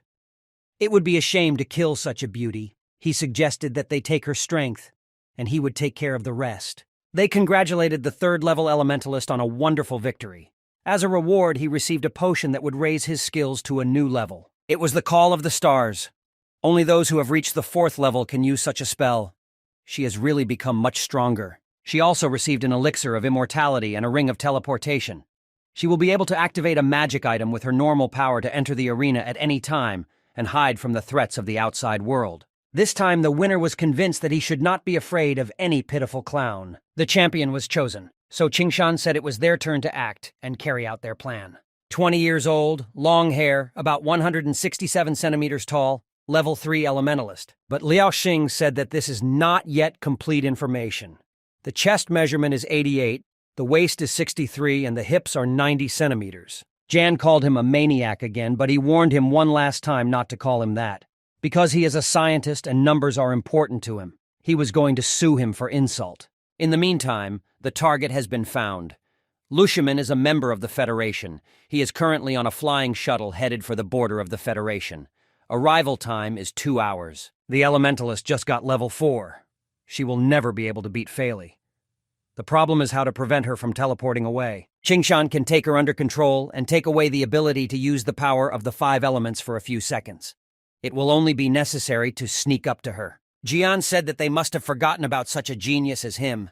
He clearly had an idea. Silently sneaking up on a victim is the most important quality of a professional killer. Fei Li said they understood and asked him to stop bragging and get down to business. He dragged on the intrigue for a long time, and then asked if either of them had ever played the daughter-mother game. Meanwhile, Lushiman believed that if she hid somewhere in an unknown place, the clown would not be able to get to her. But even if she can find it, she was not afraid. At any moment, she can teleport back to the arena, and it doesn't matter how strong she is, she will still be safe. She thought so much that she managed to get hungry and therefore went to the nearest cafe. Lushiman entered the premises very carefully because she did not want to fall into a trap.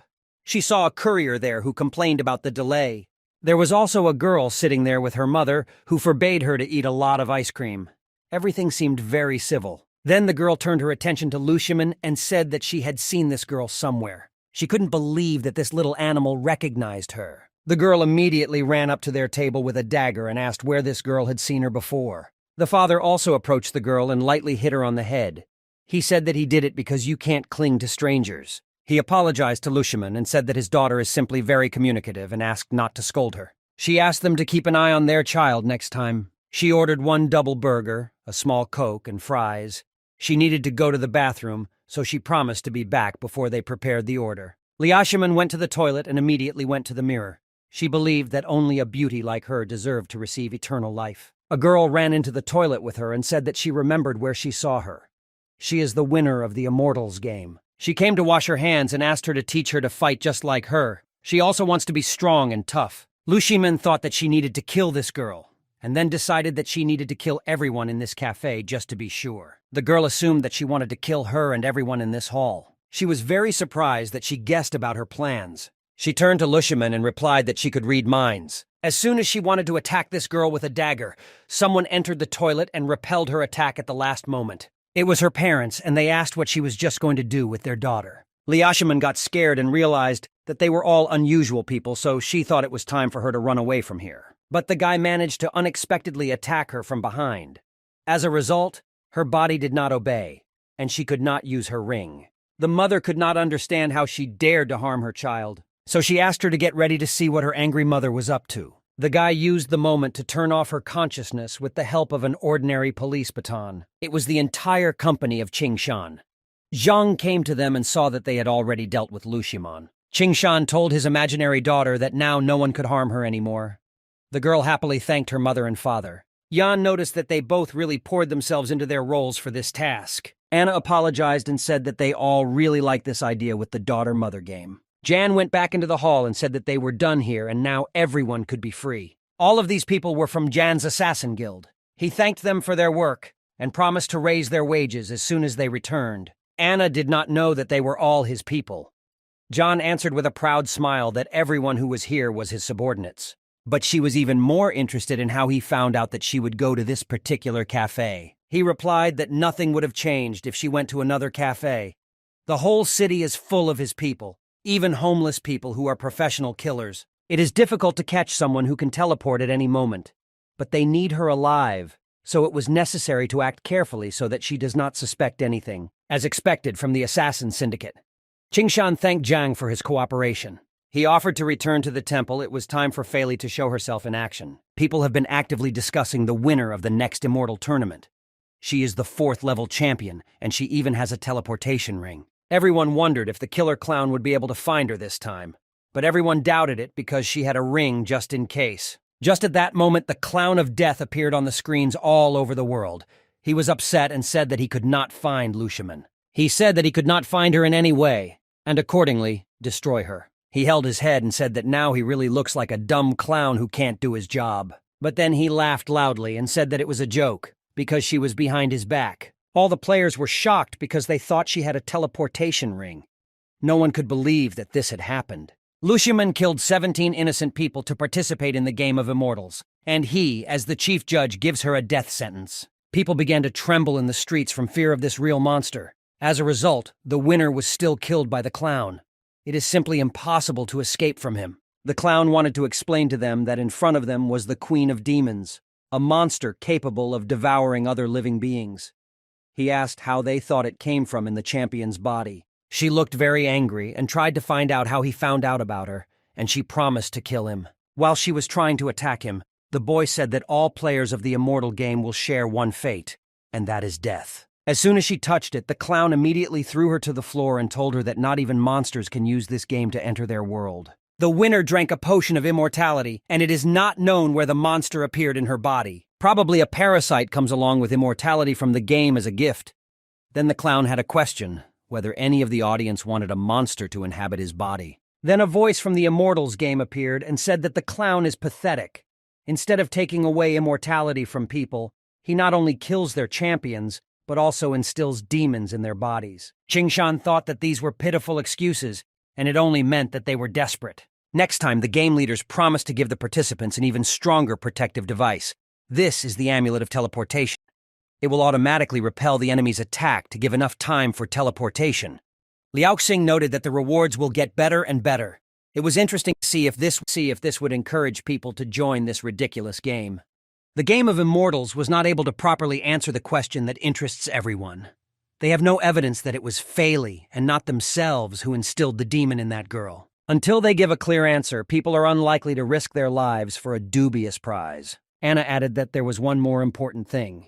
Despite all the rewards and advantages the game offered, the clown still killed all the winners. Demonic parasites and death, such are the consequences of participating in the game of Immortals. Jan believed that now surely no one would even think about entering this game because all the winners were dead. The Immortals game has begun to press people that their doubts should disappear long ago, because this is the best prize compared to all the past games. But no one wanted to accept this invitation.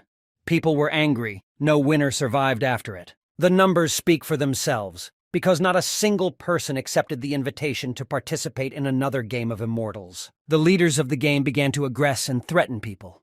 They said that immortality is right in front of their noses, but they are blinded by their stupidity. They promised that Judgment Day would soon come, and then they would watch their deaths from the Tower of the Immortals. Anna said that only a fool would agree to kill a bunch of people in order to become a carrier of some parasite. Liao Xing shouted in joy that they had finally succeeded in defeating the immortal game. The goddess of justice appeared and said that there is more good news. The study of the micro-protector of the planet has been successfully completed. The prototype is ready. She gave them wristbands and offered to test the game. Qingshan assumed that he was a newbie and asked to give him some guidance before starting the game. The goddess said that the cultivation knowledge for new players is ready. He wanted to practice using this hand-to-hand combat technique, and he asked the goddess to help him figure it out. His strokes were very slow. He was advised to relax his shoulders and not bend so much. There are only 4 flaws in his fighting technique. The goddess asked to look at the screen to understand what needs to be worked on. With help, they figured it out. Now Qingshan would like to check the work of the rescue missions. A person was seen 500 meters from their location. He submitted a request for help. The rescue mission was established. The goddess asked to stand straight and not to make loud sounds. This was an urgent mission, and he is fit for it.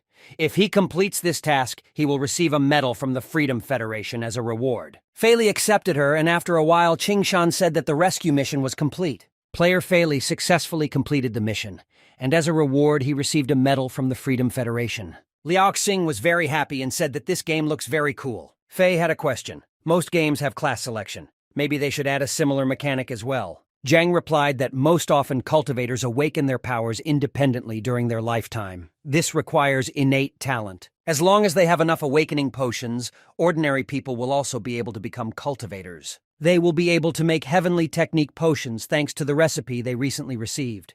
The Federation can make similar ones, but for the cultivator warriors. All that is left is the 5-element awakening potion from the Fusi Empire. He was going to go there with Anna. If they get this recipe, then everyone can choose your own path of development. Fei Li noted that there is another problem with the reward system. In the immortality game, it was the immortality potion, and then what will they have? Potions, weapons, cultivation techniques, all these can be used as rewards. Although Qingshan decided that there was no point in giving people something so dangerous just yet. Even simple fortification techniques would be enough to capture their attention. He plans to use this game to open the way to a new world. He had one reward in mind that would surely blow the mind of anyone on this planet. Qingshan approached Anna and asked if she needed help with the inheritance, but she replied that only a family member could go through this path. Qingshan asked about this parental legacy, if she knew what it could be. The girl replied that she had no idea. However, her father said that only the first king was able to master it. Anna decided to ask Qingshan if he thought she should take the risk. He replied that it was definitely worth it, because the world would still not be the same, and their future was unknown. Only if they became stronger, they would be able to face the difficulties. He hoped that everything would work out for her. But if she is going to receive this inheritance as well, then she will need the symbol of the god of death. He removed the pendant from his neck and gave it to the girl. He only asked her to be more careful and return quickly. He should also hurry up and use the chance to attack Shenwu Realm and raise his cultivation level. Qingshan told the system that he wanted to return to the training world. People no longer trust spirit beasts, and without them flying requires a lot of energy. The vessel is equipped with spiritual stones, which is already better than the spiritual energy of one person. He noticed the mentor and decided to ask him if these were all their ships. He replied that he was just about to name them. However, as a result, he chose the best options. Easy to learn and pleasant to listen to. The Baihua sect cannot lose.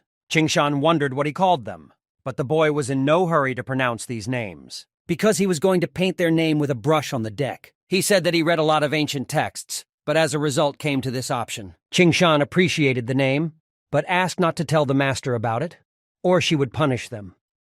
The master was upset and said that she would never be able to understand the aesthetics of such a name. A message came to Qingshan in which he was invited to the commander's tent to plan their attack. As soon as Qingshan entered the tent, the goddess asked if he knew what was in front of him. He replied that this is the treasure of the Holy King. With its help, you can summon heavenly demons. But she replied that this was the wrong answer. This artifact creates a connection between two dimensions. Qingshan assumed that this meant that demons could start a war anywhere in the world because of him. The power of this artifact is actually limited. It can only create a one-way passage, so this thing is ineffective for them. Very soon, they will attack the kingdom of Shanwu, so she wanted to tell him what his mission is. He must patrol the territories and at the same time learn information from the front. But he asked for permission to lead his soldiers into battle in the front ranks. Despite his achievements as a strategist, he was not even 20 years old. Therefore, she did not think that the soldiers would want to follow such a young leader. In this case, he asked for permission to lead at least a small detachment. Qingshan asked to give him this chance. She thought about making him a warlord, but decided to leave the idea behind. The Shenwu realm is a very strange place. It will be safer for him to move on his own. Once he knows the situation, she can give him a whole squad to command. In this kingdom, there are no big monster commanders and animals subordinate to them. There are much more dangerous forces. When meeting with him, he will have to retreat immediately. He asked not to protect him from such trifles. The boy wanted to hear what was really bothering her. If he asks like that, then she has decided to be honest with him. She may die in Shenwu Kingdom. Among the three saints, she senses spiritual energy better than anyone else, so she noticed it earlier. When she read the ancient spell scrolls, they all gave the same result. So she just didn't want to put them in danger because she herself would soon die. She collected the treasures of their kingdom here. All the elixirs and martial arts techniques needed to develop their abilities. His mentor Xiaolu has yet to be promoted, and Shushue is still very young. And if she does die, Qingshan will be the only hope of the Flower Clan. Therefore, he will have to pave the way for everyone to a bright future. He asked Baihua to think about himself as well and leave this kingdom to Wenshu. Despite her habit of avoiding work, sometimes she is obliged to go forward to meet fate. If she escapes, everyone will die. She asked not to worry about her. Fate always gives a chance for survival. These are the rules of this game. Her life is precious to her, so she is not ready to give up without a fight. Even such a powerful girl is in mortal danger. He wondered what was going on in this Shanwu world. She asked him to promise that if her clan's followers were in danger, they would immediately flee the battlefield. But he insisted that she return alive. She was convinced that it would not be possible to kill her so easily. The player activated a special event. The Wenshu kingdom was not completely taken over by monsters. Because of this, people were able to make it habitable. The goal of the mission is to find out the truth about the Wenshu kingdom. The very fact that this place exists is already impressive, and the system wants him to find out the whole truth about it. He was given a hint. The more assignments he completes in 7 days, the more divine missions will be available to them. 2 missions appeared one after the other. Only the first one was more of an order, while the other is more like a personal task. Is the system trying to help him? Everything becomes even more confusing. However, he understands something for sure. He cannot let the goddess die. Until the very end of his days, he promised to be devoted to her and protect her anywhere from anyone. The follower of the Flower Clan refused to obey their order. It had been so long since he had competed on the battlefield. He said that General Ning would be in the vanguard. Qingshan wished her to return in triumph. Xiaolu said that he was forced to stay here and therefore would not be able to help him on the front line. The monk asked the cultivators to be careful because they were starting their attack on Wensha. Everyone was concentrated and determined to win as much as possible. No one considered another option after the victory over the demons. Several fronts of attack immediately unfolded on the battlefield. All cultivators and saints were involved. Qingshan had not fought in such a meat grinder since the battle with the Demon Lord. He would have liked to fight him again, but now there was another task. He no longer has time for such thoughts. If the mentor is really in danger of death, then he must change fate itself to save her. The fighters called for help, but they never received an answer. At this rate, they assumed that everyone would die. But a flying ship appeared nearby. They could not believe that reinforcements had arrived. Qingshan introduced himself as the general of the spy squad. He came to check if they were all right. They replied that 80% of their soldiers had died, including the commander. They called for reinforcements, but no one came. Now a real meat grinder is going on in Shenva. Reinforcements are unlikely to appear here soon. Qingshan said that there were not many monsters here, so they could easily repel their attack. Destroying monsters to gain spiritual power to strengthen cultivation is his main goal. Qingshan ordered everyone to retreat and prepare for a counterattack. He promised to clear a path for them and asked to cover it. The soldiers caught a burst of motivation and rushed to Qingshan's aid. It was as if they had a new lease of life. Qingshan assumed that he had found the strongest monster among them all. His power could only be matched by the Golden Realm cultivators. But even so, he had nothing special to fear, and Qingshan boldly attacked. He said that he would kill these monsters as soon as possible and then rush to help the others. As a result, they won, and the soldiers were thankful to God that Qingshan had found them. Otherwise, they would have become fodder for monsters. Qingshan had completed 3 perfect kills, and all of his enemies had a higher cultivation level than him. Therefore, he had discovered the rare title of assassin. He had just finished a giant dragonfly, a dragon and another monster. He had enough points. Therefore, he decided to unlock the title. Thanks to it, when killing the enemy with one blow, the spiritual power spent on the attack returns to him. While Qingshan was thinking about how he could minimize the expenditure of spiritual power in the fierce battle, a soldier approached him and said that they could see General Gongsun's camp ahead. They landed, and Qingshan introduced himself as the general of the spy squad. He had come to scout the situation.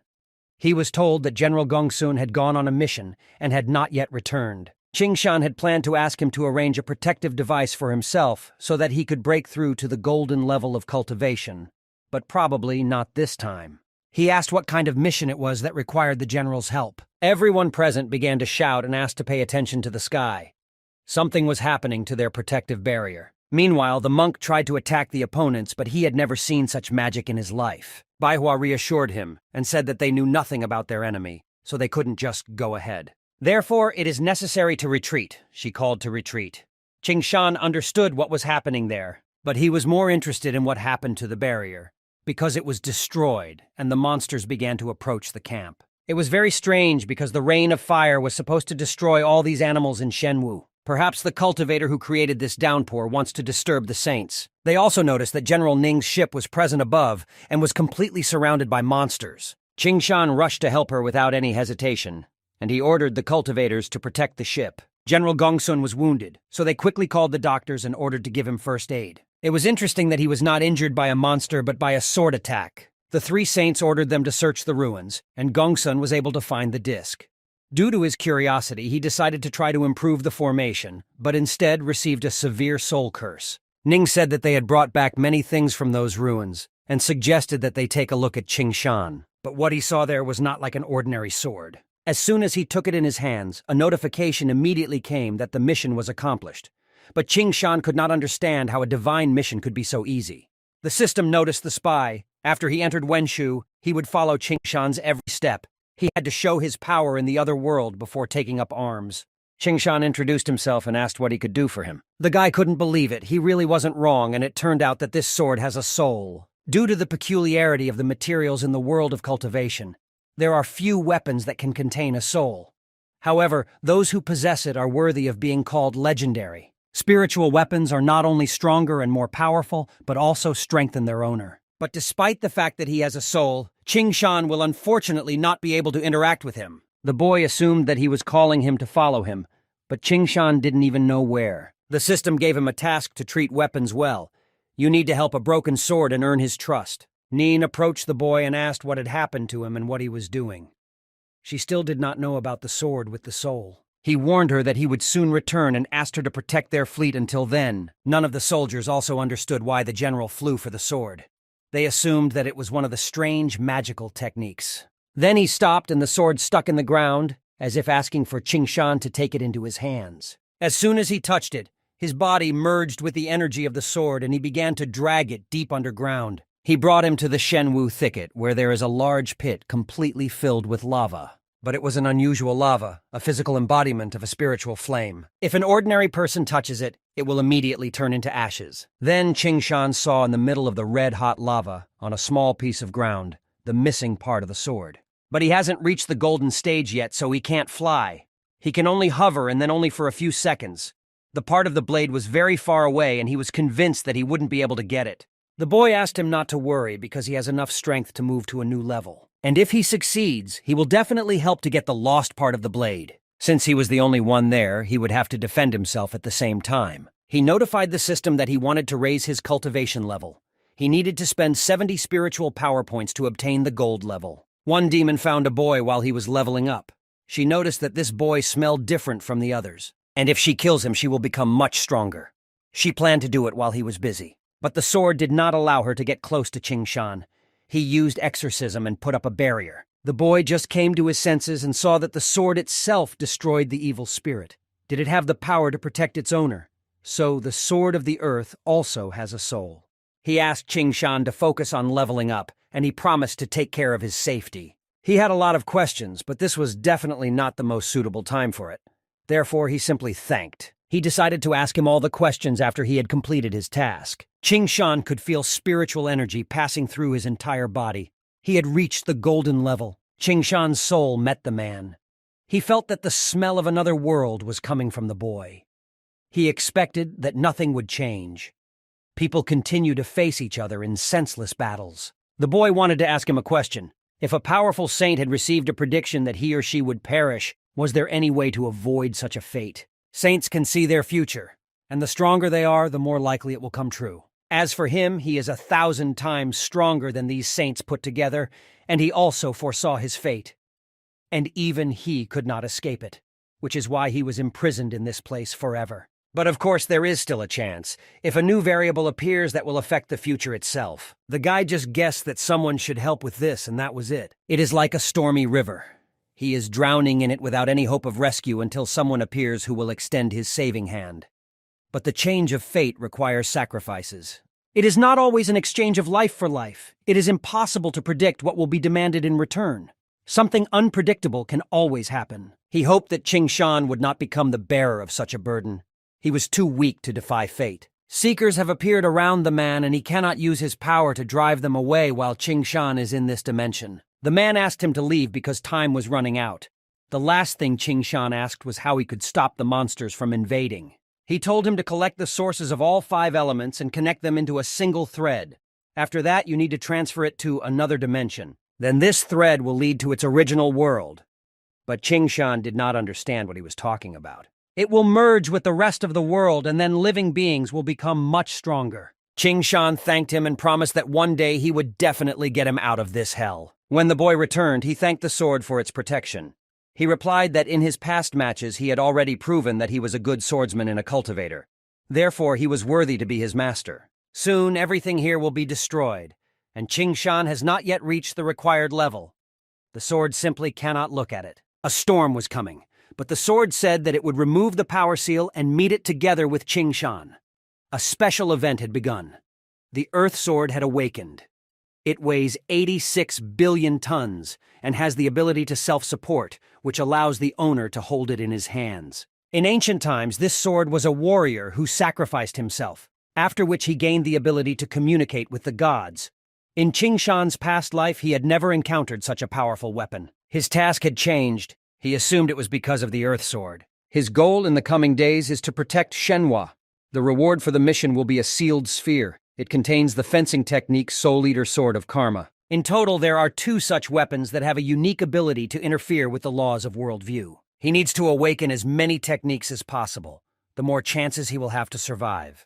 Qing Shan asked the sword what he needed to do to protect and save his master's life. If he wanted to help her, he needed to achieve perfection, and so far, he was very weak. The Earth Sword said exactly the same words as that man. Apparently, he needs to become much stronger before the worst happens. Only then will he be able to change the future. The sword, with all its appearance and action, prompted Qing Shan to act, but he asked not to be swayed. The boy grabbed his sword and began to fly to the second part to complete the task for which he came here. All you have to do is just get it, and that's it. But the thing is, he couldn't pull it out that easily. But as a result, he still managed to pull it out. However, the system appeared in front of the boy, and it was written there that the task was not completed. Qing Shan assumed that it could all be because of the meteor shower. He was still walking from the moment he left. Although his strength exceeded the abilities of the 3 saints, even he could not handle the constant fire shower. The sword led Qing Shan to some kind of puddle, and inside sat a goldfish. He bent down and held out his hand to her and told her that she was now safe in this place. She very deftly jumped out of this puddle and created some incomprehensible pearl in the air. It was like a gift from her. He received a dragonfish pearl. This pearl can heal any mental wounds. Most likely, this dragonfish is the soul of this sword, and she began to combine it into a single whole. In ancient times, the world of Shenwu was one ocean. When the gods left, they left this sword to guard the 4 great seas. The master of this sword was supposed to be the king of the seas and oceans, but the weapon was damaged for such a long time. And now Qing Shan must restore it to get the power of this blade. Qing Shan noticed that some coordinates appeared on the disc. He assumed that as soon as he could become stronger, he would be able to move to the place indicated on the disc. After that, the sword and the goldfish flew away, and Qing Shan hoped that they would meet again soon. That man said that Qing Shan is very weak, and the mission confirms his words. Only if he becomes stronger will he be able to face what lies ahead. He had already lingered in this place for a very long time, and decided that he needed to go back to the battlefield. He returned just in time because Ning was just surrounded by monsters, and the boy needed to hurry to help. He decided to test his new ability and asked the system to activate the assassin title. There was an instant kill. The spiritual power was restored, and the monsters died one by one. There was a horned lioness of the final golden phase on the battlefield. Her speed is faster than light. He managed to pick the moment and strike her, and since she had almost no armor, he destroyed her the first time. But there was no time to rejoice because a high-level monster with a Yuanin rank 1 level higher than his appeared in front of him. But now the earthen sword is with him, and he must overcome it with such help. It worked, and he defeated this creature. His spiritual power increased to 560. 200 points of spiritual power were spent. He had already increased his level by half. But this was not enough. He must become even stronger. He must further raise his level. Due to his persistence, he had expended 300 points of spirit power and reached the final stage of gold level development. The system sent him a notification that he was trying to level up too fast, and this was having a negative effect on his soul stabilization. But he didn't care because he only had one goal, to become strong enough to protect the goddess from death. In the past life, he reached a level that was almost like that of a saint. He already passed the golden level. This will not affect his condition and his abilities in any way. The number of monsters is only growing. If he surrenders now, then they will all come to an end. He had a plan to turn the tide of the confrontation.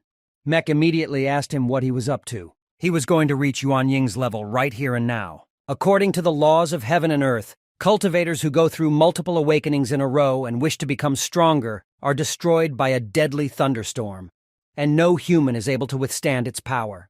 But the boy replied that the storm was not a problem for him at all. The sword then asked what he would do if he survived the lightning strike.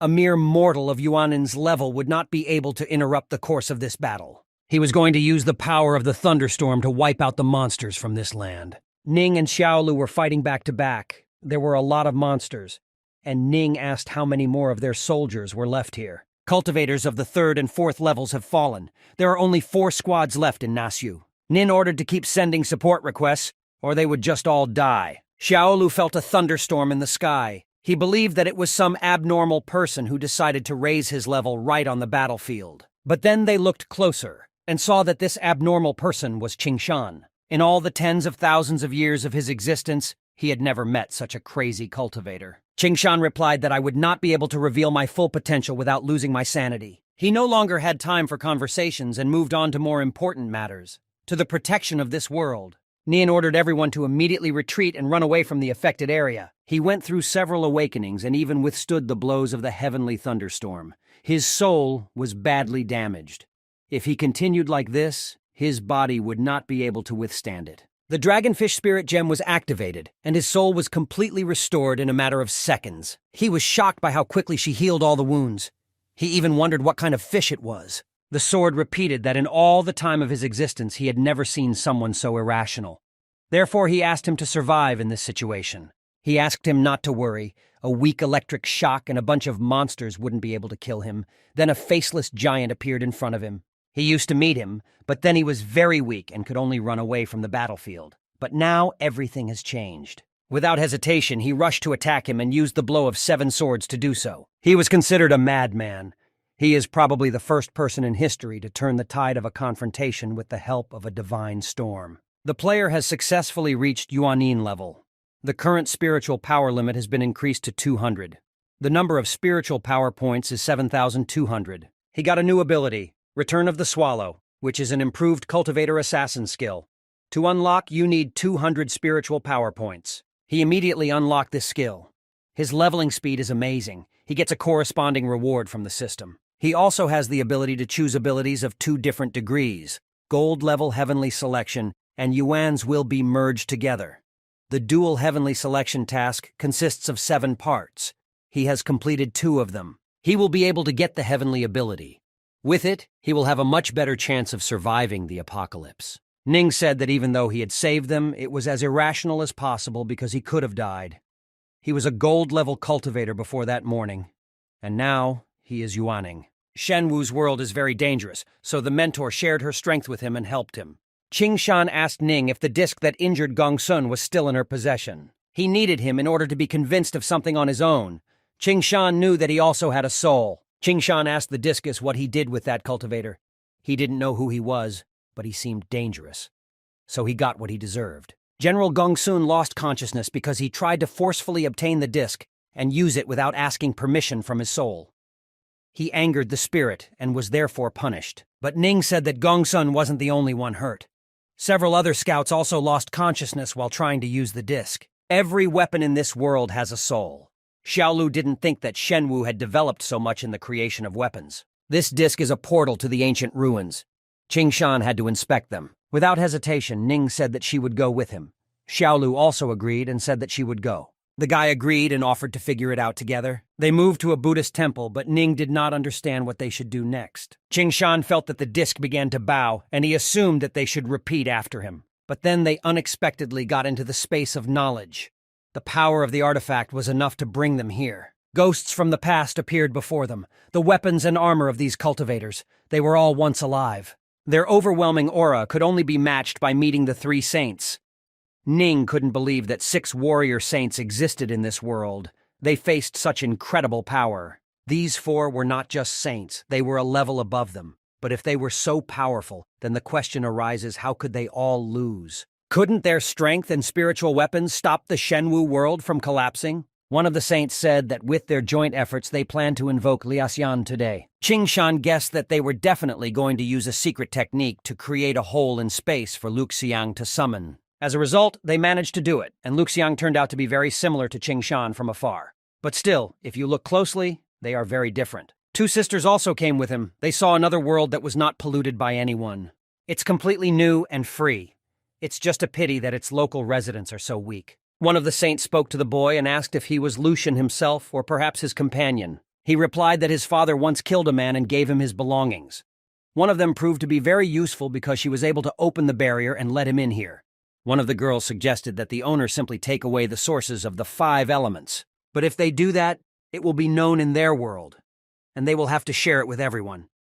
He was personally going to raise this world to a new level. Then their clan would get absolutely everything for themselves. He believed that it would be more profitable that way. This world is not that bad, but he noted that there is a lot out there. Now Qingshan understood why that rain of fire started. They destroyed all the inhabitants of this world.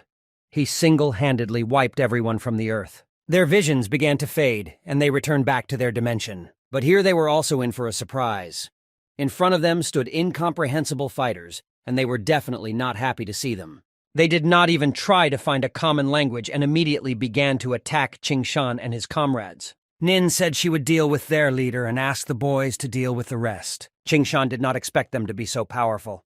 Their swords were very strong. These guys were definitely above Yuanning's level, and one of them even reached the divine level. One of the men noticed that Qingshan had started to use the Swallow Return ability. This man searched for this ability in many worlds, but he was never able to get it anywhere. But Qingshan said that today she found it herself. Ning asked why Qingshan killed him. She wanted to interrogate them all in turn. The boy had never seen clothes like this before, and their divine power was very powerful. All Shenwu cultivators are dead, so they are not from their world. Therefore, there is only one option left. He began to search them. He found an order for a true disciple of Hanqi. He was to lead a squad of cultivators and go to the Shanwu kingdom to search for treasures. He was forbidden to negotiate with other beings. If it was a beautiful girl, then they were allowed to take her as a maid. If the enemy was a strong cultivator, then they were asked to try to save his life so that he could work for them in the mines. It was now clear that these cultivators were from the second world, but it was not clear how they could be mere disciples with their divine levels. It was difficult to imagine how strong the mentors were back then. Since the moment they entered this world, Qingshan had thought a lot about what was happening here, and now he was ready to share his thoughts. Other cultivators broke into this place in search of relics. When faced with them, they will immediately enter into battle without any attempts at peace negotiations. Each world's resources are limited, and whoever has more of them will be stronger. If two worlds collide in a battle for survival, then a war for resources, and the future will begin. For the sake of personal survival, they must constantly develop by suppressing neighboring worlds and preventing them from becoming a threat to their existence. Everyone wants to become stronger in order to survive the apocalypse. And to achieve this, it is necessary to absorb the resources of others. It was difficult to guess what kind of monsters arranged all this, who makes the worlds fight so desperately for their existence. Where did they come from and who created them? They will soon get to this truth themselves. The sword of a true disciple of the Guanyang sect. Once he showed an ability in himself, the secret flow technique. It was created in a world unknown to them. To master it, you need 190 spiritual power. Qingshan used 190 points of spiritual power and learned the secret flow technique. He learned the ability from the unknown world and reached the level limit. He can go to 3 divine mission. Now the world of Shenwu is burning in agony. The remaining spiritual weapons are trying to resist that destructive power. The player must get to the very heart of this world and learn its secrets. The sphere will help him unravel these secrets. He has received an enhanced effect of mystery. When he uses the cloaking ability, he can be spotted with techniques. This effect will last for 3 days. He would need it a lot, especially against these invading cultivators lurking in the shadows. Nin pointed out that their weapons are much deadlier than theirs. The materials they are made of are much stronger and sharper, and the talismans are more powerful. And if a war breaks out between their worlds, then it is worth admitting that they will have no chance of victory. One jade talisman contains detailed instructions about how to raise your level to gold. It looks simple enough, probably intended for simple cultivators in their world. Does everyone have one like it? The armies of their world were only at the gold level, and for them this is considered only the initial stage. And not only their weapons lose to them, but also the gap between the levels is very large. But at the time, it wasn't clear why the demons didn't attack them every time they raised their level so much. It could be assumed that they had never met them. Perhaps their defenses were so strong that they could easily repel the monsters' attacks. Later, another record was activated. It said that all the cultivators in their world had been destroyed. Shanwu only had spiritual weapons left, but without them, they were unable to do anything. They want revenge for their masters and the fate of this world. If Qingshan wanted to help them, he was offered to accept this cup. It is able to expel many monsters from their world. However, the legacy of the Buddhists was lost long ago. Because of this, the full potential of this bowl is no longer possible. Ning asked if he was going to help them. Qingshan replied that now was their chance to learn the whole truth. The Shenwu cultivators used a secret ritual to create a rift in space and summon this purple boy. But the question remained where these strangers came from. They got here through a portal opened by monsters. If they had one, they would have captured Shenhua a long time ago.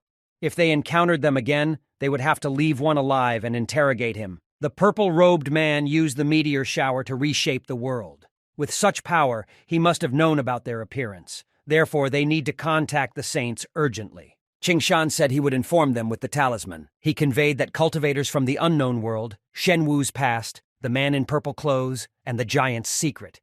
He wants to inform the saints about all of this. In addition, there were cultivators in this world who surpassed the divine level. Here, the master can try to break through even higher. While they were meditating, they received an answer from the master. The goddess said that Benyon was wounded and she escaped with him through a gap in space. She said that they had done the right thing. When encountering cultivators from another world, they should be attacked immediately. If the sources of the 5 elements really exist, then this explains why the 3 of them could not surpass the divine level. Their world is very limited. There are very powerful monsters roaming in Shenwu's world. If he tries to level up, they will immediately attack her. Baihua asked her to convey her order to everyone. Qingshan told the generals that he wanted to stay and continue his investigation. They should return to the camp and report on the new enemy. And it was time for him to meet with Rick. He might know something. He was warned not to activate this formation. There are several spirit swords guarding this place, but all of them are not compatible with him. But in this case, the boy asked what he should do next. He was promised to be taken to the former residence of Liu Xian. It is isolated from this world, and no one else can penetrate there. In his residence, he will be able to join forces with the rest of the spiritual weapons. To help Qingshan inherit Liaxun's knowledge, in just 1 year, he will be able to reach his level. He calculated everything. It would take more than a year for the purple-robed man to reshape the entire world. But by that time, Qingshan would already be strong enough to challenge him and save everyone. But the boy replied that a year is a long time, and he will not be able to go there. But this surprised Chasha, because he wanted to save this world. He replied that the world must wait until he saved his teacher. It was strange because Qingshan couldn't even feel this abyss nearby. A second later, Rick's sword appeared from the darkness. That's when they met again. He didn't really expect Qingshan to come, although the boy remarked that he should have come. Sword asked to follow him, because their leader is very interested in him. Qingshan was not against meeting him and asked to take him to the meeting. If not for Rick, the energy of the swords would have torn him apart. But a surprise awaited him on the way. It was the same men in hats that they were fighting with. Qingshan decided not to risk it and used disguise. His mystery is heightened. He cannot be seen or sensed by any abilities other than direct eye contact. Meanwhile, they were discussing that their young master had spent a lot of money to obtain this ability. It was created specifically to destroy spiritual weapons. He forced the sword to obey and promised to leave him alive. But if he continued to resist, he immediately promised to destroy his soul. Now that the passage was open, they planned to check what was there. From there followed a great stream of swords from which they could not evade and simply flew to the side. Qingshan just watched all of this and was shocked at how much power these swords had. Even men's bodies were vaporized by such an attack. They then targeted Qingshan, but he asked them to stop because he was their enemy. As a result, the swords opened the way for him and showed him the way. The owners of these swords are long dead and have nowhere to go. The boy understood this and felt sorry for them. First, a bright light appeared, and then the Queen of Spiritual Weapons appeared. The third divine mission was accomplished. This is female armor. Now Qingshan understood what the cup was talking about when it talked about incompatibility. The guy introduced himself and asked why she called him. Rick is badly damaged and can't explain everything properly. She is the last divine armor in this world. Therefore, she can communicate with Qingshan calmly. At first, she wanted to ask why he refused the offer of the cup. Is there someone whose life is more important to him than the fate of the whole world? The world is worth saving only if loved ones live in it. If he cannot save his loved ones, then what is the point of saving the world? He reminded her of her mistress. The fact that the fate of their world is now in the hands of other people does not bother him in any way, because it is the inevitable result of events. However, she is disturbed by their cruel attitude to their history and the torture of other spiritual weapons. Although she can leave this world at any time, she cannot allow others to suffer. If Qingshan knows how to overcome them, she is ready to help in whatever way she can. He said that he needs to find the sources of the 5 elements. With their help, they will be able to unite the worlds. In this case, they will become much stronger and repel the enemies. She knows about this secret technique. However, merging the worlds takes a long time, and they don't have it. In just 1 year, the Purple Man will completely cleanse the world. Qingshan wondered what level the world's greatest cultivator was able to reach. The highest level for humans is divine.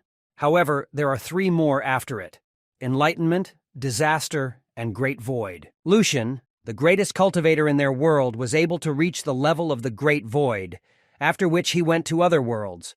The cultivators tried to contact him to help fight off the monsters, but ended up calling the Purple Man. Qingshan had an idea, but he needed Rick to bring his mentor here. The queen understood what he was talking about, Bai Hua, and asked why it was necessary to do this. The world was full of dangerous monsters. Here she will be able to rest and raise her level. He dared to ask the queen if she would help protect his mentor until she attained enlightenment. His master is a girl from the Three Saints. She is the most gifted cultivator he has ever met. But the limitations of their world did not allow her to advance further. The queen has seen her in battle. If she can really achieve enlightenment, she will be a good ally. However, if this plan fails, then everyone will know about this place. It will be a real disaster. Qingshan swore on his life that she would make it, but if she can't do it, no one else can. The queen agreed because they have no other solution anyway. In 2 days, the purple person will reach the level of the Great Void. If that happens, they will have no chance of winning. But Shenwu was now filled with powerful enemies, and Qingshan asked if she could handle them on her own. She was very lucky. The strongest person among them went back to her world to forgive the trials. The foreigners who remained to guard this one were not above the divine level. He thanked her and was going to inform the mentor and bring her here. But he was also not going to sit idle this time. He started working on raising his level. The queen said he couldn't do it of his own accord, but he exceeded all her expectations. The boy spent 300 spiritual power and passed the halfway level of Yuaning. The queen had to admit that he had enough strength. Now she understood why he rose so quickly. It was a pity that she had not appreciated him. But the fact that he was going to break through to Yuan Ying level right now shocked her even more. After all, continuously strengthening cultivation is a very difficult process. Almost no one is capable of it. He spent 500 spiritual power. The player reached the final breakthrough point to Yuaning. Because he passed several phases in a row, the cultivation mastery went to recharge. Qingshan said that the queen was right and it was really very difficult. During the break between cultivation, Goddess Baihua finally arrived. She noticed that he had already reached the final stage of Yuaning. Although he is not as strong as Ning, it is really impressive. Qingshan presented the goddess with the primordial flame armor. He also presented the goddess with the queen. She immediately asked Baihua if she believed in her powers, that she would be able to break through to the level of enlightenment. She replied that if no one bothers her, she will reach him without any problems. The queen said that there were 4 powerful saints in this world. She asked if she had the strength to defeat them alone. The girl said that when she raised her level, killing them would be no more difficult than just chopping vegetables. In this case, she allowed her to start the test, but she decided to notice something right away. This armor is designed for protection, not for attack. As soon as someone above the divine level appears here, she will not be able to resist, and then she will be forced to retreat. Qingshan understood that if the queen left them right during the storm trial, the mentor would be in danger. She clarified once again whether Baiwa wanted to advance to the next level. With this kind of cultivation skill, she could quietly hide in the spatial gap and avoid this battle between worlds. The goddess replied that this is her world and she will not allow anyone to touch it. Cultivators like this girl really like the queen. She watched her battles. This heavenly blessing would suit her fighting style, and she was given a gift. It looks like something that she herself did not guess, but it is much more detailed. The test of the storm was beginning and they should have left. Qingshan was sure that with his mentor's power, she would pass this test with ease. It was difficult for the queen to say yet, because it had just begun. When the thunderstorm mixed with the windstorm, she would have problems. Qingshan believed that the queen had not yet fully grasped Baihua's skill. And he was not only talking about her cultivation. Meanwhile, cultivators from another world noticed the storm test. Judging by the power, someone was trying to break through to the enlightened level. She ran away under cover to raise her level. It didn't matter to them. The main thing was that this fish pecked at their bait. They were going to report this to the masters. Their leader ordered them to go to the test site and attack it. If they could destroy it, they would get a promotion. They thought they shouldn't even bother their mentor about it. Meanwhile, the most dangerous stage of the test began lightning. If it hits a living being, it will destroy its body and soul, leaving no chance for revival. Baihua assumed that she would probably have to try her best. She had never seen a thunderstorm before to be able to change her form. The storm began to take its physical toll. Everything became more interesting. The Queen of Burning Armor sensed the strangers approaching. They were going to attack while this trial was going on. This was the perfect chance to destroy her. It was bad because their power is at the level of saints. The queen asked not to panic because it was just divine level. She ordered a sea of swords to destroy these trespassers, and thousands of soul swords were immediately directed at them. They just had time to notice how something was approaching, and after that, their bodies turned into air. Qingshan said that her strength was really impressive. She got rid of them in an instant. There was nothing special about it for her. However, his master would now face a more dangerous opponent. Baihua felt that it was getting windy enough. She assumed that it was the turn of a wind hurricane. The wind formed into a physical body and tried to convince the goddess to go with her to the world of demons. She promised to envelop her with a true blessing, but she clearly replied that she was not interested in their demonic power. And as a result, thanks to her persistent character, she managed to repel the attack. The queen was also impressed by such willpower. She assumed that the goddess would pass the test of the storm without any problems. The queen felt a very powerful aura. It was two purple-robed human servants, the level of divine blessing. They are already nearby. They outwitted the queen. They ordered the rest of the cultivators to retreat, and they penetrated through the protection of the spirit weapon themselves.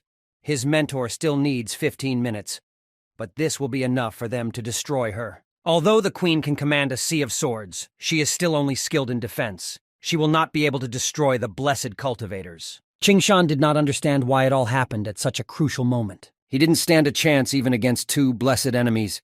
But even if he dies, he must protect his mentor at all costs. He chose the second option for completing the mission.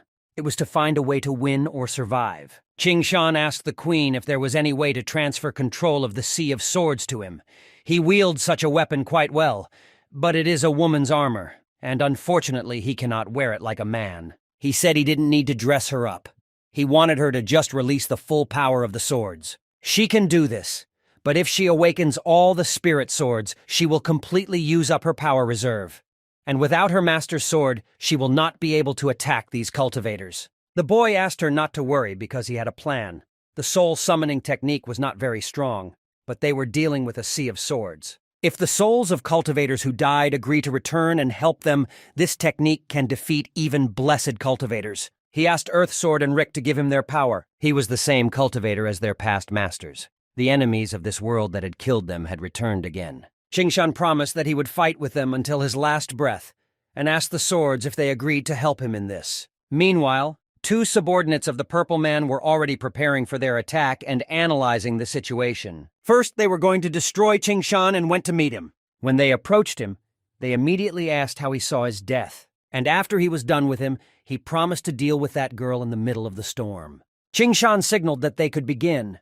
The queen pointed out that he would only have one chance, so he should try his best. The boy decided not to waste time and called all the souls of the deceased owners of these swords to take revenge for their humiliation and abuse. Their bodies became physical, and Qingshan ordered to start attacking. The foreigners believed that it was just a bunch of old broken swords, and they would not be able to make anything divinely blessed. But he was very wrong and paid for it with his miserable life. Qingshan said that with souls, he was capable of destroying even blessed cultivators. He himself had never seen anything like this.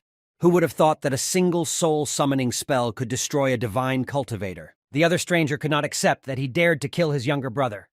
He promised to catch Qingshan and skin him for 3 days and 3 nights. Fortunately, the boy had one more sword of karma left. The freak admitted that his techniques were indeed very powerful, but he needed to somehow evade them. Qingshan pointed out that this sword's attacks always hit the target. In addition, it will return all the damage done directly to his soul. But he could not believe it and considered it impossible to this day. One blow is filled with the power and strength of hundreds of thousands of cultivators. Even a blessed one will not be able to survive such a thing. They killed the blessed level cultivators, gained 1,000 spiritual power. The cooldown time has passed and Qingshan can raise his cultivation level again. After the murder of 2 subordinates of the man in purple clothes, he himself went into contact to personally find out who did it. He decided that there was no point in rising to the level of the Great Void. He would go to him right now and tear him apart. The queen said that he would soon be here, and they would not be able to defeat him. She did not understand what to do next. Qingshan said the answer was very simple. They would attack him with everything they had in their arsenal. But the queen said that she did not want to joke now, and she was not going to die. The boy told the queen that she could go if she wanted. His life was not worth thinking about. The Purple Man was shocked that his disciples had died at the hands of a boy of Yuanning's level. As he descended to the ground, Qingshan grabbed the 2 swords with his trembling hands. You should not grieve. It is much better to die in the battle for your ideals than to endlessly regret what you have lost. This is the path of a cultivator. The queen said that his mentor had now received a divine blessing. She believed that she should have broken through to such a level a long time ago. She felt the pure energy of the Shenwu world.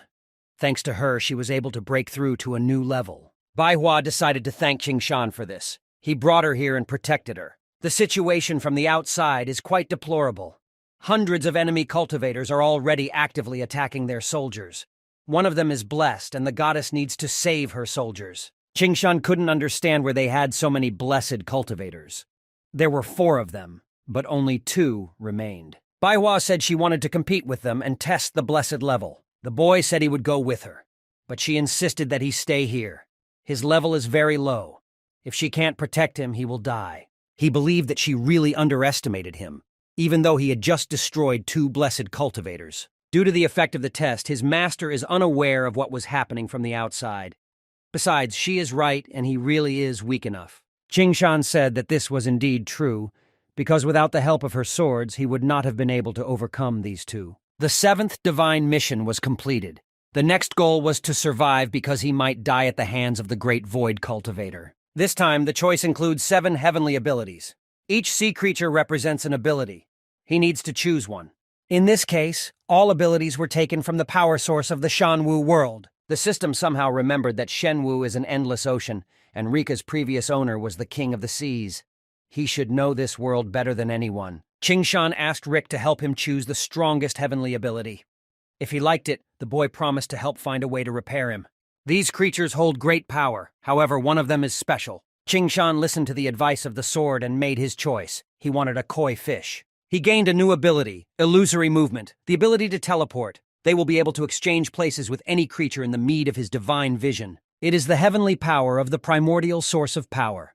No living being can escape its effects, either through formation, secret techniques, or forbidden abilities. Qingshan decided not to waste time and rather test her in action. He tried to combine 2 abilities at once, illusory movement and reduction. In this way, it will appear that he has not moved at all. This is an ideal ability for a swordsman. Since the sword helped him choose the ability, he must also hold back his promise. After they finish the war, he will collect all the necessary materials, and he will be as good as new. The queen announced that the battle from the outside was over. His mentor was truly a great fighter. She simply broke into their ranks and was able to fend off the attack of the Blessed. She was sorry she couldn't compete with her. Together, they could just make fun of their villages. Qingshan asked her not to regret anything. After all, she had helped them immensely. But now Qingshan must also go to the battlefield. He thanked the queen and hoped to meet again. Now she had to choose whether to leave this world or stay in it until the end. Qingshan immediately went to the Shenwu camp to find out how the goddess was doing. When they met, her affairs were in order. The master wondered how powerful their opponent was. Baihua replied that they are excellent competitors with both swords and techniques, and their armor and weapons are even more impressive. She was barely able to overcome them even when she fought at full power. Bayan asked her not to be shy. She defeated them immediately after breaking through to a new level. When she fully mastered it, she would become even stronger. According to the information she managed to gather, another blessed cultivator is moving towards them. Moreover, their purple-robed human master will soon reach the level of the Great Void. And if that happens, they will have no chance of victory. She caught a few for soul-searching and found out that their Guanyang sect had already captured 3 worlds, after which they were slaughtered and enslaved by the inhabitants. Their own world is dying. They are trying to collect as many resources as possible while it still exists, then leave with all their sects. She didn't have enough words to describe all the horrors these otherworldly cultivators had gone through that she saw in their memories. Later, they would see it in their souls. The master didn't understand why they couldn't just peacefully merge with their world. But the goddess did not understand how you can calmly communicate with those you want to kill. Besides, the more worlds they conquer, the more they will be able to raise their cultivation level. The difference in their strength is simply huge. Therefore, they need to break through as soon as possible. Bayan supported the idea and said that if they even died, it would be better from lightning than from other cultivators. The goddess said that in that case she would go with them and protect the world. Qingshan, meanwhile, asked the mentor to hand over the demon vessel to him, and he immediately asked if he could take from her the ability to search souls. She agreed without hesitation. The master pointed out that this vessel was a very important treasure for the demons. When it belonged to him, they kept trying to take it back. Qingshan pointed out that it would be dangerous for him to pass the test with it. Meanwhile, the boy was not against demons. He would not have to look for them himself. Qingshan bowed and said that he had to leave on an important matter. The master said that the demon vessel and the soul-searching ability.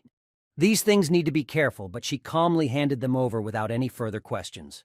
He guessed that this guy might turn to the dark side. But the goddess said, if it happened to him, it doesn't mean it will happen to Qingshan. He replied that he was just worried about her student. Baihua said that it is enough to waste time and we need to break through faster. Qingshan learned Soul Search and spent 200 spirit power points on it. In the ranks of the enemy cultivators, there are a whole crowd of strong warriors, while they only have one blessed level master.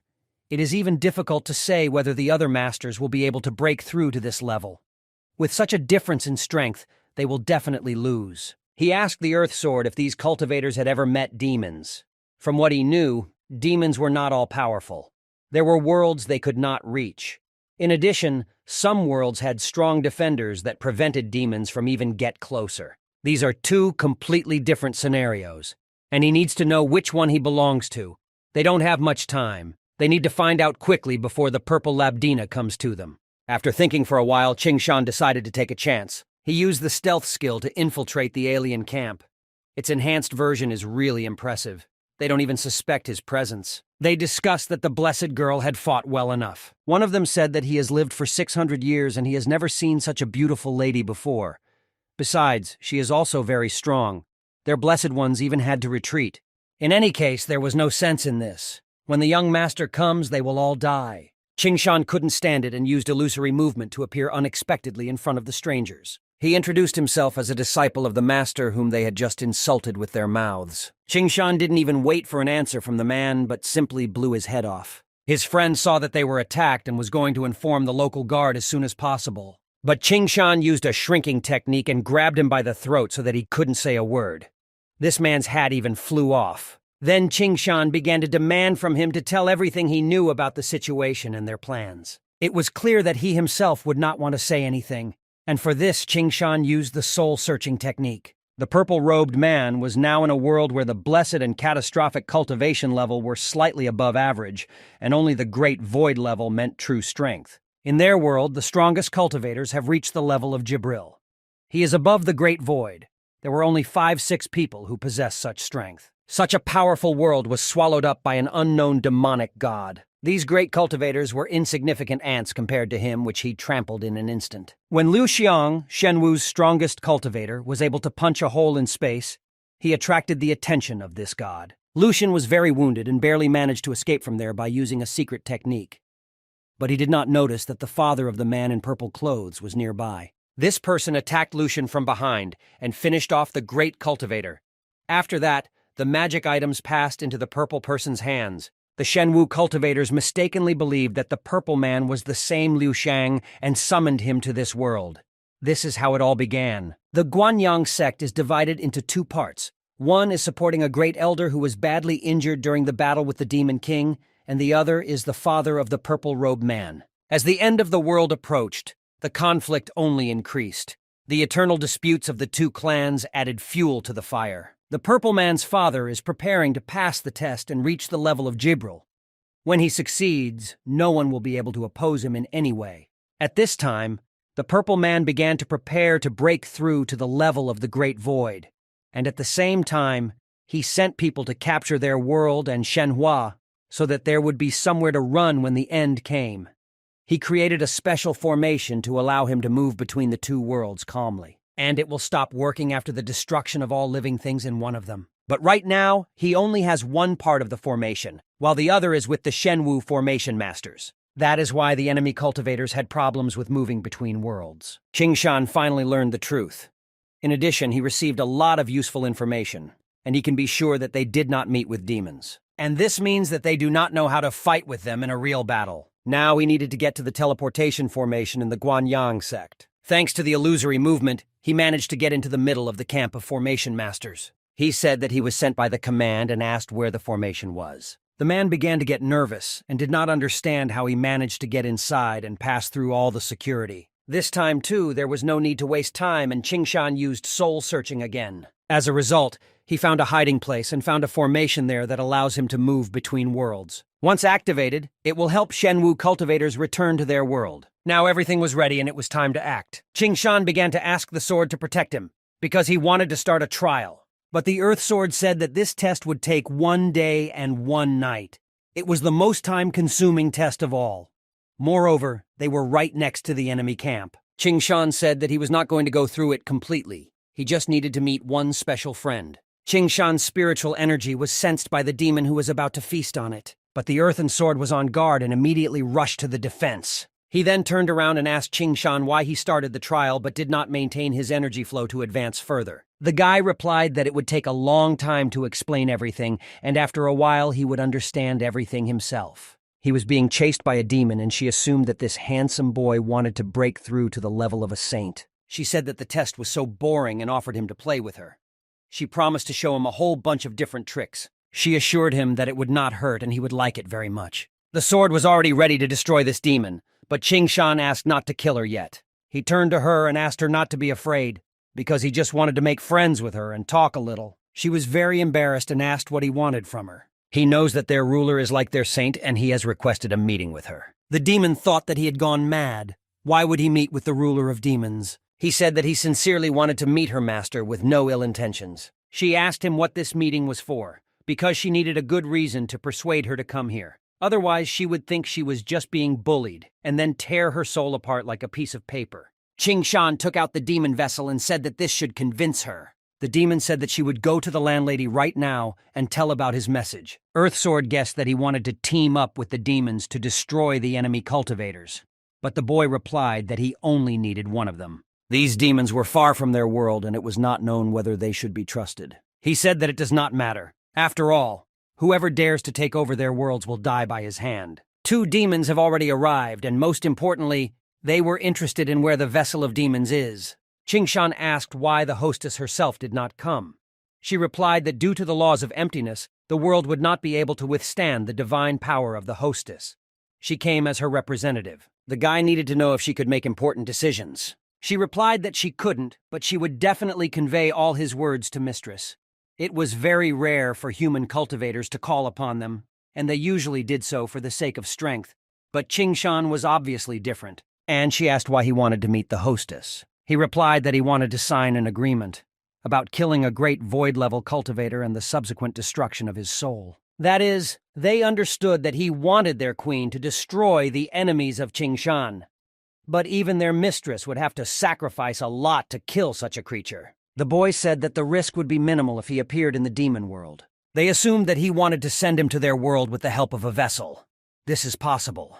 After all, their world is cut off from another galaxy. No one except demons is capable of leaving it. However, the cultivator of the Great Void is incredibly powerful. Without a decent payment, the hostess will not take such a risk. The boy repeated to them that it was a deal. That cultivator was in a world where demons had never existed. Cultivators there don't know what they are and therefore don't know how to fight demons. The whole world will be given to them as food. To confirm his words, he said that their military camp is very close and they can see for themselves. If everything he says is true, then they will be able to get one step closer to cooperation. In that camp are the blessed cultivators. Qing Shan was satisfied. Now they would see if their enemies could stand up to the demons or not. As the demons approached their camp, they heard the foreigners discussing the cultivators who had managed to injure them. They were talking about Baihua. This girl's aura was very unstable. It was obvious that she had only recently attained this level, but even so, she was able to injure him. One of the best blessed. The demons realized that this guy was the strongest blessed level cultivator in this camp. He was in a bad mood and asked who they were and why they came to him. The girl said they had come to serve him. They started caressing him and hoped that he would like it. He hugged them and started laughing. He also added that he hadn't had so much fun with girls in a long time. The girls couldn't believe that the blessed ones were actually so stupid. They probably really didn't know anything about demons. They made him drink their special substances and prepared to feast on his body parts. They were convinced that the soul of the Blessed One really has a very good taste. Qing Shan followed their actions. They cleared their way to the very entrance of the camp. Only 2 demons were able to deal with the entire enemy camp. They probably really don't know how to fight them. The girl said that she understood what the deal was about. He wants to use her, but she will allow it. The taste of the divine soul is simply wonderful. Too bad they couldn't find a formation that connects their world to this one to find out where they live. Qing Shan replied that this information was part of the deal, and he will add to this a vessel of demons. After that, he asked if they would help him. They were really very curious and asked what he wanted in return. He replied that he wanted them to kill that void cultivator. Even their master would have to use a large amount of resources to battle such a strong enemy in their world. Hundreds of demons would die. Qingshan said that some casualties cannot be avoided. After all, this is a very serious opponent. But for such a favor in the future, his whole world will belong to them. Since ancient times, demons have always tempted the human race. But today, man is really trying to tempt the demon. The girl said that she understood all the conditions, and now she needs to go back and discuss everything with the hostess. Qingshan was expecting good news. At the end of the conversation, she asked if he did not want to be reborn as a demon after his death. It would be a shame to use him as fodder. If he is reborn, he will be able to receive a generous reward from the mistress. Qingshan thought that after death, people fall into the 6 paths of rebirth. Why should he become fodder? The demon said that he really doesn't know anything and gave him the demon bells.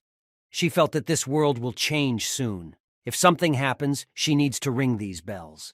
Then she can find him anywhere. He said he would definitely use them if needed. She said that this vessel was so sacred that it possessed its own soul and asked if he knew what he was singing about. A noble white stallion standing alone on the mountains, chewing lonely grass when he himself is like jade. The guy began to think that she was trying to seduce him. Qingshan was convinced that they really did not miss any opportunity. He decided that it was time to find out what was in this vessel. The sacred object of the 6 worlds of desire. It spawns the demons of sin, soul, death, anger, and destruction. This item once discovered the ability to teleport to the demon world, and Qingshan has it available. So he decided to learn this skill. He did everything he could. All that remained was to wait for the decision of the ruler of the demons. The boy returned to his camp and noticed something strange, and immediately approached Baihua to inquire what had happened. She replied that Bayan managed to raise his level, but Xuan unfortunately did not. Of course, Qingshan knew how dangerous it was to be promoted to the blessed level, but he didn't even think that Xuan could die so easily. Cultivation is a very difficult art, but if you don't practice it, others will also die. The man in purple is being tested, but it was not clear who controls the rain of fire. 2 girls. Although they cannot use techniques and magic, they are certainly able to use a special artifact. Qingshan thought that the purple person might have destroyed their world and appropriated it as a servant. He wanted to meet these girls and talk to them personally. Baihua said that it doesn't make sense. These girls are under the influence of a strong ban spell, which has completely subjected them to the will of the purple man. There is nothing they can do about it. Their emotions and words, he saw in them a sympathy for this world. Qingshan assumed that they simply do not know something. The Great Void is an incredible power. They need any power they can get. The goddess was pleased that he was thinking about it in the field of swearing. She personally agreed to take him to them. He also told the mentor that he had something else for her. He asked the master for permission to help support their sex prestige. Chasha asked if there were worthy monks among them. The boy answered that there were. Then she asked him to call her to see. Qingshan told the mentor that it was time to invite Master Benyang. The monk was shocked when he saw this majestic treasure of his sect in front of him. But the bull said that he was a little old. Being a descendant of the Buddha, he will have to go on a journey with the cup. She asked if he was ready for this. In a world full of suffering, he must protect all living beings along with the cup. He replied that he was ready for this. The world is on the verge of destruction. He will have to destroy the monsters along with her. Beiyang said it was unsurpassed and thanked Qingshan profusely. If it helps him become stronger, then it is only better for everyone.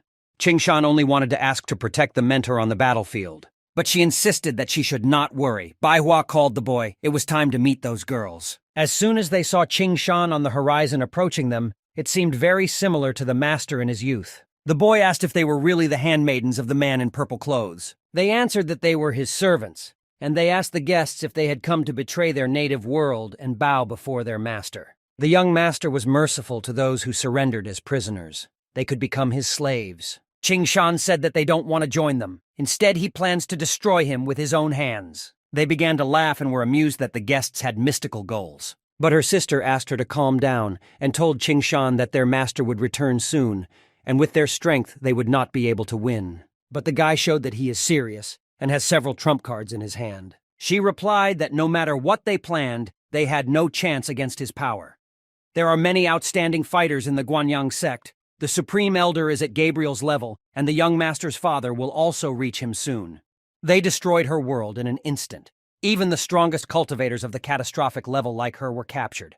Therefore, they had no chance of success. She was sure of that. Qingshan understood that the fact was that they did not even want to resist them. It was just that the enemy was so strong that it drove them to despair. They planned to destroy not only the Purple Man. Their target was the entire Guanyang sect. The boy had a plan to destroy him and break the connection between their world and this one. It didn't matter how strong their sect was. There was nothing they could do. He would not have risked his life like that, and he did not ask them to do anything. He simply asked not to interfere and to count on him. Suddenly their master appeared and said how dare they kill his people and sentence them to death. The maid was surprised that he passed the test much faster and arrived in this world. While everyone stood in a stupor, the monk Bayan appeared and rushed at this monster without a word. The purple person asked how they dared to use such weak techniques against him. Everyone watched as Master Bayan attacked him. The Shenwu spirit weapon also came to his aid. His maid asked them not to stand still. Such a weapon would definitely not stop him, so she ordered them to run away, because if they stay here, they will die. They asked them to run faster, while the young master is busy and does not see them. Last time, when the elder sister saved someone, he made her kneel in the hellfire. The master told her that when he was done with these ants, he would teach her. Baihua said that the time has come. She saw it in the prediction of her own death. She will probably die here. She considered herself to be similar to Qingshan. She was left without parents at an early age and did not know what it was like to have a family. After her sect was destroyed, she was obsessed with revenge. Even after reaching Saint Cultivation level, she was alone. But thanks to him, Xiaolu, and Shushi, she finally felt the true happiness of having a family. She said that they are the most important thing in the world for her, no matter how difficult it is. She asked to protect them and live a long and happy life together. After these words, she did not expect an answer from him and jumped to help the monk. Although Qingshan was weak enough, he was willing to do anything to save the master. He should have a small chance. If someone helps her, then maybe it will be possible to change the fate. The maid asked her sister what they should do now. Many people from different worlds asked them for salvation, but they never managed to save anyone. While they decided to just watch, Qingshan asked them to stay away anyway. The boy decided that it was time to use the help of demons in this confrontation, and took out the necklace. The girl did not even expect that he would call her so quickly, but she was not upset. He asked what their hostess had decided. As it turned out, she was still thinking about his proposal. For the first time, the demon saw a cultivator of the Great Void. He would be able to defeat them all by himself, and she was sure that this world did not have long left. Qingshan said if their queen continued to doubt, then soon his offer would become inactive for them as well. She assumed that they didn't have time to discuss the details. She would only enter the battle if the cultivator's soul and his world belonged to her, and he also had to give up the demon vessel. The boy agreed to such conditions, but promised her all this as soon as they were over, so that he would not worry about her leaving them. She can't fully move into this world because her aura is very powerful. Only with the vessel can she use her true powers. Only demons can use it. So she can't help him if he doesn't want to give it up. But no one has ruled out the fact that he himself can activate it. The demon was sure that an ordinary person was incapable of using a demon vessel. But she believed and agreed, and advised him to keep his word better. After they finish, he should give her a vessel and a formation for the transition between worlds. He asked her not to worry about it. He didn't need a whole world of enemies for such a small thing, so he asked her to start acting. She could never believe that one day in her life she would work with a human. The maids noticed how inexplicable cracks began to appear in the sky. They were demons. She had seen such powerful creatures only in ancient paintings. They are going to use the demons to defeat their master. This is very daring because humans have never cooperated with demons before. The girl approached her sister and quietly said that it was time for revenge. Meanwhile, the master was competing with the monk. He wondered how long he would be able to hold out against him, because his powers are definitely not infinite, and the barrier will not be able to maintain the same attack power all the time. Baihua joined him. He didn't expect to see her here. She asked him to rest because the real battle was just beginning. Purple said that he's only at the beginning blessed level. Does he really think that his attacks will be able to hurt a master like him? But then he saw a goddess in front of him. It was unexpected to meet such a beauty on the battlefield. He said that there was no point in her fighting for this world, and suggested that she better go with him. She was very annoyed by such insolence and began her attack. He thought that it was a really good attack, but it was very weak. It looked like she really didn't want to hurt him. Now they understood what the power of the Great Void was. The goddess agreed that it was a very dangerous opponent. Bayan said that after such a fierce battle, he was ready to die and began to collect all his remaining strength. The owner was surprised that they still did not give up. he decided to let them taste death. He gave them one last offer to obey, or else they would die and experience excruciating pain. He gave them a few seconds to think and said that he would destroy the monk first. But Bai Hua came to his defense and told him not to even think about it. Baiyan thanked the goddess and asked permission to help her. He used the artifact that Qingshan had brought for him for this attack. But their opponent was not only strong, but also cunning. He approached the monk from behind and captured him in her spiritual shackles. The goddess was forced to use the technique of the 5 elements, the Pearl Dragon. And she managed to free the saint, probably because of her great desire to save him. She understood that it was very dangerous and Baiyan could already be dead. Qingshan kept asking how much more time she needed and asked her to do it faster. But she ordered not to rush her. Without enough demons, they would not be able to defeat him. The demon tasked the girl to go and check what this cultivator is capable of. Purple tried to find out why Bai Hua was protecting the old monk, because he didn't think it was worth worrying about him so much. At that moment, a demon approached him imperceptibly. She flew up behind him and decided that he had fallen into her trap. But as soon as she touched him, the demon immediately dispersed in the air like dust. Thanks to the amulet, he understood that some creature approached him, but he did not notice it. The sisters realized that it was their protective amulet. It saved him from this attack and repelled the blow. This amulet contains power from an absolutely other world. Without its true accounting, they will not be able to break through such protection. Although Qingshan could activate the demon vessel, his spiritual power is not enough to open the gate to their world. To do this, he needs to borrow her power. She was surprised that he hadn't given up yet, but the boy said that in front of her stood the true soul of a great void cultivator. He was interested in whether she wanted to give up. She replied that, of course, she didn't want to, but he was still a cultivator of incredible power. She assumed that they wouldn't be able to capture him even in the demon world. But he asked her not to worry because he has a special plan. Purple wasn't going to pity them anymore and launched a powerful attack at the monk. Then he told the goddess that he was giving her one last chance to become his servant. If she refused, she would face a fate thousands of times worse than death. He felt the aura of the 6 Paths' heavenly ability. He needed to prevent himself from using it. He wanted to make her his, but he will probably still be forced not to leave her alive. He got tired of talking and activated the 5-element heavenly ability. Bai Hua watched all this very carefully and could not believe that her death was in front of her. Purple said if she didn't have a skill capable of harming him, then there would be no need to kill her. But at that moment, his aura dissipated around the girl and divine armor appeared on her. The goddess thanked her for coming to help and asked what she was doing here. Bronya replied that she would compete with her because this is her task. Bai Hua asked her if she can hold on, because she believed only her new ability can kill him. He told her not to count on this armor and that she would be able to fend off his attacks with it. He started to do that attack again, but the armor said it would take that part on itself. Meanwhile, the maid sisters were discussing how this girl was able to learn such a powerful heavenly technique. The other girl replied that it was nothing because they also had similar skills, but the young master still overcame her. However, things were different now. If she could use the 6 Ways ability, it would definitely kill him. And it doesn't matter how strong the young master is. He still has to be careful. He is opposed by demons, divine armor, and the ability of the 6 Paths. This is their only chance to save themselves. Chuchen said she would help them, and Vanar asked her to stay here. If she didn't succeed, she would still be alive. But Vanar replied that it was better to let her body be torn into thousands of pieces than to live in eternal despair. Then Chuchen offered her to fight for her freedom together, as sisters. They were tired of their shackles and began to break free from them. Kangshan said that they were lucky that the divine armor protected the goddess, otherwise she would have died. The 2 sisters also came to help them. The chances of victory increased. All that remained was for them to enter the battle, and the boy asked how much longer they could expect help. The demon said that she is not in her world, and there are no other living beings nearby. In addition, she does not have any source of divine power. Divine power is the primordial energy that exists in every living being, the power that comes from the soul itself. Kangshan couldn't believe that divine power and spiritual power were the same. The source of any power must represent a certain kind of essence, and absolute power must possess its own unique characteristics. The demon replied that the gods used to call her spiritual power, but now everyone calls her divine. The boy said that he had divine power and asked how much more she needed. She needed at least another 500 units to speed up the process.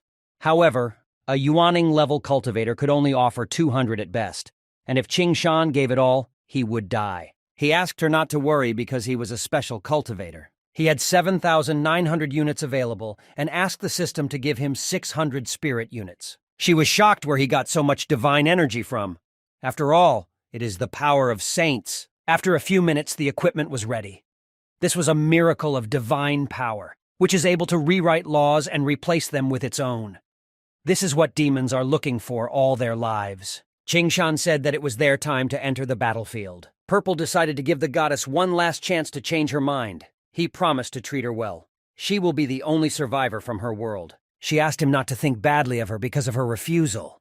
Just his appearance constantly makes her sick. He shouted that he would first kill her, then capture her soul and cast 32 subjugation spells on her, then return her to her body to spend eternity in agony. His sisters flew to him and said that they had come to help him. But when they got close enough, they began to activate the Heaven's evil eradication technique against him. He had always wondered why they were so obedient. It seems that all these years, they had been quietly accumulating spiritual strength to break out and fight him back at the right moment. The girl asked to hurry because she will not be able to restrain him for a long time. From that day on, the master planned to force them to obey for good. The last protective talisman of the Guanyang sect. It is able to protect him from any techniques that are weaker than the saint level. But the sisters were not fighting for life, but for death, because this was their last chance to break free. Therefore, they continued to attack him and tried to restrain him. It was no wonder that they were able to hide all this spiritual power from him. The master did not know that she possessed such techniques. She replied that she had not learned them herself. Zia's older sister had passed them on to her before he began to torture her to death. The girl said that it's all karma, but it made the owner laugh. He doesn't believe in it. He was forced to upset her, but in 15 seconds, he would be able to return to his world with this formation. He planned to return with help and kill each of them. His desire was to capture their souls and subject them to eternal torment. Baihua asked him if he really thought he could escape from them. She began to attack him again with the six-path saint technique that he feared so much. The demon of death appeared before them and asked who would go with her to the other world this time. Baihua replied that there would only be one. There would be a high price for a ticket for a great void cultivator. In exchange for taking him with her, she asks the girl for all her divine and spiritual power, and she will spend 1,000 years in hell with endless torment. If she refused, no one would take her place, so she agreed and advanced her power. But at the last moment, Qingshan appeared in front of them and told them to leave this scum for him and not to sacrifice themselves. He asked her to trust him, and she, as his teacher, believed his words and hid her power back. The host said that she had missed her only chance to win, and now he was going back home. But he couldn't escape. A huge world, an endless ocean, millions of those who seek enlightenment. The demon began to call the queen and other demons to come to her and help her get a new world. He said it didn't matter what they were up to, but it was too late. Vanar didn't believe that this was the end. It just couldn't be that it all ended like this. The demon said that the teleportation to the demon world has begun, but the distance between them is very large. They probably won't succeed. But Qingshan insisted that he must handle it. He asked to prepare to catch him. Crimson said that resisting them was enough. He had already cast more than 300 protective spells. They wouldn't even be able to get close to him. Qingshan used the holy technique at the same time as the illusory movement. The owner was simply shocked. He was not at all prepared for such a development of events. Qingshan was smiling and said that it was definitely over now. There was a lot of confidence in his eyes. Baihua flew to the boy and began to give him a hand to pull him out of this tornado. But she didn't have time. Qingshan was able to say goodbye to the mentor and look into her eyes for the last time. She could not accept this and tried to open this portal with her bare hands. The demon said that there was no point. This formation closed very quickly. Even if she caught up with him, she would be lost in his endless void. She would not be able to return. She considered him very cunning, because he never gave her the formation for teleportation between worlds. But in any case, there was no need to be upset. She received the vessel of demons and the soul of a void cultivator. The goddess asked to wait. She knew that this girl was the embodiment of the demon queen. Could she not enter this world? Even she can't go there. However, if someone entered there, it means that he can return if he learns the necessary technique. Her student still owes her the world, and she asked him to tell her when he will return. And if he doesn't, she will simply take his soul. Baihua asked why she wanted her student's soul. The demon asked her not to worry. She wasn't going to eat him. She just wanted to ask him if he wanted to become a demon lord and serve in her world. The goddess asked to prove to her that she is not lying, because otherwise she will not be able to let go of the demon who craves the soul of her student. The queen was surprised that she possessed an Asura technique. She has such a low level, but despite this, she possesses such powerful heavenly techniques. How is this possible? She asked to stop and said that she would prove. This girl was very persistent. Although Qingshan is really worthy to fight for his transformation into a demon. The demon said that the heavens would witness that she would never threaten Qingshan's life. The goddess said that demons always tell the truth when they make an oath. Surely she really does not lie. Even when Baihua became a blessed cultivator, her fate remained the same. But her disciple intervened in her course and pulled her out of the embrace of death. The aura of death appeared and disappeared. Her future is a new leaf. He is only waiting for her to rewrite her destiny and change the future. Before leaving, the Demon Queen said that she was jealous that Baihua had such a disciple. The goddess promised that the next time something like this happens, she will be merciless. It's time to act. The divine armor asked what she planned to do next. Baihua asked what she thought about uniting their worlds. Bronya replied that the spiritual weapons in their world had long since disappeared. If they united, everyone would win. Some would get spiritual weapons, and others would get new masters. This is a very good idea. Also, in the world of spiritual weapons, there are many different techniques and secret knowledge. Thanks to them, you can break through to the level of the Great Void. Chasha said that she has magic that can unite the worlds. Therefore, she asked to leave it for her. Baihua has gained experience from these battles and must go train to further raise her cultivation level. The monk said that it would take a little time for her to break through to a new level again. He had already begun to feel ashamed of her wisdom and talent. But he said he won't do it because he's too old. The goddess asked the armor what she planned to do next. She replied that from the moment she put it on, Baihua became its owner. In this case, the goddess decided that they would go to train together. In the meantime, the sisters along with Qingshan moved to another world. He used the illusory transfer to send the host to the demon world with the help of their ruler. Everything was really like that. The demon world is isolated from the entire galaxy. They won't let him go so easily. Qian is doomed. Qian got to a place where his inevitable death awaits him. They were very happy that he would finally die. Qingshan realized that it seemed to be very important to them. They told him the story. How their parents had died at the hands of Qian and his father. Guanyan had invaded their world and absorbed it completely. Their cultivation abilities were shut down and they were made maidservants. This life was worse than hell. They thanked Qingshan. Even if they were destined to die soon, they promised to find a way to thank him. He assumed that after the teleportation was over, they would have to fight the entire sect. He is not a disciple of the Guanyang sect. They will attack him as soon as they plan to take revenge and should not expect mercy. The girls asked him not to worry. When they arrive at the place, they and their sister will use a deadly technique to attack them, and he will be able to escape during this chaos. Qingshan replied that he could not let two young girls die. There must be another way. They definitely wouldn't be able to compete with the strong Guanyang cultivators, but they had to figure out how to avoid the battle. An idea came to him. He asked the girls to tell all about the family ties of the Qian family for the past 3 generations, as well as his close acquaintances. And everything he had ever done, he said, for his favorite food, and even his sleeping position. He asked to talk about the types of women he likes, his favorite killing techniques, and his reputation in the sect, as well as specifics. Ideally, he also wanted to know the history of this world and the position of the clans in the sect. They listened to him very attentively but did not understand why he was doing it. The boy said that he was going to become a Qian. Although he looked like him, the girls assumed that he would be revealed immediately. Qingshan hoped that with a little disguise, they would be able to fool them for a while. Qian's father is currently undergoing a storm trial to Gabriel's level. He won't be able to deceive him, but the boy said he has a plan. They gave him a scroll in which everything he needed to know about Qian was written. From the very first day of their slavery, they wrote down all the information about him and prepared to take revenge. Qingshan said that they did a good job. That was already half the battle. The boy received a notification that he had completed his fateful mission and received the title of God of War.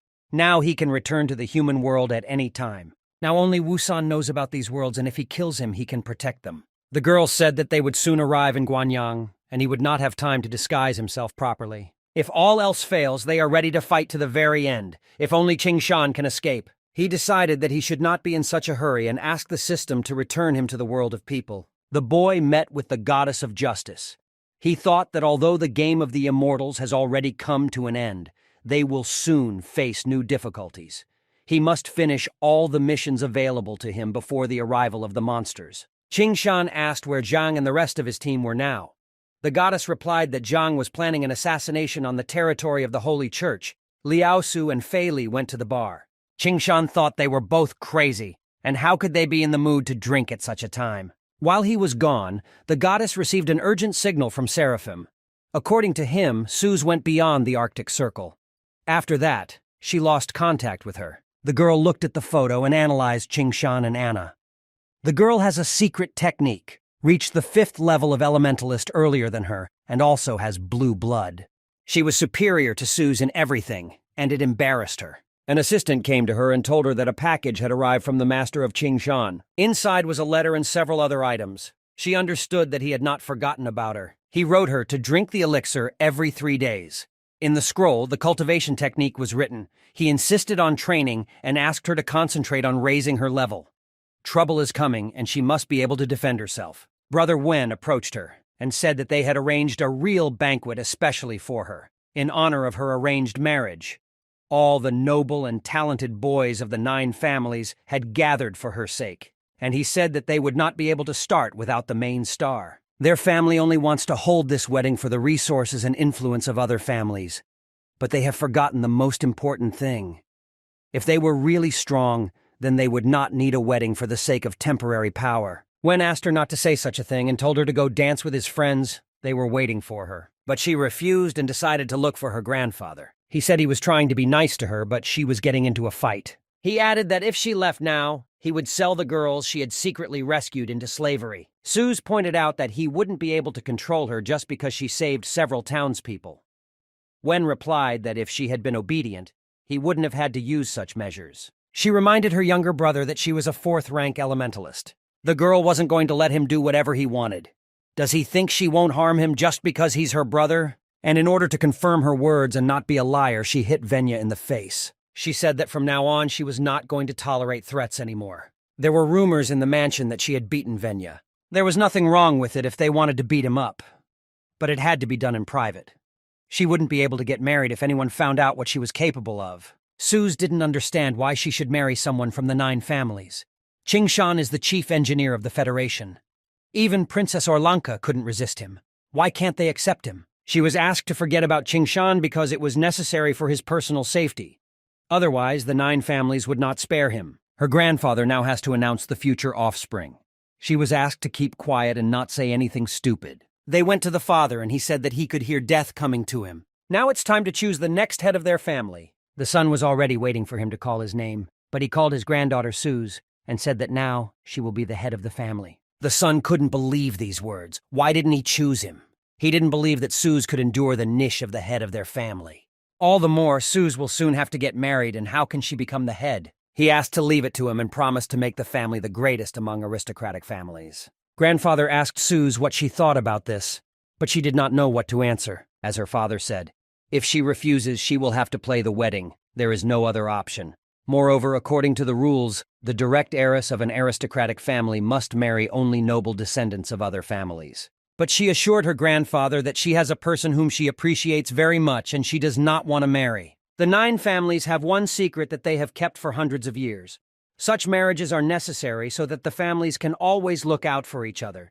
If she continues to insist, the secret will be in danger. She did not understand why this was happening to her. She had only one choice. Strength, not her happiness, is her destiny. She guessed that Qingshan was right.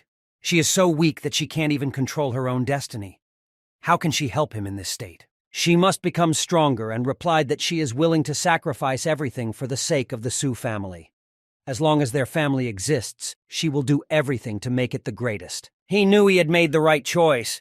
For these 20 years, she was the only person who possessed real leadership qualities. But the son was against her becoming the head. He believed that in this way she would destroy their family. 9 heads of families stood behind him, and they ordered him to obey the order of the head of the family. He asked her to come to him and said that he was putting the Su family in her strong hands. She began to feel the power filling her. She was dressed in special clothes and told that they would now go to the end of the world to complete the imitation ceremony. She asked to be given some time to say goodbye to her grandfather. They asked her to hurry and said they would wait outside. Suze admitted to her grandfather that she had lied for the first time in her life. She is not going to protect their family, and she is not going to help the 9 families, because each of them lives in darkness. She can't let anyone tell her what to do. They flew to the Arctic Circle, and the girl asked why they did not fly further. One of the heads said that this was a forbidden area.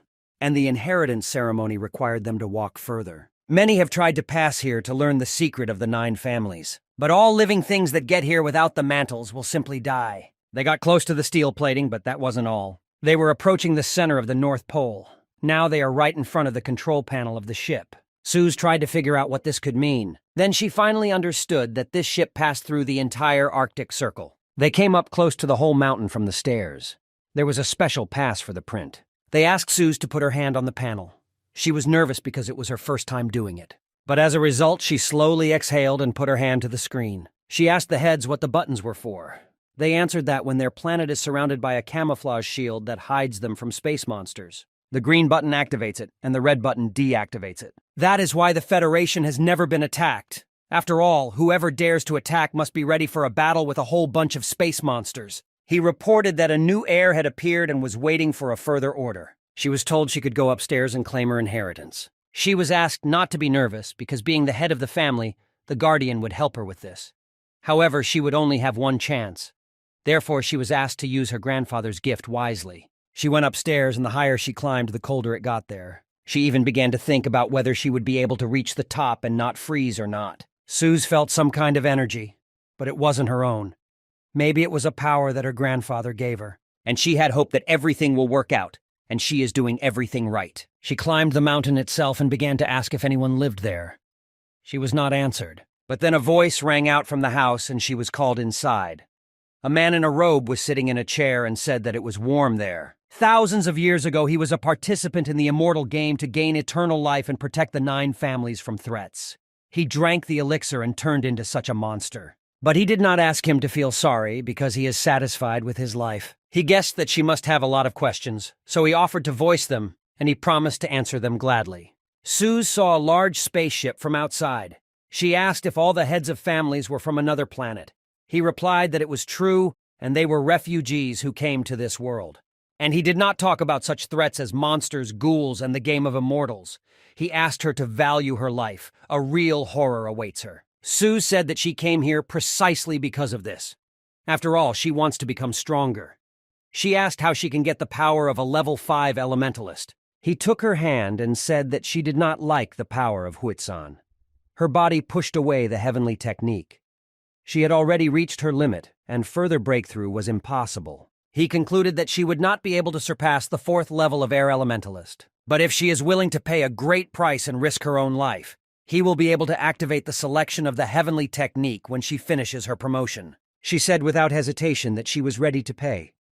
Even if she died, she would follow her path to the end. Her courage really impressed him, and he became interested in her personality. He showed her the real map of destiny. She combines all the wonders of this world. She is one of a kind. The girl asked why the choice of celestial equipment is a card. When she rises to the 5th level of an elementalist, her level of existence will completely change. The choice of celestial techniques will be manifested in the form of cards. At this level, she will begin to awaken new abilities. They will be divided by characteristics and will appear in the form of cards, scrolls, and more. The power of the Descendant is required to activate the True Fate card. She extended her hand to the card and a snake immediately appeared on her body. The items that Qingshan had sent her appeared right in front of her, an unusual choice of cards. He had only heard about such in legends. The Serpent of Fate is very happy with its items. This card will lead her to a new life, where she will most likely die. However, if she manages to survive, everything will change. He once again asked if she was sure of her choice. To activate this card, he asked to channel his air power into it. He could never have thought that he would be able to see something like this with his own eyes.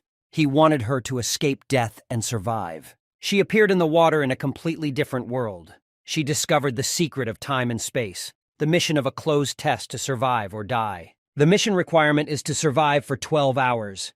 The game does not contain energy for survival.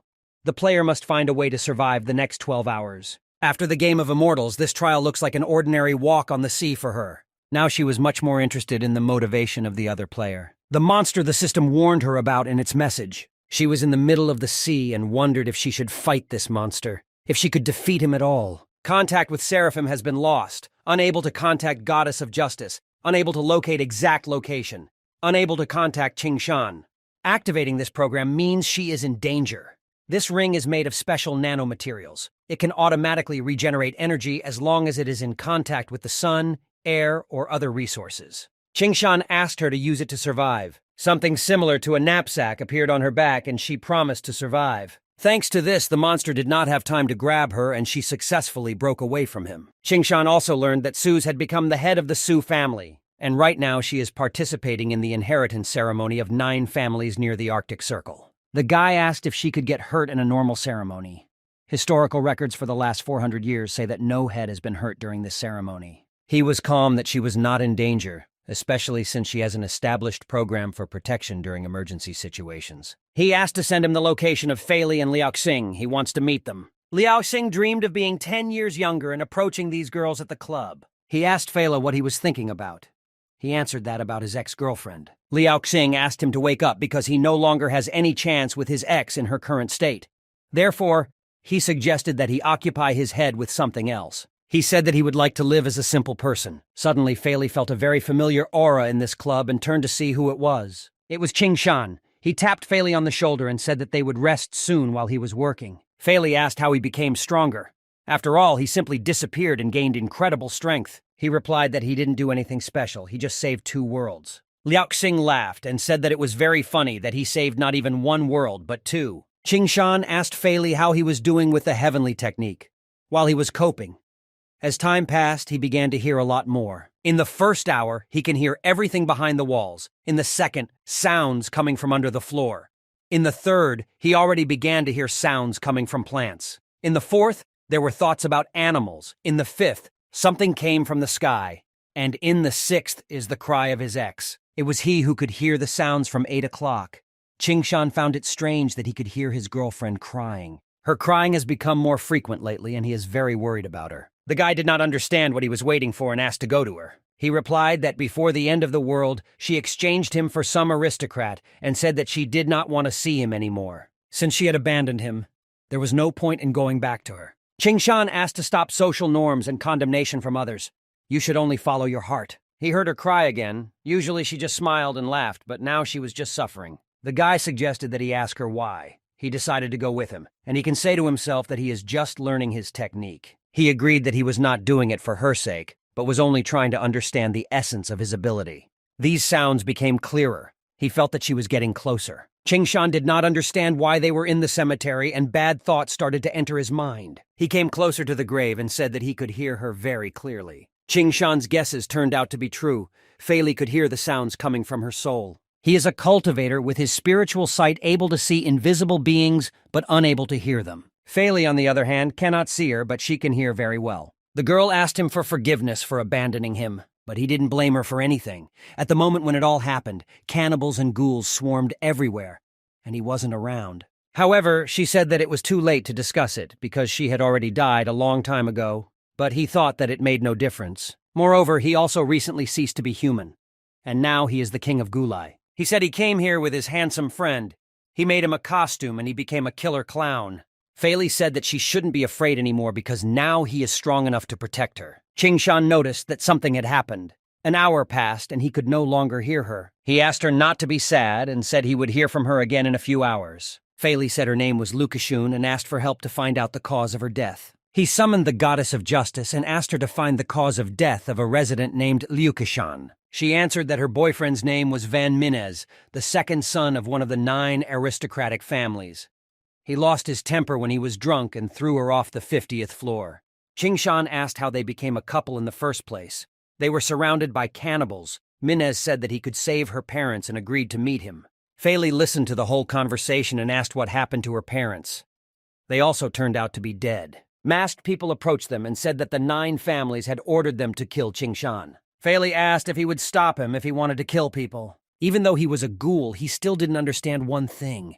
His journey continues and he needs to expand his horizons. He should not be a weakling who is easily offended by others. To become strong, one must first make his heart strong. If he does not have the strength to understand what he himself wants, then all his strength has no meaning. Fei Li thought and asked himself what he should do. He remembered how he played video games with his girlfriend, and said that he would protect her both in the game and in life. Fei Li realized that he wanted this scum who had harmed her to suffer 1,000 times more than Shikun, and he decided that he would do it right now. It cannot be delayed for a long time. The goddess said that they had a problem, because Minez has to make a campaign speech all over the country right now. Qingshan understood that he couldn't do it alone and he had to go and help him. He asked the goddess to move Fei Li's mech to this place. If he decided to take revenge without disguise, then Qingshan decided to disguise himself instead. Mene took the stage in front of a bunch of cameras and spectators to talk about his candidacy and the advantages of a campaign. In the last 7 months, he has already been to 16 cities and participated in 23 debates. He defeated 2 candidates, and finally, now, he can stand here in front of them. He said that the true treasure and wealth of the Federation lies in their desire for peace and respect for women. This will be the main goal of his company. He promised to help the Federation reach new heights. Fei Li appeared behind him and asked him what respect for women he had just told the world about. This situation and the speech infuriated Fei Li even more and confirmed the correctness of his intentions. The guards said they wouldn't be able to handle him. He was too strong and the 2 generals needed to be checked immediately. Menez asked who he was and why he was doing this. Fei Li replied that he was the king of Gulai and Shikun's ex-boyfriend. Probably now he understands exactly why he came here. He offered to leave the past in the past. He is ready to pay any compensation. He offered any money. Beloved Fei Li is dead. She will never again be able to return to this beautiful world and see how it will be cleansed of evil. And if he really wants to compensate for something, then the best solution is to give his life to her grave. Minez started screaming to be saved because he is the second descendant of the aristocratic house of Wang. Fei Li was very calm at this point and said that no one would come to save him. To prevent anyone from interfering with Fei Li, Qingshan followed him to provide protection from behind. He met a sea emperor and a saint there. The guy said that one of his good friends is killing scum from 9 families right now, and he is here to prevent him from being saved. The saint asked if he knew what the consequences of enmity with the Federation of Freedom would be, but he said he didn't care at all. The emperor said that he is not a killer clown. His behavior is very different. As expected from the Sea Emperor, he was very piercing, and really he is not a killer clown but just his friend. There are 5 of them in total. When they appear one after the other, it means that yours is rolling down. But if they all come to them together, then it will be something incredible. They asked what would happen in that case. The guy created a huge intrigue and said that there would be a circus. They didn't have time for his nonsense. He was very dangerous for the Federation, and that's why they need to get rid of him. Qingshan assumed that their negotiations were over. He wanted to see what these 2 beautiful men were capable of. Before killing him, Fei Li asked why he abused her and why he beat her. Who gave him the right to do that? Through blood and tears, he said that he was wrong and asked for mercy and to let him go. Fei Li doesn't need his apology, but she'll gladly accept it when he's dead. He called himself the 2nd heir of the Wang family. If he killed him, his family would mobilize his entire federation to search for him. They would track him down and kill him along with his relatives. Fei Li gave him one last blow and began apologizing to Shikun for not being able to protect her earlier. A goddess appeared near him and said that Qingshan was now wasting time in the battle with the emperor and the saint. Since he had already taken his revenge, she recommended that he leave this place so that he could also leave peacefully. He was troubled by the fact that the fight was 2 against 1. He asked if he needed help. Qingshan was familiar with one of them and therefore did not want to get into a bloody confrontation. And all that would save them was time. In this case, Fei Li asked to convey to him that he would be waiting for him at the cemetery. The saint noted that this boy did not look weak and had a desire to test his strength. He used his first divine shark ability. If this shark touches him, it will teleport Qingshan directly to the sea. Then the saint will immediately turn the sea into his ally. However, he shouldn't worry about it because such an attack has no meaning against him, because his sword Rick was much stronger than the sea. Qingshan said that now was his time to attack and show his strength. He started with an illusory movement, and that was enough to shock the opponents. Qingshan expected the saint to be stronger than he actually was. The emperor saw that he had learned the most powerful type of celestial space control techniques. In addition, he had shown unparalleled swordsmanship skills. If he wanted to kill them, he and his companion would already be dead. Therefore, the emperor decided to talk to him and asked where he came from. Qingshan held a sword technique from his world in his hands. He said that the emperor would understand it when he read it. He couldn't believe that such a strong ability even existed. He asked why Qingshan would give him such a valuable item just like that. Qingshan replied that the general must decide whether there will be peace between them or not, and he must see that the boy is ready for him. The emperor could not understand who it was in front of him, because he had already flown away. Fei Li brought to his girlfriend's grave the head of her abuser, who abused her all the time and eventually killed her. He sat by her grave and said that now she can rest in peace. Qingshan came not too close to him and asked if he could still hear her crying. Fei Li replied that it was not yet time, and he would have to wait about 10 hours before he could hear her again. Qingshan asked if he heard any other voices besides Shakun's crying. The boy replied that there were other loud voices, but he did not pay attention to them. Qingshan assumed that if there were others, it would mean that there might still be spirits in this world. The next time, he asked Fei Li to try to listen and understand what they were talking about. He took this into consideration, and Qingshan added something else. He asked to know from his friend why she stayed in the cemetery after her death, and did not go to another place. Fei Li turned his head sharply and asked what the boy was up to this time. Qingshan asked him not to worry, and said that he just wanted to understand how it worked to find a better solution to the problem. Fei Li thanked him, and Qingshan immediately said that he was busy, and he would return in exactly a day. Then they would see each other. Meanwhile, in the desert, testing the storm to the level of a god will take exactly 1 day and 1 night. Such a desert place is ideal for its passage. Qingshan stood in the middle of the desert and asked the system to start a test for him. The test for raising to the level of a god will begin soon. The player has mastered archery, swordsmanship, and lightning techniques. He has chosen swordsmanship. The player has chosen his path. The challenge begins. After he saw the test of wind and storm that his mentor passed, it is no longer something scary for him. He asked the goddess of justice to turn on some music for him. She decided to offer him the latest album of one of the most popular singers of their time. He began to move very coolly and plastically in time with the song of this singer, and he liked it very much, and it inspired him. Then he stopped for a moment and thought that this girl really sings very well and has talent. The goddess of justice explained that, according to the information from the satellite, the rain had suddenly stopped all over the world.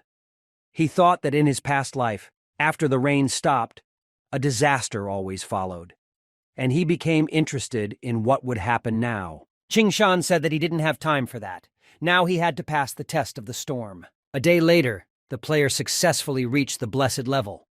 The maximum amount of spiritual energy was increased to 300 units.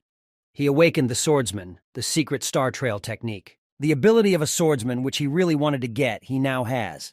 It is the basis for a sword virtuoso. A person can only become a swordsman when his skill reaches unparalleled heights, as does his understanding of the swords themselves. In the entire cultivation world, filled with 1 billion players, only 10 were able to become virtuosos. They have phenomenal fighting techniques, but they waste a large amount of spiritual power. For just 1 minute of combat, a virtuoso will need the spiritual power of a saint cultivator. But now he can raise his levels with the help of spiritual power to the saint and higher, and then he will be able to fully reveal his potential. The mission will begin soon. He will need to complete several tasks to regain his swordmaster powers. Qingshan asked the system if there were any such swords in this world. The system replied that any swords that could withstand his fighting style would do, but he didn't have time to search for the perfect swords for this test. And then he decided to go back to rebuilding his sword Rika. The mentor's gift contained not only the knowledge of creating weapons, but also a whole ready-made workshop. And also rare materials. They will need this very much. To learn this creation technique, it will be necessary to spend 1,100 units of spiritual power.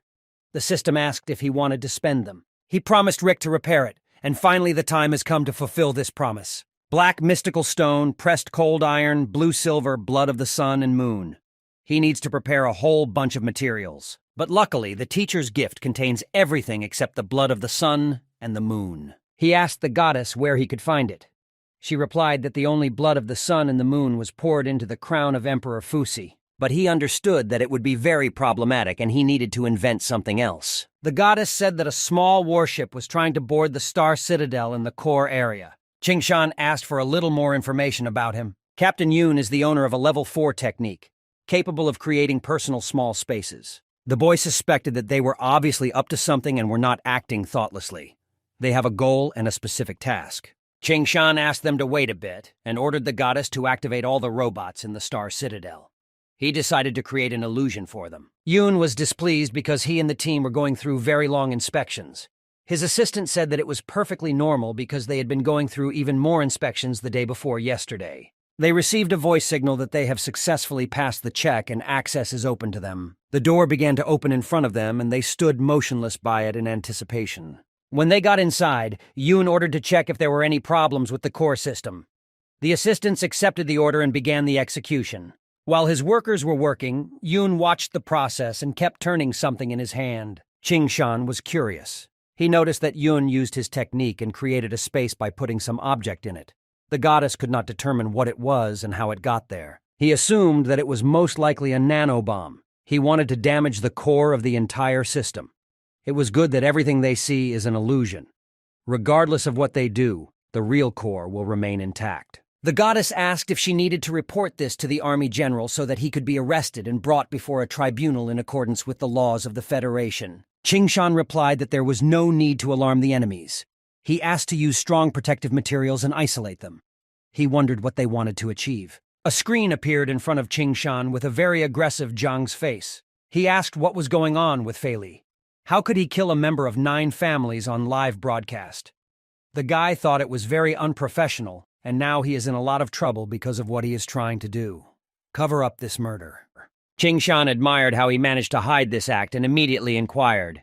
Zhang replied that he convinced the Federation's National Security Agency to announce that it was a simulation and a test in case of a killer clown attack. Although the citizens still have many doubts on this account, but the topic is closed for now.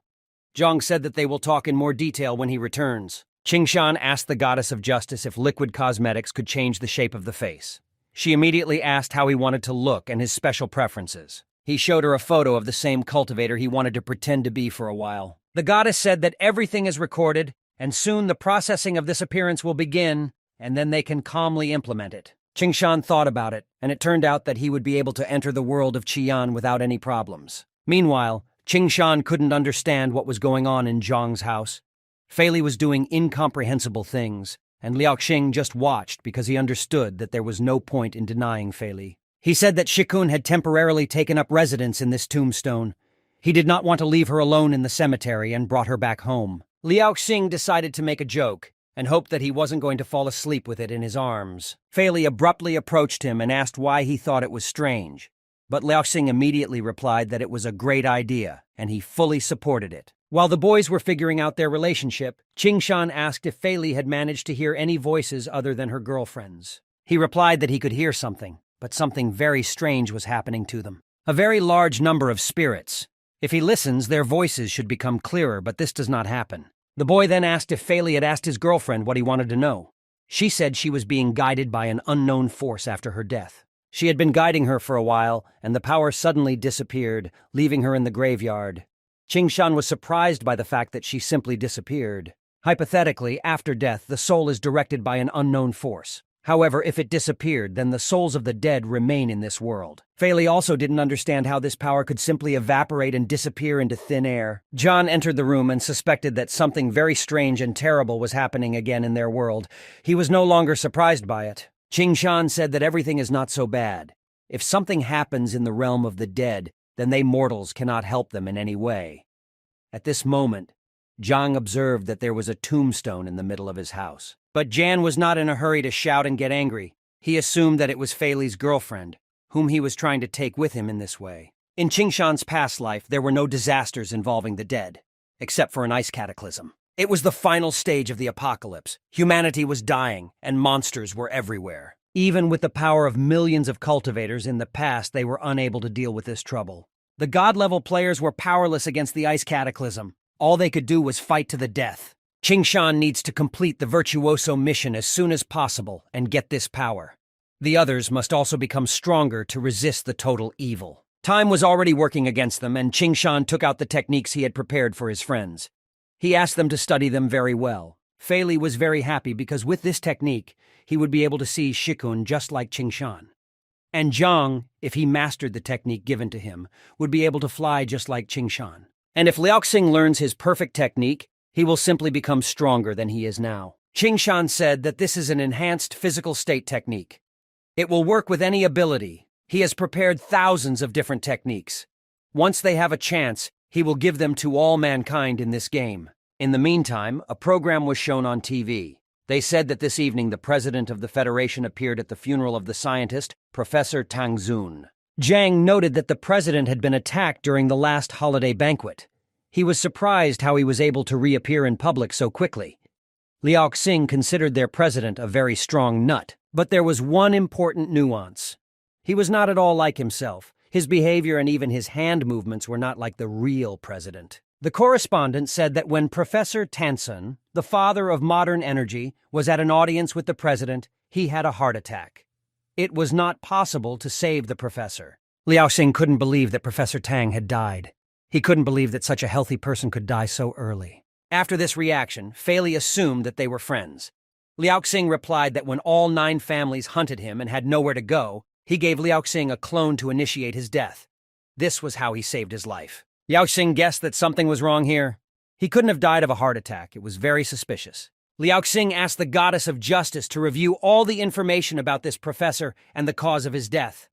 But Iona replied that the information about the professor is secretly hidden and access is closed. Qing Shan said that he would give Liao Xing access to all information related to Professor Tang. Liao Xing promised that if he found out that he had been killed, he would certainly avenge his comrade. While Liao Xing had already begun to devise a plan for revenge, the goddess of justice announced that the liquid cosmetics were already ready for Qing Shan. The boy took one of the vials and handed it to Fei Li to try it on himself. He injected himself with a dose of cosmetics, and literally in a few seconds he became like Qian. It was amazing that even ghouls could use this substance, and it worked perfectly. Qing Shan said that Goulet's characteristic features could not be removed with cosmetics, so he suggested that Fei Li wear special lenses. Fei Li reached out to take them out of the box and at the same time thanked Qing Shan for such help and support from his side. Qing Shan asked Fei Li to go with Zhang, in order for Zhang to teach him the skills of a true professional assassin. In most cases, just brute force will not save them. The boy promised that he would do his best. Qing Shan asked Zhang where the library was located in his house. So far, it was unknown why he needed it. When he went down to the library, the system offered him to study all these books for 300 units of spiritual power. Most of the time, Qing Shan thought about how he could obtain the blood of the sun and moon, and then complete the task of awakening the sword. First, he asked the goddess of justice to contact the Fuxi Empire. He wants to meet their emperor. When Qing Shan arrived at the kingdom, the servant who met him said that the emperor was very happy to hear of his visit. He even moved his important banquet tomorrow to today. Qing Shan replied that it was a great honor for him, and he was very pleased. The boy went inside and was later accompanied by a girl who showed the way to the emperor. The king held his glass in his hands and said that he did not expect to see Qing Shan so soon. He asked to relax and feel at home. The most important thing at this banquet is to have a good time, although the boy immediately said that he had come to discuss something important. The king replied that he should not be in such a hurry. They could discuss it tomorrow, and now he had better enjoy the moment. The queen intervened in their conversation. She was very happy to see Qing Shan visiting. She held out her hand to him and said that Anna had been telling how she trusted Qing Shan like no one else in this world. While he kissed the hostess's hand, she said that she, like Anna, would believe in his intentions. He promised that he would never disappoint the queen with his mistakes. The emperor noted that this was Qing Shan's first visit to their kingdom and asked her to dance with him. But she refused and said that she wanted to play mahjong. After all, she had lost so much yesterday and wanted to make up for it as soon as possible. The emperor asked her not to stay there until night because there were already black circles around her eyes. And the emperor told Qing Shan to go for a walk and have a good time in the company of aristocrats. The boy had to obey and obey. When Qing Shan left the king, he unfolded a piece of paper that the queen had given him. It said that something strange was happening to the emperor, but the boy did not understand what could be the reason, because he is the most powerful person in the whole empire. He was interested to look at this brave man who could raise a hand against him, but he was inclined to think that the emperor himself was hiding something. But then he remembered that in his past life, one of the reasons for the appearance of the ice cataclysm was in the Fuxi Empire. Being a cultivator, the emperor stood up for humanity, although in reality, everything was completely wrong. During the cataclysm, many people surrendered and gave their souls to the icy invasion. Emperor Fuxi has always been very ambitious. If the ice cataclysm started right now, he would definitely use this opportunity to destroy the Freedom Federation and the Holy Empire. But first, Qing Shan had to talk to the Empress herself and find out his intentions. She sat with her friends and played a game. The Empress convinced them that the king did not mind her playing and even wanted her to play back. But at that moment, Qing Shan entered her subconscious. He asked her not to worry because no one heard him except her. Her friends noticed the strange behavior of the Empress and asked if everything was fine with her and if she was ready to start. The girl replied that they could walk. Qing Shan had an idea how to establish a relationship with her. If the current situation threatens her life, he asked to play the deuce of bamboo. She listened to him and after that made her move with the help of a bamboo brush. This was the answer to his question. He wanted to meet and talk with her and asked where he could do it. The queen told her friends that she felt sick and wanted to go to bed. She came to her room and there she saw Qingshan's soul resting on her bed. He asked what she meant when she wrote to him about the trouble that had befallen the emperor. She replied that whoever is currently sitting on the throne of Fuxi is not a real emperor at all. A few days ago, the king went hunting alone in the Desert Cloud Valley, but he returned a completely different person. He was always kind, but after that hunt, he became cruel. He even beat several faithful servants. Everything he did and said was not like her husband. This made her very scared. Yesterday, she woke up in the middle of the night and saw him. He was standing right next to the bed and was looking at her. His look was creepy, and in his eyes you could see a great desire to kill. Qingshan asked why she thought he wanted to kill her. She replied that she only wanted stability in their empire, while he wanted more. She was standing in his way. When he was ready, he would kill her for sure. Qingshan needed to know if she wanted the boy to protect her and come up with a plan to find out where her real husband had gone. She heard from Anna how strong Qingshan is, but if he is not sure that he can handle it, then she asked him not to even get into it and try to do something. If he dies, it will seriously reflect on Anna, and she is the last one, the hope of their family. Qingshan asked her not to be nervous because if he decided to help her, no one would be able to stop him. But he needed the jewel from Emperor Fuxi's crown. Once he got it, he would leave this room immediately. She said that the treasury was under heavy guard. It would be very risky to go directly there. Therefore, she asked for permission to go there herself. After this conversation, she immediately went to the treasury to fulfill Qingshan's request. But when she went inside, she was shocked, because the skull of the first emperor was missing from the scepter. Did the current emperor take it away? But then the question arose as to why he did not take the entire scepter, but only the skull. It was extremely strange. Suddenly, she heard a voice. She was asked what she was doing in this place by herself and why she had come here in the first place. It was the emperor. He approached her from behind. She got nervous and answered that she came here to bring his crown, but it sounded very unconvincing even for small children. Therefore, he assumed that his beloved already knew about the secret that he was hiding from everyone. From the very beginning, since they were husband and wife, he did not want to lay a hand on her and harm her in any way. Qingshan understood that he would attack the Empress in a second, and thought that this was a very bad situation. But he wasn't about to watch the queen die and used illusory displacement to deflect his dagger attack. Qingshan tried to find out who was in front of him now, but this creature convinced him that he was the real Fuxi Emperor. The boy was very good at dodging his blows and said that the real emperor was never so cruel. He called him an impostor and dealt him a fatal blow that knocked him off his feet. The real Emperor Fuxi was the strongest person in the entire empire. Qingshan could not defeat him so easily. This was another proof of fraudulent activities. The saint Qingshan was fighting against was also very strong, but he couldn't even see through his techniques. Qingshan was contacted by Liao Xing and said that he had conducted an investigation into Tar's death. It was revealed that he had been supplying the president with clones to fight kidnappings. But very recently he was kidnapped by people from Fuxi. His death was definitely connected with the empire. Liao Xing was convinced of this. Qingshan asked what could be the difference between a clone and a real person. The hardest thing to clone is human memory. Clones always have problems with memories. Qingshan now assumed that Emperor Fuxi was just an ordinary clone. It was very difficult for the Empress to believe it. But even if it was true, who could have created it? And how was it even possible? They had never encountered such a thing before. The guy replied that he didn't know it either, but now he would fix it and find out with the help of soul-searching. The real emperor ordered him to rule the country until he was gone and drag on as long as possible. And if it is revealed, then there will be nothing terrible about it, because everything was already ready, and all that remained was to wait.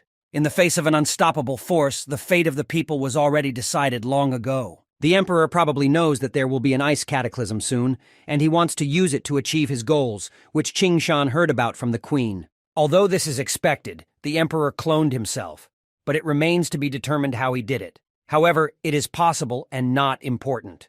If he wanted to kill her, then the girl should forget all her feelings for him, because it's wrong, and if he loved her, he would never put her at such a risk. She took out of his crown what Qingshan was looking for and gave it to him. This was a very wise decision, and the boy thought that he should get out of there. Before leaving, Qingshan offered to take this clone with him. They might still need it for further research. At the exit, a man met them and asked the queen where she was going. He had a wand in his hands, which means that he is of mature age. Qingshan immediately felt that this man was a level 5 professional. The Empress said that he was a simple servant of the Emperor without any abilities. She had no idea how he could become a level 5 professional. He blocked their way and asked the Queen to follow him, because the Emperor was already waiting for her and wanted to talk. But Qingshan rushed at the man and said that he would not be able to catch them.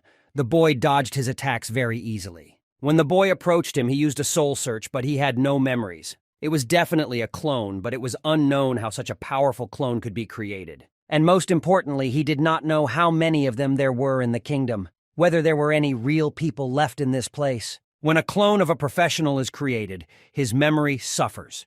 He loses all his combat experience and as a result will make many mistakes in battle. Recently, Hai Huang, like the Emperor, could not repel his attack with a sword, which is simply impossible. A weak Hai Huang, a bomb on a ship, the death of Tan, and an attempt to kill the president. Has the Emperor's plan already affected the highest ranks of the Federation? Qingshan asked the Goddess of Justice to inform Jiang that the president may be in great danger. He just needs to be careful. When they entered the courtyard, a bunch of warriors surrounded them and said that no one could leave this kingdom. The Queen reminded them of her name and asked how they dared to block her path. She immediately ordered them out of her sight. But then the real Emperor came to her and said that it was he who gave them this order, although no one could know where the real Emperor was. The Queen had no idea how many clones he had, only he could know about it. He ordered the soldiers to catch the fugitives and detain them. No one should leave this kingdom. These guards were just 2nd and 3rd level professionals. He could easily kill them, but Qingshan didn't want to take the lives of innocent people. Therefore, he came up with another plan. The guy put his sword to the Empress's head and said that if they came closer, he would simply kill her. The soldiers stopped and began to turn to the Emperor in order to find out what they should do next. He said that these two were imposters and ordered to kill them as soon as possible. But the Queen said that he was the only impostor here. She asked the guards to listen to her and carry out the order. The guards were confused and did not know what to do, who to listen to in this situation, because any of them could be an impostor. Qingshan threw the bag on the floor and said that this one was just as fake. The Emperor's body fell out of it. After this, they did not understand at all who to trust and how to understand who is real. Qingshan said that the Emperor was the strongest person in the entire empire, and their duel could settle this dispute. Because of him, the guards dared to disobey his order. That is why he promised that the Fuxi Empire would become his grave. Qingshan replied that he still had a lot of plans, so he couldn't just die now. To begin with, the boy destroyed his fake companion from the stones, in order to get closer to the Emperor himself. But then he decided that he didn't even need to approach the enemy, and he just let go of his sword. The Emperor said that the swordsman who throws his weapon is a real fool. But in fact, the boy did not throw it. He used a swordsman's technique that allows him to control his sword over long distances. As a result, the Emperor could not resist even a small portion of his power. Therefore, this was a confirmation that they were facing a false king. Everyone saw what this Emperor was capable of. Now it should be clear to the guards who is the real one. They all fell to their knees and began to apologize to the Empress for their mistake, and promised to make amends. Their son also went to the yard. He was very nervous and asked what was going on here. She replied that someone was trying to replace his father and make a coup in the empire. But he replied that his father had done a lot for the Fuxi Empire, and she had killed him. Therefore now she must also die. Qingshan used the shrinking skill and stood in the way of this clone. At the last moment, he repelled its attempt to kill the queen. The guy asked him to tell him about everything, and maybe he would have mercy on him. But this creature refused to talk to him and promised to return to them later. Qingshan smiled at the fact that the dead man is trying to return to the world of the living. The ice cataclysm is getting closer. Everything is as planned by the Emperor. He could have raised an empire to fight the end of the world, but instead succumbed to his ambitions. This was a fatal blow to the fate of humanity. The player foresaw the beginning of the disaster. The doomsday plot has been started. The player believes that a cataclysm will soon begin that will destroy the world. Objective: the player must personally verify the existence of the disaster. Fixing Rick is the first step towards completing the task. If he can restore the former strength of a virtuoso, then he will be able to surpass his past self. Among these people, there may be traitors on the side of the Emperor. They cannot be trusted. You need to find your own people to protect the queen. Qingshan contacted Jiang and said that he wanted to ask him to look after an important person. He replied that he was engaged in professional murders, not babysitting services. And in general, he has been very busy lately. Qingshan told him that he needed to guard Empress Fuxi. As soon as the guy saw her, he immediately bowed and said that he would urgently send his best employees to her, because the Empress was his VIP client. Qingshan began to think about the Valley of Desert Clouds. In this place, the ice cataclysm began, and there he will be able to learn the truth. Jian sent his workers to the Empress and ordered them to be as vigilant as possible, because this is one of their best and most generous customers. Moreover, he himself came to her. The girl was surprised that Qingshan was familiar with the King of Killers. He replied that not only with him, the Princess of the Holy Empire, the Mad Scientist, and King Gulai are also in the team. He is also very well acquainted with them. Jan asked the Empress what their plan was. She replied that the Emperor was mad, but she was not, and so her task is to save her country, and for that she needs his help. He asked not to worry because as long as Qingshan was with them, the Empire was completely safe. Qingshan asked Fela why he went with him instead of staying to protect the Empress. He replied that he didn't want to scare her, and moreover he believed that Qingshan also needed help. Fela asked what they were looking for anyway. The boy replied that any mystical phenomenon similar to ice. Just then they came to a large area that was completely covered in ice. Fela guessed that this might be what they were looking for. They came closer and realized that the lake was completely frozen. The goddess of justice appeared near them and said that she came because she could not track his coordinates. He replied that this is normal because this happens at the points of contact of different worlds. Although all the water turned into ice, Fela did not feel anything unreal. Immediately after these words, the boys gradually began to be surrounded by some incomprehensible stone faces, and they asked who these two boys were. They called them ruffians because one of them stepped on their faces. They promised to bite off their faces and eat them after they got out of that place. Fela asked what kind of monsters these were. Qingshan replied that they were dead people straight from the frozen hell. Fela thought that this lake led directly to hell, but Qingshan objected and said that it was only the tip of the iceberg. Fela stepped on the head of one of them and said, "It doesn't matter if they're dead or not, you just have to kill them." Fela assumed that they were not that strong. Qingshan replied that the powerful monsters had already climbed out of the iceberg and left. And here there were only ordinary mortals left. And besides, they could only defeat them for a while, but not destroy her completely. The one-faced dead promised to kill these two boys first after they got out of this hell. Fela asked if they could get rid of this hell portal. Qingshan said no, because the world would turn into a true hell, and no one could destroy this iceberg. People lived on this planet for 27,000 years, and before them there were at least 3 eras. The era of giants, the era of demons, the era of chaos. Considering human civilization, enemies from all 4 eras awaken here. Even if they can defeat them, they will recover very quickly. The system announced that the player had seen hell with his own eyes, confirming his guesses. The Doomsday Start mission is complete. During Rick's recovery, he can use spiritual power to speed up the process. Humanity cannot defeat the dead alone. They needed to explore the lake further to gather more information. It was very strange that someone took out a flat piece of ice in the middle of the lake. Qingshan replied that he just left. The boy asked the goddess of justice that he needed to find a great depth of ice.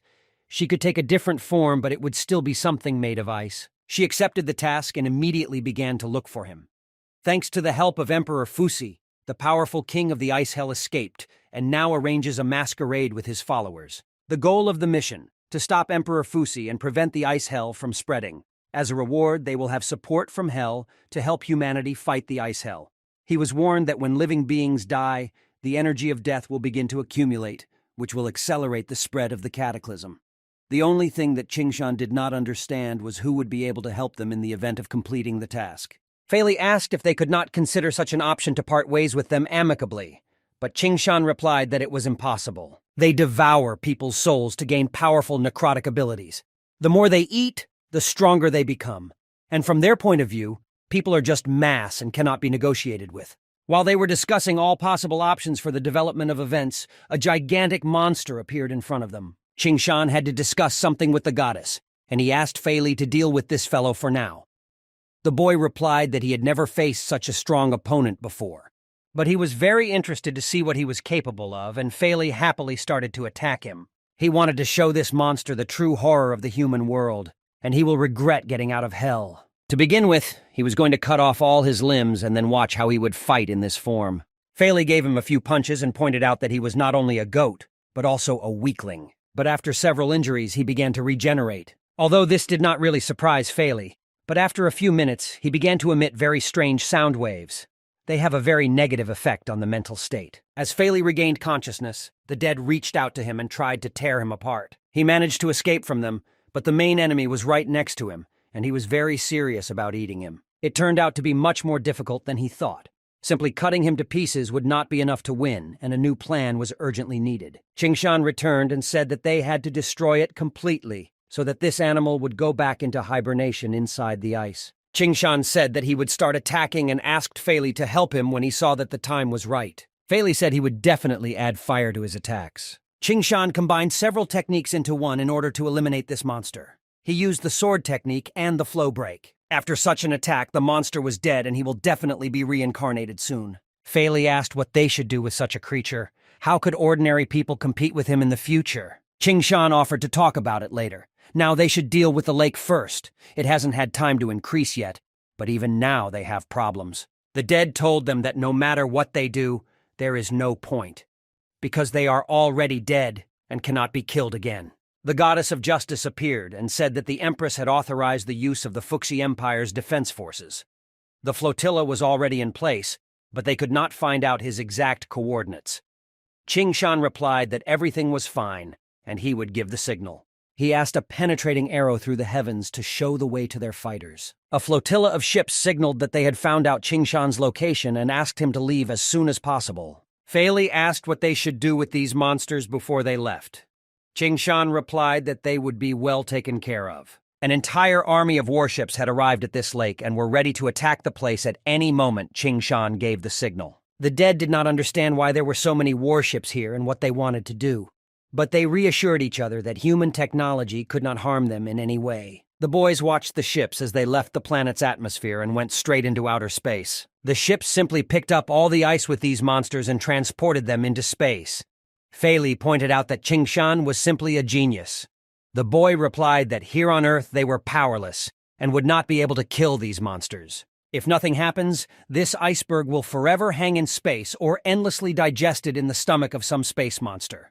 In any case, they will not return. Qingshan wanted Zhang to help the Fuxi Empire. They need to go to the Freedom Federation. He had a strange premonition that something bad was coming. When Qingshan arrived home, he saw Liao Xing staring at the TV strangely. The boy had to ask him what he was looking at. The scientist replied that he was watching the president's speech and thus trying to understand if he was a clone. Qingshan asked what conclusion he could draw from this research. Liao Xing replied that the real president was indeed speaking on TV. Liao Xing said that it is worth paying attention to the eyes. Clones often have memory problems and cognitive impairment, which is expressed in dilated pupils. In addition, he studied all the information about Tang's experiment and compared it with the data about the assassination attempt on the president. Liao Xing believed that the president's clone had already died, and since he had no clones left, he had to speak in person. Qingshan asked Liao Xing to rest because he had huge bruises around his eyes. He replied that he spent only a few nights, so he thought that everything was normal. Qingshan turned his attention to the screen and noticed that the president had a very strange smile on his face. He had never smiled so widely in his life. The guy was inclined to think that something had really happened to the president, and it was urgently necessary to find out what exactly, because this is a person who knew absolutely everything about Qingshan. Qingshan told Liao Xing his speculations about Emperor Fuxi killing Tang. The man was shocked because he did not understand why he needed it. The boy added that if his guesses were correct, then they were most likely going to destroy the entire world. While they were talking, Shikun's tombstone began to disappear and Fei Li panicked. Qingshan turned to him and saw some otherworldly spirit trying to absorb Shikun. He immediately used his sword to destroy this spirit that had attached itself to Shikun. The Earth Sword said that he would not allow the evil spirits to walk on their land. Now everything was fine, and in addition, he set up a defensive formation. No one knew what kind of monster it was. The Earth Sword replied that it was a dead soldier straight from the ice hell. However, they only absorb evil spirits. It was unclear why he decided to attack this soul. Girls. Liao Xing was shocked that the sword was talking. Since he was a scientist, it could not be justified by science and laws. Qingshan asked Shikun why she began to disappear. She replied that a strange force tried to drag her into the desert cloud valley of the Fuxi Empire. She tried to fight back, but her soul began to disappear by itself. She added that this spirit was completely different from the force that brought him to the cemetery. She was warm, full of suffering, cold, evil, and incredibly powerful. The underworld is divided into several levels. Ice Hell is only one of them. Judging by her words, it was two different entities. Isn't it only in Ice Hell that there are problems? He took out a training technique and told Shikun that it would help her strengthen her soul. When she reached a high level of control, she would be able to communicate like an ordinary person. This meant that Fei Li would be able to hear her without the heavenly technique. They were both overjoyed when they heard about it. Qingshan returned the equipment and said he would be in his room. He had something to do, so he asked not to disturb him. Fei Li assumed that he was going to take all the trouble on himself again. Liao Xing said that they couldn't let him fight alone again. They needed to learn the techniques he gave them as soon as possible and become stronger to help him. Qingshan told the system that he wanted to use his spiritual power to restore Rick faster. The player has spent 600 spiritual power, Rick's repair is complete, and he has 5,560 spiritual power left. In ancient times, the whole world of Shenwu was an ocean. When the gods left it, they left behind this sword to rule all the seas. The person who owns the Rick will become the king of the seas. This sword has a super ability, salvation from the sea of suffering. This is the first time Qingshan has ever heard of such an ability. He completed the task and received 2 swords. Now he needs to use both swords in his sea of consciousness. One of the basic abilities of a virtuoso swordsman is the ability to store his weapon in his personal mind. Then only one thought will be enough for a flying sword to appear next to the master. Rick had just fully healed, so it would take some time for them to get used to each other. Only then would he be able to keep him in his mind. The Empress contacted Qingshan and said that the Iron Curtain had taken control of the army.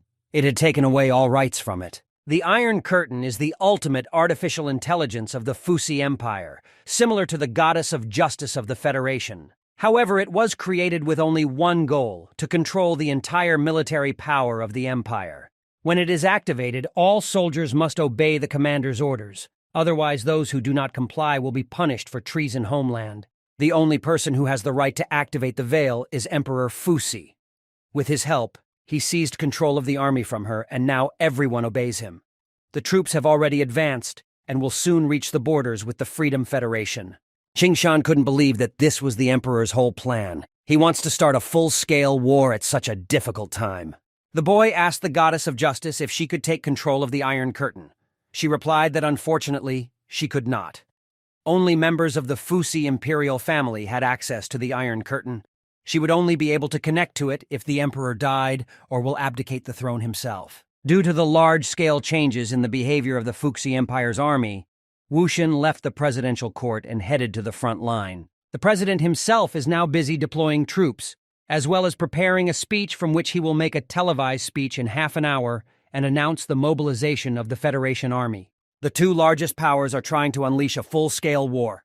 Qingshan simply cannot allow this. The boy asked the Goddess of Justice to urgently schedule a meeting with the president, and he had one more request. The guy came to the meeting.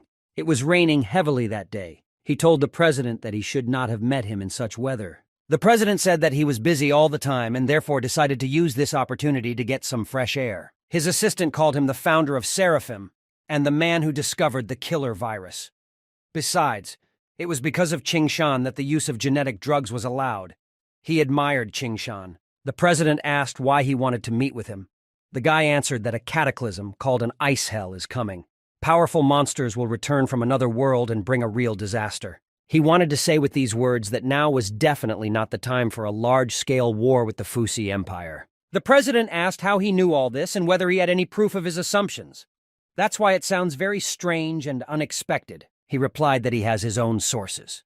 He said that you can ask the Goddess of Justice, and she will provide everything. The president asked when, according to his information, this cataclysm would occur. The guy replied that it would come right after the rain. The president remembered that he was the first person to learn about the virus threat. He considered Qingshan more of a visionary than a scientist. But he dared to suggest that maybe the cannibals and the virus were not his predictions, but his personal creations. That is why he predicted their approach. The president ordered him to stay here until the investigation was complete. Qingshan asked what would happen if he refused. The president smiled because he knew that he was a very strong professional. But he added that his 2 partners should be enough. 2 men appeared before him, who asked him to listen to the president's requests and to observe decency and tolerance towards him. As a result, he was captured and tied up. Qingshan asked to explain what was happening. The president said that they have the best polygraph experts, and they have a bunch of other ways to get information. If he's not guilty, they'll let him go and apologize. However, if all this is true, then he can show them the results of his work and become his employee, then the president promised to guarantee his safety. The goddess said that Ching Shan is an excellent representative of the Federation. For him, the well-being of the Federation is the top priority. According to the research, Ching Shan is innocent of creating the virus and cannibals, so there is no need to continue this interrogation. The president was curious that the goddess of justice was ready to defend him based on simple research, but he promised that after his speech, no one would dare to help Ching Shan again. He contacted the entire country and said that every resident of the Federation should know the truth. He said that the leaders of the 9 aristocratic families had been secretly trying to kill him for many years. In total, there had been 31 assassination attempts. If it weren't for his clones, he would have been dead long ago. He noted that this drove him to a dead end. The president wanted to convey the idea that 9 aristocratic families are rotten to the core and can no longer lead their country. Therefore, his proposal was to remove them from power. He noted that several generals had already joined him. The army was also under his control. Freedom was his. The president believed that he had the main power in this country and had the right to declare a great revolution of the Federation of Freedom. The Fusi Empire is about to attack the Federation, and an icy cataclysm is approaching. At such a critical moment, the president wants to escalate the conflict with the aristocrats and unleash a civil war. Now he invited everyone to see a historical moment in the life of ordinary people. He showed the citadel on the screen and asked everyone to admire the beginning of a great revolution. The goddess of justice began to connect very badly with this world. Her system was warning everyone that she didn't have enough energy. The president said that the Star Citadel exploded before their eyes. The goddess of justice's energy supply was destroyed. She could no longer follow them and control them. Now Ching Shan began to understand why the nanobomb had been installed. The president ordered his assistants to mobilize the army, gather everyone and prepare for an attack on 9 families. He then returned to Ching Shan and said that he had several options. He could submit or disappear forever, just like the old Federation. Ching Shan thought about it, but first he wanted to ask the president something. The boy asked if he really wanted to use the ice cataclysm to conquer the whole world. The president's face immediately changed noticeably, and could not believe that this boy found out about his plan. And he was even more interested in how he did it. Ching Shan said that the president had sent Ushkin to the front, but the man replied that this did not mean anything at all. The scepter without a skull, the false emperor, the death of Tan, and the beginning of the cataclysm do not prove that he is not the president. But something else gave him away. From a professional point of view, he did a terrible job of playing the president. Although he looks like a president, his behavior was the same as at Emperor Fusi's. And most importantly, he was elected by the people, the most beloved ruler in history. A true president would never split his country during a war. He believed that the emperor did not deserve to play the role of the president of the Federation. He started laughing and said that he is not playing, because he is better than the president. He has millions of lives in his hands, and he wants to get the whole world in his hands. He believed that he had already completed his first task. That was to show the whole country the true face of the 9 families. Now he only had to provoke the anger of the crowd. The people will soon begin to rebel, and with it the entire army of the Federation is under his control. The Freedom Federation will burn in the flames of revolution, and the Fusi Empire will use the chance to take everything for itself. Until then, these silly aristocrats will be just a part of history. The emperor's assistant contacted him and did not hold back his emotions, because they had very big problems. His speech was not broadcast live. No one knows about the Great Revolution. Without even thinking, the emperor realized that Ching Shan was definitely involved and asked him what he had done with the signal. Ching Shan replied that he had revealed it before he came here, so he had asked the goddess in advance to turn off the live broadcast. No one in the country saw his fiery speech except Ching Shan, and the video of the destruction of the citadel was also edited. Therefore, his revolution will never happen again. Ching Shan said that he had asked for everything he needed, and now, unfortunately, he had to leave him. The guy jumped out of the window and didn't even say goodbye to the emperor. The man ordered his assistants to catch him at any cost. He was very angry. Meanwhile, a guy was trying to pass the check in the president's office. He put his hand on the panel and passed the first priority check. He was asked to name the passwords left by the 9 and 31 presidents of the Federation. He said that he likes a big desk in the office. It would be perfect if there was a bouquet of flowers on it. Being the president is difficult enough. You should think about whether to leave this profession in your future life. Check past. As it turned out, it was the real president in disguise. The goddess said that she was very happy to see him here again. He replied that he was also very pleased. He asked where the battle between the emperor and Qing Shan was now taking place. The goddess pointed out that if the battle took place in a crowded place, the losses would be colossal. Therefore, Qing Shan chose the outskirts of the city. It seems that he was able to decipher his message and lured the emperor out of the city. The president asked the goddess, if they now land troops near the borders, what chance will they have of victory? After calculations, she can say that the chances of victory are 49%. Then he clarified whether there is a chance for a truce. She replied that there were only 2 conditions for the truce: whether Qing Shan could defeat the emperor, and whether the Federation could withstand the onslaught of the empire's troops. The president ordered all 3 armies to go to the front and prepare for battle. The emperor caught up with Qing Shan and told him that there was no longer any point in running away because his life had come to an end. The guy replied that life and death are not such simple things. He asked to reconsider his decision. But the emperor said that there is no sense in this and there is no way back. He is determined to bring this matter to an end. Qing Shan realized that he had started using the techniques of all 5 elements, and he urgently needed to come up with a plan. The emperor first used the power of the earth and attacked the boy. He said that Qing Shan himself wanted it. But Qing Shan's earth sword was displeased that he dared to use the earth element against him, so he asked for permission to show him his true strength. The emperor promised to destroy him, but as a result he could not even move. Meanwhile, Qing Shan began to use Rick and used all of his techniques in turn. He asked the emperor to be careful. Then his assistants appeared near him and he ordered them to gather all the forces they have and attack this guy. Qing Shan said that he was really pleased that they were spending so many clones on him. The emperor convinced him that it doesn't matter what he does. This world will become purgatory and that cannot be changed. Qing Shan had always thought that the emperor just wanted to take over the world, not completely destroy it. He replied that hell is invincible, and they will not be able to overcome a large army of the dead. That is why he decided to use this chance. He personally promised to destroy this world and rebuild it from scratch with the help of his power. Qing Shan said that when a country is destined to fall, its king must stand to the very end. But the emperor became the first traitor to mankind. Qing Shan said that he was not worthy of the title of emperor at all. His opponent considered it impudence and ordered to kill him as soon as possible. The boy asked if he really thought that being outnumbered would give them any advantage at all. It must be time to teach him a lesson. Qing Shan activated the master assassin. He killed the opponent in one blow. His spiritual power was restored. The guy said that the same thing would happen to all the others and called for attacks on him. The emperor asked his soldiers to be careful because he has a unique ability that allows him to switch places with others. Qing Shan destroyed all opponents in an instant. He apologized to the emperor for showing him only these few abilities. He still has a lot of them. The aides arrived at the empress and asked her to make a quick decision about what to do, because the Imperial mech squad is already 200 miles away from the Federation border. The leader of their squad is Ushin. Confronting him will immediately turn the battlefield into a real meat grinder. Tens of thousands will die. The queen replied that she did not have the authority to control their army. The emperor cut them off completely from command and now everyone obeys only him. Jan asked what would happen if the emperor died. The queen replied that if he died, then control of the Iron Curtain would pass to her. However, she was sure that no one in this world could defeat him. Zhang asked the goddess of justice if Qing Shan had already found the Fuxi emperor. She replied that he had found the true emperor.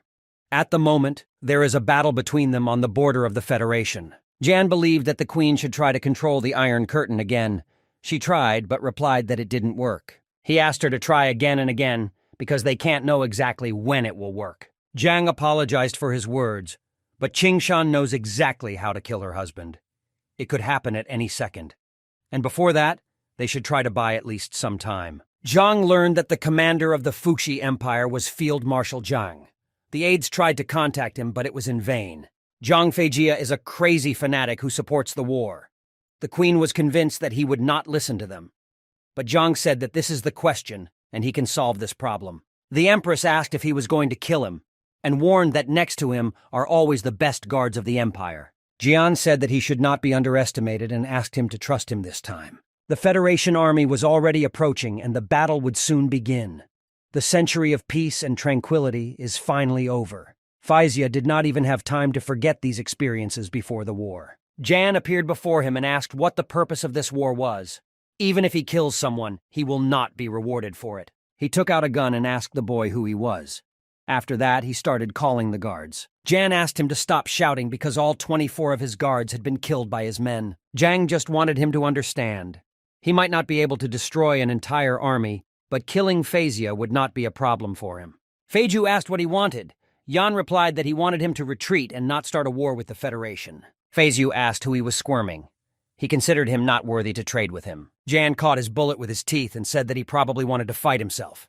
In that case, Jan asked not to accuse him of anything. Jan called his assistant Taunton for help, and she pounced on Faizia from behind with a knife. Ushin ordered his army to prepare for the attack and called to fight to the last for his state. But their enemy asked them to stop. It was the marshal of the Fusi Empire, Feiju.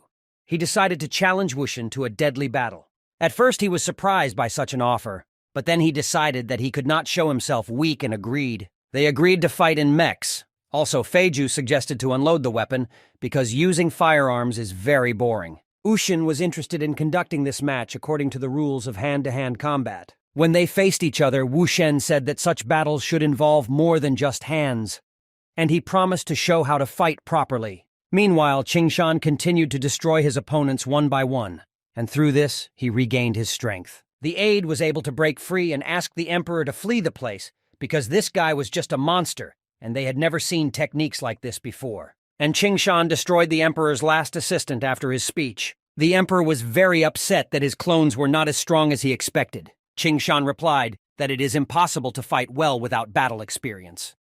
Although the clones copied their true strength, they could not absorb the experience of hundreds of battles. The emperor had always been amazed that there was someone as powerful as a high priest in such a world. But even more, he had not expected that Qingshan was also so special. The guy remembered that at the end of the cataclysm, she disappeared from the whole world without leaving a single trace. The goddess asked Qingshan to finish this battle quickly because the armies of the two countries had met exactly a minute ago. Qingshan gave him one last chance to surrender right now and stay alive. But the emperor showed by his appearance that he is not going to give up. He plans to create an all-powerful empire that will rule the whole world. Although he admitted that Qingshan was very strong, if he could become a monster, he would never defeat him. Qingshan asked him not to be so happy because he wouldn't let him do that. The emperor said that it was too late because he had already summoned the ancestor and would soon be able to become immortal. He had an ice heart in his hands. Now he just needs to touch some ice from hell and he will be able to heal all his wounds. Therefore, the emperor advised him to start thinking about how to defeat the infernal monsters. His body was covered in ice. The emperor did not understand what was happening. He expected that everything would be a little different. This technique was much more terrifying than the one used by the mentor in the Shenwu world. Rick asked to be allowed to use 10 units of spiritual power on him. Spiritual power is the power of the gods. It was also used earlier by Fire Armor. Although he did not know why Rick needed it, he was sure that there were reasons for it. Qingshan assumed that Rick's ability could control the streams of water, but in reality, it was an unusual water of the 5 elements. It was a source that Qingshan could not even touch. The emperor was glad that the ancestor had finally appeared. He told him about Qingshan and said that no human could defeat him. The ancestor guessed that the emperor's plans had failed. Failure for the emperor is not a simple phenomenon. The emperor began to beg the ancestor to give him another chance. When he becomes a monster, he will be able to destroy him. As a ruler, the emperor betrayed his own country and became a speculator. Even so, he spent all his chips and did nothing useful. He concluded that the emperor was not worthy to use the Ice Heart. The best excuse for the loser is to become his weapon and go to other useless emperors. The emperor tried to convince him and said that he was his true descendant. But he did not attach importance to his words and said that the most valuable thing he has is his soul. And now the Ice King from Hell said that he would personally deal with Qingshan. The assistant reported the situation to Queen Fusi that Ushin entered the battle with Feizhu, but he would not last long. The empress was very nervous and was interested in how Qingshan was doing. It was at this moment that the general of the Iron Curtain appeared in front of her and said that the emperor's signs of life had disappeared. The system identified him as dead. Power over the Iron Curtain was transferred to her. As the war continues, he asked her to command the 3 armies and what to do next. She ordered to remain in her positions and to urgently stop all offensive operations. She also asked to urgently connect her with the president of the Federation of Freedom. They got in touch, and the queen immediately said that it was the emperor who was to blame for this war. Fortunately, they did not have time to suffer significant losses. She explained that he has already paid for his actions and now she is the ruler of Fusi. She wishes for peace and asked what the president thinks about this. Meanwhile, Feizi stopped and said that the strongest warrior in the Federation didn't let him down and said that he was surrendering. But Ushin did not understand how the soldier who challenged him to a deadly duel could appear. He replied that he was loyal to his emperor, and she ordered him to delay the time and stop the large-scale confrontation between the states. The Iron Curtain has already given the order to stop hostilities. Feizi has fulfilled his task. The president sent a message to Ushin and said that the war was over. He was actually very glad that this war never started. Feizi said that there was a misunderstanding. Ushin risked his honor to win a few minutes and save a lot of lives. Ushin called him a real hero. They shook hands and now Feizi hoped that he would not reprimand him for smoking. But Ushin did not understand why he should do this, because this is his life, and he himself can dispose of it as he wishes. Zhang then took off his mask and revealed his true face to Ushin and who he was really talking to and fighting with all this time. He explained that the stubborn marshal was simply obsessed with war, and Jian had no choice but to come here on his account. Ushin categorically did not like that he was deceived, and he promised to teach Jian for such a vile act. But the boy noted that he had already made his promise about smoking, and he would not forget it. The mission was accomplished. Qingshan succeeded in stopping Emperor Fuxi's plan. The stability of the world increased. The spread of the ice hell slowed down significantly. As a reward, he received reinforcements from Hell to help him fight the ice cataclysm. It seems that after the death of the Emperor, the war was also over. And judging by what this skeleton in the canvas said, all those skulls around him belonged to the past emperors of Fusi. Qingshan realized that he was the first emperor and founder of Fusi, and the boy decided to inquire what the souls of his own descendants taste like.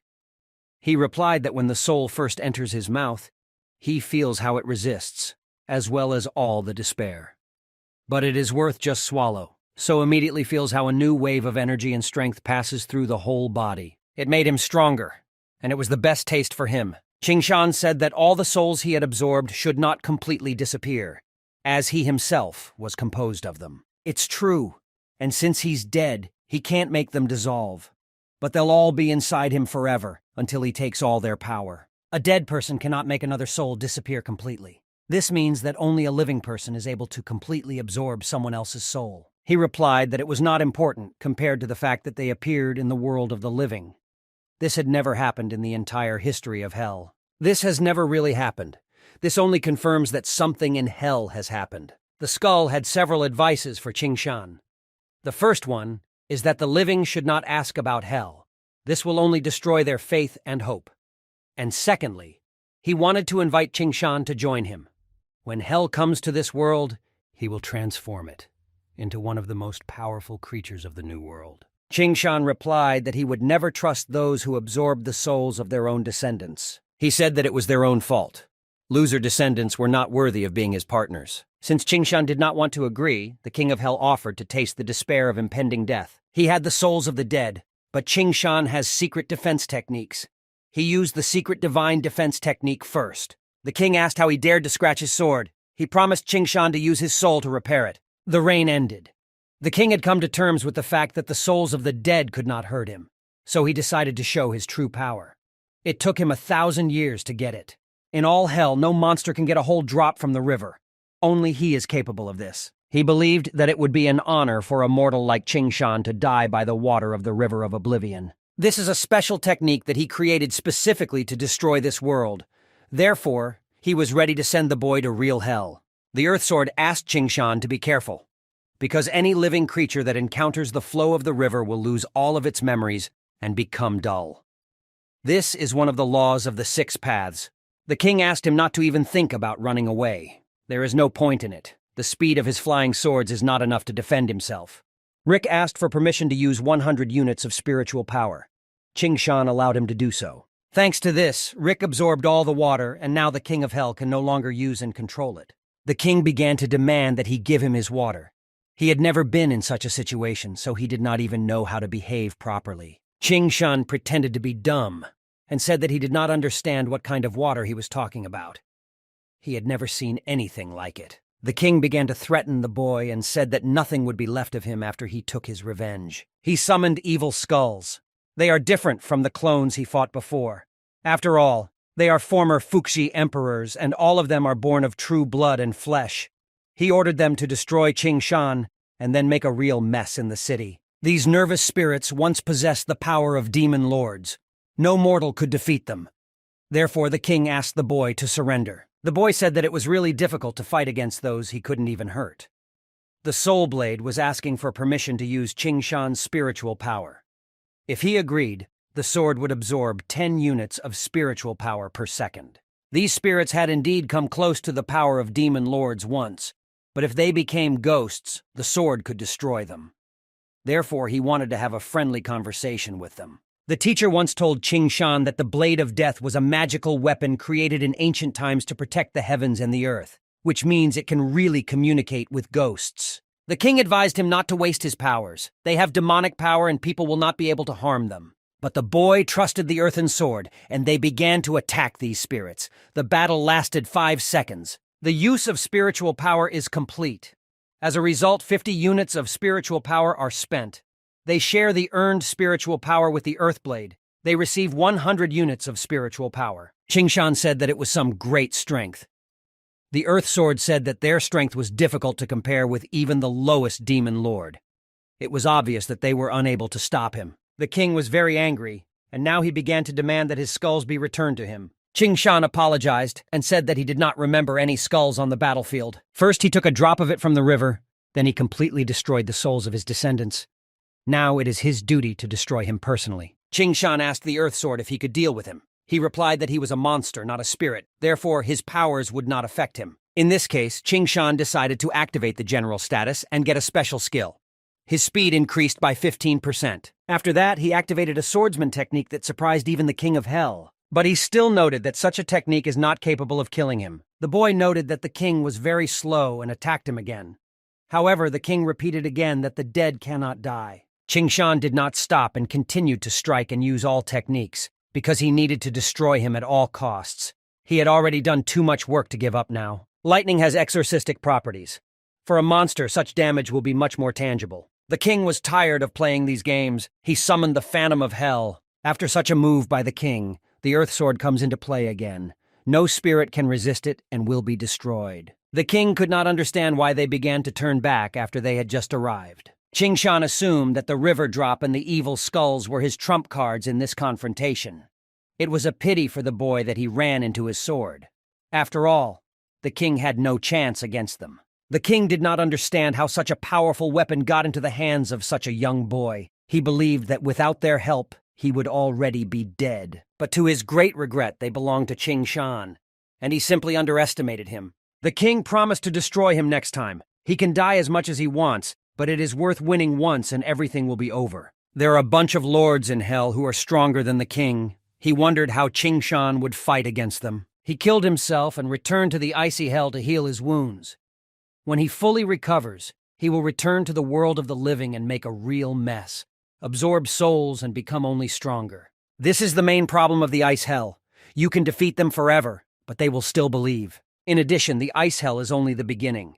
Soon whole hordes of powerful monsters from other circles of hell will appear in this world. Monsters from the circle of giants, demons, and chaos. Even the strongest person of all would not be able to overcome so many monsters.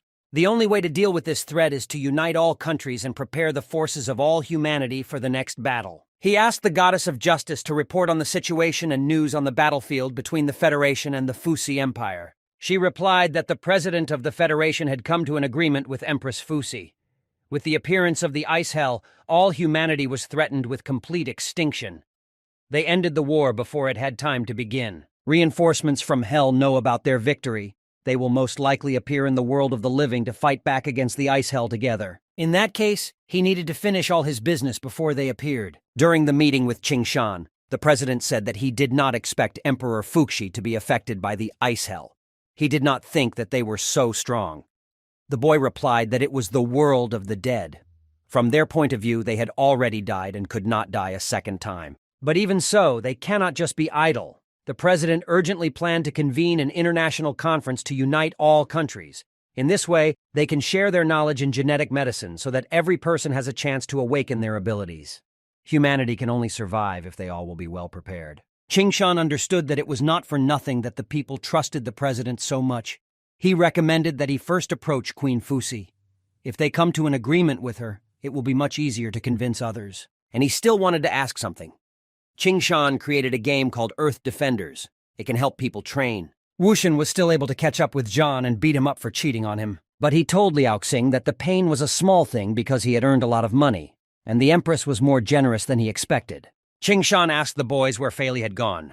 They said he had been gone for 8 hours. He went for a walk with his girlfriend and talked to her about love. Liao Xing invited Qing Shan to drink with them, and with the help of a new technique, he was able to lift the iron can into the air. Qing Shan was surprised that he had learned to pick up objects at a distance. Liao Xing replied that it was empty with his brains.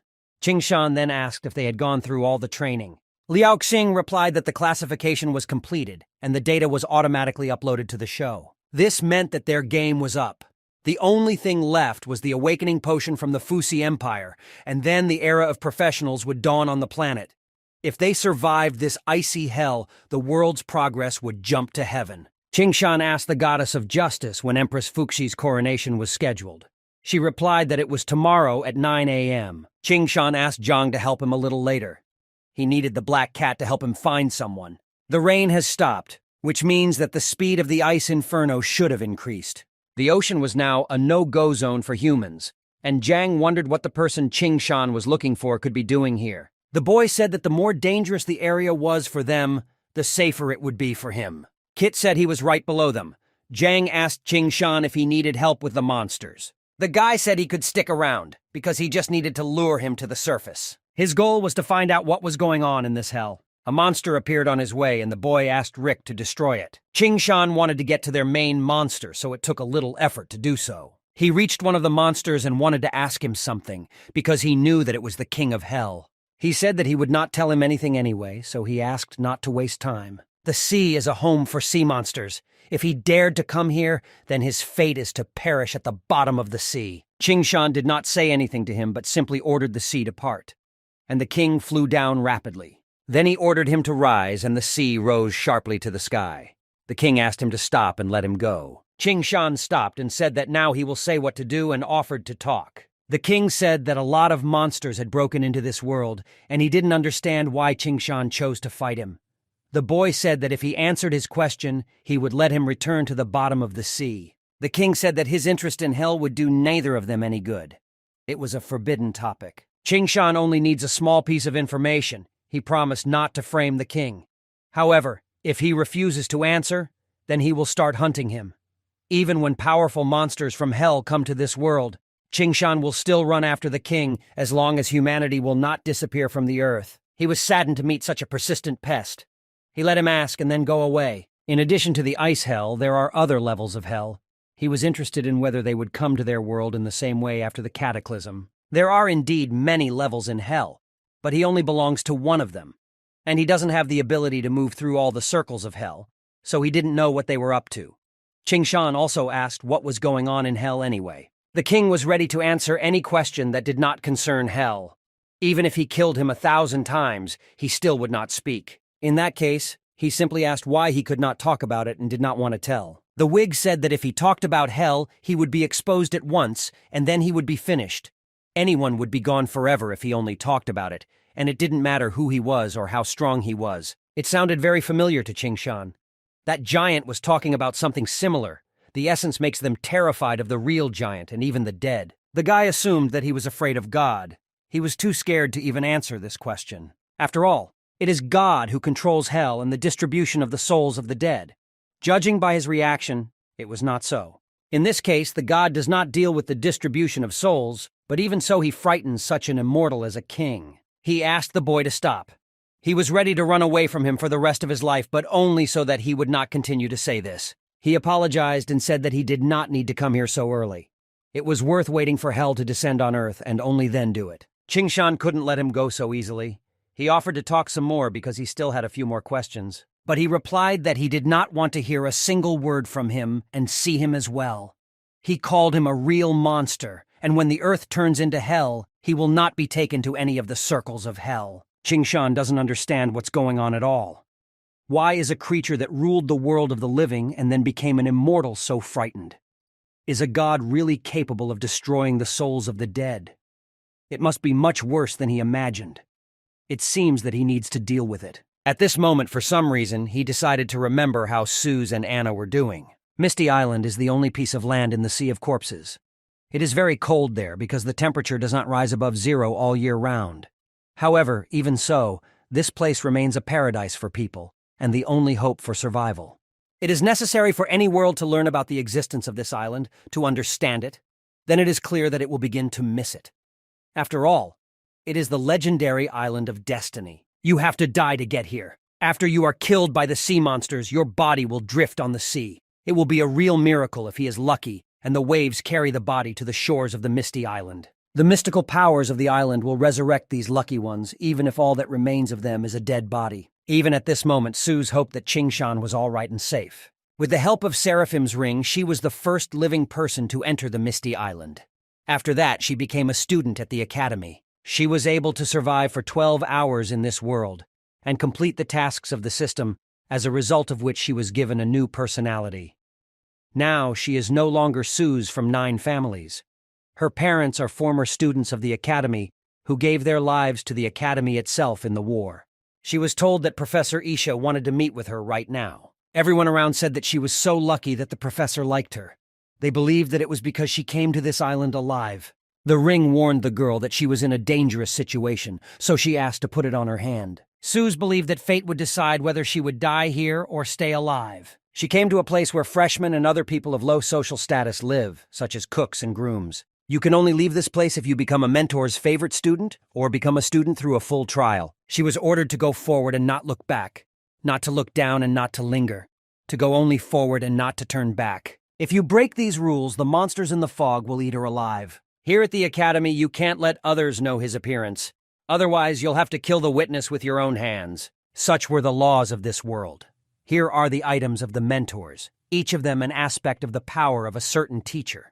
Students can easily find and connect with the mentor just by touching them. The girl approached one of these objects and said that the teacher Isha called her to her. Thanks to the portal, she visited the mentor. Isha said that she had been waiting for her for a long time. There will be an official exam tomorrow, and she invited the girl to her place to offer her to become her student. Since their arrival on the Misty Island, she has been in mortal danger several times. According to the investigation conducted by the Seraphim Ring, it was all done by Isha. If it is not a coincidence, then perhaps she is the other player the system warned her about. Mentors have complete power over their students, even over their lives. If she agrees, her life will be in her hands. She has seen many students studying here without the protection of mentors, and they are not so easy to kill. Isha said that she does not have the right to look down on the mentor, just because she arrived on this island alive. She said that if the girl refused her, she would kill her, regardless of the elder's punishment. She is not even a full-fledged student of the academy. If she proves that Suze considers herself a better mentor, then Isha can easily destroy the girl. The ring said that it failed to take appropriate measures in time. The analysis of the situation is being carried out, and means of protection are being created. According to the laws and conditions of the Misty Island, strategy number 793 was chosen depending on the situation. The nano generator is ready. Suze's voice is registered. All the girl needs is to accept or refuse the use of countermeasures. Suze replied that she accepted the offer. Isha noted that it was the right choice. Now when she passes the test, she will become her student. Isha's guards appeared in front of them and began to apologize. She could not understand why they had appeared. They suspected that this student had violated the rules and this could lead to her execution. The disciplinary committee calls her to look into the situation. The head of the committee and 5 elders will judge her personally. If this attracted the attention of the head and the elders, then this is probably a serious insult to the academy. She must have done something that Isha does not know about. Suze said that she was wrong and asked to protect her, but she replied that it was her personal fate, and it did not bother her. The guards asked Suze to follow them or they would have to use force. The disciplinary committee can enter here uninvited. However, Isha was glad because she wouldn't have to kill her on her own. After all, it was her only opponent. Her goal was the system, so Isha wanted her to die. The guards brought the girl to the head of the committee and 5 elders. The Demon Lord asked Suze what crime she thought she was being prosecuted for. The girl said that she has no idea why. He said that she was accused of reading the laws of evil. Some claimed that she secretly read scriptures that contained the laws of evil. The Lord asked the witness to tell. The girl said that one of the nights, when she was resting, she noticed that Suze was flipping through some book and saw one sentence. It was written there that the world of cultivation is divided into several layers starting from the first. The Lord said that practicing the laws was punishable by death, and he gave her the last word. Suze said that she had never seen any laws of evil. On the contrary, she was resting then and noticed how this girl was flipping through some book. Most likely she was afraid that Suze would tell about it, and therefore decided to get ahead of her, and lied. The Lord said that now they will learn the truth, and the one among them who will lie will receive a much more terrible death. In their newly renovated room, on a secret shelf, they found this book. This girl began to shout that this is the book that contains the laws of evil.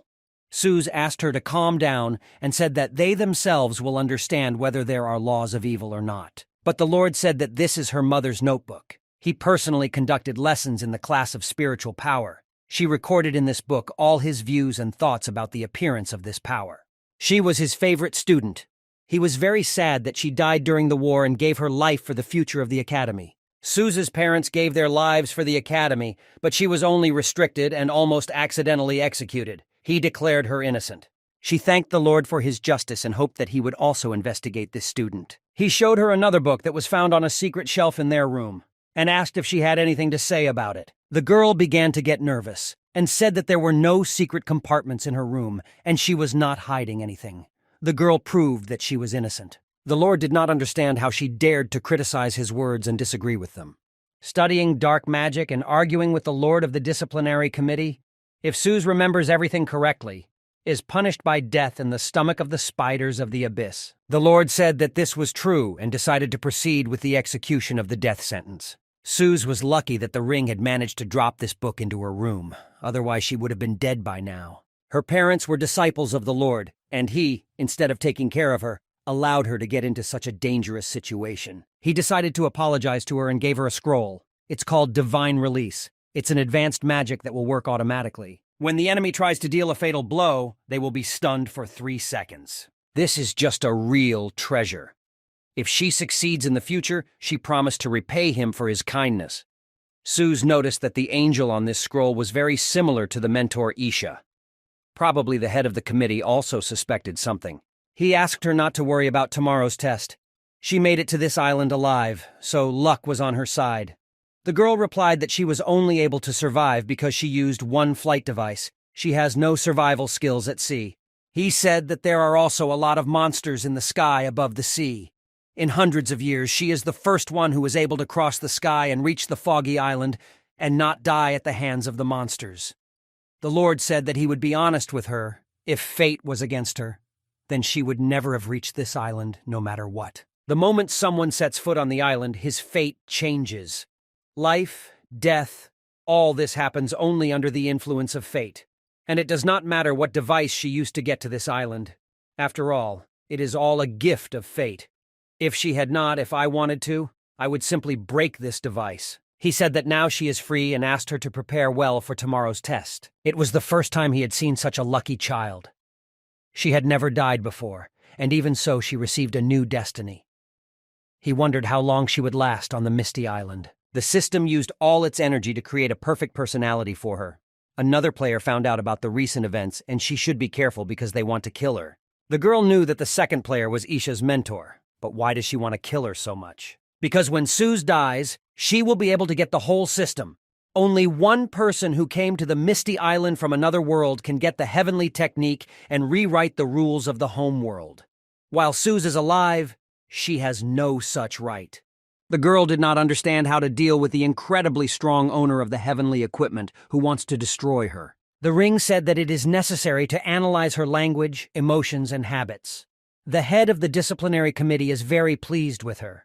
Moreover, he can be trusted. If she wants to avoid death and become stronger, then she needs to figure out a way and become a student of the head of the committee. Now this is the only way to change her fate. Seraphim said that the time has come for them to part. He must destroy himself so that everything will work out for her. Then she must go alone. First, a book of cultivation techniques, and now it's a ring. Qingshan's gifts that saved her life continue to leave her.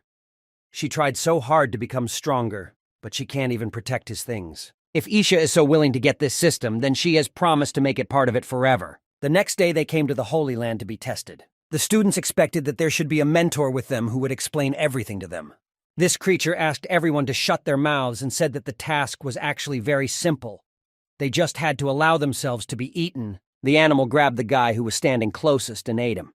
He was tasteless, but at least now he found his destiny. But he was reborn and could not understand what had happened to him. Then he realized that he was finally able to master the heavenly technique.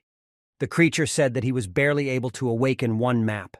It was the lowest level of awakening, and it was unclear why he was so happy. One of the boys said that he wanted to be next.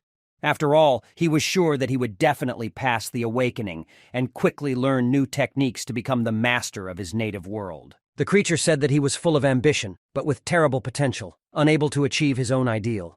People like him deserve to die. The disciples asked why he didn't awaken this boy's abilities, but simply ate him.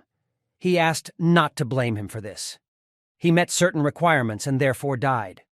Death is also fate. The disciples became nervous and said that they no longer wanted to participate in this trial and that they wanted to live. The lizard said that this group of students is not worthy. This guy should become a cleaner and die of old age on a foggy island. They constantly heard the voices of their mentors. It seems that they were watching them from the shadows all the time. The animal returned to Suze and said that he knew her parents. They died on this island during the disaster. He asked her not to worry because even if she is not worthy, he will use his power and allow her to be reborn on the island to live a normal life. She was grateful to him, but asked that if she did not get the ability, then eat her like that boy. He didn't understand why she didn't want to live. She said if she was powerless against fate, she would be stuck on this isolated island and be no different than a walking corpse. Instead, she would like her soul to return to her hometown and be able to look at the people close to her. She wanted to leave without regrets. When he ate it, the girl had a feeling that she would finally see Qingshan soon and be the happiest. But she was reborn as a genius. This happens only once every 100 years.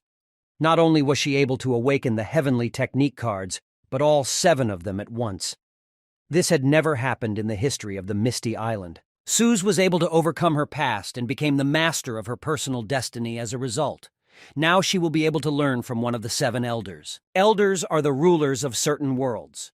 They are strong enough to use their abilities to create certain laws that can help the inhabitants of their worlds in the fight against doomsday monsters. She chose the head of the disciplinary committee, a demon lord. He immediately wondered why she chose him as her mentor. She answered because he was her mother's mentor, and she often talked about him. And she missed those times, especially when he took her as a partner to fend off the doomsday monsters. Her mother believed that he was the best mentor, and she trusts her. Lord also agreed that those were great times, his fondest memories. He agreed and said from that moment on that she would be his student. But suddenly Isha flew in and asked everyone to wait. The Lord assumed that she was against him taking Suze as an apprentice. She replied that she did not mind. She was already studying with her. The Lord asked Suze about it. The girl replied that she had never spoken about it. The Lord assumed that one of them wanted to deceive him. Therefore, it was necessary to find out the truth. The director asked Isha to provide proof of her words. She showed the card where she called the girl to her to offer her to become a student, and she accepted this offer. This card was the proof of their conversation. She agreed to let Isha be her mentor and betrayed her, and also wanted to deceive the head of the committee. The students also thought that it was wrong that she allowed herself to betray the mentor.